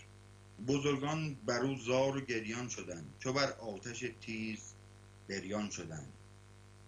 و جان به بالین گستهمشان برنشان، ز هر گونه افسون بر او بر بخواند. 2 هفته برآمد بر آن خسته مرد، سر آمد همه رنج و سختی و درد. خسته هم یه بار البته سری پیش عرض کردیم یعنی همون زخمی. بر اسبش ببردن نزدیک شاه، تو شاه اندرو کرد لختی نگاه. که این واژه البته سری پیش دوستان که نشینن عرض کنم که این خسته الان در ترکیه در جایگاه درست واژه داره استفاده میشه به عنوان خسته خانه یا خسته خانه که میشه همون بیمارستانی که ما داریم میگیم. به پیروزی اندر غم گستهم، نکردین دل شادمان را دوژم. به خاطر میگه یزدان رو سپاس کردن که این شادمانی که از به حساب شکست لشکر تورانیان در سپاه ایرانیان افتاد با به حساب خسته یا زخمی شدن گستهم به عزا تبدیل نشد. یه مقدار میریم جلوتر میرسیم به اون قسمت که همه کوه و غار و بیابان و دشت، به هر سو همین گرد لشکر بگشت. انانها یک اندر دگر ساخته، همه جنگ را گردن افراخته. از ایشان کسی را نبود بیم و رنج، همی راند با خویشتن شاه و گنج. بر این گونه چون شاه لشکر بساخت، به گردون کلاه کی برفراخت. سپهدار توران از آن سوی جاج، نشسته به آرام بر تخت عاج. دوباره ز لشکر هزاران حصار، سپه بود با آلت کارزار. نه از رو نمیرن، یعنی هرگز دشمنیشون کنار نمیذارن با ایرانیان. همی خواست کایت به پشت سپاه، به نزدیک پیران بدان رزمگاه. سحرگه سواری بیامد چو گرد، سخنهای پیران همه یاد. ببینید این سحرگاه سواری بیامد چو گرد، سخنهای پیران همه یاد کرد. اینجا مشخصه این بخش فقط این بندی که سحرگاه افزوده است یا هم که جابجا شده. میبینی از یه جای شعر برداشتن جابجا کردن، برای این جای متن خوانش نداره. این یه دونه رو میگم پایین‌تر میشه. همه خستگان از پی پس یکدیگر رسیدند، گریان و خسته جگر. همه هر کسی یاد کرد آنچه دید، وزان بود که از ایران به ایشان رسید. وزان بعد که از ایران به ایشان رسید، ز پیران و لحاک و فرشید ورد، وزان نامداران روز نبرد. که از ایشان چه آمد به روی سپاه، چه زاری رسیدن در آن رزمگاه. همان روز کیخسرو آنجا رسید، زمین کوه تا کوه لشکر کشید. به زنهار شد لشکر ما همه، هراسان شد از بی شبانی رمه. این شبانی و رمه دوستان که داره میگه اینجا منظور چی است؟ داره میگه که آقا چون پیران ویسه به عنوان سپهسالار در جنگ حضور داشت، از نظر تمثیلی مانند شبانی بوده که رمه رو داشته کنترل میکرده. البته این رمه توهین به حساب نمیاد، برخلاف اون چیزی که در ادیان یهودی برفرض میگن یا شبان است یا چوبونه و بقیه گوسفندن. این خب این به نظر من توهینه، چون چیزی ارائه نمیدی که آقا تو عمل چوبونه گوسفند. اینجا داریم جونشون رو محافظت میگه، داری یه کاری انجام میدی. ولی اونجا دین است دیگه، دین که نه مذهبه. ذهب یادتون باشه. البته دین و واژه ایرانی‌ها دزدیدن گذاشتن رو دروغ دقلای خودشون. خروشی ز لشکر برآمد به در، رخ نامداران شد از در زر. ز بیگان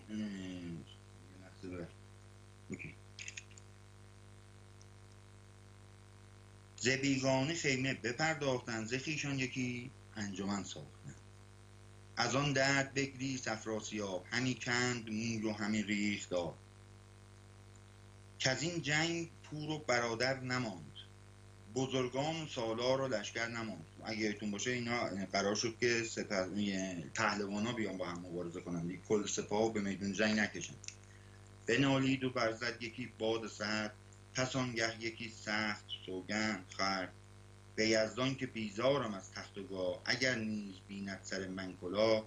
قبا جوشن و اسب تخت من است، کله خود و نیزه درخت من است. کله خود و نیزه درخت من است. مگر کین آن نامداران خیش، جهانجوی و خنجر گزاران خیش. خنجر گزاران دوستان یعنی گزارش دهنده خنجر. خنجر گزار یعنی گزارش دهنده خنجر، یعنی کسی که یعنی میتونه با خنجر گزارش بده. یعنی چیکار کنه؟ درست میشه با خنجر میتونه خوب مبارزه کنه، میتونه خنجر رو به عنوان یه سلاح به کار ببره. به هم خنجر گزار از اونجا ریشه دمون. بخواهم ز کیخسرو و شومزاد، که تخت سیاوش به گیتی مباد.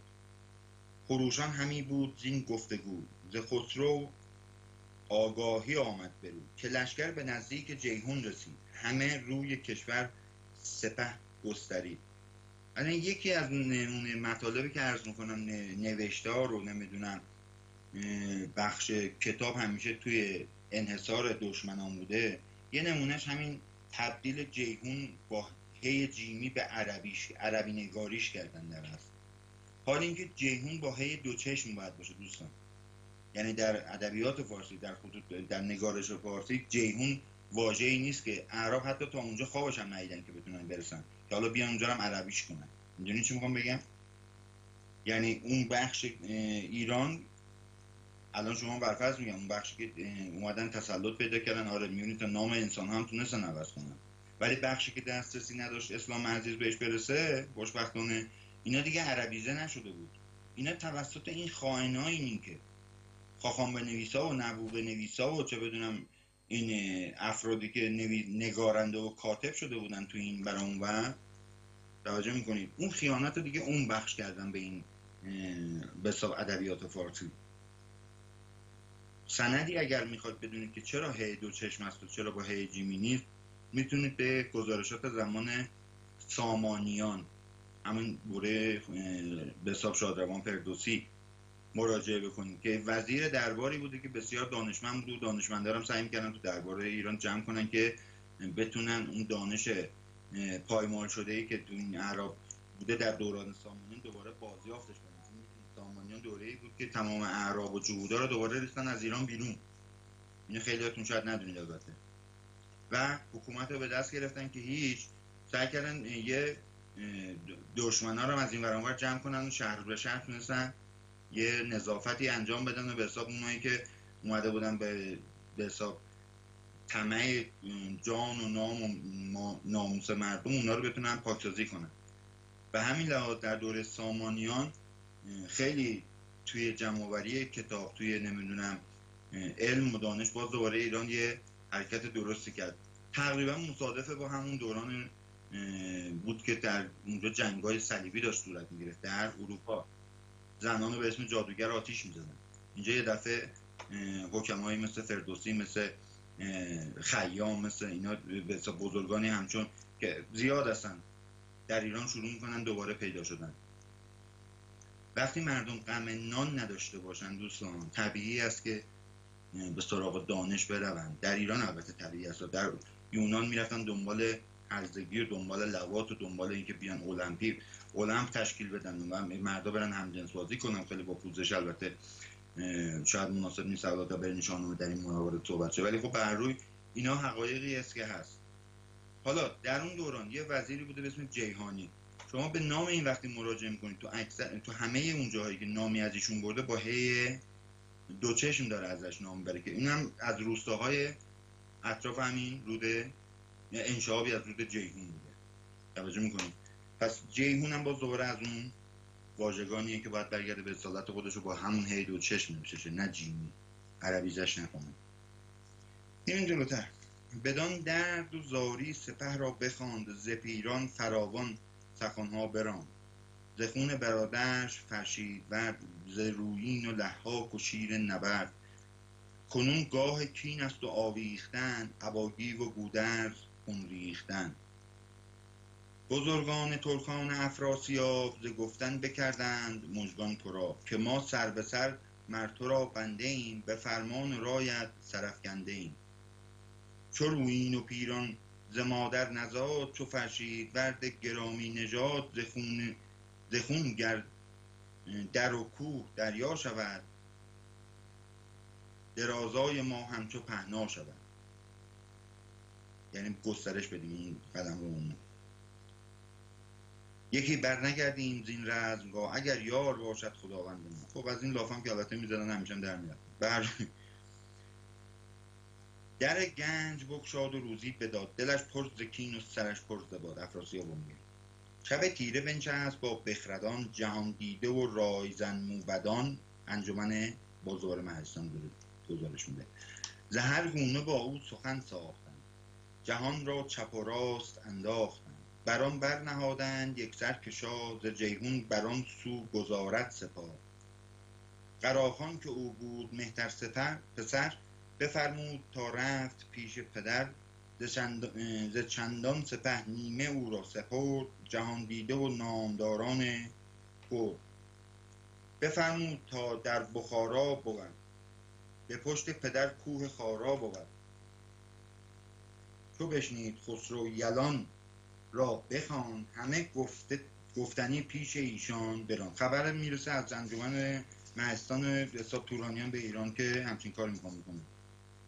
طبق معمولا از جنگ تموم نشده دوباره میبینید دوباره حمله دارن. یعنی مدام ایران تحت تازش بوده. وقتی داریم میگیم که آقا ایران روزگاری آسایش نداشت دست این اجانب، این یه حقیقتیه. خب روزگاری هم با این همه تازش دوباره سر پا امروز ایستاده و من و شما فعلا در ایران هستیم. این سندش من و همون شمایی هستید دوست عزیز که پای رسانه داره صدای بنده رو میشنوید.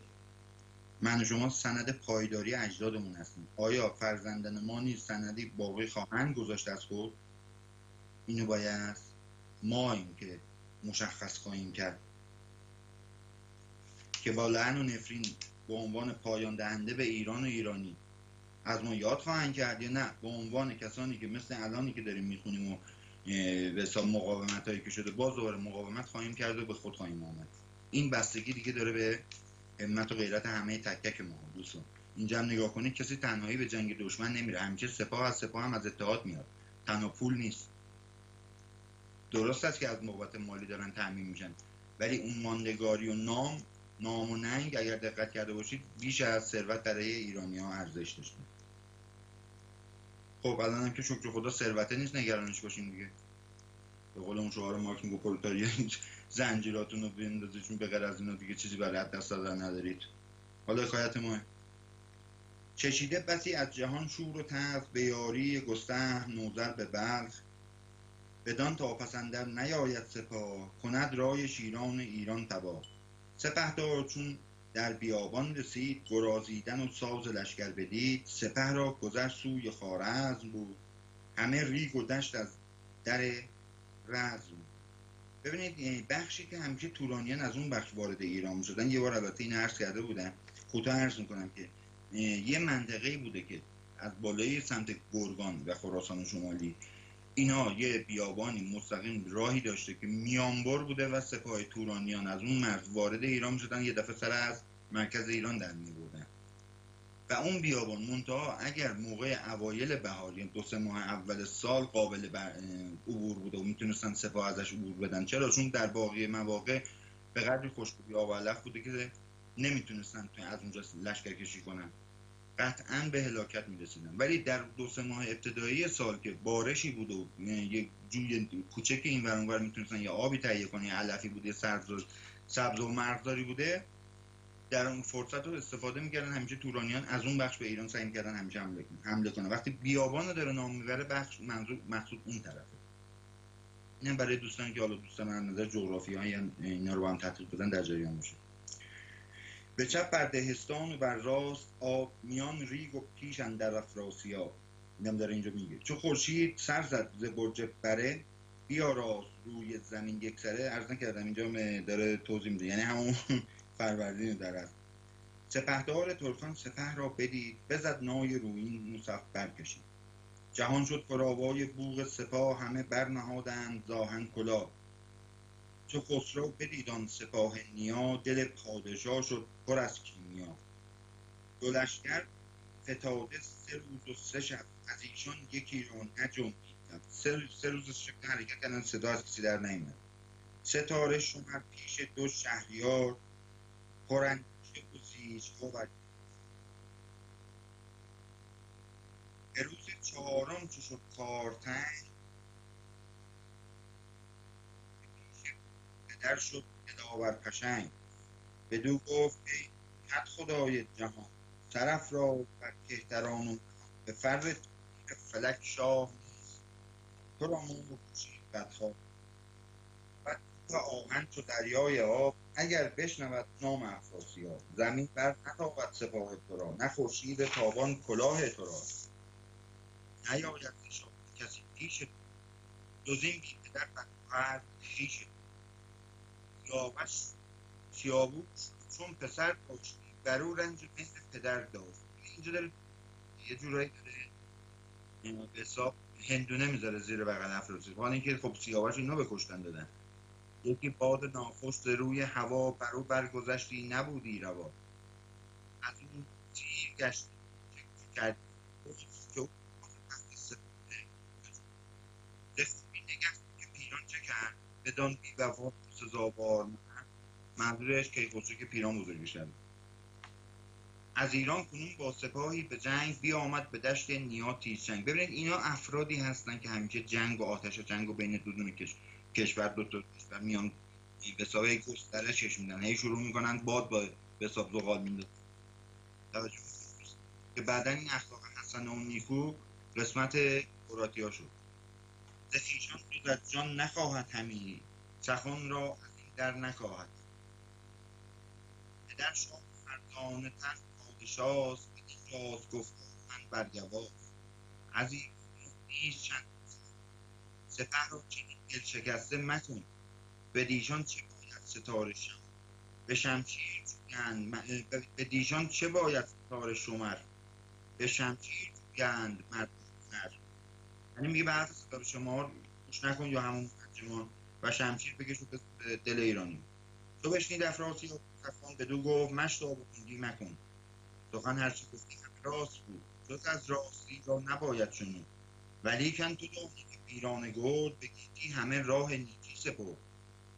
نبود نشت کاستی، نجستی به جز بود راست. از آن نشت کین کشته شد، زمین زیر و کن گل آغشته شد. همه مرز توران شکسته دلند، تیمار دل را همی بگسلند. به انبوه جستن نه نیکوست جنگ، شکستی بود باد ماند جنگ. باز اینجا عرض پراکنده خون کنیم، از ایشان بیابان پر از خون کنیم. اگر اجازه بدن که پیش از این مصر در نیاریم، همینجا دیگه داریم بحث رو که طولانی تر جناب کیوان تشریف داشت که من میسپرم به دست توان و تلاششان. سپاس به دوستانی که تماس گرفتن و تماس نتوانستن و دیگه صدای ما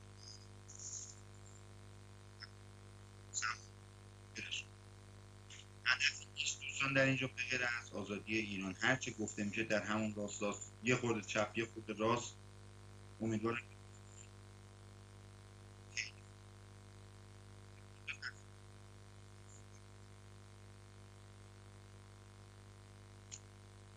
یه صدای خیلی هوای بدی افتادتون ندارم از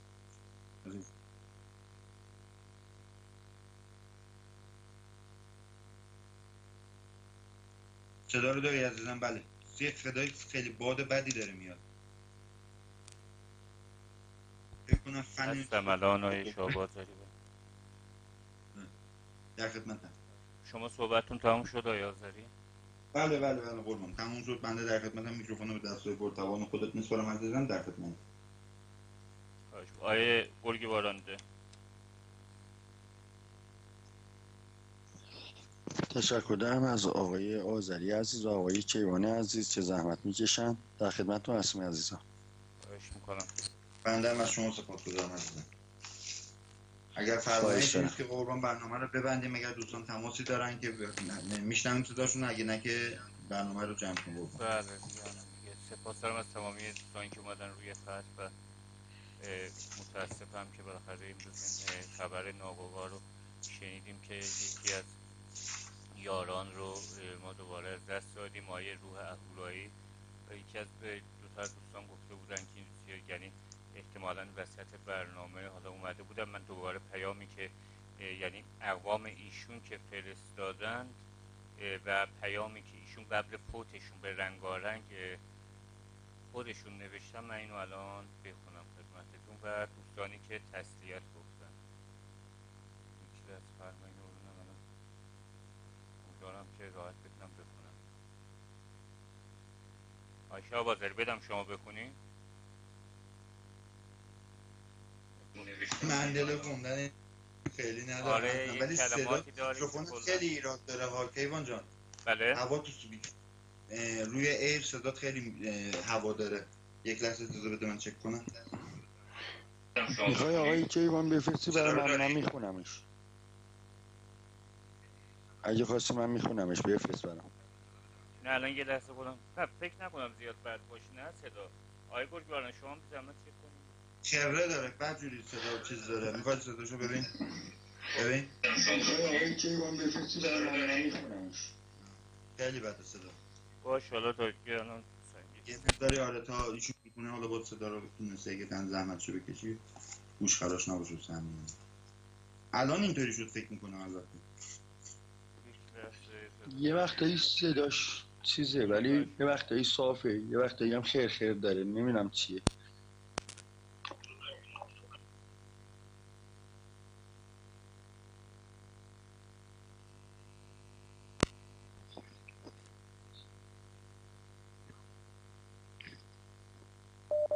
خسته نباشی. یه مسئله می‌خواستم در میون بذارم آقا کیوان. بفرمایید. الان من تهرانم، خب رو راست $50 برای من زور داره، یعنی انقدر ندارم که به قول $50 بیام، ولی میتونم در $10 رو کمک کنم.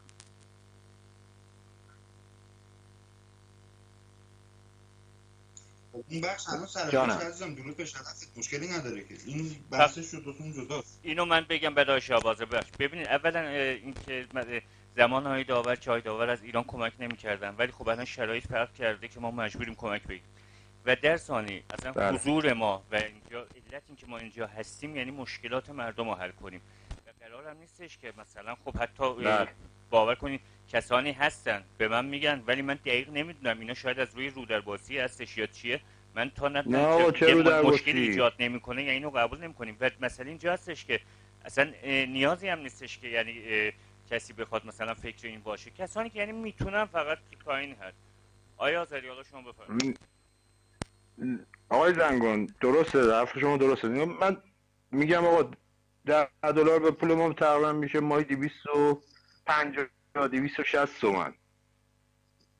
اونم من با قول اون کسایی که با قول تو این برنامه هستن یا اومدن میتونن کمک کنن. کاملا متوجه هستم شما دقیقاً چی میگین، ولی حتی باور کنید اوضاع وضعیت ایران میدونید چجوریه. ببینید آیه خود الان ما 3 تومن 3200 درآمد دارم با 2 تا بچه و فلان، ولی میشه مثلا 250 تومن 300 تومن میشه کمک کرد. آقا من میخوام این برنامه باشه، من تازه اومدم تو این برنامه. من متوجه هستم ولی یه چیزی رو شما هم من دقیقاً حتی یعنی وقتی تعداد بالا باشه حتی زیر $10 هم خیلی کارها رو راه میندازه وقتی تعداد یعنی بالا باشه. آیشه آبازر بفرمایید شما. درود دارم به همیانه عزیزم. من اسمشون پلنگ تهران فرمودن. پلنگ جنوب تهران. پلنگ جنوب تهران. درود به شرفت عزیزم، خوش اومدی عزیز جان. ببین فدات همون دیوار نویسی که میکنی، همون پلچوچی که میکنی، شما داری وظیفه انجام میدی عزیز جان. هستن افرادی که تواناییشو دارن، اونا باید در این مسیر بذارن. ما نمیخوایم که شما به قولی میگن زن و بچه تو فشار بندازه 3 تومن داداش چیزی درآمد نیست که. شما بیشتر الان باید فکر خانواده باشی که خانواده رو تو رفاه نگه داری عزیزم. اینجا هم باید این افرادی که توانایی دارن پا میون بزنن. بازم آقا اب نداره، بچه‌ها بقول اینور اونور جور میشه. بازم یه شماره حساب چیزی من چجوری میتونم بفرستم براتون؟ جان؟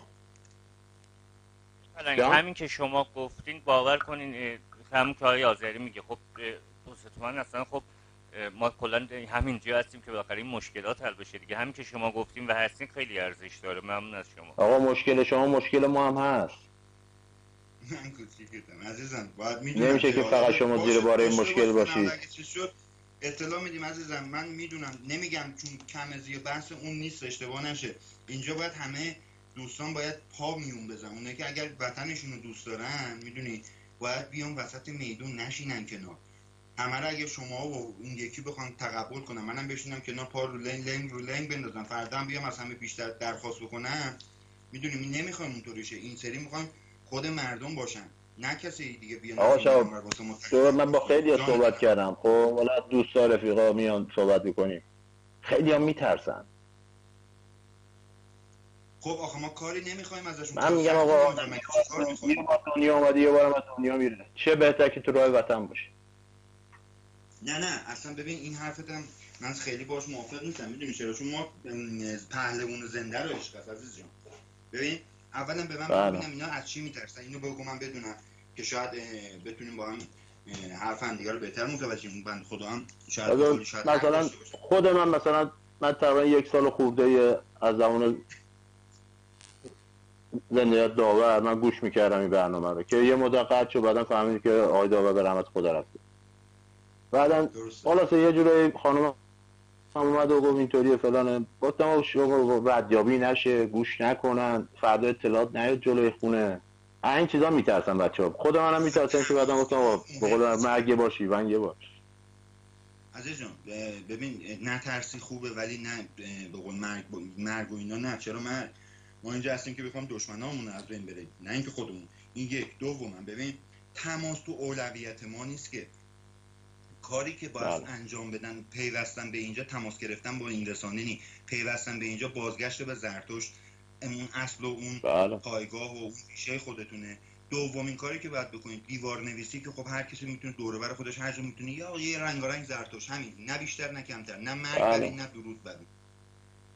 سوم آقا پس کردن معرفی کردن داشت. شنیدی یاستی میگن یه رسانه اومده خیلی فوش میده، نمیدونم یا هر چی، میدونی یه پس یه چیزی بنداز، یه ککی بنداز وسط دیگه، خودش برمی‌داره. شما حرفو بنداز وسط. تو این کارو دارم میکنم. آفرین. این خودش میشه پیوستن به این رسانه. یعنی لزوما تماس گرفتن. این رسانه باید باشه که بپیوندیم. آفرین. وقتی که رسانه نباشه چجوری بپیوندیم؟ باید کمکی بشه دیگه. آقا من واسه میشه $10، اون یکی $10، 5 تا $10 میشه $50، جای یه نفر رو پر میکنه. درست میگی عزیزم، درست میگی.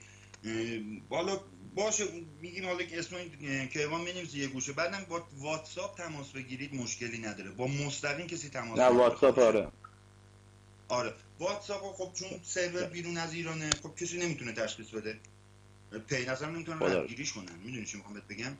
غیر تلفن مستقیم، با تلفن مستقیم تماس نگیرن، بعد از اون اگر حرفی دارن پیغامی دارن تماس بگیرن خیلی خوبه، ولی نگیرن هم ایرادی نداره، کارا رو انجام بدن. در نهایت دیوار نویسی و خبرش به گوش همون میرسه، ما خودمون هم داخل ایران میبینیم دیگه. میدونی چی میخوام بهت بگم؟ بعد اون وقت ما وقتی خودمون که دیدیم همه جا پر رنگارنگ شده میفهمیم اتحادمون محکم شده، اون وقت حرکت بعدی رو میزنیم. درسته. در خدمت هستم.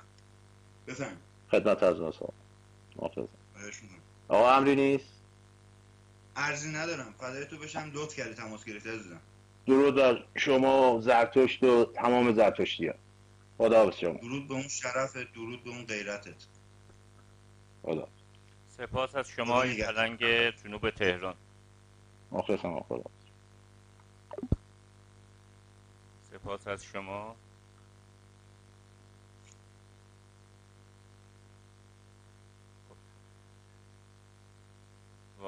همین حضور هم میهنان خیلی مهم، همین گفتنشو خیلی ارزش داره. ما اینو میشه خودش آفرین. بله آقای شهباز یک چند ثانیه شما سعید نگه صحبت کنید. چشم عزیز جان. خدمت همیهنان عرض کنم که ببینید دوستان هستن جوانان غیرتمندی مثل این دوست عزیزمون که خیلی ها تماس گرفتن، منتها خب نه که ایوان، نه من تلاشون برای اینه که از اینو قبول نکنیم، به خاطر اینکه میدونیم که آقا این بنده خدا میخواد از یه دونه خرج زندگیش بزنه و اون خدا رو خوش نمیاد. آخه ما اومدیم به قول که ایوان حرف خوبی میزنم میگه اومدیم یه باری از دوش این مردم برداریم، نه اینکه یه باری بذاریم رو دوششون. آخه توجه میکنید اینجا دیگه میدونی کسایی که دارند و میتوانند اگر خودشون ایرانی میدانن، اگر واقعا علاقه دارن، نداشته باشن ما که کاری نداریم، که اینجا اجباری نیست، هیچ وقت اجبار نبوده. توجه میکنید ولی همین به حساب اعلام یاری کردن ها آدمو وادار میکنه که سر سنگرش وایسه، یعنی یه جورایی بیشتر انسان و دست کم خود بنده رو سمجتر میکنه تو مبارزه. من دست کم میگم آقا 4 نفر هستن که لیاقت زندگی در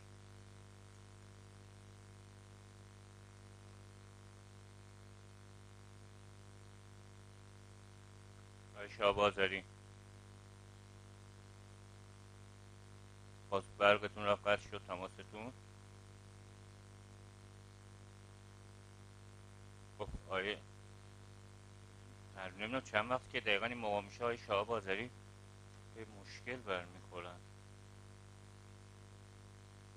آیه گرگی باران من این رسالت این لیست کامل کنم.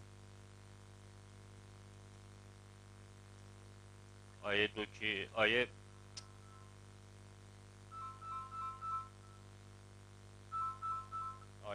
گرگی وارنده خدمت آقای کیوان و تشکر دارم از آقای دکتر رنگ و رنگی که اعلام آمادگی کردن، درود به شرفشون، و منتظرم که شما لیست رو کامل کنید و اسامی رو من دوباره بخونم. در خدمتتون هستم آقای کیوان. اگه دستتون بنده که من ادامه میدم. و یه چیزی هست از ما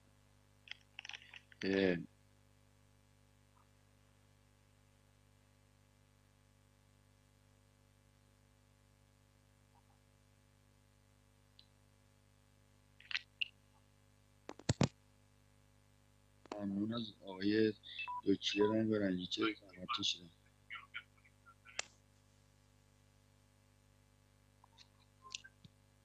اوکی.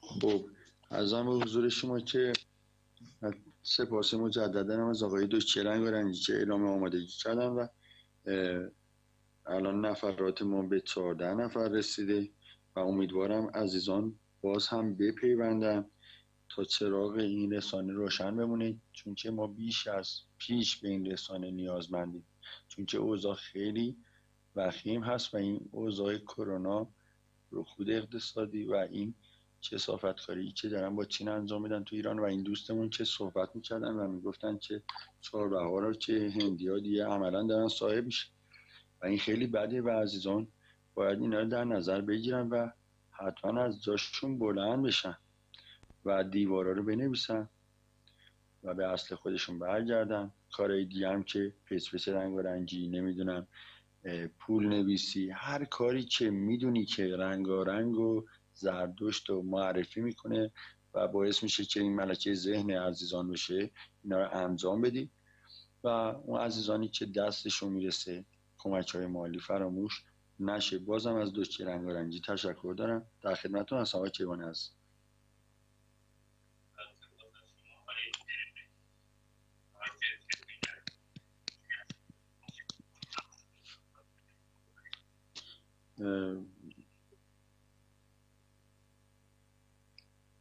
آره همیشه برنامه یکم طولانی که میشه گوشی ها شروع میکنه باتری خالی کردن، ولی خب گوشی من باتریش میده خرابه، من هر از گاهی بین کارا میزنمش تو شارژ بعد که صحبت ندارم صفحه خاموشش میکنم، یه ذره شارژ میگیره.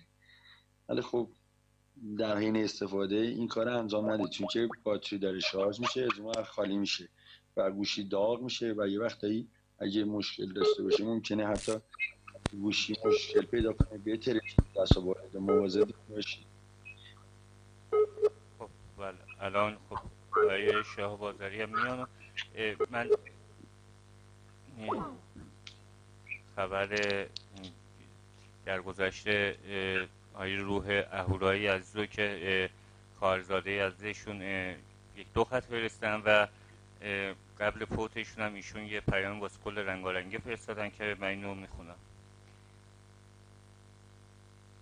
هر چی هستش دقیقا همینو دارم میخونم که یعنی یک کلمه مرموم نشه. میگن سلام، خواهرزاده روح اهورایی هستم. دایی نازنینم یک شنبه هفته پیش از بین ما رفت. راستش اصلا حال و روحیم خوب نیست، ولی چون دایی گلم گوشیشو داده بود به منم گل داده بودم پیام خودشو براتون بفرستم. پیامی که ایشون قبل از فوتشون نوشتن اینه: درود آقای زنگان، خسته نباشید. آقای زنگان عزیز، راستش من حالم اصلا خوب نیست. فکر کنم دیگه نوبت رفتن منم رسیده. آدم دم رفتن خودش خوب حس میکنه، دیگه رفتنیه. اگه الان این پیام به دستتون رسیده من دیگه بین شما نیستم. منم رفتم پیش آقای داور نازنین. 7 سال پیش با آقای داور نازنین آشنا شدم. همیشه که باهاشون حرف میزدم فقط دوست داشت مردم ایران آزاد بشن. همیشه هم تنها راهی که پیشنهاد میداد میگفت فقط با در کنار هم بودن مردم ایران آزاد میشن. روان شاد.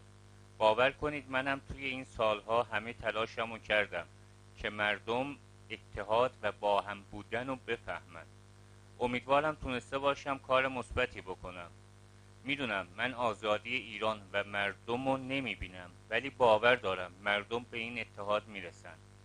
من همیشه امیدوارم که مردم ایران میتونن با هم در کنار هم این رژیم رو بزنن زمین. مردم نذارید کسی بینتون تفرقه بندازه. متحد بشید. خودتون رو باور کنید. خیلی زود دیر میشه. اگر خبر رفتنم رو دادین به همه یاران رنگارنگی بگید کسی ناراحت نشه. همه این مسیر رو میرن. زمان به خوبی کارش رو انجام میده. منتظر نمیمونه. همه یاران رو دوست دارم. دیگه تک تک اسم نمیارم. ولی ویژه خودتون آقای زنگان و خانم عاشق اهورامزدا و عدالتش با آقای شهاب آذری رو دوست دارم. درود بر زرتشت آموزگار بزرگم و زرتشتیان سفرمانه روح اهورایی. روانتون شاد جناب روح اهورایی. خب من پیام هایی که اومده رو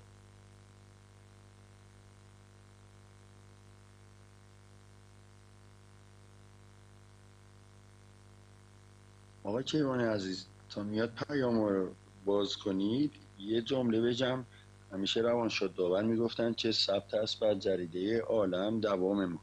دوباره یه شعری هم هست که همیشه ملکه ذهن ماست که میگه سعدیا مرد نکونام نمیرد هرگز، مرده آن است که نامش به نکویی نبرد.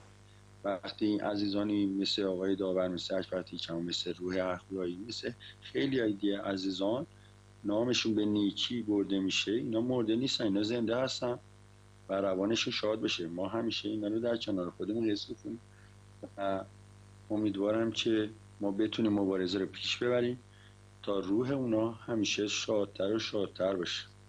در خدمتتون هستم.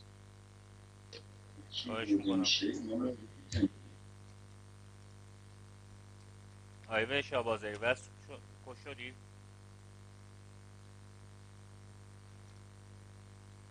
بله قربان، صدامون داری؟ بله بله در خدمتم عزیزم. ببخشید دستاتی که الان قطع شدم، شرمنده، ببخشید. در خدمتم عزیزم. الان پیام‌های تسلیت رو بخونم. سپاسگزارم که اون نامرم خوندی. واقعا دل شیری داری، خدا وکیلی. من این چیزا رو نمیتونم بخونم. خب خیلی سخت بود ولی خب پیام‌های تسلیت. بانو فرشته ایران زمین، با درود خواهش میکنم فوت یار عزیزمون آقای روح اهورایی رو از طرف من به خانواده محترمشون و خواهرزاده عزیزشون تسلیت بگید. واقعا شنیدن این خبر برای من خیلی خیلی دردناک بود. واقعا حالم خیلی گرفته شد و الانم که دارم می‌نویسم گریم بند نمیاد. آقای علی ورامینی، درود آقای زنگون، لطفا از طرف من به خانواده محترم روح اهورایی تسلیت بگید. همیشه در یاد ما خواهد ماند. یا زردوش دقیقا همینطوره. آقای مبارزم که اومدن خودشون، بانو دختر شمرونی هم که تسلیت گفتن، همچنین بانو گاردوس آوالان. با درود با کیوان عزیز از شنیدن خبر جانگداز روانشاد اهورایی بی نهایت متأثر شدم و به خانواده ایشان و تمام رنگارنگی ها تسلیت عرض می کنم. روح اهورایی روانش شاد باشد. بانو گاردوس آوالان.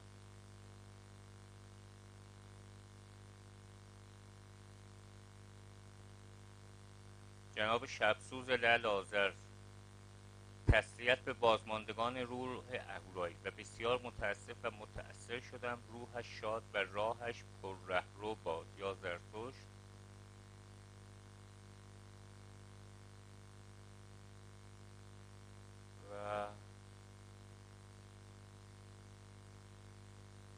و همین دیگه. و جناب با سپاس از جناب دوکی رنگارنگی و آقای هوش رنگارنگی که واسه آیه روح اهورایی عکسی هم که خودشون درست کرده بودن من فرستادم، منم گذاشتم لابلای عکس‌ها. و همچنین سپاس از آیه دوکی رنگارنگی بابت حمایتشون. خب صحبت دیگه هم نیستش. آیه شاهبازتی شد صحبت نریم. مردم سپاسگزارم از این یاران عزیزمون که همیشه حضور دارند به موقع و از اینشون سپاسگزارم که به حساب از خودشون واکنش نشون دادن و به این خانواده رو به حساب همیشه پرنور دارن. از تک تک دوستان به ویژه علی ورامینی عزیزم که خیلی وقت صداشو نشنیدیم، عزیز جان رو خط دلمون تنگ شده برات. چرا چند روز پیش اومده بودن؟ من نشنیدم، متوجه نشدم. اگر اومده بودن که خب چه بهتر دیگه، بیشتر بیاد دیگه آقا، چه ایراد داره؟ جوانایی مثل این میدونید اون خط مقدم ما هم. من اینو بگم که من الان فقط یکی از واتساپ ها رو دیدم فرستادم که خوندم ایمیل و بقیه برنامه ها ممکنه باشه پیام های تسلیت که اونم نگاه میکنم، چون الان یک لحظه و یکی از اسکایپ ها رو دیدم. آی دیپلم ردی هم ایشون هم اینجا گفتم بنده هم در غم از دست دادن آی روح اهورایی با خانواده ایشان و همگی دوستان رنگارنگی شریک هستم، که چون ممکنه بقیه برنامه هم 100% اونجا هم پیام های تسلیت هستش که اونا هم فردا حتما میکنم خدمت. بله آره فایلش بکنی اگه بتونی بذاری اصلا تلگرام بدم نیست و نه؟ بله این هم میشه. آره برو البته خب میگم یه خورده زحمت براش داشته باشه ولی خب بالاخره افسوسش اینجا هستش که من مطمئن هستم حالا نمیگم خیلی زیاده، خب بعضیا هستن تعدادی که ما خبر نداریم، شاید منتظرشون هستیم ولی چون کسی نیست به ما بگیش، مثلا هستن کسانی که جونشون از دست دادن به خاطر همین کرونا اینا. خیلی خوب موافقم با دقیقاً تلفات خیلی بیشتر از این هاست، اینو مطمئنم. منم اتفاقاً اون روز خودمونم داشتم فکر میکردم به همین نتیجه که شما گفتی درست میگی، چون کسی نبوده برفرض اینجا خب اکثرا یا تنهایی تماس میگرفتن، کسی نیست مثلا پیغامو بهشون برسونه، یا هستن بلد نیستن مثلا میبینی اصلا راه تماس رو نمیدونن، یا اینکه بس به هر روی من امیدوارم هر کسی که تو این به حساب قضایا داره زیان میبینه بازماندگانش دست قیم سکوت نکنن، اینا به انتقام خونه این از دست رفتگان دست کم بپیوندن به این مبارزه و مبارزهشون ادامه بدن که بتونن این زیان و خسرانی که از بابت به حساب بی‌لیاقتی این حکومت داره به تک تک خانوار وارد میشه بتونیم هم جلوشو بگیریم هم انتقامشو بگیریم. الان من احساس میکنم اون طرف یه دستر از این طرفه، یعنی اتحاد اون طرف که شکل گرفته خیلی فکر کنم منسجمتر و بیشتر شده الان. داخل ایرانو میگی منظورته؟ من اون دنیا رو میگم کلا. آیه اکبر تیرکمانی ببین چند نفر مثلا اینطوری رفتن. آره گرفتم منظورت، راست میگی.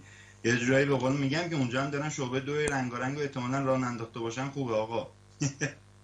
علی خب حالا اینا البته خب طنزیه که خود اون دوستانم دوست داشتن، ما داریم چیز میکنیم تو اخلاقیات و یه خود وارد هستیم میدونیم چی بگیم. تعداد یعنی رفتگان با این حسابی که الان هستش اصلا بعید نیستش حالا دست کم الانم نباشه چند ماه دیگه مطمئن باش تعداد رفتگان یا فوت شدگان بیشتر از کسانی هستش که منظورم رنگارنگ یا که انقدر الان باور کنید مثلا من اون سری گفتم آیازری مثلا گفتین که خیابونا خلوت اینا این نیستش که مردم بیرون نمیان، مردن مردم نیستن دیگه، نیستن که بیان بیرون. باره کلا دقیقاً. آیه من ندیم موقع دریاتی میگفت من تا به این سن رسیدم اینقدر به ندیدم که مثلا آگهی ترحیم سر هر کوچه بزن. حالا شما حالا مثلا پیش سر خاک برین سن و سالها رو نگاه کنیم ببینید مثلا فوت شدگان در چه سالی هست، چه سالی فوت کردن. حالا من یه چیزی بهت بگم که با اکثریت اونایی که فوت کردن اصلا میدونی دفن نشدن هنوز تو سردخونه ها. ببین سوله ها میگفتم آفرین. من خودم یک حالا نمیخوام چیز کنم به خودت بدن خواهم گفت مطمئن باش پره مطمئن باش، یعنی دیگه منبع موثق تر از خود ما که نیست که دیگه از خودمون که دست کم مطمئن باش. متاسفانه قضیه‌ای که امروز ناگهانی خبرش رو دادن یه مقدار هم حالا بالاخره حالمون بالا پایین شد و همین که حالا آیه رنگ و رنگ هم فیلم ها رو فرستاده بودن ولی حالا به خاطر خبر ناگهانی یه مقدار دیگه برنامه‌مون به هم ریخت موند واسه فردا. آیه رنگ و رنگ سپاس از آره. خب پس همچنین سپاس از تمامی حمایت کنندگان. درود بر در آخر برنامه هم که یه قطعه‌ای که آیه روح اهورایی هم موقع فرستاده بودن و اینو من توی تلگرام گذاشته بودم که اینو پیدا کردم الان دوباره اگه سیده آره با این قطعی که با این کلیپ زیبای دیوارنویسی که عکس‌های داور هم هستش و چقدر هم آهنگ سوزناکی داره اینو دارم واسه پخش و از خدمت دوستان مرخص میشیم. فردا در خدمت هستیم. دکتر رنگارنگی هم ببخشید من قطع شدم مثل این که اعلام همیاری کرده بود، منم از ایشون سپاسگزارم. از این رنگارنگی بله عرض کردم هم جناب دکتر رنگارنگی انسان فرهیخته بود، دانشمند ما، واقعا مایه افتخار ماست. درود به شرفش. در خدمتتم که بانجا. درود بر زرتشت و زرتشتی. درود بر زرتشت و زرتشتی. درود بر زرتشت. Hi, Jonathan, you all right? Yeah, marvellous, thank you, Concha. I hope you are too. I gather you have a consumer problem, though. Tell me all about it without naming any company names, please. Hi, yes. It's regarding my kitchen, which I bought from a shop. I looked around a lot of shops and did my research. Finally, we liked a really nice kitchen from a particular shop. We went around to look at it. They showed us two different kind of types of kitchens, which I really liked. There was one slightly their budget range, as you call it, but there was another one which was like a step up from a budget range because I wanted to get a kitchen which would last me a good amount of time as you're spending about thousands of pounds. We really liked it and we got it installed, delivered, installed, everything perfectly fine. Last year I started noticing that there was some like bubbling on the surface of the different cupboard doors. Oh, that's interesting. So, sorry to interrupt you. When was it that you had this kitchen fitted? That was in 2012. 2012. So 9 years ago now. Yeah. Okay. And how much did you pay for it? It was £3,775. Right. And was that the £3,775, was that for everything, including fitting, appliances, no, everything? Just the kitchen, just the cupboards and appliances. Okay, fine. Yeah. Okay, and you said you started to notice some bubbling last year. Yeah. And first I ignored it. I said maybe just it's one or two cupboards. But then it got worse and I started seeing it was literally from the corners, it was peeling off and I could see all the different layers of doors and cupboard doors. And I was very surprised at what was happening to my kitchen. Like, I've never seen that before. I had a kitchen before that, and it was quite old, and it didn't happen to that. And this one was doing some weird things, and I didn't know what to do. Then I went to my local branch of the store. They were very helpful and kind, and they said, yes, and I did ask them, I said, I thought your kitchens come with 25 years guarantee. They go, yeah, all our kitchen come with 25 years guarantee. Anything goes wrong with them, as in with the, like these kind of defaults, you can always contact us. They were very helpful in a way. And they said, okay, we don't have these doors in our store, but they gave me the number of the person or headquarters I can contact, which I did that. I sent them an email explaining everything what happened, sending them photos, all the paperwork.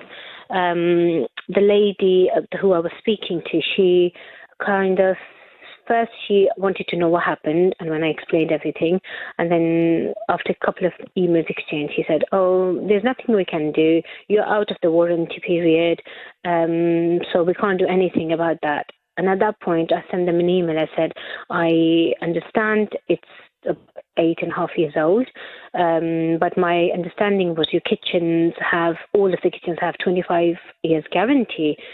She goes, yeah, but you're out of warranty period. I didn't understand at that point which warranty period she was talking about. And she said, all we can do is offer you £300 goodwill gesture.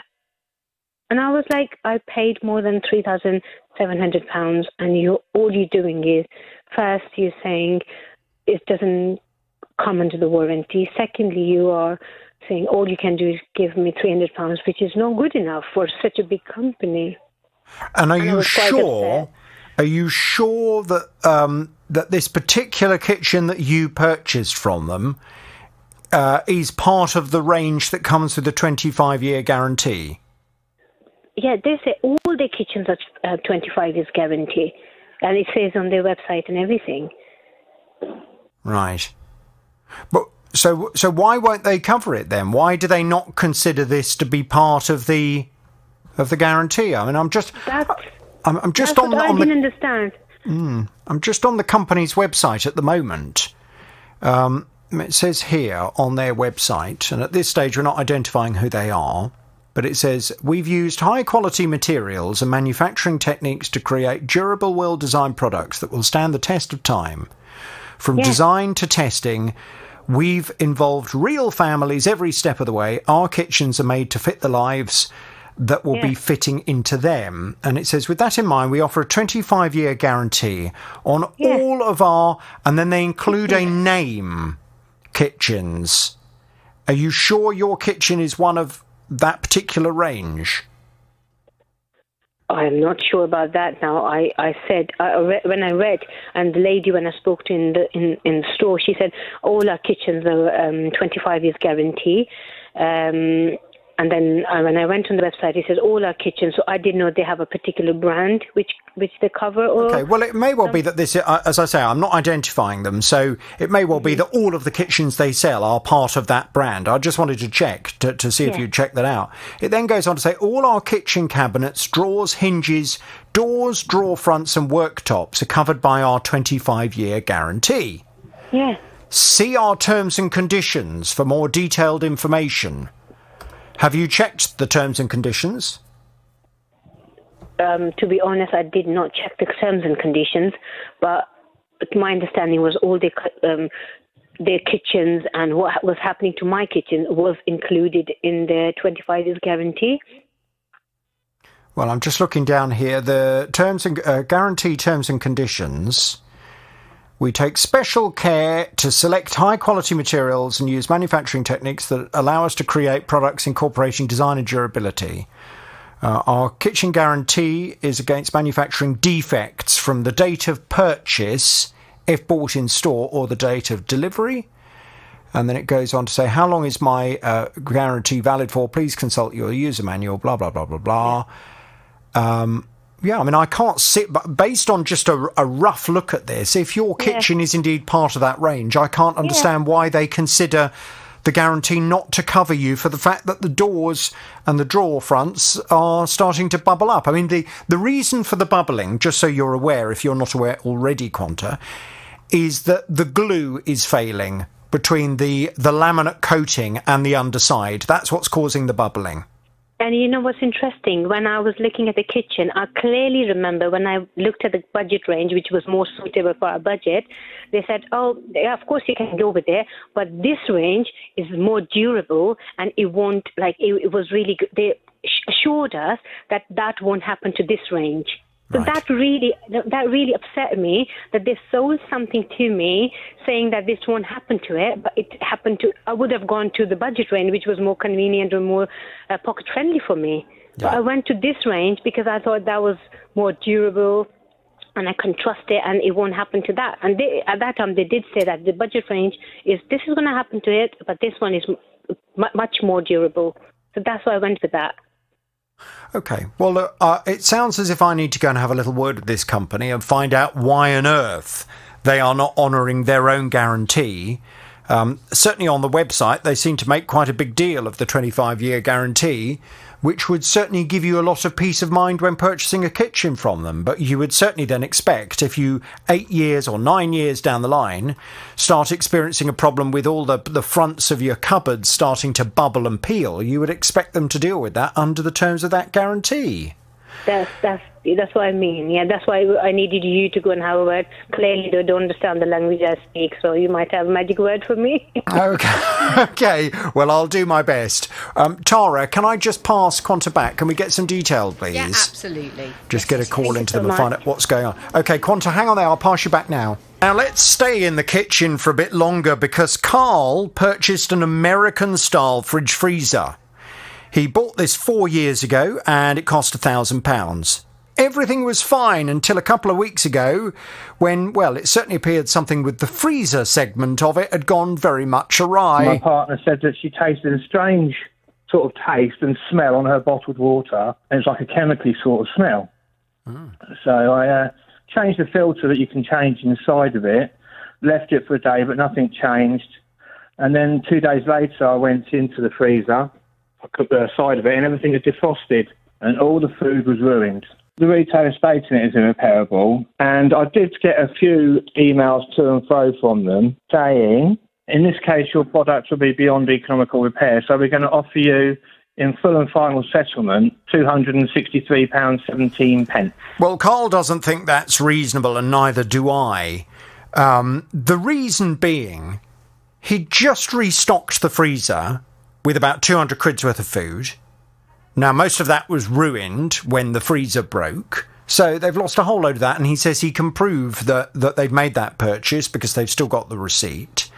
And also, this was an expensive fridge freezer that they had expected a reasonable amount of life from. To have only lasted 4 years is not by anyone's reckoning a reasonable amount of time. He'd also had to incur an additional cost of having a report carried out to establish that this was a manufacturing problem with the freezer rather than a user-caused problem with the freezer. So what's the latest? I've been off to have a word with the company that he purchased this from, and they've come back to Carl with a response, and indeed have come back to this programme with a response. Good morning to you, Carl. Good morning, Jonathan. Good. Right, now, we are heading in the right direction. Yes. And I know that they've made an offer to you, and obviously with anything like this, you're entering into a period of negotiation. Now, they came back to you initially with a full and final offer, did they not? And that offer you did not feel was acceptable. It was about, remind me, 267, was it? 263, yeah, 17 pence. 17, okay. Now, I worked out that, in fact, the amount that you should be getting back for your fridge freezer was more like half price, plus the cost of the report, which was, I think, 75 quid? Yes, that's right. And I also worked out that a reasonable amount to ask back for the food that had been destroyed. Let's not go for the full 200 because you will have eaten some of it in the last couple of weeks, but let's go for 150. So Yes. you're looking at considerably more than £263. Now, the company concerned is Curry's PC World. And Curry's PC World have come back with this as a response. We were very sorry to hear that Carl and his partner had issues with their fridge freezer and were unhappy with the initial resolution offered by our customer service team. Following further conversations with our customer, the team have agreed to offer a partial refund of the product, reflecting the appropriate depreciation to cover the cost of the engineer's report and an amount to cover the loss of food. The full and final settlement is currently with our customer. So what have they offered you, Carl?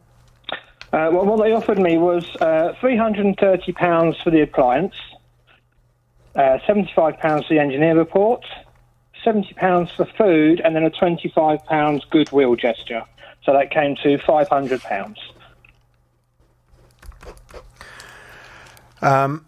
Now, the £500 obviously is less than certainly I worked out I would be looking for from this company. The reason being, let's just work out exactly what the figures are, just so we can compare. So the fridge freezer was £1,000. Yes. I believe that you would expect a minimum of 8 years' use from a fridge freezer that you've spent £1,000 on. Now, it would appear, based on their offer of £330, are not basing it on 8 years. So what do they consider? 6 years to be reasonable? Looks like it, yes. It does look like it, doesn't it? Their figures would suggest that they've based it on 6 years rather than 8 years. Well, if we work out £1,000 divided by 6, you've got £166 times the 4 years you've had it for. That leaves £666.66p. And then if you take the £1,000 and deduct the £666.66p, you get £333.34. So yes, they've definitely done it over 6 years. Yes. Then they're offering you the £75 for the report, and they're offering you half the amount that I was suggesting for the food. Which, could I just say that I do think that maybe that 200 was a little high. Okay. The only Iceland bill we can find was for £86. But we did have a Sainsbury's offer as well. We had a Sainsbury's receipt as well for bits and pieces. Right. Well, so when you say bits and pieces, you mean frozen bits and pieces? You got it, yeah. Right, okay, so we're going to accept the £70 for the food then, as a reasonable amount, plus the £25. Okay, well, I mean, look, this comes down to whether you feel their increased offer now is something that is acceptable to you or not. It would appear what they are arguing is that they only have responsibility for 6 years worth of use rather than 8 years. Now, in the eyes of the law, a retailer's responsibility to a customer after 6 years does pretty much vanish. However, I still feel as if personally I would expect longer than 6 years use from a £1,000 freezer. Absolutely. I mean, it's a lot of money to spend on a fridge freezer to only have it for 6 years before you've then got to go and replace it. Yeah. What are you supposed to do? Spend £1,000 every 6 years for the rest of your life buying new fridge freezers? I mean, it's ridiculous if you look at it that way. No, agreed. So the offer that they've made is all in all, about £500. Yes. Are you going to accept it, or are you going to refuse it? They have just to kind of provide a bit of further information that might be useful before you answer that question. They have suggested that their offer of £478, rounded up, they say, to £500, is, as far as they are concerned now, full and final settlement. Now, full and final settlement doesn't necessarily mean it is the full and final settlement. If, for example, you were to take them to court, it may well be that a judge would demand that they pay you more than they're offering you, as far as they're concerned, as full and final settlement. But there is always the risk when you push things. There is always the risk that the offer on the table may well be retracted, and then the only way you would be able to proceed would be through the legal route. Yeah, and do I really want to waste all my time for maybe an extra £200 or whatever it would be? That is the decision that only you can make. Yeah. Only you can answer that kind of conundrum. Yeah. So, I mean, what are you going to do? I mean, I'm obviously delighted that the offer now on the table is considerably more than they were offering you originally. Yes. By almost double the amount, which is much better. It is. But is it enough for you to accept it? Well, I think, it's been an absolute nightmare without having a fridge, for starters. I've been using my wine fridge to put my food in, which is bang out of order. Oh, no room for my Pinot. Oh dear! Does it even go cold enough? Well, it goes to 5 degrees. I've managed to get it to as low as I can go. So at least I can keep some fridge stuff, but it's it's still taking up valuable Pinot space. Yes. Well, you can't have that. No, and we weren't going to go out and buy a fridge freezer either, just in case they offered us in-store vouchers. We'd be stuck with those, without having a brand new fridge. But I think, anyway, I think we're going to go for it. I think we'll just leave it. It's because the food bill wasn't as much as I thought initially anyway.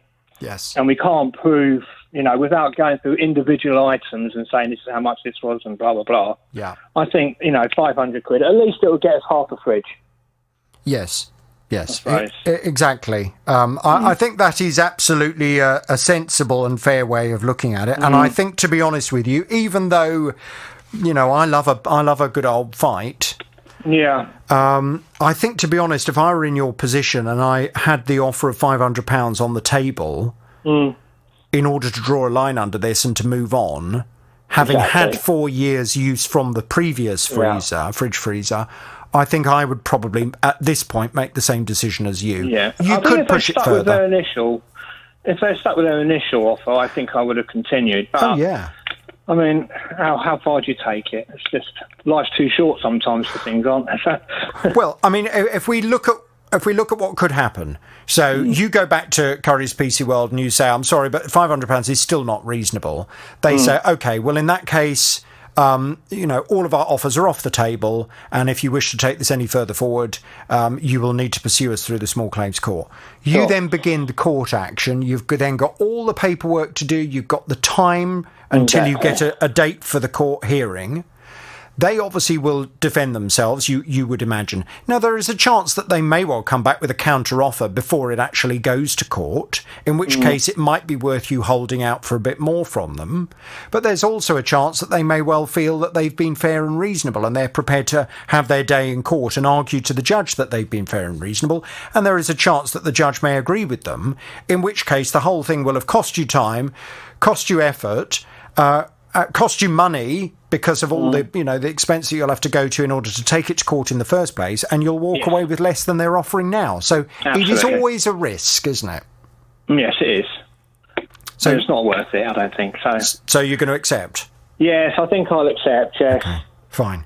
Can you please... I'll have to quickly email them to see if it will be in voucher form or whether I go and purchase a fridge from somewhere else, I expect, as well. It'd be interesting to know what they're offering. Well, just looking down, they haven't specified as to whether or not this is voucher or cash form, but I would expect it to be in cash form. I think it's reasonable for you to ask for it in cash form. Can you please keep me in the loop and let me know what happens? I surely will. I'm not going to kind of give Curry's PC World any of my horn at this stage. We'll wait until everything is completely completed on this, but can you please keep me in the loop? Absolutely, certainly will. Thank you very much indeed. And ladies and gentlemen, there is a classic example as to why very often it is worth not accepting the first offer a company makes you. Hold out for a bit more. Irene came to me. She was telling me that she bought a hot tub last August. But after just 6 short weeks, it stopped working. It worked for 6 weeks, and then it just didn't heat up anymore. So I tried to contact the company, couldn't get through. They don't answer the phone. I tried every day. Then I emailed them, and somebody answered after 2 months. A guy emailed me and said, yes, it's under warranty.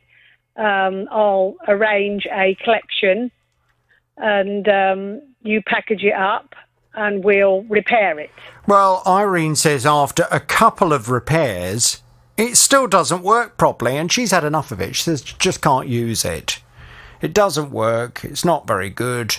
She wants her money back. So I've been off to have a word with the company on Irene's behalf. Irene's back on the JVS show. Hello, Irene. Hello, Jonathan. Hello, Irene. Now, I say you had a word with the company. I mean, communication has been somewhat brief.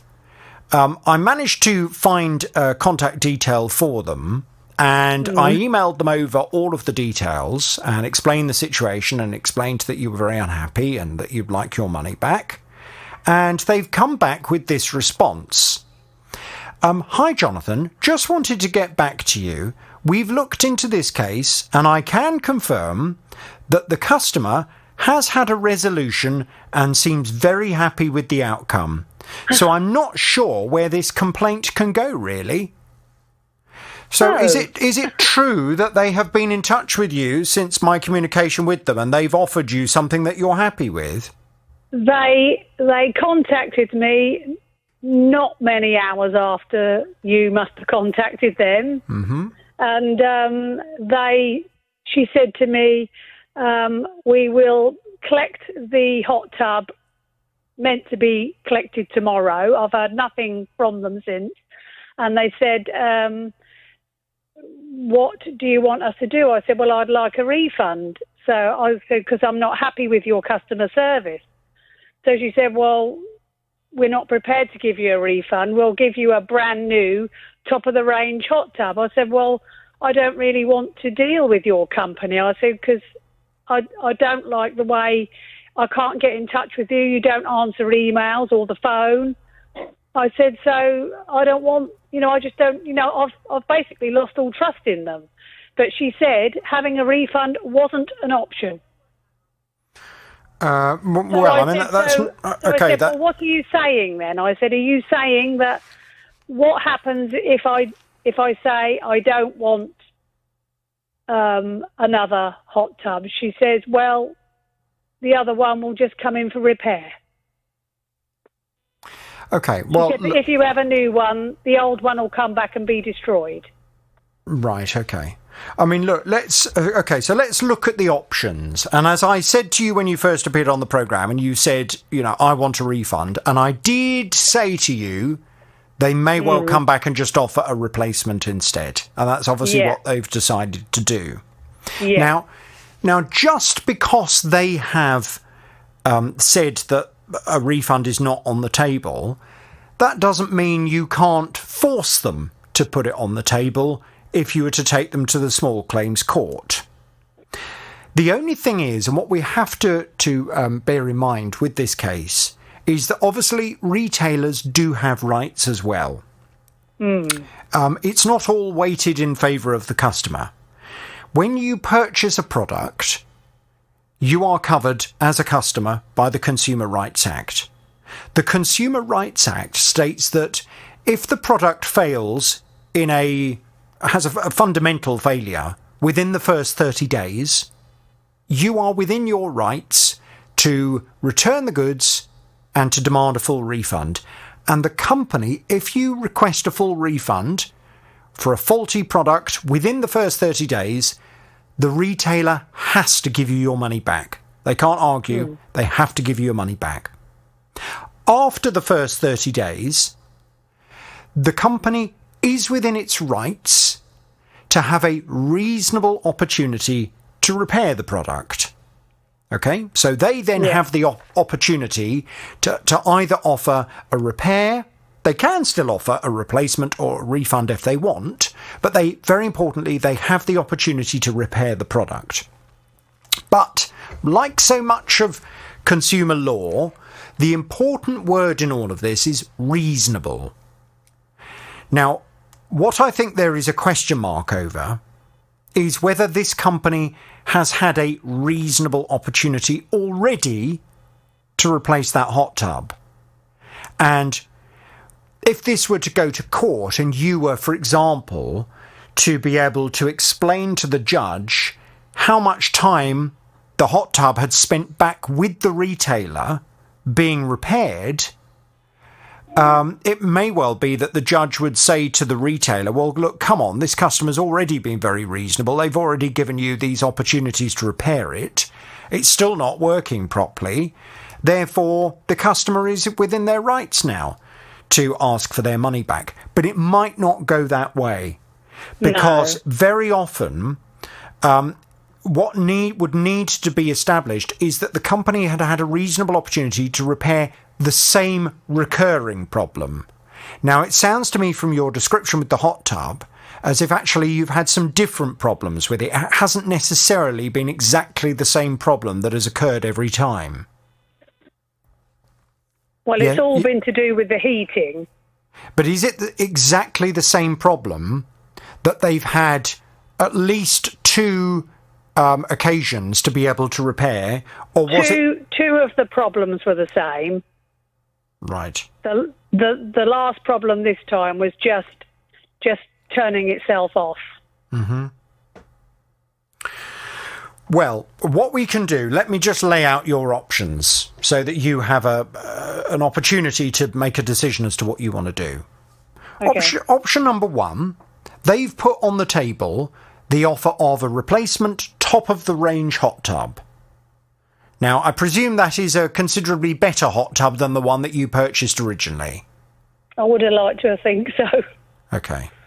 So you could accept that, and what you could do is to write a letter to this company, and I'm more than happy to also send an email over to the contact at the company I've been dealing with, just to kind of back up that letter to say, I reluctantly accept your offer of a replacement hot tub. However, I need to make it very clear, I'm not particularly pleased with this offer that you're making, and I am accepting it reluctantly because I would prefer to have my money back. However, I would like to make it very clear that should the replacement hot tub cause me problems again, and should I find myself in a position where the new hot tub is not giving me the quality of service that I expect from this product, I will at that point reject the goods entirely and seek a full refund. You could do that. Yeah. Or what you could do at this stage is go back and say, I'm not prepared to accept the offer of the replacement. I've given you a reasonable opportunity to repair the product already. It's the same recurring problem. You've had opportunities to sort it. You haven't managed to do so. Therefore, I am within my rights to now reject the goods and demand a refund at this stage. Which of those 2 options are you more inclined to go for? I think option 2. Okay. Fine. So you will reject their offer. I don't even think they'll turn up and collect it tomorrow, personally, because I only had 1 phone call that next day after I called you. So a very nice lady rang up and said, oh, I'm really sorry you've been experiencing this problem. I said, well, where have you been for the last 9 months?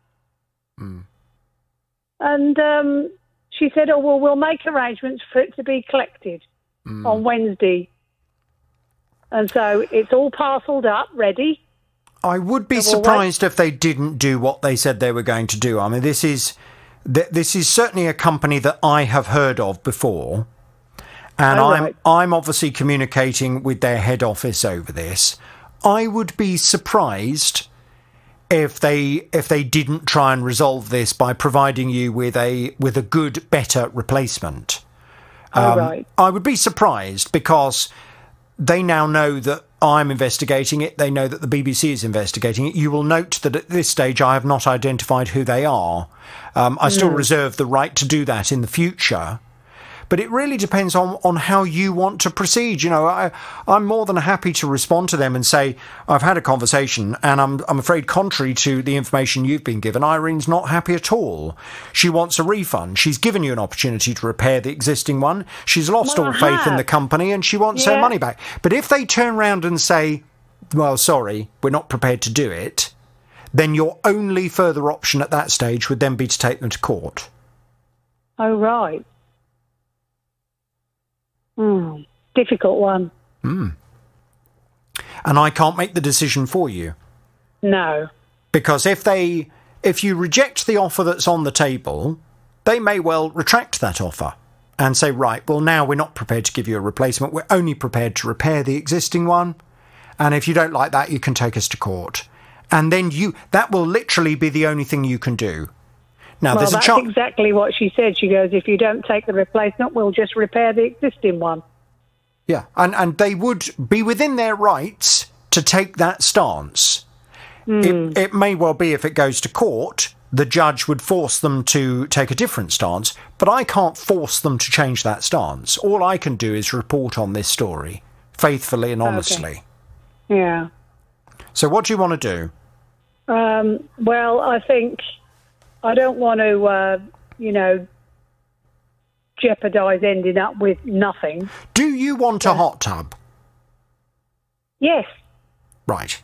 Well, here's so how... if it goes wrong, then again... Okay, then, well, here's how we're going to proceed then. Okay, can I help you make the decision? Yeah. Okay. Here's how we're going to proceed. You want a hot tub. They're offering you a top-of-the-range hot tub. You're going to accept that hot tub, and then you're going to follow up the acceptance of that hot tub in writing by making it very clear that you have accepted the hot tub. However, your patience has run out with this particular company based on your previous negative experience. Yeah. So therefore, although you're accepting the replacement, you want to make it very clear, should you have further problems with this replacement, at that stage you will be left with no alternative but to reject the goods entirely and to seek full reimbursement for your costs. Yeah. What I will do is I will contact the contact at the company that I've been dealing with and just reiterate that point to them as well, so we all know where we're coming from. We're all singing from the same hymn sheet. And okay, so do I need to write them a letter? Yeah, I think so. I think make it very clear and send it to their head office. Make it very clear that you are serious and you want to have a record of that as well. So make sure you send it signed for and keep a record of it. Keep a copy of the letter as well. Okay. And let's just hope that the replacement hot tub they give you is considerably better than the first one, because otherwise we'll be going back to them again, and they'll have me on their backs again. Does that sound like a sensible way of proceeding? Yes, yes. Okay, fine. All right, let's leave it there then. You go and write the letter, accept the offer. I'll go back to them this afternoon and we'll talk as soon as something happens after they've collected it, hopefully tomorrow. Steve drove through a bus lane. He knew he could drive through this bus lane after 4 o'clock in the afternoon, so he checked the clock in his van and the clock on the wall of a nearby building, and both of those clocks suggested it had passed 4:30. But he's now received a PCN notice, as the council claim, in fact, he was 8 seconds early. Well, he wants to check the photo of the clock, but the council aren't obliging. If it had been a couple of minutes, I can quite understand it, but I just, it's just 8 seconds, that's all it is. Yeah, so, well, the clock, I'm pretty, because I drove around, and because I didn't adjust my clock in the van or anything at all, and I looked, and both my van and that clock said the same time a couple of days later.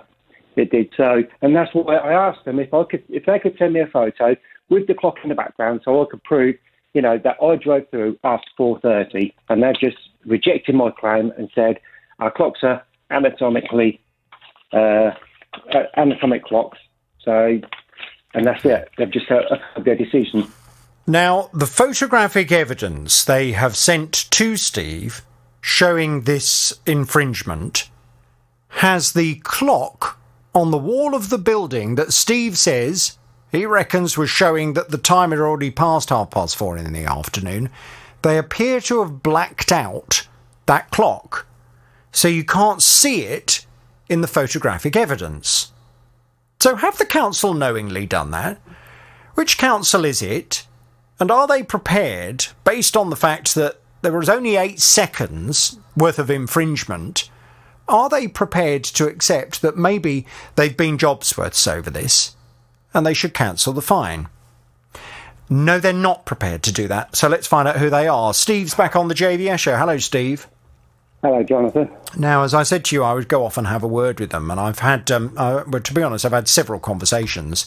At one point, I couldn't even get the council to tell me whether it was them or a neighbouring council that was responsible for this. It would appear the council that is taking responsibility is Northamptonshire Council.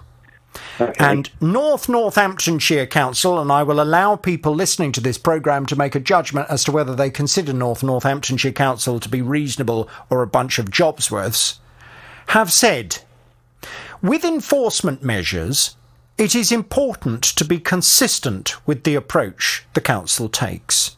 And as such, there is a cut-off point at which the tickets are issued.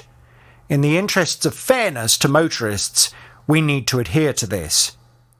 There is an appeals process to follow if anyone disputes a decision on the issuing of a penalty charge notice. Ultimately, this can be taken to a traffic penalty tribunal, which is based in Cheshire. Here, independent adjudicators oversee appeals from across England and Wales. A parking adjudicator is an experienced lawyer and is independent of the council. Their decision is final, and both parties must adhere to the decision made. So in other words, in layman's speak, they're not prepared to just cancel this. If you want to appeal it, then they're prepared to go to this adjudicator and face the decision made by that independent, experienced lawyer and adjudicator. Right. Okay. Did they even acknowledge about the clock in the background? So they have kind of acknowledged it, although I haven't had an acknowledgement from Northamptonshire Council, because at one point, and I know that initially I think you'd been dealing with West Northamptonshire Council, is that right? Yeah, I think so, because I think they've merged now, haven't they?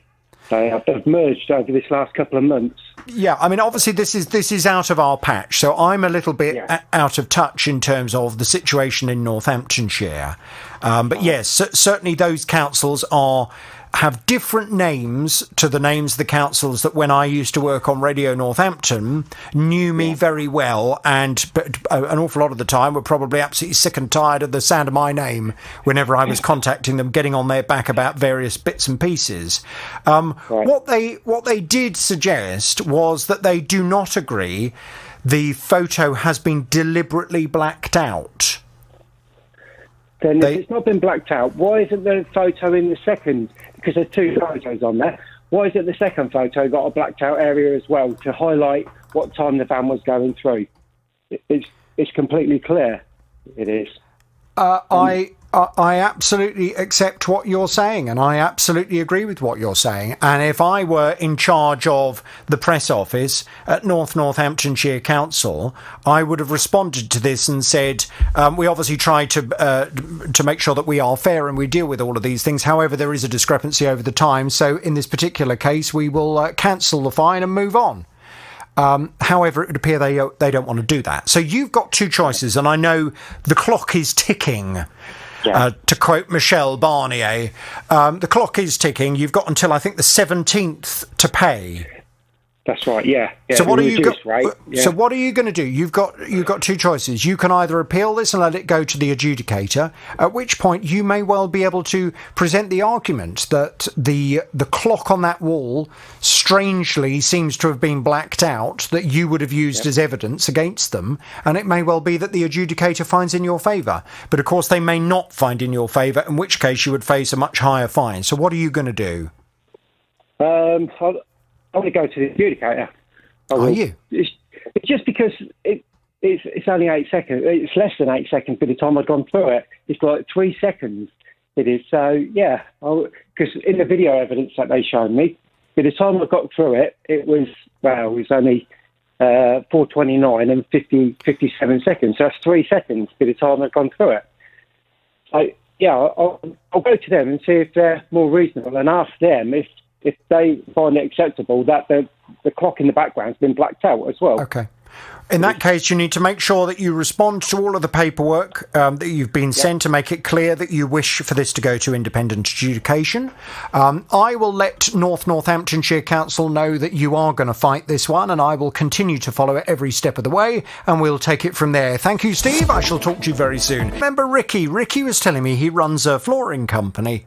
3 years ago, he fitted some floors for a customer, only for this to happen. She contacted me back in January this year because she had a bed delivered by a furniture company. The delivery guys had taken it upstairs but damaged all the flooring on the stairs. So it's laminate on the stairs. So they damaged pretty much every step, 13 steps in total. So I went round there, took a look and gave her a quote, and she sent it over to them, and then they said they will deal with me direct. So they called me and agreed the price. I did the work a few weeks later. So this was back in February. It was all finished on that day. She was satisfied. It was all done. She even sent an email to them to confirm that she was happy with the work. Well, Ricky says the company concerned, they've had the invoice for some time. He normally requests payment within 1 week, but he recognised when he was dealing with a company it was likely to take a bit longer. But he says months have passed now, and he hasn't received a penny from this company. Well, it's unacceptable. If you're a sole trader or a small company trying to get money out of a big company, it's no laughing matter. I've been off to have a word with that big company on Ricky's behalf, but have I had any success? Ricky's back on the JVS show. Hello, Ricky. Good afternoon, Jonathan. Good afternoon to you. It's Furniture Village that didn't pay you. Furniture Village came back with this response. They say, thank you for bringing this matter to our attention. We sincerely apologise to Ricky for the oversight and can confirm that we are today settling the outstanding sum. Now, that was sent to me at the, I believe that came in, I can't remember if it was yesterday or on Friday, but I'm hoping that you've got some money in your account now, have you? So, yeah, I've been waiting, I think, 15 weeks for the money. I think I spoke to you about 11:15 that day. Mm-hmm. It was in my bank by 12:30. Right. Okay. So they paid up? Yes, that's right. In full? The full amount, yeah. Are you happy? I am happy, yeah. I do appreciate all your work. It's a pleasure. Shall I thank them and give them my horn? Yes, please, yeah. Okay. Ricky, hope you don't have this problem again. Furniture Village, thanks very much indeed for promptly paying him after I contacted you. Lucy came to me. She was telling me that she had an old polycarbonate roof on her conservatory that needed replacing. And she found a company to come out and do the job. They sent a survey around. They said, yep, we can do this, 5,700. The job was supposed to take 3 days to a week. They arrived on the 19th of October, the subcontractors, and from that point, everything that could have gone wrong went wrong. Well, unfortunately, Lucy says that she's now in a position where she has a conservatory roof that simply isn't up to the job.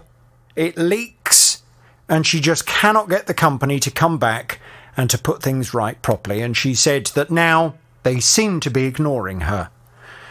Well, I've been off to have a word with the company and to do quite a lot of digging around. And I'll be honest with you, when I started to dig around, my heart sank.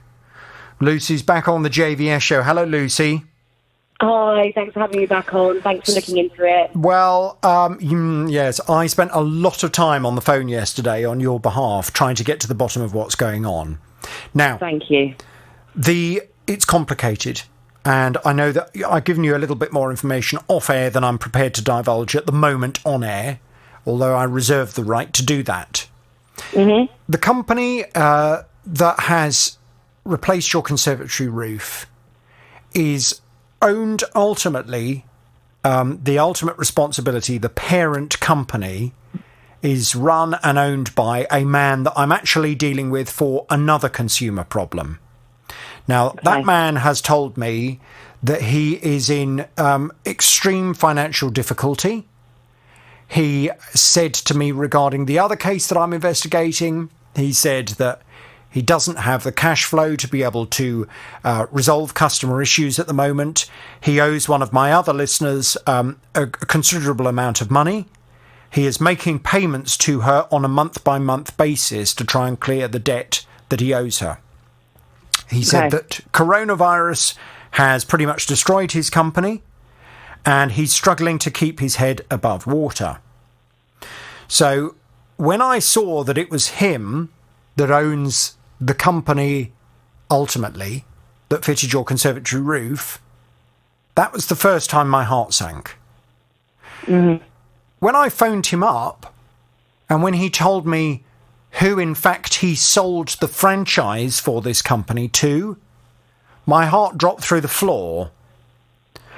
Because the man that he tells me he's sold the franchise to is a man that I have had numerous dealings with over the years regarding conservatories and regarding conservatory roofs. His company, as far as I was concerned, the last company that I have dealt with that he was running, no longer appears to be in business, but instead it would appear he and his family, I note that he's not one of the directors, it appears to be another member of the family that's a director of the company, has now purchased the franchise. I think trying to get this guy to put the conservatory roof right is going to be exceptionally difficult based on my previous experience.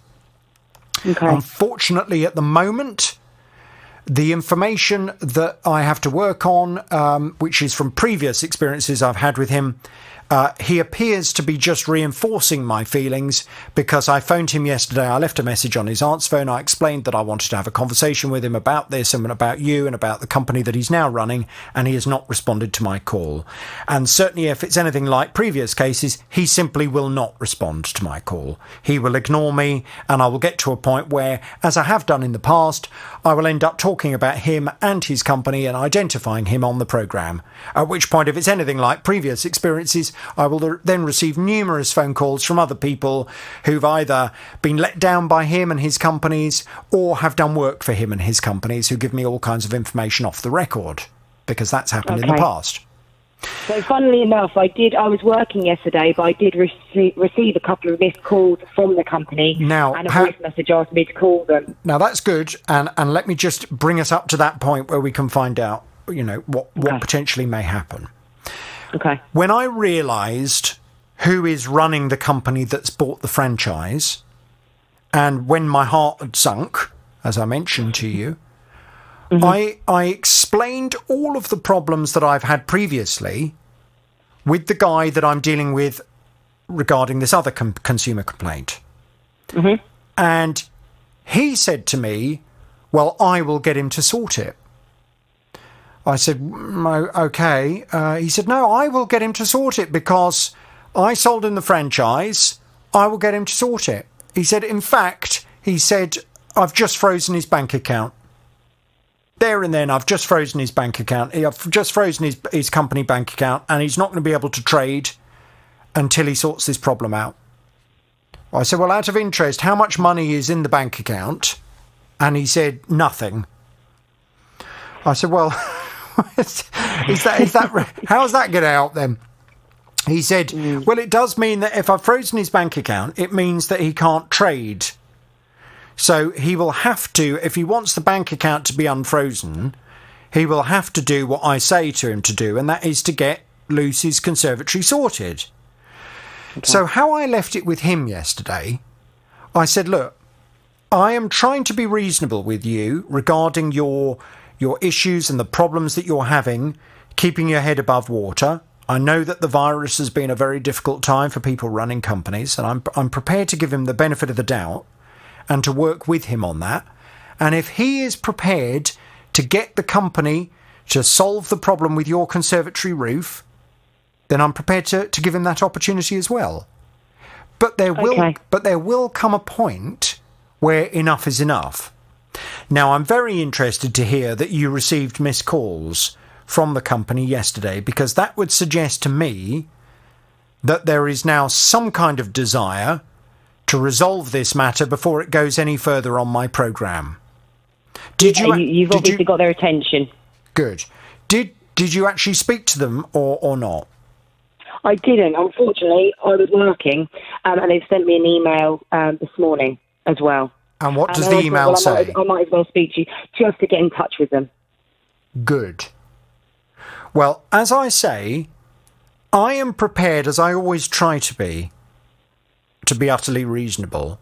I am prepared to draw a line under previous experiences I have had with the man and his family, because I'm well aware that this is a family that is involved in running this company now and previously a different conservatory company. I'm prepared to draw a line under previous dreadful experiences if they are prepared to resolve this matter for you.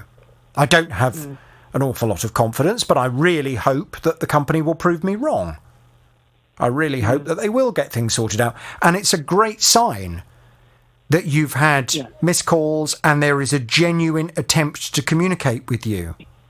So what I would like you to do after this call is to phone them and to find out what they are proposing to do to resolve the matter. Okay. Yeah, I guess from my perspective, they've tried to fix it numerous times, numerous different roofers, and failed every time. So I'm very dubious as to what they think they could do to fix it. I'll see what they're prepared to do, but I would rather they actually do what was recommended on the inspection report and remove X, Y, Z materials so another inspection could be done, or at least we could see clearly what was going wrong. Yes, I mean, have you actually had a full independent survey carried out on the conservatory roof? Yes, through the mediation company. But when the surveyor came out, he said, I can't see why it's leaking. I can't see what's going on because there's so much insulation, layering, this, that, and the other. The company needs to come out, remove X, Y, and Z materials, and then I will come again and make a full detailed report as to why it's leaking and the shortcomings. Right. Well, I think that is the starting point then, isn't it? Yeah. I think if the company, when you speak to the company and you establish what they are proposing to do to try and resolve this matter, it needs to start there. They need to come and remove whatever is necessary in order to establish what's causing the leak. You don't want any, bodged attempts to try and temporarily stop water coming in only for it to start again in 6 months' time. You want to properly get on top of why this water is coming in the first place. And that's the thing, that's what I liked about the surveyor coming, is that he's impartial. Yes. What I really hope is going to be the case, and I'm fairly sure that the company will either be listening to this programme now, or their representatives, or certainly people who know them and are familiar with the company will be listening to the programme and will report back to them. I really hope that what they are trying to do is to turn a corner and to have a fresh start and to draw a line under their previous disastrous experiences with the company that they were running, that was providing a lot of conservatories and conservatory roofs in the 3 counties. I really hope that they have decided to change their company name and to move on and to try and do run their business properly. And I really hope that, therefore, they will not want the bad publicity that will come from me identifying them on the programme. And I hope that that's why they are now anxious to try and resolve this before that occurs. Yeah, me too. Okay, well, look, let me leave it with you. Thank you so much. If you can go off and have a word with them, and then let's see what happens. Can you report back to me tomorrow? Yep, I certainly will, and thank you very much for all your help. Okay, great. I'll pass you back to the team. We'll get you booked in. I'll speak to you tomorrow, and we'll find out what's happened. And if that company's listening, you know who you are. I know who you are. I know, however you've managed to structure your company officially through Companies House, I know who is running that company. And I hope you, sir, will do the right thing and resolve this matter for Lucy, because she's paid you a lot of money for her conservatory roof, and it's leaking. And we all know that your company and companies that you've run in the past have got form when it comes to leaky conservatory roofs that you then don't resolve. So I really hope that this time things are going to be different and we're not going to have history repeating itself yet again with a whole different company name.